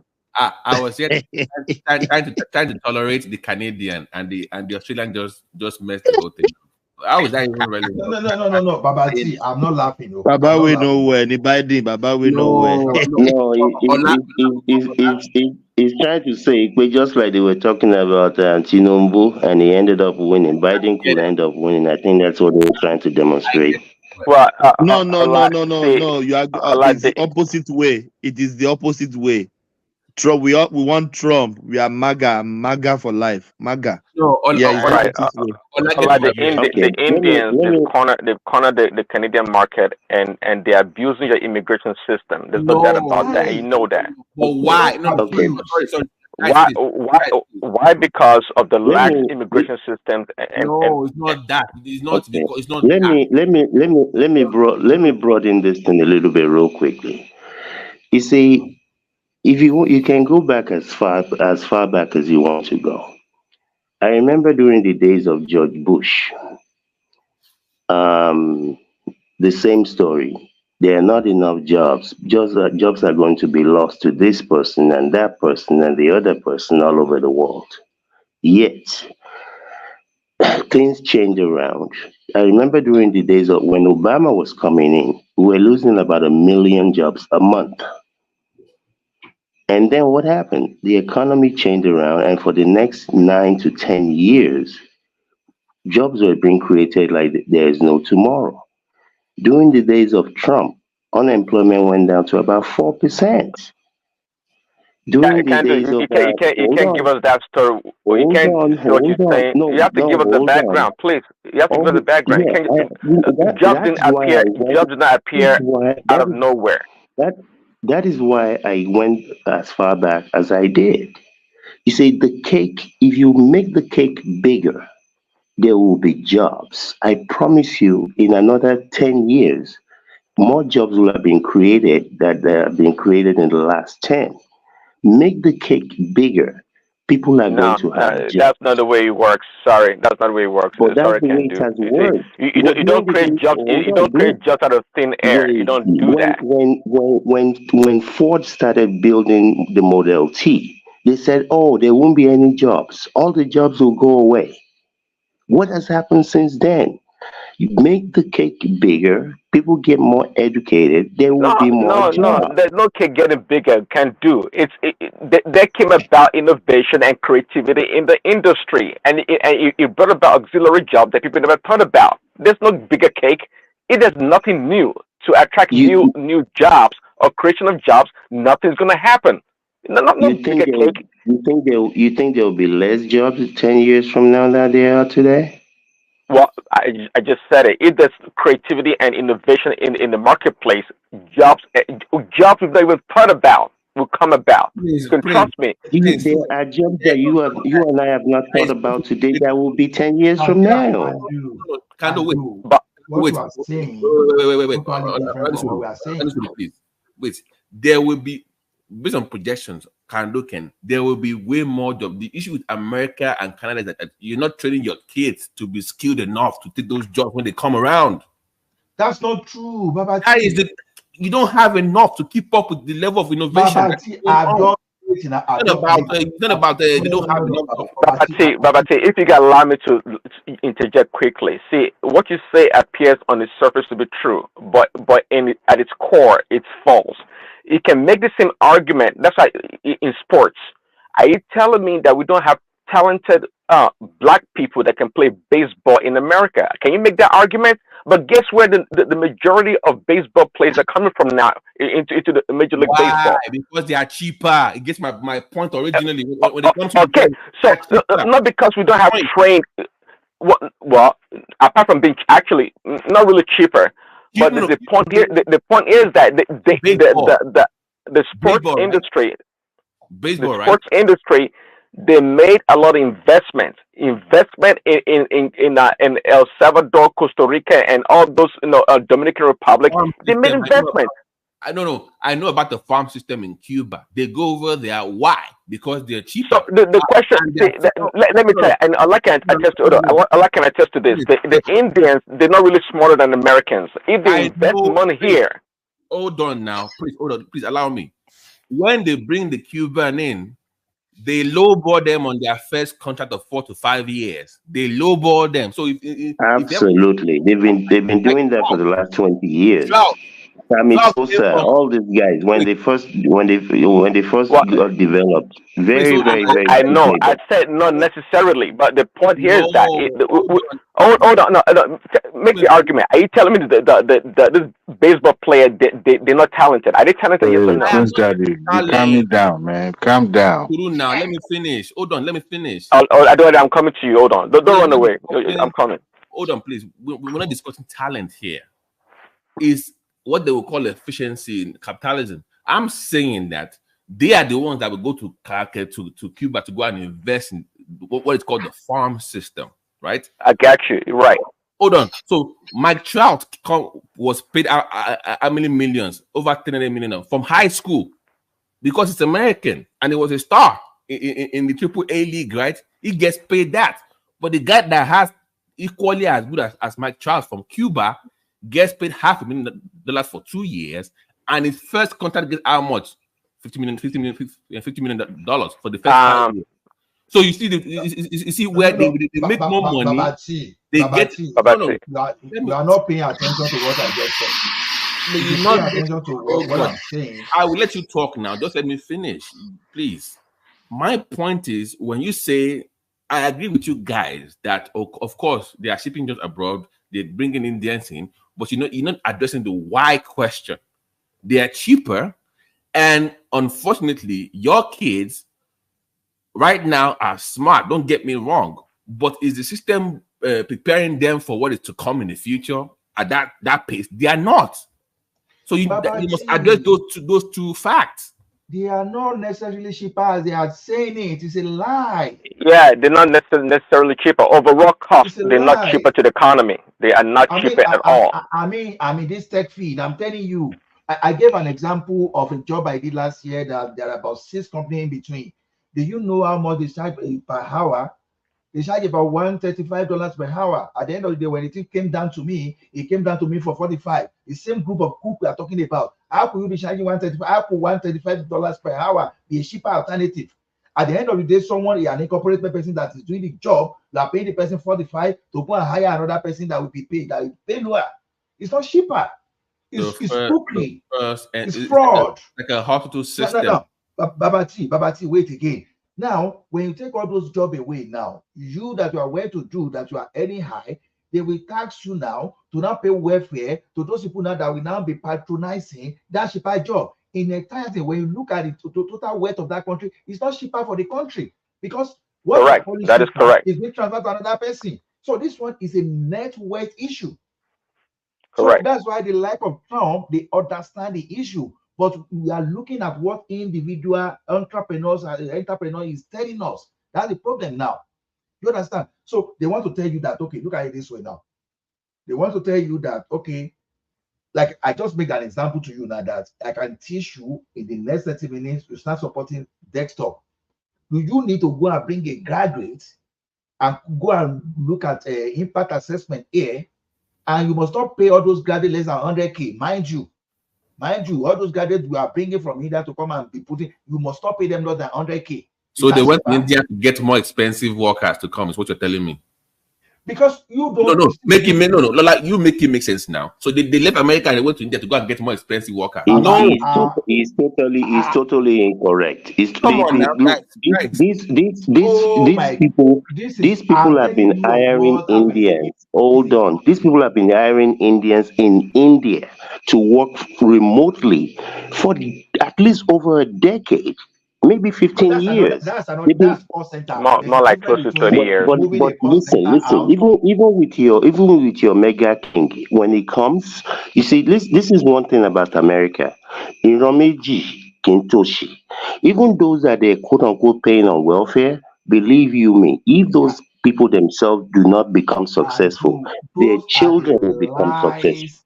I'm telling their children will become successful. What percentage? So a very, very high percentage. No, that's not true. You think their children are going to be with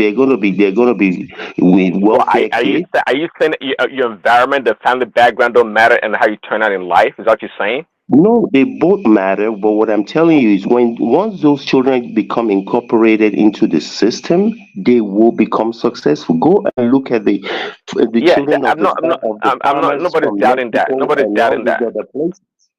So what is nobody's doubting that. What do you think Trump is going to do? He's going to drive all these people out of the country? To where? No. If you listen to me, you will get my point.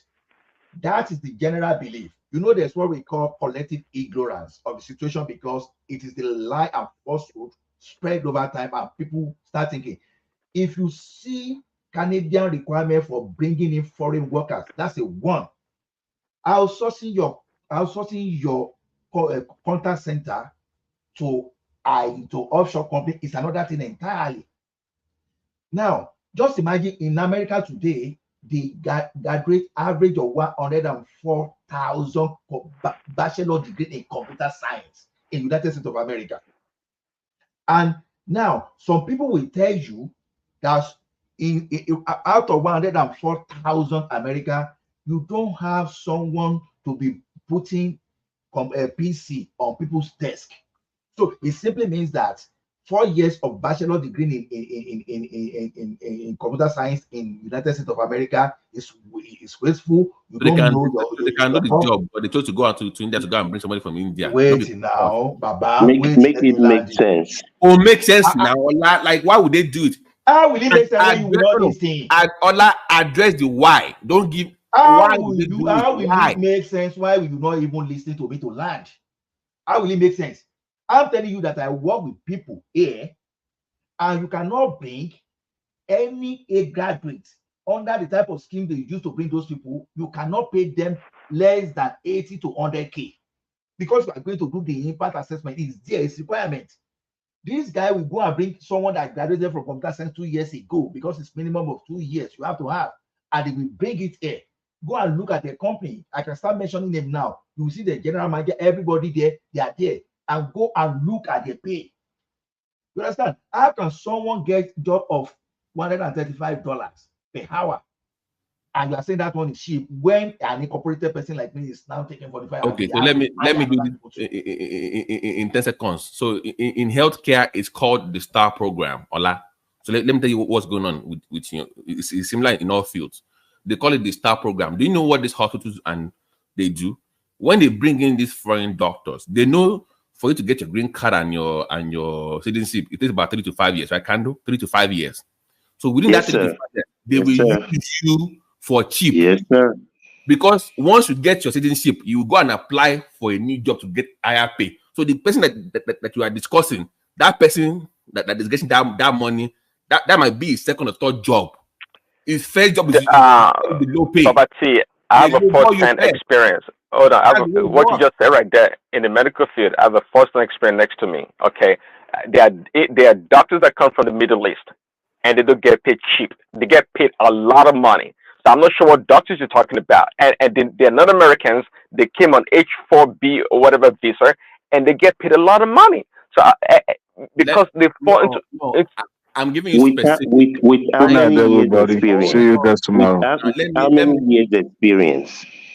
That is what we're talking about when those people first come in. Remember, Prince, he said new graduates. You got to pay. You got to listen to what he's saying. I'm telling you, like in medical field specifically, that 3 or 4 years that you're here trying to get your green card of citizenship, they exploit you. So anybody that is making money beyond that 4 or 5 years, that person, in most cases, that will be their second or third job. They will leave that job that brought them in the first place. Yeah, they've paid their dues. That is what they paid their dues. Baba, if you bring a system engineer from Canada, from India, and you pay them 60,000 here, they will not give the person visa. I guarantee you that. You are bringing someone that is a system administrator, you want to pay the person 60,000 in Canada, they will never approve that. You have to pay, and they will have to say, because there's a threshold of what you can make for you to even maintain your permanent residency. Yeah, for a certain visa. That is correct. I know. I'm not telling you of what I do not know. You mentioned medical. I'm not talking of medical. I'm talking of my field now. A lot. You are correct. I know. What percentage there's certain kind of there's certain kind of visa you have to qualify for. What percentage of those employees you're talking about that are being brought in? I only talk of my field. I talk of but we're talking about the American. We're talking about the American economy and the American employment situation. If all these things are the way that you all are saying it to be, why are we at right about 4% unemployment? Data. Okay. Let me tell you what Apple can do. You know, before I used to think that marketers, Oyibo marketers, they know they collect a Bugiati. I was a fool for so many years until I had an opportunity to manage projects for the sales guys. You think they know they said to sit down there. I was a fool for several years, but what I discover is what I discover. You'll be shocked. So now people, those guys, they can still bring you and still make you like say the same 100K. Oh, don't worry, 100K will be appearing on your payslip, all those stuff. I bet you they may not be taking that amount. It's corruption. They are using the system. Okay. That is why you find. Hold on. That is why you find that after several years in Canada, maybe some people they practice it in like 10 years, they will just bust the bubble like after 10 years sometimes, and they will retreat. You know what happened in the real estate recently before they ban foreigners from buying houses in Canada, and they are still buying. Those guys, you can't be there in anything shady. Trust me, they are master of anything. Let me.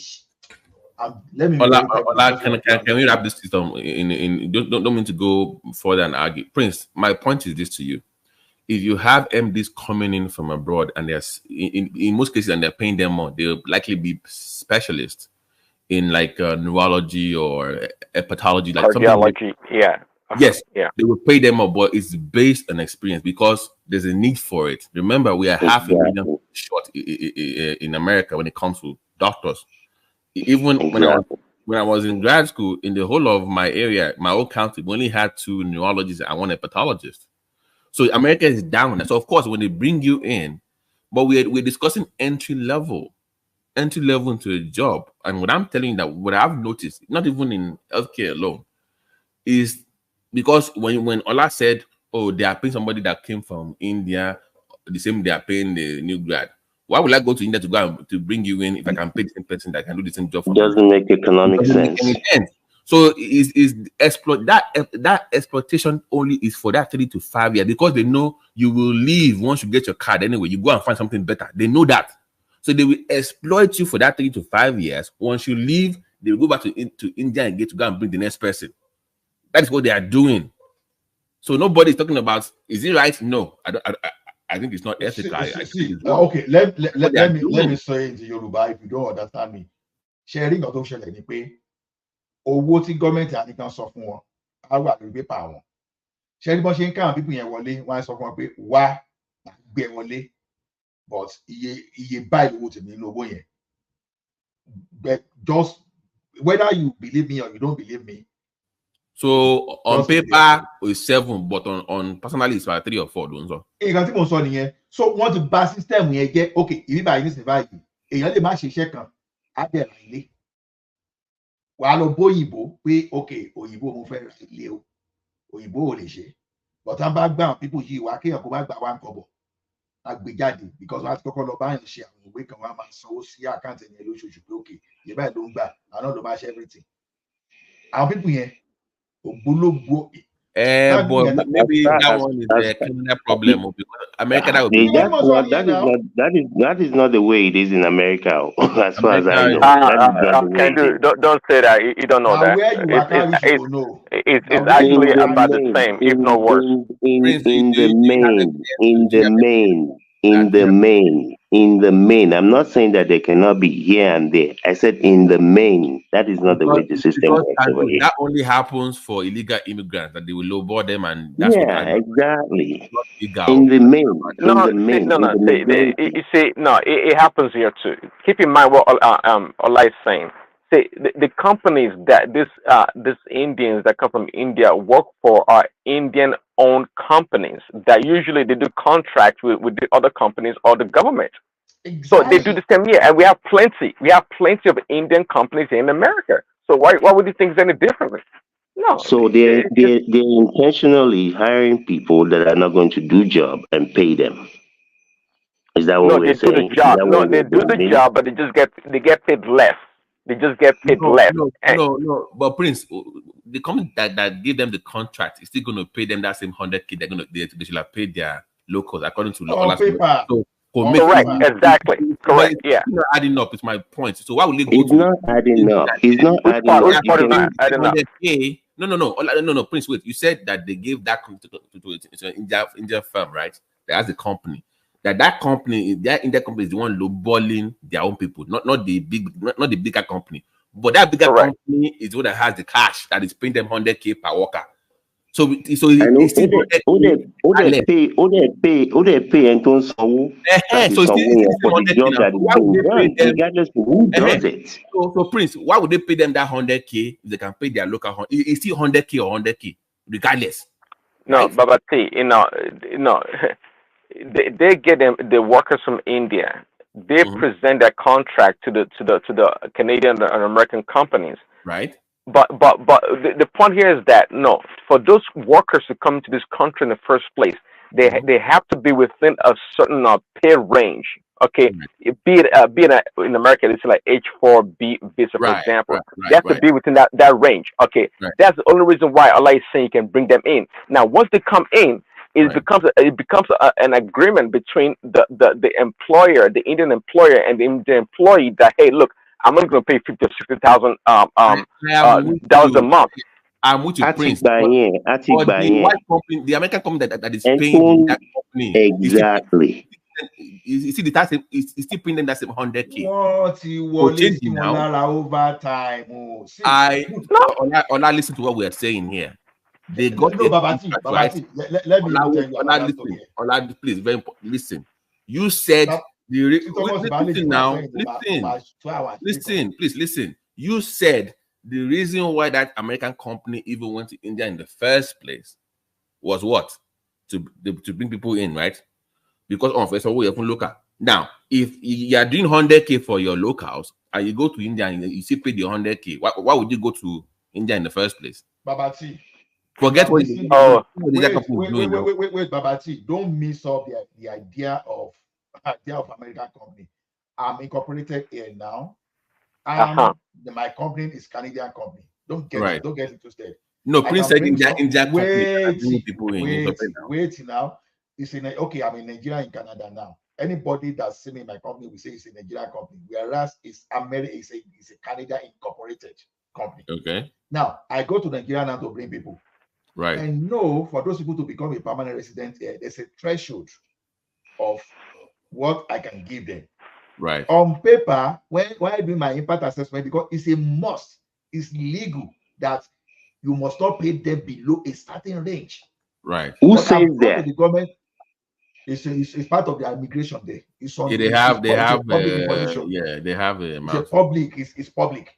Now, but just because already I have my link to the company, I have my business established, and I know how to bend my way. I have my lawyer.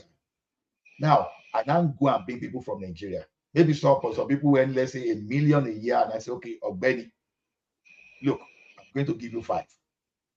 But wàá san owó tí mo fi gbé ẹ wá fún mi o. You understand? Think about it back.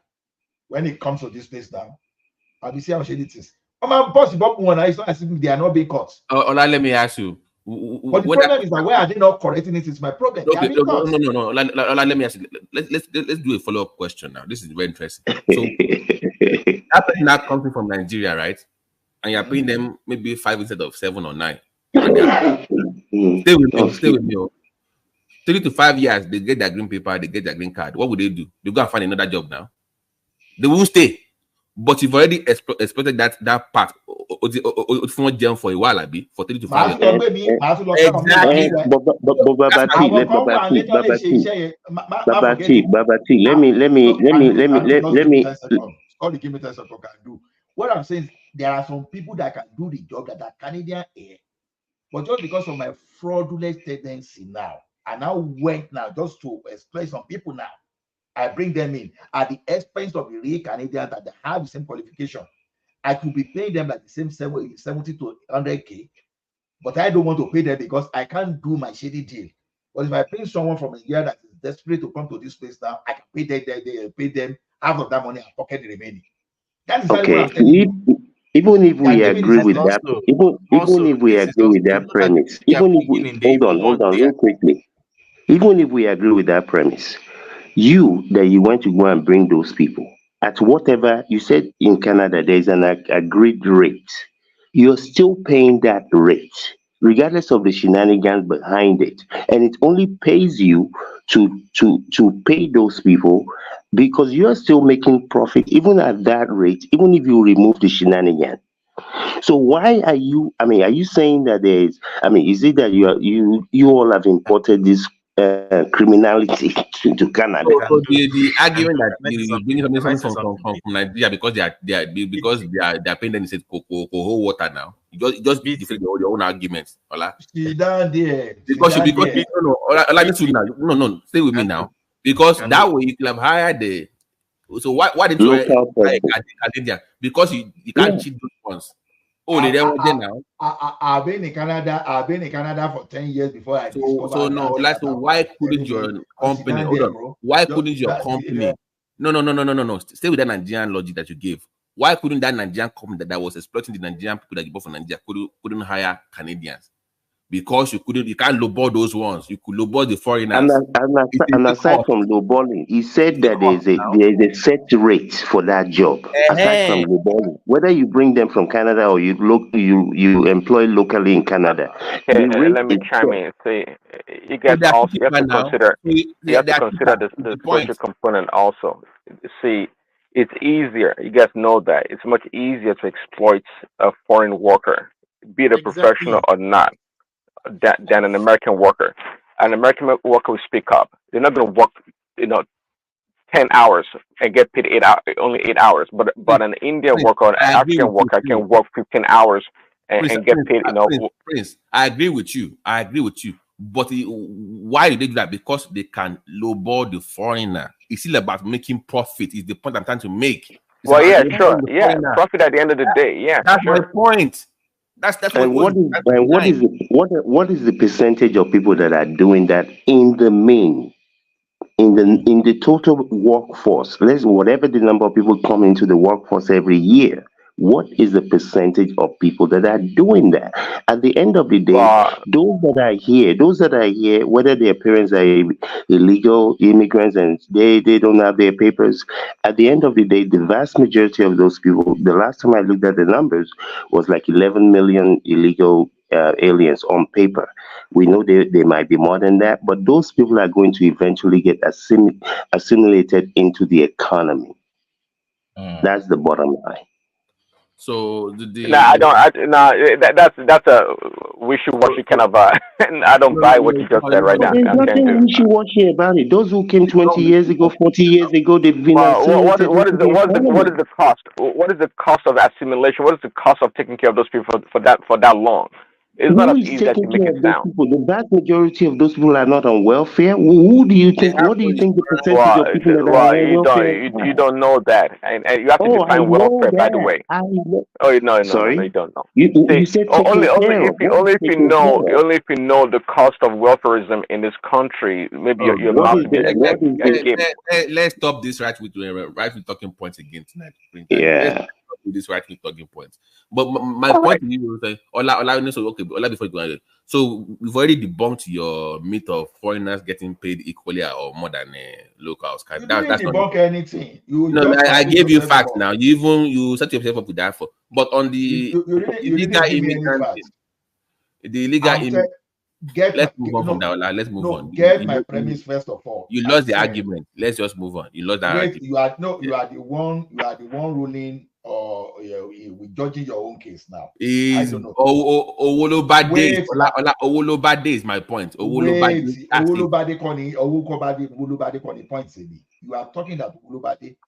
I'm saying that Trump cares for Americans, American first. Really? Now, Trump, at least by his PR, right? Based on his PR, based on what I experienced during his start there, I cannot deny that guy. I know some people that they studied in America, and they were asking me if I can help them get a job in Canada then, that they are foreign students. So, and just whether the thing is this, what he's saying, give American whatever the opportunity first of all before you even consider foreigners. I like that. And who is stopping Americans from having any opportunity? Can do wait. You know, it is unfair to people like us when we are coming as a landed immigrant to say, okay, we have minimum amount we should bring. Maybe I come to this country with 30K, maybe about 500,000 of us that will come in a year, we come with like 30K. And all of a sudden, you now say we are no longer qualified. We are spending the money we brought into the system, and you are the same qualification with us. We are not saying it is someone somewhere that can do the job that those people inside cannot do that. Do you know what that means? I spend my money. At the end of the day, if I do not find my level, I start looking for warehouse job. And someone say, bring in some food. But why did they do it? Mo sọ pé tí àwọn èèyàn bá wà corrupt wọ́n wà corrupt nìyẹn. This is all about corruption. Don't give me corrupt. Why is this corruption the thing? Corrupt.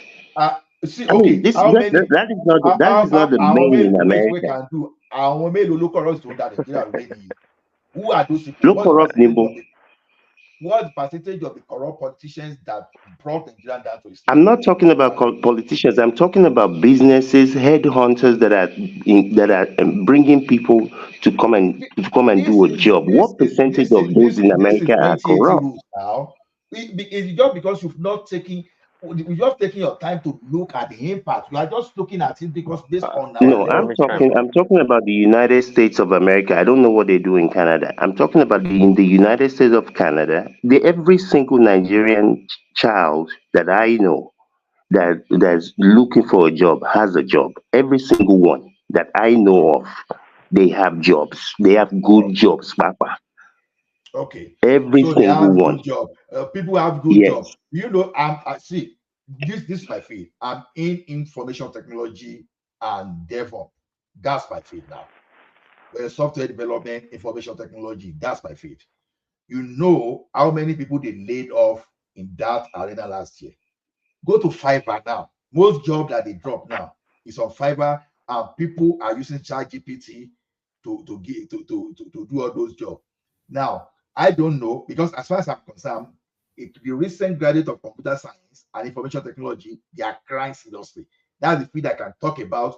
I cannot talk of mechanical engineering. I cannot talk of medicine. I cannot talk of Chief Ola, can we have a real conversation here? So let me tell you Trump's real position, and you can tell us the Canadian version.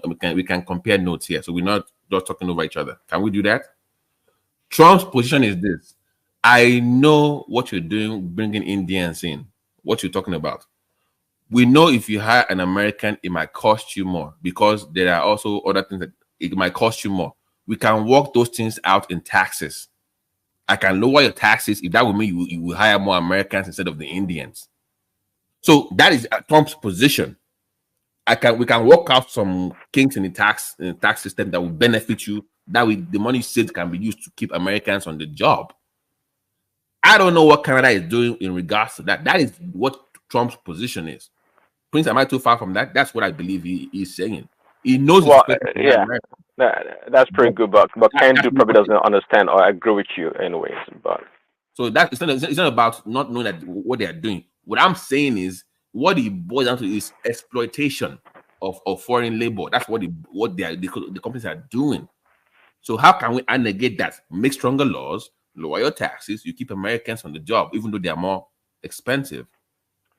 See, but if I can say, what Allah is talking about really is somewhat unique, and he's speaking specifically to his own industry and how it has been cornered, and it is a reality. Because I know what he's talking about. What he's talking about is fact. You guys may not be able to understand. I'm not in a broader sense. I do not disagree with him. Is my point. The only reason I should have is the why part is what I'm saying. And how do you mitigate? Right. How do you mitigate those things? Exactly. So he's right. But see, the why part also can be, even if you say there's no savings, these people are bent on dominating that industry. The Indians we're talking about. So in fact, they can even be paying more than a Canadian worker. But guess what? They want to monopolize that industry, and they will do whatever it takes. It's a cutthroat sector, and it is real. It is ruthless. And those Indians, they're like Nigerians in a lot of ways. They don't play. They are aggressive in this industry because they think it's their birthright somewhat that the IT sector, the software development sector, is their own. So you're discussing more like dominating the field and using that loophole to bring your people in, regardless of the pay. Correct. They'll do that too. Okay, so yeah. So why don't Nigerians do it? Chinese do it. Bangladesh, everybody, Arabs do it. They have the corner field. But it's good to have it's nice to have a good stereotype. The Indians overall, and they've been doing for like 3 decades. Prince, forget fairness or equality or justice or ethics. If you're gonna go that route, the Indians are cornering the hotel business, right? They dominate that shit. Your hotel 6 and 9s. You find something for it to dominate as well. That's the way it works. I'm sorry, but that's the way it works. Even in medical. Yeah, I'm not complaining. Listen, I'm not complaining about their ingenuity at all. I'm not, or the industriousness. I'm not. What I'm saying is that I'm just stating the fact of the reality in this industry. And by the way, to people like Ken do, for example. Yes, sir. When we talk about black jobs, people like Ken do thinks black job is only cleaning the streets or being a janitor. It doesn't know that it actually extends.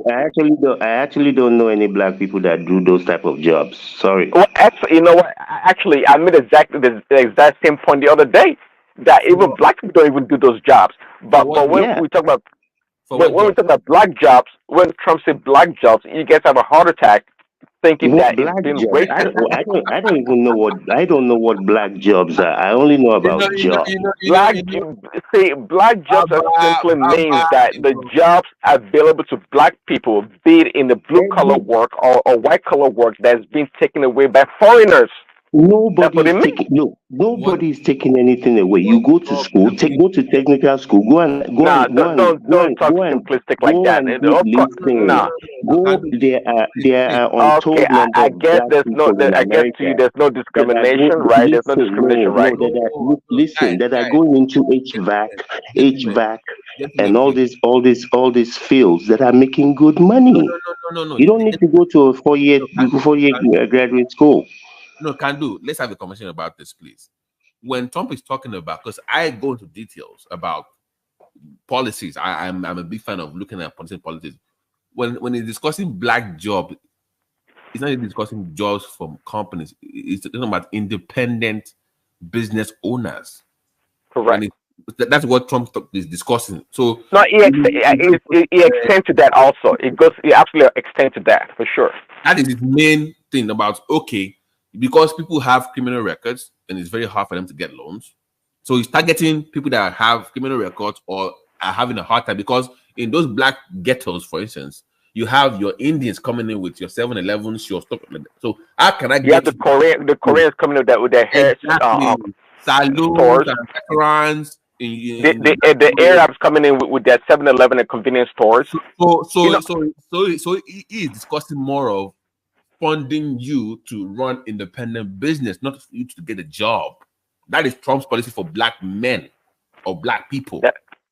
Yes, correct. Yeah. Can I ask questions? Because you guys have been at each other's neck for a long time. Now, if 7-Eleven come to America, that's a source of investment to America as a country. And if they open up their stores all around, because they are also very paramount in China also, 7-Eleven and a host of them. So if Trump is going to give a kind of soft loan to all these guys you have been talking about, can they compete favorably with 7-Eleven? Yeah, but that depends on how they run the business. What the issue with black communities is that the money made from them doesn't stay in their community. So when 7-Eleven makes the money from black community, the money leaves, doesn't stay there. Exactly. And before the 7-Eleven came, before all this corporate, what you call it, franchises came about, black people own their own community. They do own their own community. They have their own businesses. In fact, back in the days, black people run their own community. They have their own businesses. The vast majority of those businesses were taken away by the Walmarts of the world. Why do you think? No. They were taken away mainly by your policymakers, the liberal democratic policymakers like support. It's the Walmart of the world that went in. You used to have black Can do. Just like Baptiste said, is the Koreans and the Chinese and the Arabs and the Indians that came to the community that targeted the low entry or low barrier businesses that black people traditionally get into, and those immigrants are the one that took it away, not just Walmart. Walmart is a different level. You're not being fair. And trying to promote nationalization. But why? No, sorry. But what I remember years ago in undergrad, I visited my dad in New York, and I wanted to buy something at the store, and I said, okay, just go down the street and buy. It was mom and pop shops across the whole place. It's the bodegas. Yeah. They didn't allow any big store, Target or Walmart in their area.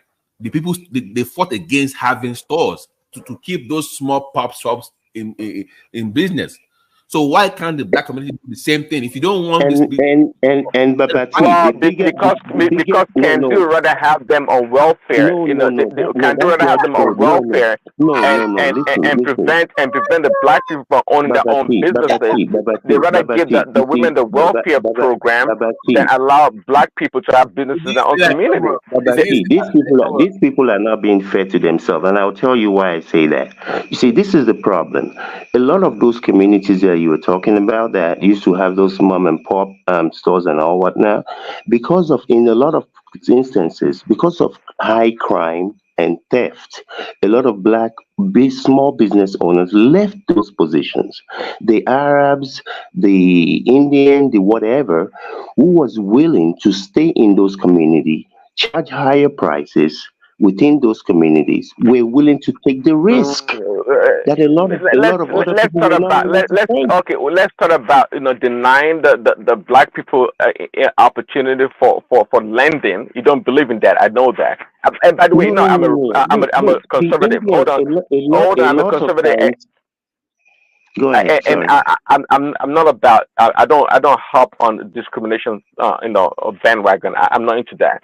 But you gotta it's good to delineate and get understanding of the historical perspective and a lot of these things.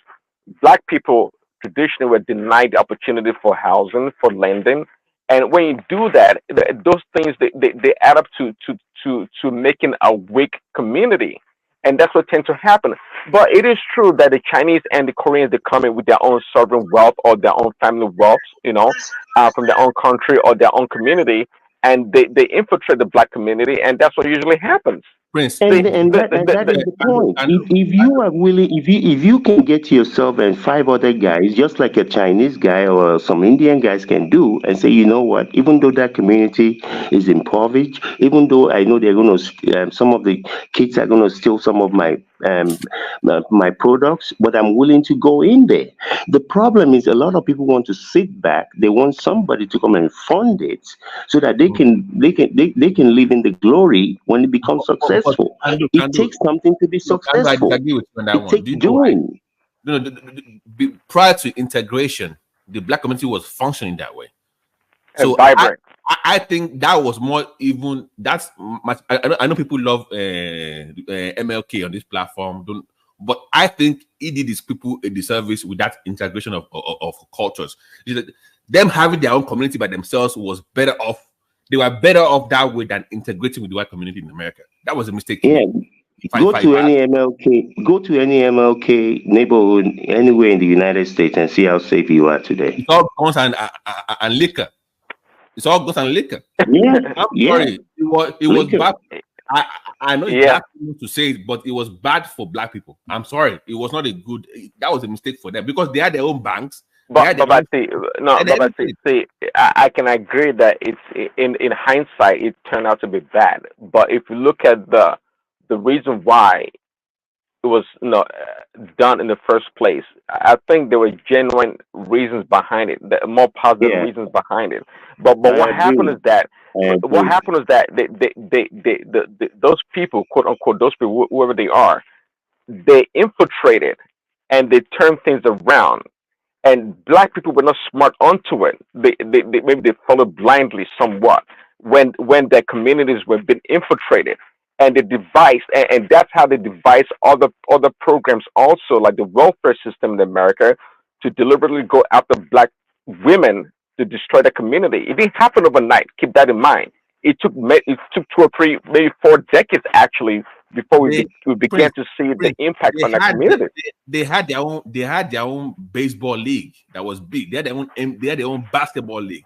They had their own community. They had their own that was thriving. So they have Black Wall Street. They have Black Wall Street too. I can work with you without and still keep my own thing intact. Doesn't mean I have to give up my stuff because I want to work with you. See, but I've always said it, at the end of the day, Baba T, my little study that I've done is the black leaders that actually feel the black people. Trust me. Don't think by any stretch that the Hispanic community and this Korean and this other Chinese community that they're so great. They're not great, but somehow, some way, they have great leaders. They have people that looked out for them. You see, that was the big difference I saw in the black community compared to other communities. Can we find our way back to Nigeria? Because I still wish to contribute to Nigeria before. So Ola, I'll use the opportunity to talk about the plan by the Ministry of Works in Nigeria. In this month, I want to talk about university autonomy and venturing into agriculture too. No, you can add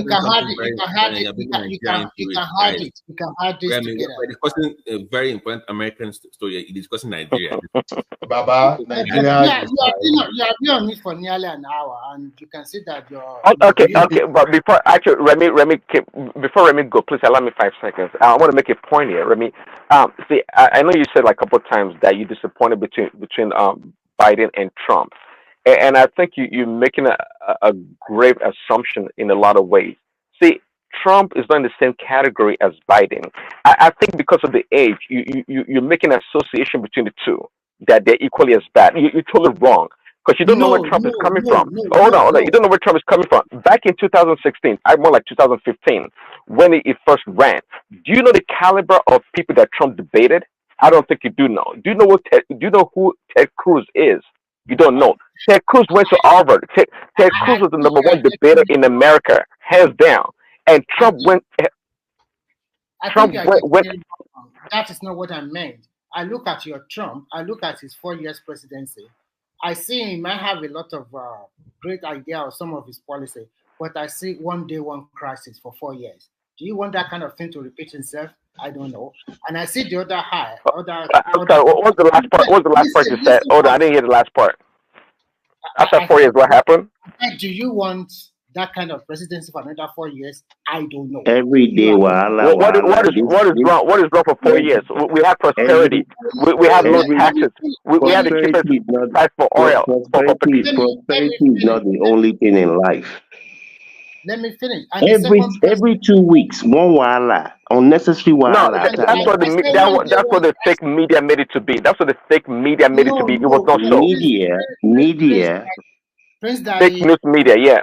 Prince Daddy, Prince Daddy. I haven't turned on a TV in 25 months. I don't need anybody to come and tell me foolishness. Let me be frank with you. The rest of the world see America as the greatest democracy, as number one economy in the world. A lot of countries, they look up to America to lead the way. But what we see from you guys in the first 4 years of your presidency for Trump, to be frank with you, for an average person looking outside, it's not something to be emulated at all. But what did you see? Tell us what you saw, though. Tell us what you saw. Let me finish. Now, look, calm down. Let me finish. Now, the way I said that between the two and the one you have now, if you are going to look at it, to be frank with you, there is something wrong up there, okay? You cannot say at almost 80-something, this guy is sound enough. Everybody knows the truth. So what I see here is that I pity Americans is because at this particular moment, you have two individuals that you cannot get the Before you go to that, Remy, tell us one or two things that you saw during Trump's presidency that you disapproved of. Well, I'm not living in America, but I see that there's a lot of policy that he wants to change. And for example, be more specific, please. Be more specific. Which one in particular did you have issues with? I think some of his foreign policy I don't like. The way he handled No. Which one? I want to tell you. You don't want me to talk. Okay. Talk now. Which one? I don't like the way he treated the Israel and Hamas something by vetoing, by putting the capital city in Jerusalem and recognizing. Remy, who created Israel? Who created Israel, by the way? Don't ask me questions. You said you asked created Israel. Hold on now. Remy, you're having a hard time. You're having a hard time. Now.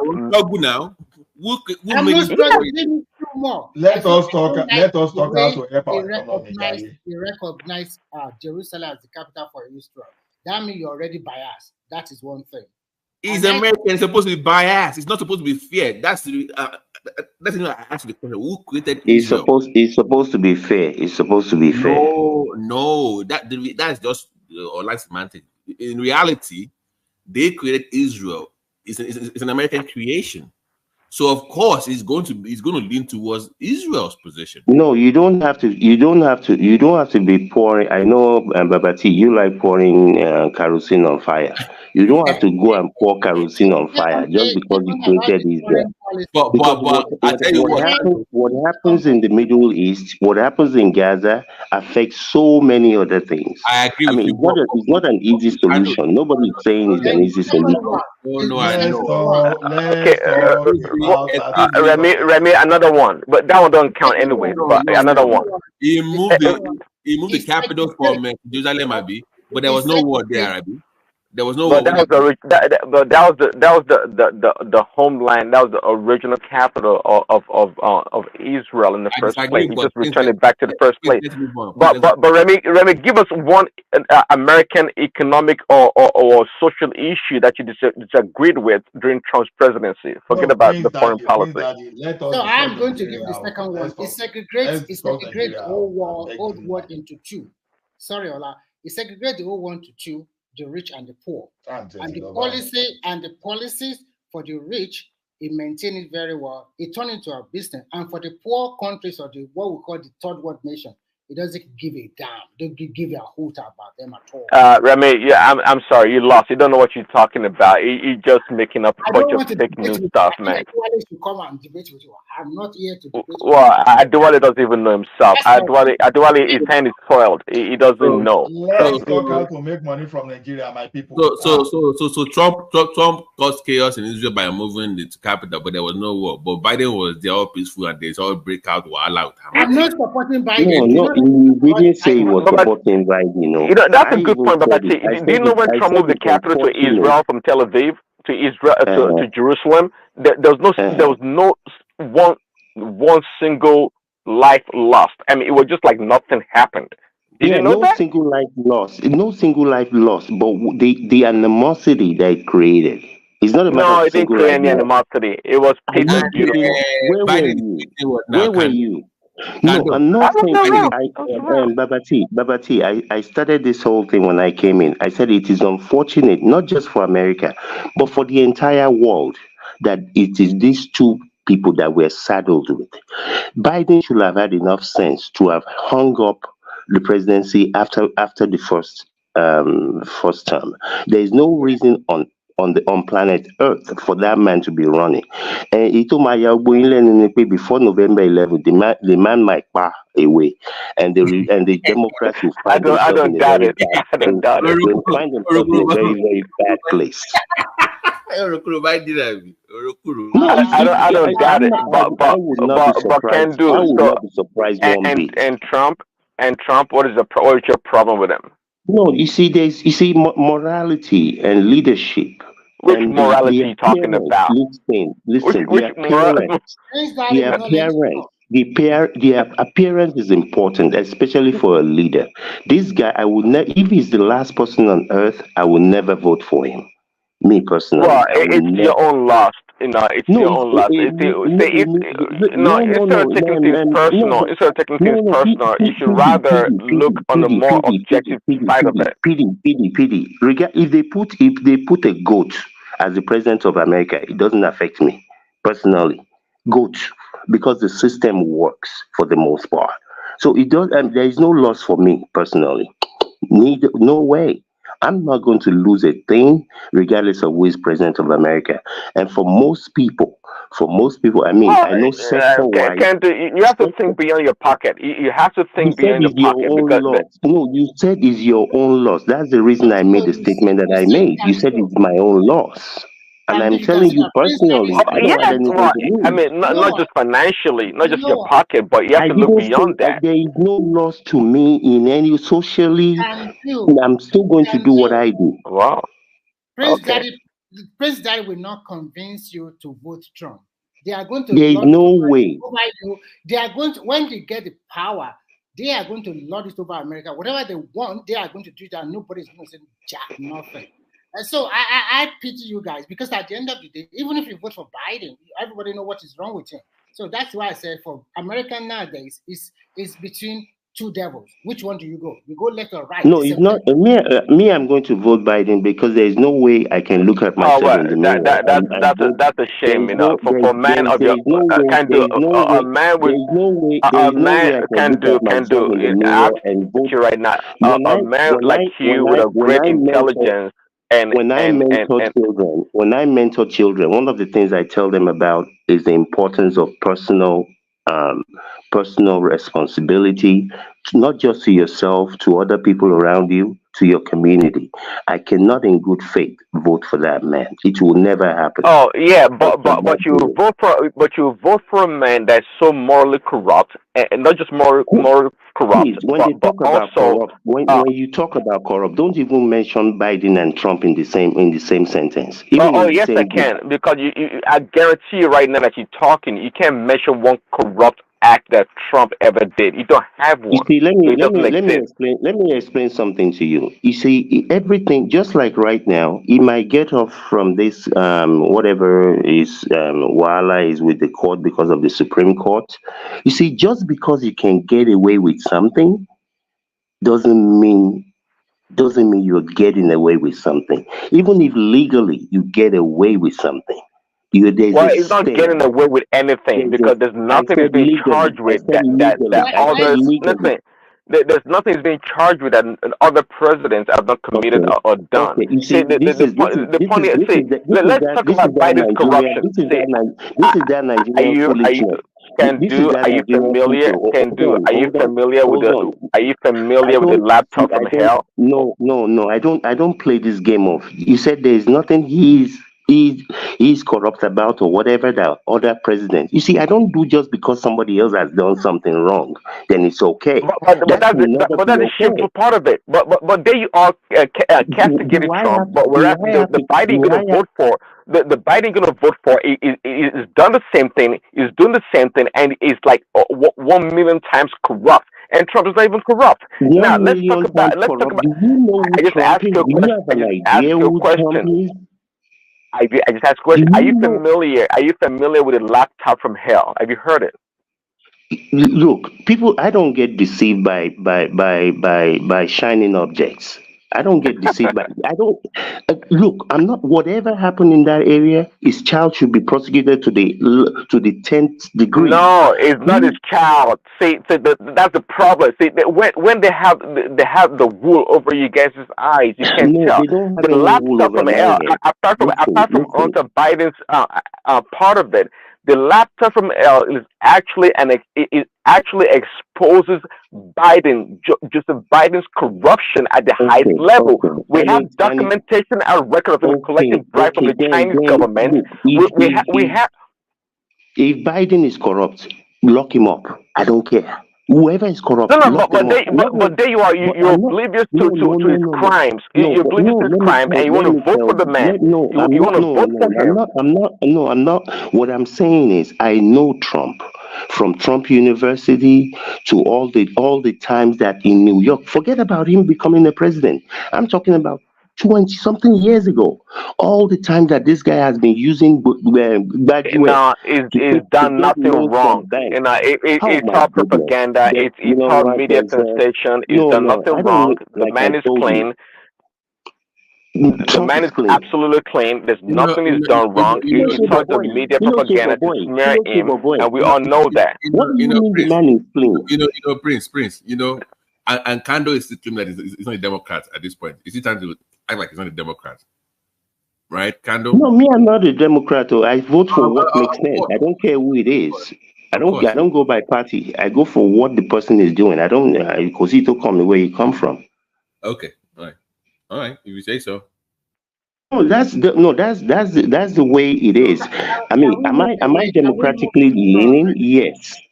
But if somebody has a policy, if he's a Republican or if he's a yes sir.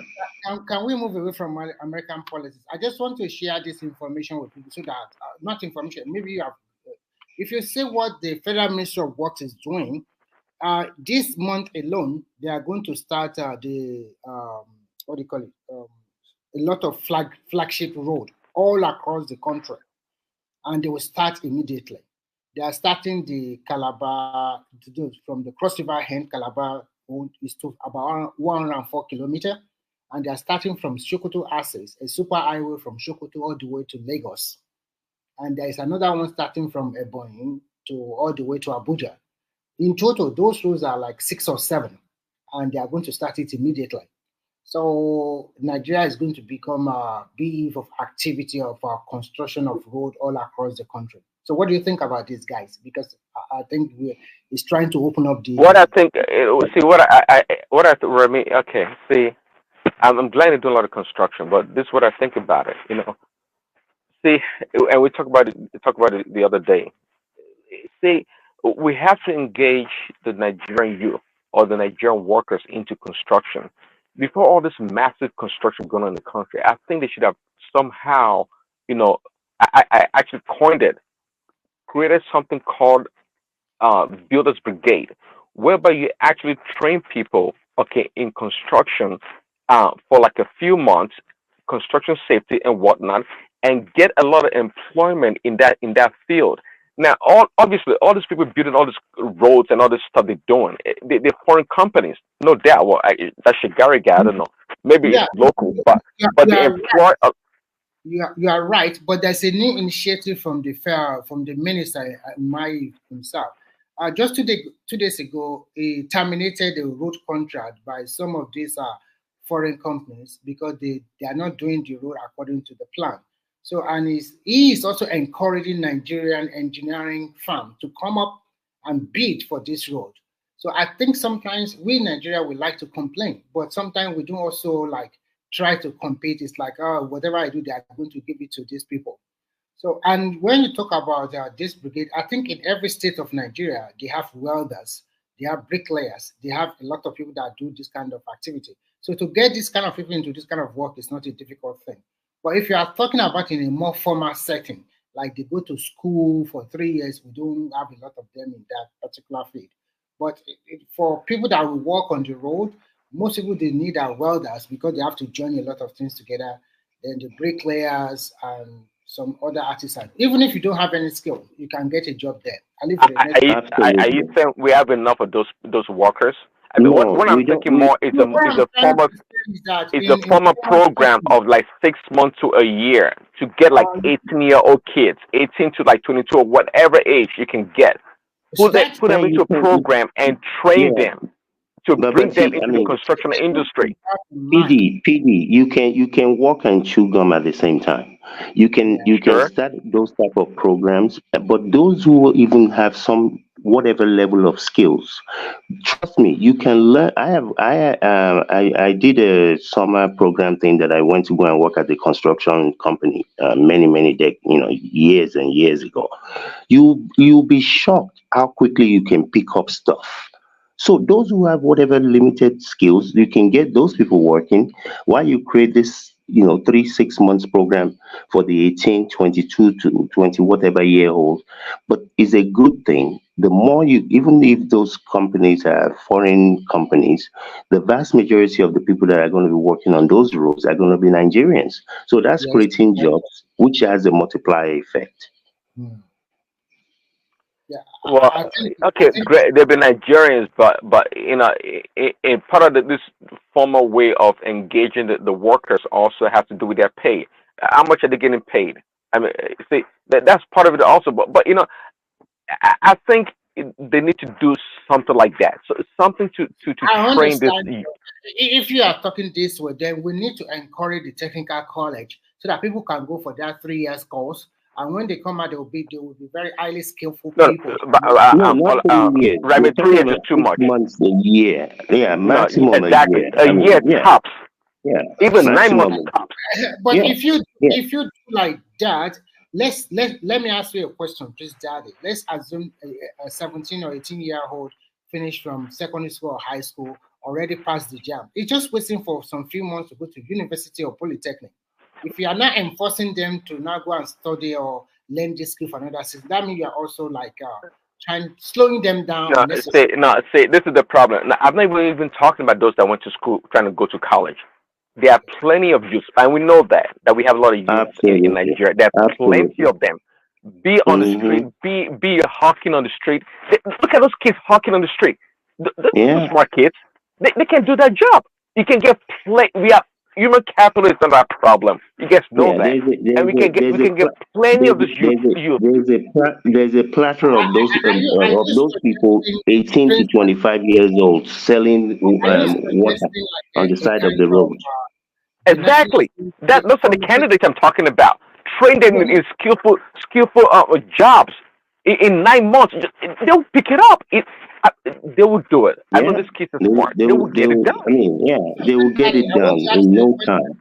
That kind of situation, are you going to like promulgate a law and then enforce it that anybody that is walking along the street, the federal government have a right to take him to go and learn this kind of skill. Well, it doesn't have to. It doesn't have to be that draconian. But it doesn't have to be that draconian. Exactly, incentives. Economic incentive. Even to get into the program, if you give them like 10 grand, I don't know, 50 grand to start with, get them into the door. Give them some financial It doesn't incentive. have to be. It doesn't have to be a criminal thing. Unless you are trying, the idea is that get them to this program and at the same time give them incentive every month. Oh yeah, absolutely. Why not? They have to live, right? Yeah, you get right now. If Tinubu declares say is going to hire 10,000 youth in this construction, I think Nigeria needs to embark on a massive construction project all across the country. There'll be 2 million applicants. There'll be 2 million applicants. Boom! And you're going to get quality ones. No doubt about it. Quality workers. The other time they gave them 50,000, and I saw all of them putting it online. I just get my 50,000 naira. I just get my 50,000 naira. But this kind of program you're talking about, I think it's a good, especially for those one that is walking in the street above 16 years old. You can just push them into this kind of program. Yeah, absolutely. And those one below that one, force them back to school or force them back to go to their state. Make it mandatory. Can you hear me out? I've always thought about this. Whenever the government has a contract, to build a massive project, build a road from Lagos to Calabar, how come, as part of the contract, the government does not negotiate the labor aspect, the labor aspect of it, to provide the labor? Yeah, 80% has to be Nigerian. Kando, you mean sorry, I mean you mean a skills program that comes with the package, like for instance. Like, those trains now supposed to come with a skills program so that they can be able to run the trains, maintenance, repairs, and also build more with Nigerian workers. So when you sign that contract with the Chinese company, they're supposed to train your citizens on how to run the train, how to repair. That's what they were doing in China when the Americans allowed these people to come in. Yeah, you have to employ some number of locals. There's a lot of Nigeria that went to Chinese university. They were trained about train technology, and some of them already came back. Some already are still there. Some of them are already helping the Chinese in terms of technical issues with the train. I think Nigerian government signed a good contract with the Chinese in that aspect. That is fantastic.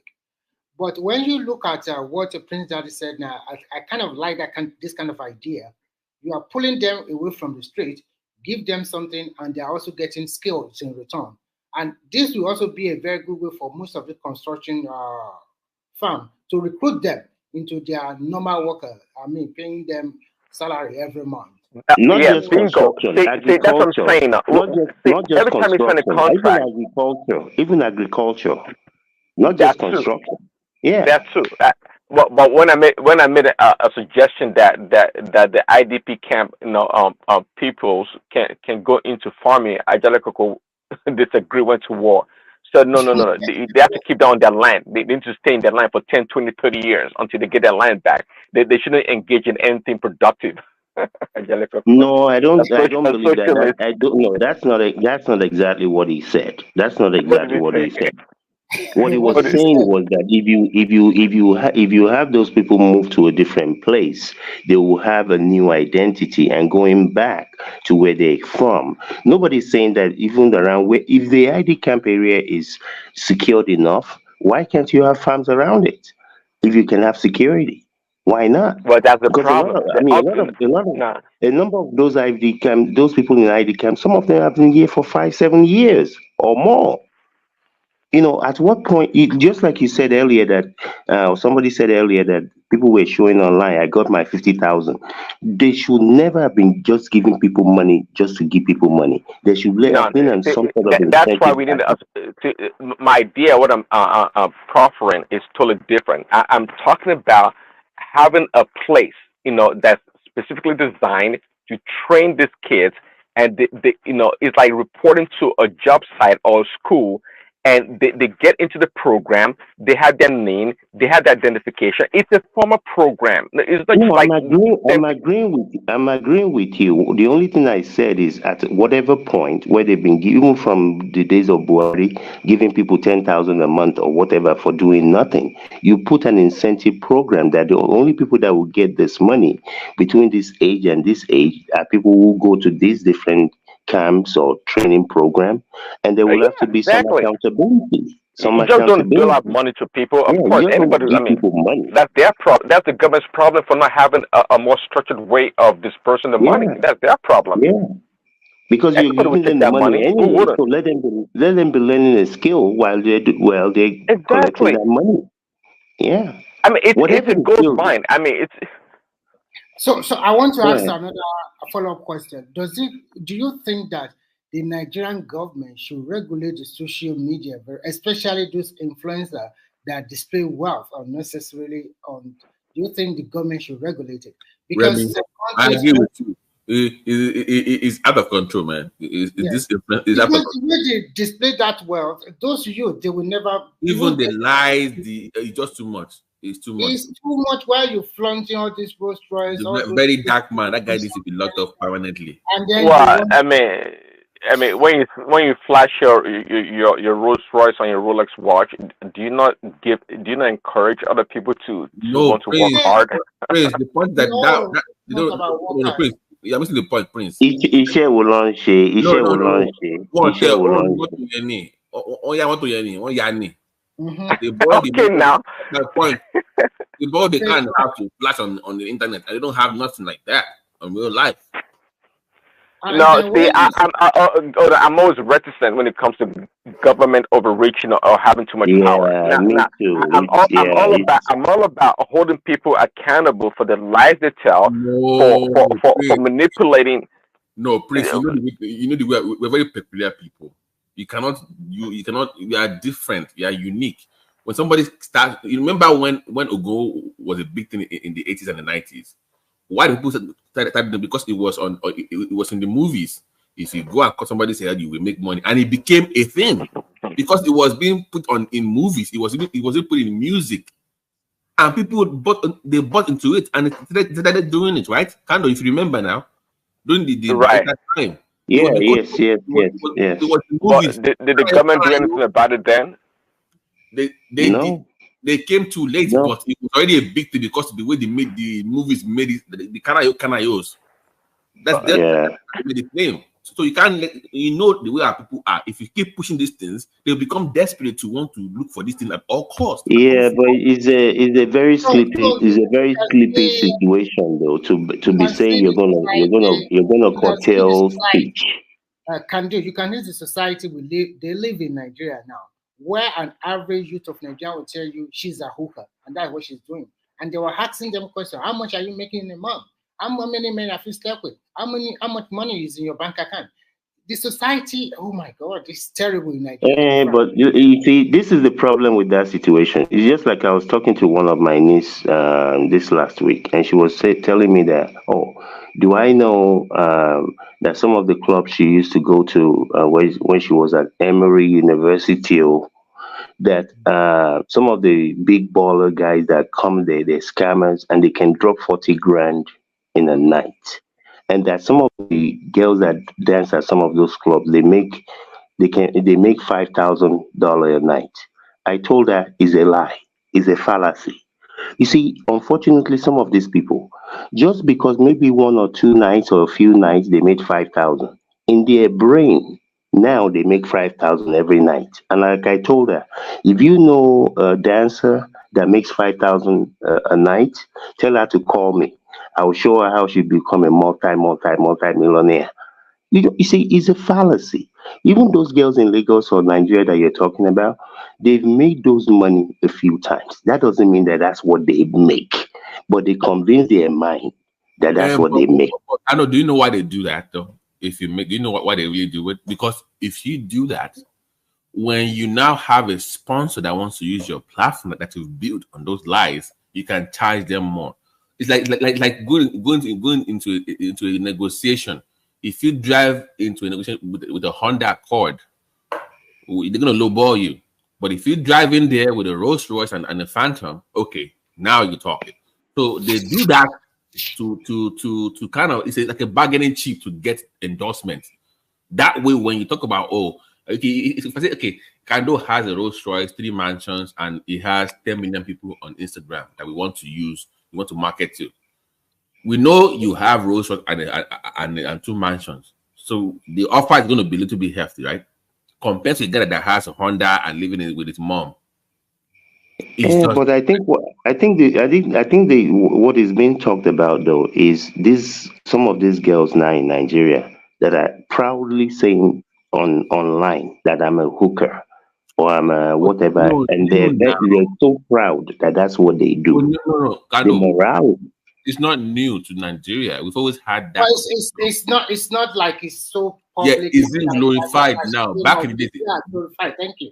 Back in the days, it used to be low key, but now, even one girl that I saw on the other day on AY show, comediano, very funny girl, and she was actually pretty much using her life story to tell jokes like, man, I have to do hookup now, and people were clapping like it was no big deal. I'm like, wow, really? Like it was no big deal. And that's what we're talking about, the morality. How can some parents saying they are so proud their children is a Yahoo boy? What kind of parent? I don't know. I know your kid is cheating people to make this kind of money, and you're so proud of it. And when you accuse them, they will tell you their great grandfather were taking away, they take all the resources of Africa away. What we are doing is just getting useless excuses. Just how would you force this kind of people to go to farming? People that already set their eyes on making big, and then you want them to go and take the land or do that kind of I remember the first time I heard, I mean, this was many years after, I guess it was a popular thing. When I heard a song, they said it was Yahoo Yahoo. I said, how can you be dancing to such a thing? Yahoo Yahoo or Yahoo Yahooze.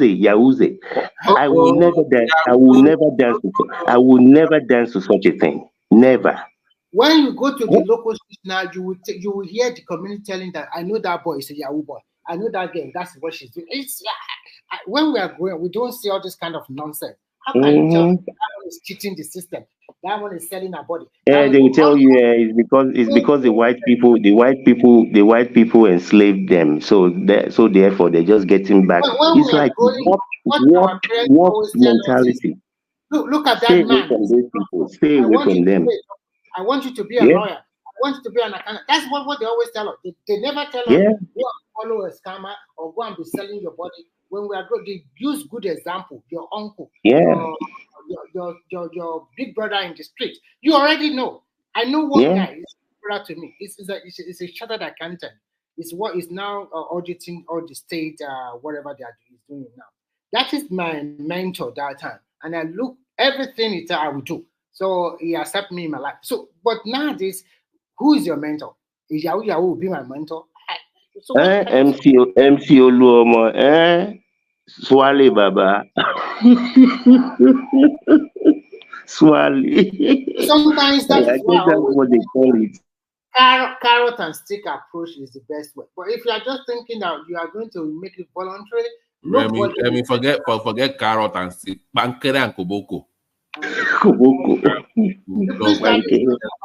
idea. You think they will go there voluntarily? They won't go there. No, if you put the financial incentive, and if people can see, just like you said, there's a work in Calabar, whatever road. There's work in Sokoto Road. Yeah, people will adapt if they can see that they know that this project is a 10-year project. So even when I finish in a year or 9 months or 6 months or whatever, I have a place to go.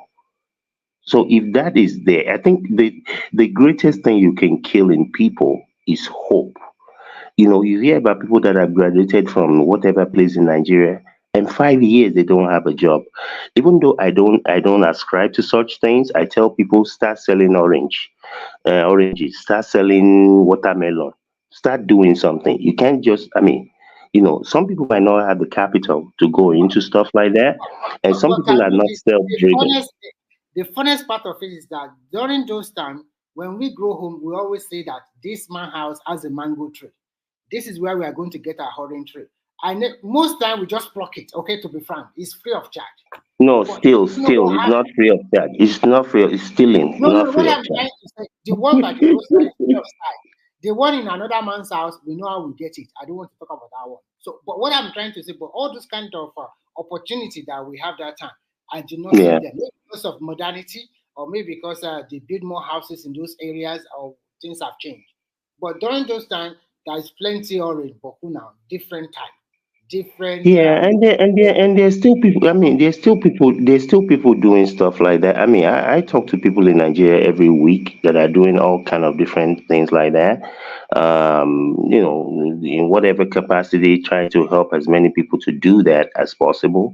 Everybody's not going to get a job. Unfortunately, the way, even from the 70s, from what I remember, it's always about finishing and then you get a job. When people talk, some of the videos that I see, you see that mentality is so embedded. The total number of the civil servant himself, they are not up to 6 million. Yeah. Almost let's say 200 or 180 million people. 6 million. What are we talking about? So we should neglect but that is the mentality. That is the mentality. Government never give us job. I don't know the price effect of paying a worker 200,000 naira per month. 6 million people we had on 200 million people. I don't know the effect. And when you look at all the markets in Nigeria, they always have all this pepper, whatever they have. They still have it, but the price might be high and the purchasing power is low. We all know, but it's not that we have shortage of food. Actually, if you go to the market, all those things there. Only that depends on how much you have in your hand. So, I think I said this when I was in Nigeria some months ago. I went to Mushi. There was this government market. They call it government market, and things are actually cheaper. I mean, it's a really big. Lagosians are really lucky, to be frank, because every Sunday they go to all this Lagos market, but you cannot spend more than 25,000 naira to buy whatever you need. So because if they make it any amount of money, they will just buy it and go and resell. So some of them can, and the bag of rice is bagged in 5 kg, not in 50 kg. So you can only buy one. So I think Lagos is fantastic. And yesterday, Oyo State, in conjunction with the federal government, they released tons and tons of grain, rice, beans, millet, and one other one. So Remy, by the way, did you hear that Oyo got approval they want to fully upgrade their airport in Ibadan to international? I don't know why. That is a way to siphon money. Why do you have to have another international airport? They have flights from there anyway that fly. They are flying to Abuja, flying to the north, flying, most time Abuja they do. Well, yeah. But is this really necessary? I mean, it's a huge market. All the Shagamu, Jabu, all this area. I mean, that's a... No, Shagamu cannot go to Ibadan. Shagamu is close to Lagos than Ibadan. But the governor said it's for that they want to capture. I mean, now we have our own airport. Unless he's trying to capture Osun, Ondo people and Ekiti. Instead of going directly to Lagos, they have to fly to Ibadan. And then to take a bus to Ibadan, from Ibadan they can fly to wherever. But I don't know. Oyo State people, I don't know. But maybe if you start getting that, and Kwara people, instead of going directly to Abuja, maybe we have our own airport too now coming up. So I don't see any reason why upgrade it to international airport. Well, it's a good idea. At least it benefits me one way or the other. And we can fly to Ibadan directly. So yes, and we can fly from. Is it possible from Ibadan to New York, Ibadan to any European country? Maybe. I mean, probably not. It probably be one of those stop over to Abuja first and connect to. No, if they are making it to fly directly, I think we can fly from Ibadan to London. Why go to Lagos again? It's not too far. By plane, it's just 20 minutes. You're already in Lagos. So no stopover in Lagos. But what is the distance? What is the distance between Lagos and that airport that will be in Ibadan? I mean, if they can find, amongst all those Yoruba states, if they can find one, one of them that they can make an international, that is central to all those states, it will relieve some of the burden on Lagos. The But only it's not every state having their own. The only viable one is Ibadan because of the population and everything. They have one in Okay. Osogbo to Abi. Osogbo has an airport, I believe. Osogbo has airport. They do have an airport, but Akure has airport. No, but what I'm saying is I don't think you should have all this little international. If you can have outside of Lagos, even those Yoruba states, if all the governors can figure out how to make it work, and they have one international within that space, it will relieve the burden on everybody having to go to Lagos, even people going to the east. If they don't Kando, I'm sorry to inform you, but it's going to get worse because Lagos wants to build a second international airport in the Lekki. Yeah, I know. They're going to corner the market in here. It's over. That's Yeah, but they have to look at it comprehensively. It's not about just cornering the market. When you do that, how many people will be flying into those two airports? Yeah, Omar bring in additional income, landing fees, hotels, food, and all whatnot. But how does that congest the roads to those other states around it? You know what? Do you know what? I have a better idea. So you can have about 3. I'll say Ibadan, 2 in Lagos, and just find a way to make the others some form of like a regional airport.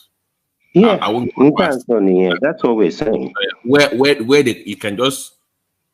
let's say I can say, okay, I'm flying to New York, but I can take off from Akure and say Akure to Abuja, then to New York, or Akure to Lagos, then to New York. So we have a main hub, but there's no need to drive down to Lagos first. I can just fly from Akure, and I can come back the same route. So make them like a regional. I think if you are talking about that, the only place you can have that kind of population is Ibadan. But I mean, Ibadan is already international technically. It was designed to be international. On record, it's international airport. But one need facility to make it international. And actually, if they make it international, then I can be in Akure or I can be in Ekiti or whatever, and we'll have regional across those places. So fly to Ibadan first, then take out to anywhere. Why do you have to fly to Ibadan? Why are Akure to Ibadan just under 2 hours? Because the traffic. Because you don't want to traffic. You want to discongest the road as much as possible. But the beauty of it is that if they can flag up the standard gauge rail from Ibadan to Ilorin on towards Abuja, they also want to start that one immediately also. Oh, so, really? I think this Tinubu won't just want to finish Nigeria with a lot of infrastructure. If he can manage to do all of these things, my God, I think that is why. But the Lagos to Abuja, you say Lagos to Abuja, right? No, it's going to be. We already have Lagos to Ibadan. It's not going to be Ibadan to Abuja directly. Standard gauge. So that means from your Lagos to Abuja, you can do it under 4 hours. I will have. There was a plan by this Nigerians in America. They bought a company years ago. They wanted to do bullet train, like it's called. They call it the triangle something. They were going to link Lagos, Abuja, and Port Harcourt like a triangle, and it was supposed to be like a bullet train amongst those 3 cities. But I don't know what happened to that plan. That was I think the one they are doing now. The one they are doing that we already have. They were going away. They were going away. We already have Abuja to Kaduna, and they are doing. But the Ibadan one goes to Kano. It goes to Kano first. Yes. This one the one they are doing now. We to Akure to Ilorin, then to Abuja now to Kaduna to Kano. We already have Kaduna to Kano already. So we already have Abuja to Kaduna. So maybe they're going to construct from Kaduna to Kano. So you can leave Lagos directly to Kano, maybe under 5 hours, you can, or 6 hours. That to me, I'm sorry, Kando in a serious country, you should be able to get, if they are serious about expanding the economy and growing, you should be able to get it from Lagos to Abuja in 2 hours with some high-speed train. I'm sorry, if you're really serious. By standard gauge, by the one of the bullet train, you can get there within 3 hours. No, on 5 is too. on one condition. If we do have enough electricity and our people obey the rules and regulations, not crossing the highway, not crossing the train, go and remove the train rack, not go and be doing some stupid things in the shop. You know, the Lagos Ibadan one, by actual calculation, you're supposed to go from that place to Ibadan in 27 minutes. Yes, but exactly. they can't maximize the speed because of some idiots on the train. They have to slow down in Lagos once they get there. It doesn't make any sense to me. Then get rid of these people from this miscreants. Yeah, because you have to. I can drive to Ibadan from Lagos for within how many minutes? About 1 hour. So kill the difference in time. Actually, the advantage of that standard gauge line is because by the time Nigerians get their heart together and we have enough electricity, you don't need to live in Lagos at all. You can live in under half an hour. Just go and work in Lagos and come back to your home. So who wants to live in congested areas? So actually, there are some people doing that too. There's some people coming in from Ibadan. They have to stop over in that military governors. But that that red train that they are using that goes to the marina that will go to the theater can actually make a trip to Ibadan because it was designed for. So you can even just take a regular Lagos train that will go to Ibadan from your marina and from theater and National Theater. From theater. Which one? Because the one I took from that's the blue line. Okay. But if you notice, the red line they will start operating soon. Because that one will go but the red line it ends at Ido, but it was supposed to go from Ido, second phase of the red line. It was supposed to go from Ido, crossing theater to meet the blue line at Marina. But to save cost, they will just end it at the theater. That way you can take the blue, then just jump on the red. Yes. Okay. They have started constructing the second phase of the blue line already. Do you know that? Yeah, I saw that. I saw the. That governor is trying, man. I think he wants to build the second phase of both lines, red and blue. I think he wants to that will be his legacy. Yeah. Second phase of blue, second phase of red. If we can just start one of the Dangote area, is it the purple or the orange? Then that's the green one. That's the green. That one is long. That one is long. It's long. That one goes into Bejuleki now, all the way through. States like Ogun State, we're supposed to have a standard. Remy, just account for the many query and discuss account for the many. I would say because the Agbado station is supposed to build. It's not building nothing. And if the red line starts, that means it will not get to Agbado. Remy, what if I told you that since the inauguration of the red line, that was not even touched that.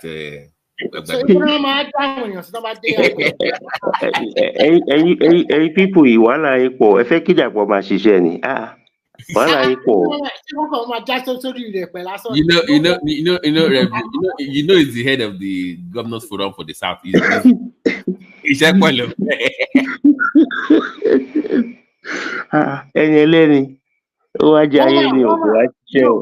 are really trolling him recently. They said that he's not doing nothing. And some people said, all the intercity in Ogun State is doing wonder, but intercity road is not doing nothing. Which one? It's so interesting. Oh God. Yeah, that for just back I'm just tolerating for the next 4 years and we affect APC also. It probably is going to affect APC in the next election. They almost lost the last one now. The guy only won by 10,000 votes now. Oh, money. That one is so if it's not working very well, it's going to affect the party. Well, he won his re-election bid by 10,000 votes. Oh, it's not popular now. I want the below be wale left not anyone for Nipada. For Nipada. Oh, it's not. So this you should have had a master plan for that area. But because most of these local state, city, and town, they are highly industrialized, and you are just seeing the road wobbling and fumbling like that. I don't get it. That state, after Lagos State, they're supposed to number 2. Oh, they need need the much of just give them a road and rail. Well, that's it. Oh, need that much. Rail and road. That's it. Yeah, that's what they need because they are highly industrialized. Most of them, their business is linked to Lagos, anyways. Yes. They might have something, but they are linked to Lagos in one way, shape, or form. So you want to make that easier for them. Actually, I might be wrong, but when I say the model of these Asian countries, their model is good. Do you know what they did? They keep those immigrants in their farmland. Come and see the road that go to farm. The road that go to farm, their Wi-Fi technology is very good. Electricity is top notch. And they now build a beautiful kind of low housing estate for these people. Just so they can stay back here and come and work in the city, Abby. So that they remain their farm, continue to, everywhere you go in China, you cannot see the land, you cannot just say fallow land. You will see rice cultivation, you will see big poultry. Even here in Finland, you cannot see bush like that. Instead of that, you see a lot of trees being planted. They are exporting trees all over the world to the rest of the world from here. So, but in Nigeria, you travel from Lagos to Ibadan, you just see bushes. These are land to be cultivated for. Video,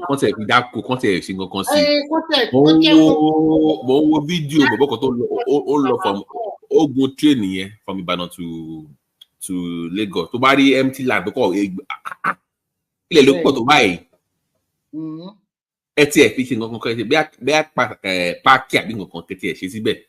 Even if they clear the land and just plant only maize, that one is enough to feed the whole of the Southwest. What are we eating? At least we are not going to be eating corn alone. We can also use corn to make ugi, all other stuff, or pap, sorry. So when you just travel around Nigeria, you see a lot of empty land, bushes, they cannot clear, and the governors are so lazy, they are not interested. I even had hope with Bagu or Kilonje. Yeah, let's hope so, Sha. No, must give up. Thomas, can you bring a candle back in if you are still there? So many people want to come in, but I think maybe it's not. Must give up, Lori, but boy, all of who call NYSC staff quarters, Nisha. Federal government in look at NYSC. I don't know. Really, if my show signing, no, but boy, me better trust him. I had hopes for him, but I don't know. No, he cannot do anything anymore because first and foremost, you have to look at him that he doesn't sit down in Ogun State and plan very well. He likes to junket around unnecessarily. When you say governor, look at one governor you guys are not really putting an eye to. Is that Borno State governor? You can never see that guy joking around. Say Zulum. Yeah, that's Zulum. He continued to do a lot of how to say. He continued to Mike, if you can hear. Okay, thank you, Mike. Yeah, thank you. He has brought me. Thank you. Sorry, man. Sorry,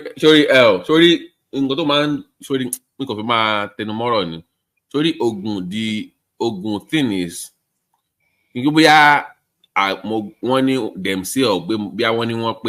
I was there.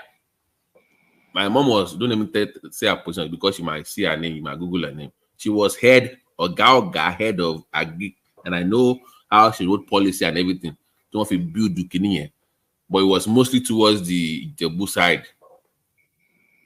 Palm oil, palm kernel was big. They weren't really the government was making money from it to profit. Government was making money from palm oil. Making money. I think where that governor did is because you know this governor that came from the oil and gas sector. More good supply of palm oil into Lagos. Like how many tons do you need? Me ati the other ton. You know, back then, the government was really encouraging small business owners. So I'm to share, low palm oil, Yes. And they had these Germans that came with this manual soap making that you can have in the back of your house and you'll be making soap. Buying ST became a big thing, but ST was the main of buying. And people are using palm oil for various things, for small scale businesses. So I knew more impact to me on our economy.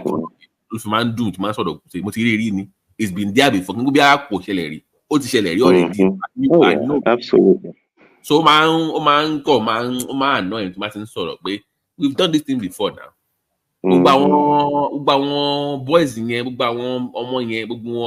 they've gone to the city now. They've left the place.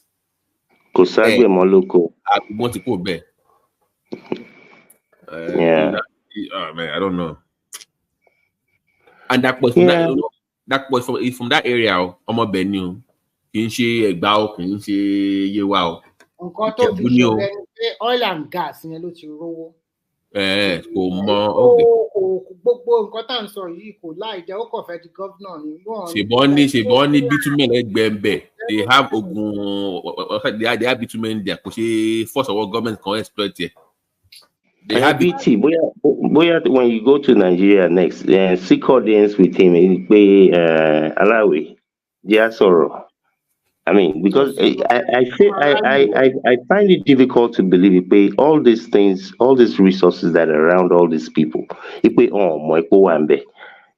especially someone like him, to an oil and gas. How can he say there's another bill with the National Assembly now. It's about mineral resources amendment bill or something like that. Because at the end of the day, each state in Nigeria have enough resources to even cater for their people. Even up in the north, they have a lot of resources. Look at that Nasarawa alone. So all of them. Remy, you know what? So they cause a blue oil when cause a blue up for 1 year. That's the only way. That's the only way.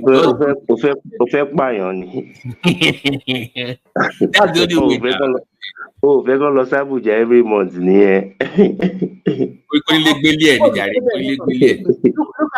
Look at the policy that is playing in Nigeria now. Whenever there is a certain president, all those stupid northern blah blah blah, they want to gang up unnecessarily. Now that they are saying their handwriting on the wall, whether they like it or not, Tinubu know how to play their game. At the end of the day, they give more power to the state. You already checkmate them. And I think it's checkmating them. That is why they are forming all weekend. So the focus not West no hate. If I will not say like our Kaduri alone empower own weekend not West. Because we're not I want not West and when they gang up against them. But I told gang up I will do Northwest and Northeast at the North Central. My goodness, so missing about the thing found incentive found North Central about agriculture, own capture and went on. And I wanted to in Northwest. No, at the end of it, some of them will still vote for him. Set more long-term power base. Like born to do like ideology. So in fact, I will not be surprised to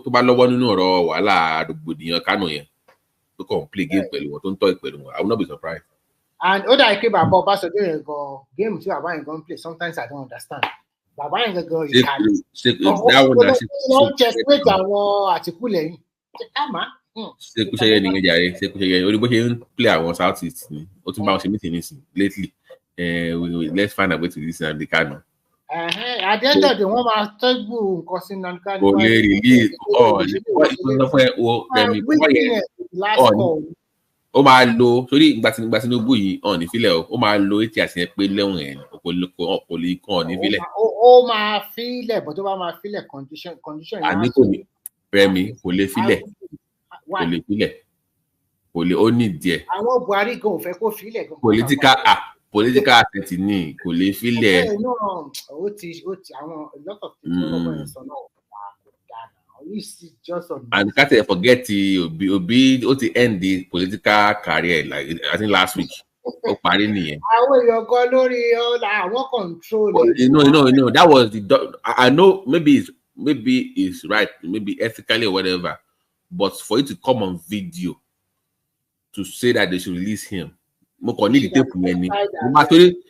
I'm an APC operative, money tape for the North in the next election.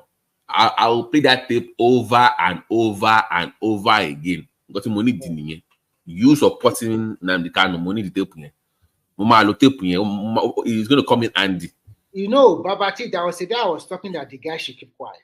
He continued after the election, continued to blah, blah. Because the more you are doing this, the more you are prone to more mistakes. And the more you are doing it, the more you are making people to see the light at the end of the people. Some people voted for you out of sympathy. Now that people have hijacked it to be like a regional support or whatever. So all the people that voted for you are not, so we don't have our own people. So your people love you so much that our woman cannot even get nothing in your own region. And some of your action too, and they asked, the other day they were asking me a question. Who is the national chairman of Labour Party? And he said it's INEC that is going to decide. What do you mean? Where did he say that? Where did he said maybe last week or 2 weeks ago. They asked him now, the reporter asked him, who is the chairman of Labour Party? And he said it's INEC that is going to decide. That's what he said. Wow, so go trust Abure money. Abure ti like pẹ̀lú àwọn tí. Abure àtàwọn apánpà nǹkan owó ti pa wọn. Wọ́n ní pé what's smart thing na pé you want to take over our party. But if those guys in late, well, I don't think they're smart. But if they were smart, they will know it. Without Obi, they're nothing. No, maybe they don't care. I know.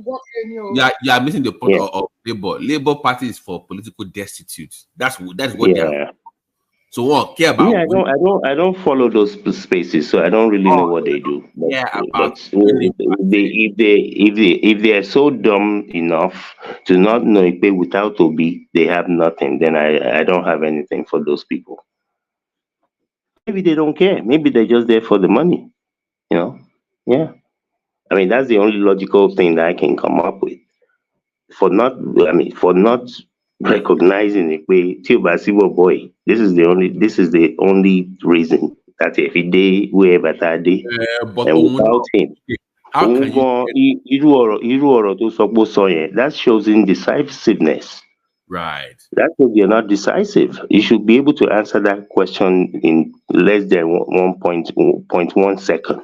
And you cannot also say because you have the numbers, then when you come into a political party, you want to change the whole leadership structure and impose your own people on them. Of course, they're going to feel threatened now. Even if somebody you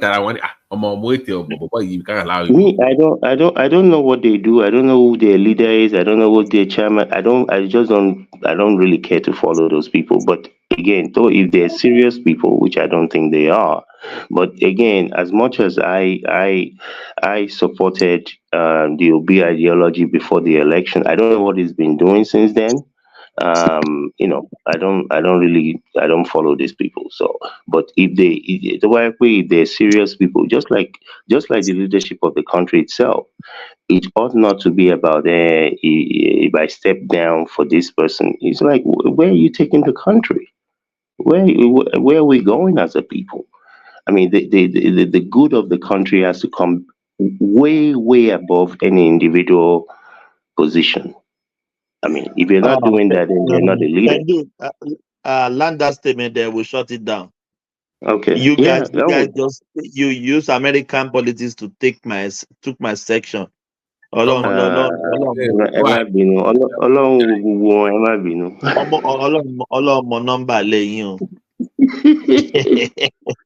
he does.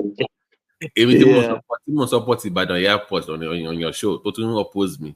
No. I want that now. The airport needs to be refurbished. Thank you guys. Thank you. Yeah. Thank you everyone. Thank you guys. Yeah.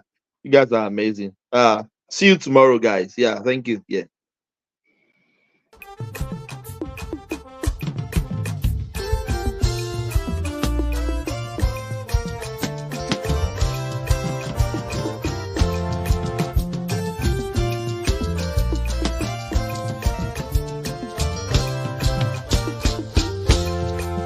Our great Nigeria is possible.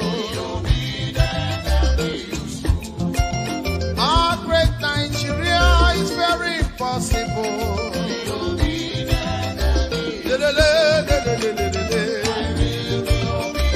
And useful.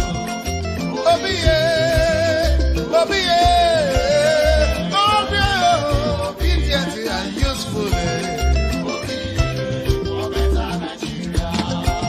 Our great Nigeria is possible.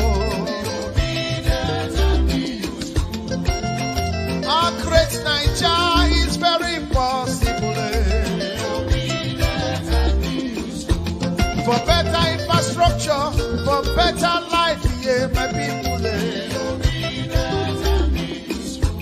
For better roads, yeah, for better hospitals and health, yeah. Hey. For lights today, for everything to work for us, for Nigeria.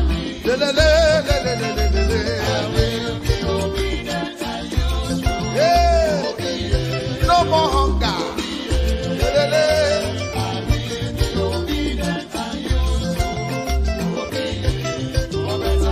Obi for better Nigeria.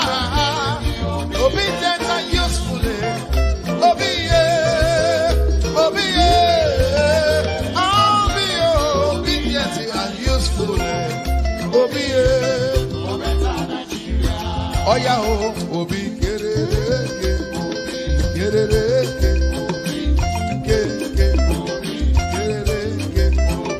Hausa man, Yoruba man, Igbo man, Middle Belt, Niger Delta.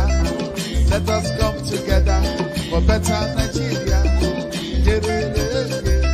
For better life, for better health, for better road. From consumption to production.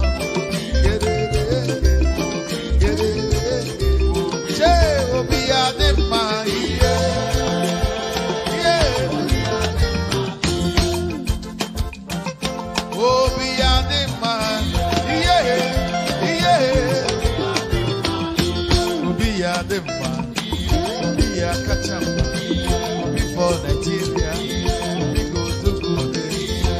Follow Obi. Obi, Obi, Obi, man.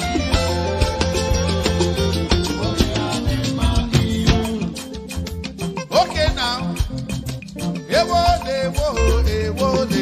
I beg you.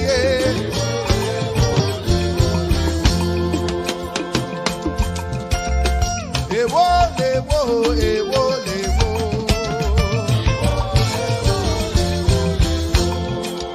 Òyìnbó lọ́tọ̀ bẹ̀lẹ̀ wá lọ́tọ̀ ìrọ̀sí lọ́tọ̀ kò wá ní lọ́tọ̀ Mọ̀rítàlá lọ́tọ̀ Ọbásanjọ́ lọ́tọ̀ Shagari lọ́tọ̀ Buhari lọ́tọ̀ Babangida lọ́tọ̀ Ṣọ̀nẹ́kan lọ́tọ̀ Abacha lọ́tọ̀ Abdulsalam lọ́tọ̀ Ọbásanjọ́ lọ́tọ̀ Yar'Adua lọ́tọ̀ Jonathan lọ́tọ̀ Buhari lọ́tọ̀ Peter Obi. Ewo, abeg ye. My convoy is 5 vehicles, and you cannot buy fuel unless I'm inside the car, so I will pay them. No more. I know. The governor was paying for petrol himself for his convoy. When they get to a gas station, he will come out and bring out money and pay. In fact, at Oka government house then, when he was governor, forget about drinking champagne, what they are now doing there. Then he gave out old newspapers as substitute for toilet roll. If you are going to the toilet, he will just to save money. Yeah. He was going to run somewhere. He said he's going for interview for job. Peter, can't you give him a job? Peter, can't you do this? The boy doesn't even have. I said, none of my children have car. I was the only person who is governor and bank chairman, not to them. Isn't that mesmerizing? But I know that Peter B. I know that he's a smart man. You know? But the governor, that Obi, did he say anything about that 200 million from security vote that he was caught? His convoy was trying to smuggle out of the country. Did he say anything about that? No, he didn't. No, but he talked about that 72 billion he left behind for his handpicked successor. Because when you hear that Peter B left 75 billion, if anybody doubts it, call me. I know where the money is. I kept it. Did he talk about? Yeah, he did. Yeah, he did. I know. The man that he's now fighting, you know? Remember? Yes, I know. Of course. Did he talk about, what is it called again? The liabilities he left behind. Did he talk about that? No? Like signed contracts that were not paid for. Did he talk about? No? Like thousands of workers that he hired during the last weeks of his administration without provision for their pay in the budget. Did he talk? No? But definitely he must have talked about the millions and millions he was dashing out to schools, churches, town hall, traditional. Yeah. At the end of the administration, he was just giving out money without appropriation. He talked about that, huh? Of course. Of course. Okay, one last thing. Did P2B finally explain how bodies of Biafran activists ended up floating on Anambra River when he was governor? Did he explain that? No, he didn't? Why? It must be an omission. Do you agree with the manner in which the federal government handled the case of the agitations in Abia State with the IPOB? Well, it's not like I said. The only thing I disagree with is naming them terrorists. You don't think they are? No, they're not.